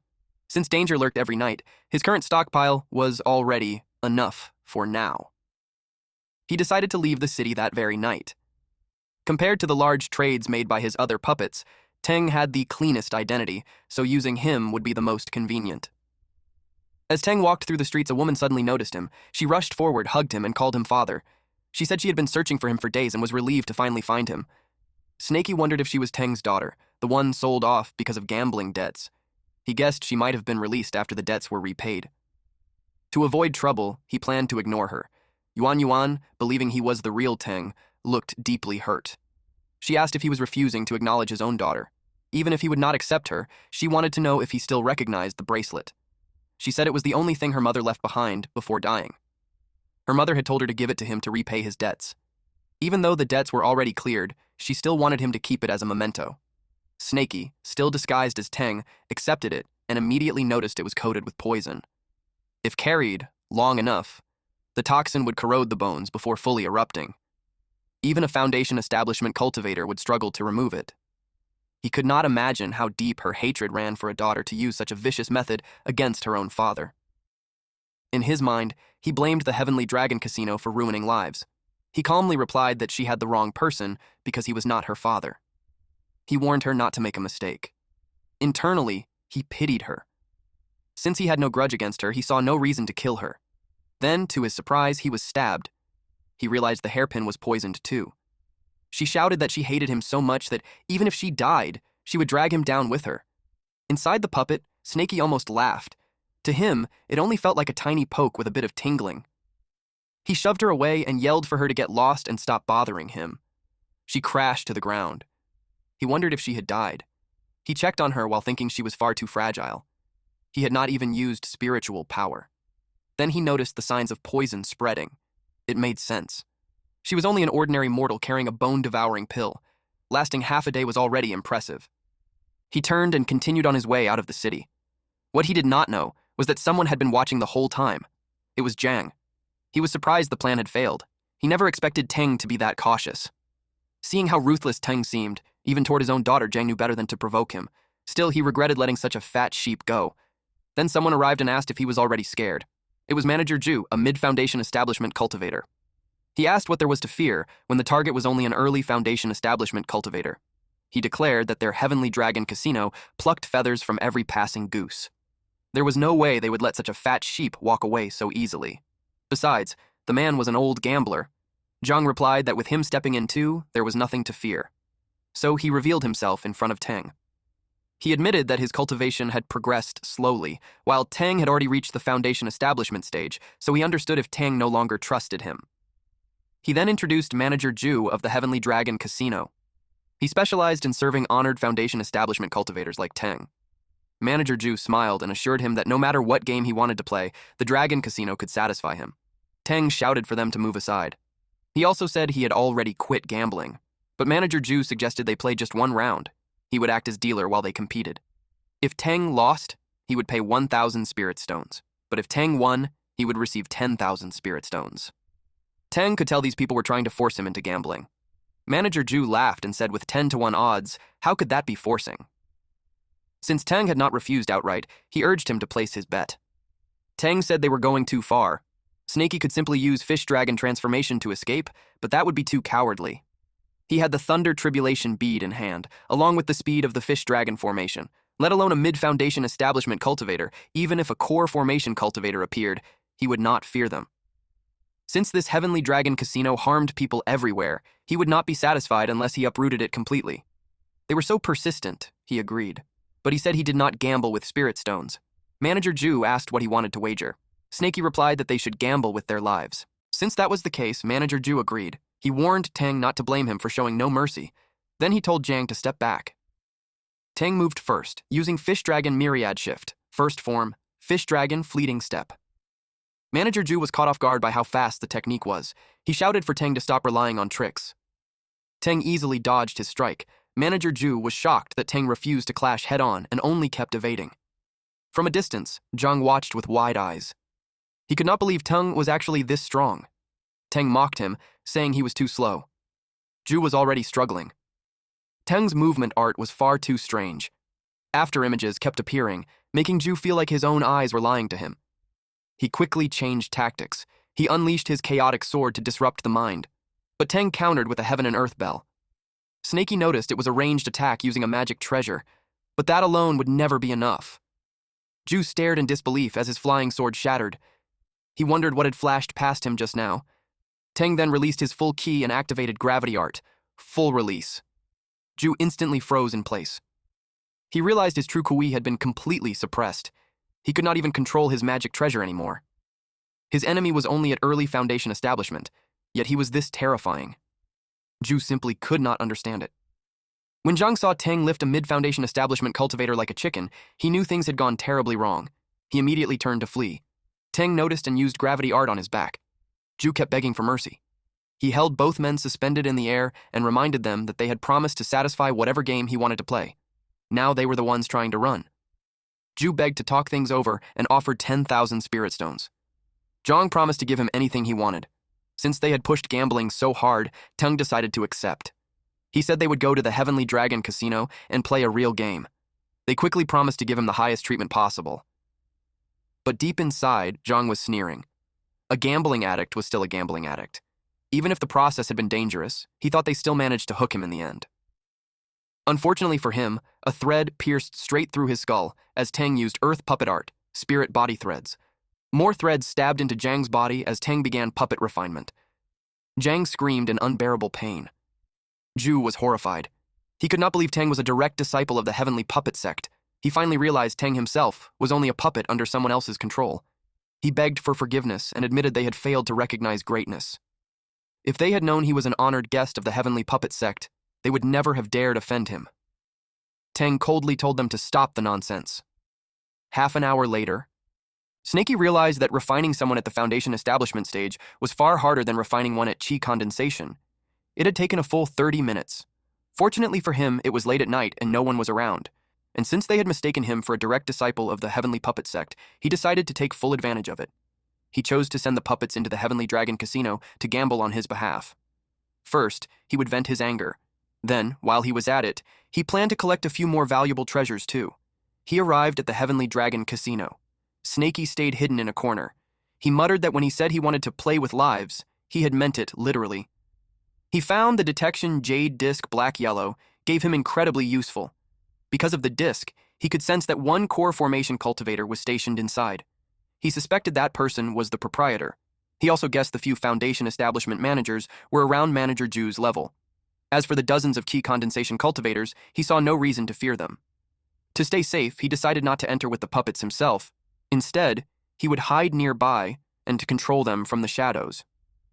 He made Teng carry the heavenly tribulation pearl and ordered him to reveal it at the critical moment to intimidate everyone.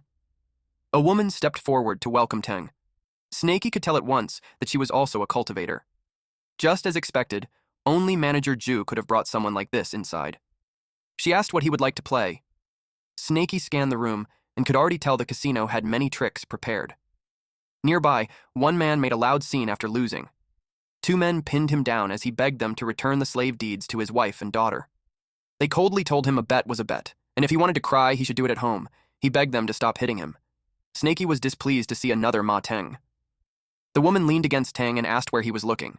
She whispered that as long as he was willing, he could play anything he wanted. Snaky immediately realized she was using a charm technique.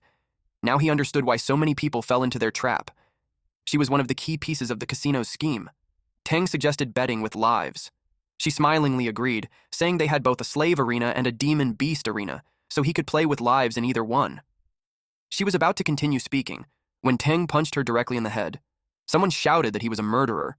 He calmly clarified that when he said, "play with lives," this was exactly what he meant. Everyone panicked. One person screamed that there was a murderer. Most of the crowd was too stunned to even move. Some men on the second floor simply watched for entertainment. One of them laughed, saying it had been a long time since anyone dared kill someone inside the Heavenly Dragon Casino. Then, someone leapt down. It was Manager Lee of the Heavenly Dragon Casino. He was furious that blood had been spilled inside their halls. He warned that they were courting death. He barked at his men, asking why they were standing around when the culprit was right in front of them. He ordered them to attack. Ju only smirked, making Manager Lee think he had betrayed them. Manager Lee formed a massive palm in the air and roared that they would die together. He unleashed weight of Mount Tai. Snaky was surprised. This was a peak foundation establishment cultivator. He knew controlling Teng alone would not be enough to block it. He needed to move matters underground. He summoned the soul-devouring banner. He released Wraith Strike. The giant palm shattered instantly. Manager Lee was amused, saying the enemy had some tricks after all. He then activated soul-refining surface to absorb the attack. He tried to burn away the spirit snakes, so Snaky released an even larger snake spirit. It spat venom. The poison splashed onto the furnace. Manager Lee was shocked to see his Dharma treasure being corroded. Then the spirit snakes wrapped around him tightly. He could barely hold on. Snaky released even more spirit snakes. Manager Lee stared in horror when he recognized the soul of a rank 3 flood python. He cried out for the owner to save him. Suddenly, one of the spirit snakes was sliced apart. Snaky narrowed his eyes. Whoever moved just now was a true core formation cultivator. He immediately recalled the soul-devouring banner. Manager Lee's arm had already been crippled. He thanked Liu Ruyan, owner of the Heavenly Dragon Casino, for saving his life. She calmly said she had not expected her casino to attract such an honored guest. Manager Lee reported that the intruder must be killed. She ordered everyone to stand down. Then she instructed him to hurry to Elder Ding of the Heavenly Puppet Sect and ask whether any disciples had recently come to the casino. Manager Lee finally realized Teng might only be a puppet, and the thought of losing to one filled him with frustration. Now Teng's arrogant attitude suddenly made sense. Teng noticed that he had left. Meanwhile, Snaky watched them from underground. Judging by the owner's attitude toward Teng, she suspected he was from the Heavenly Puppet Sect, and from Manager Lee's reaction, she could tell the owner had already investigated and confirmed it. So, just to be safe, Snaky sent a puppet to follow him. Ruyan asked what he wanted to play. Teng said he was already gambling with lives. She agreed immediately, since the Heavenly Dragon Casino had a long-standing rule. Whatever the guest wanted to play, they would provide it. She suggested changing locations. Snaky did not expect them to have such a massive underground arena. Teng announced that it would be a match between them. He brought out Zhang Kuang and told her to send one key condensation stage subordinate into the ring for a death match against him. If her fighter won, he would pay 10,000 spirit stones. But if they lost, they would owe him 10,000 spirit stones. Then she ordered Zhang Lin to step forward. She revealed that Zhang Kuang was her brother. Then she threw Lin into the arena and coldly told him that if he could not win, he should just die. The crowd became interested. It was a fight between the Zhang brothers, both captains of the casino's debt collection squad, now forced to battle in the arena like slaves. Teng told everyone they could place bets as well. The odds were 1-2, and he would take every wager. Most people hesitated. Snaky knew no one wanted to get dragged into something this messy, until someone finally made the first move. That person placed 5,000 spirit stones on Zhang Kuang to win. They were shocked to see that it was Bai Quishui, a mid-foundation establishment cultivator. He was the young master of the Bai family, a famous noble house in the Qin state. People said he was a true prodigy, with a rare, flawless foundation. Even at only the mid-stage, he could fight late-stage or even peak experts head-on. Since he took the lead, the others gained courage and started placing bets, too. Some backed Zhang Kuang, while others chose Zhang Lin. Snaky noticed that Quishui also had a flawless foundation. He wondered if the two of them were the same. Then he remembered Bai Shu, the scammer from earlier, shared the same surname. He guessed they were from the same Bai family. He decided not to think too hard about it. Bai Quishui was no threat to him anyway. The deathmatch began, and Kuang made the first move. He charged straight at Quishui. Quishui could not believe this lunatic was trying to fight him too. He fought back while telling him to calm down. But Kuang slammed a fist into his stomach.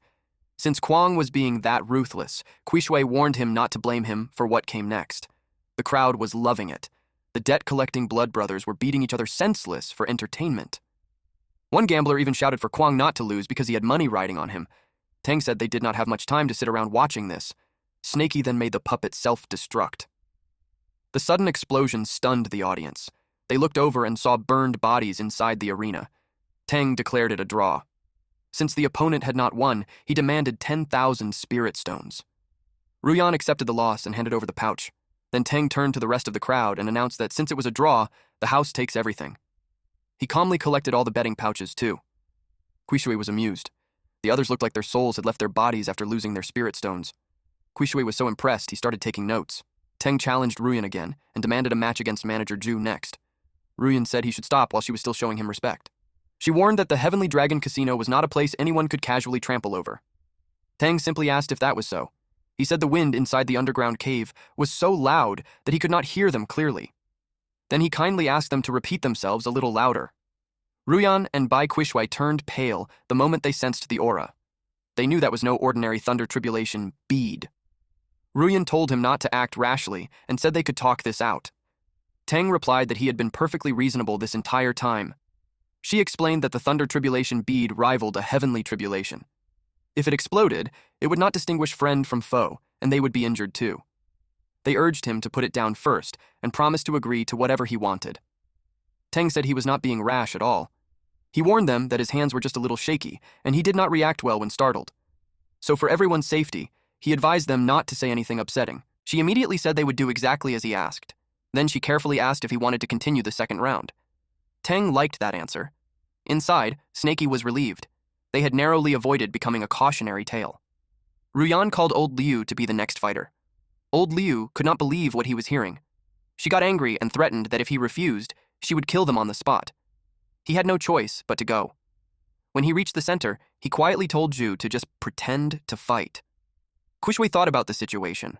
He admitted Teng's methods were impressive, but he still did not believe Teng would actually detonate the Thunder Tribulation bead. He decided to keep watching and learn a few tricks. Match 2 began, and Zhu attacked immediately. Old Liu was stunned and asked what he was doing. Zhu calmly replied that he would take him down with him. Then an explosion rang out. Snaky thought they got exactly what they deserved. Ruyan offered Teng 10,000 spirit stones and asked if he was satisfied now. She was getting furious. 2 Foundation establishment experts had been lost in an instant, and the humiliation stung even more. Teng shouted that it was not enough and demanded they head to the Beast Arena next. She cursed him in her head and asked how much longer he planned to keep playing. Teng said he would continue until he lost everything. He reminded them that they were the ones who forced him to play. Yet now it suddenly seemed like he was not welcome. They quickly said they would never dare think that way and escorted him to the Beast Arena immediately. Ruyan asked if he wanted to bet on tigers, leopards, snakes, or scorpions. Teng said he did not want any of those. Instead, he demanded a fight between a rat and a cockroach. Then he placed 10,000 spirit stones on the cockroach to win. The crowd was baffled. The cockroach was only at the early spirit channeling stage, while the rat was at mid-stage. The rat also had bloodline suppression. No one understood how a cockroach could possibly win. The rat bit the cockroach, and it looked like that settled everything. The cockroach seemed to die instantly the moment the match began. Teng, seeing that he was now losing, raised the Thunder Tribulation bead again. Snaky was determined to expose their scam no matter what. Ruyan shouted for him to stop. She said the match was not over yet. Then she secretly helped the cockroach break free. Moments later, the cockroach overpowered the rat. It won by the smallest margin possible. Very convenient. Of course, the crowd noticed. They began whispering that the fights could be manipulated manually. Now they understood why they had kept losing all this time, and the scam behind the casino. Ruyan's face turned grim. She asked Teng if he was satisfied now. He said no, because he wanted to visit the stone gambling area next. He still had tens of thousands of spirit stones left, and he did not plan to leave until he lost it all. Alright, that's it for today's story. If you want the weekly chapter updates for this series, those will now be uploaded on my second channel, Manhwa Updater. So if you don't want to miss what happens next, make sure to check it out and join the update gang. Thanks for watching, stay cool, stay awesome, and I'll see you in the next one.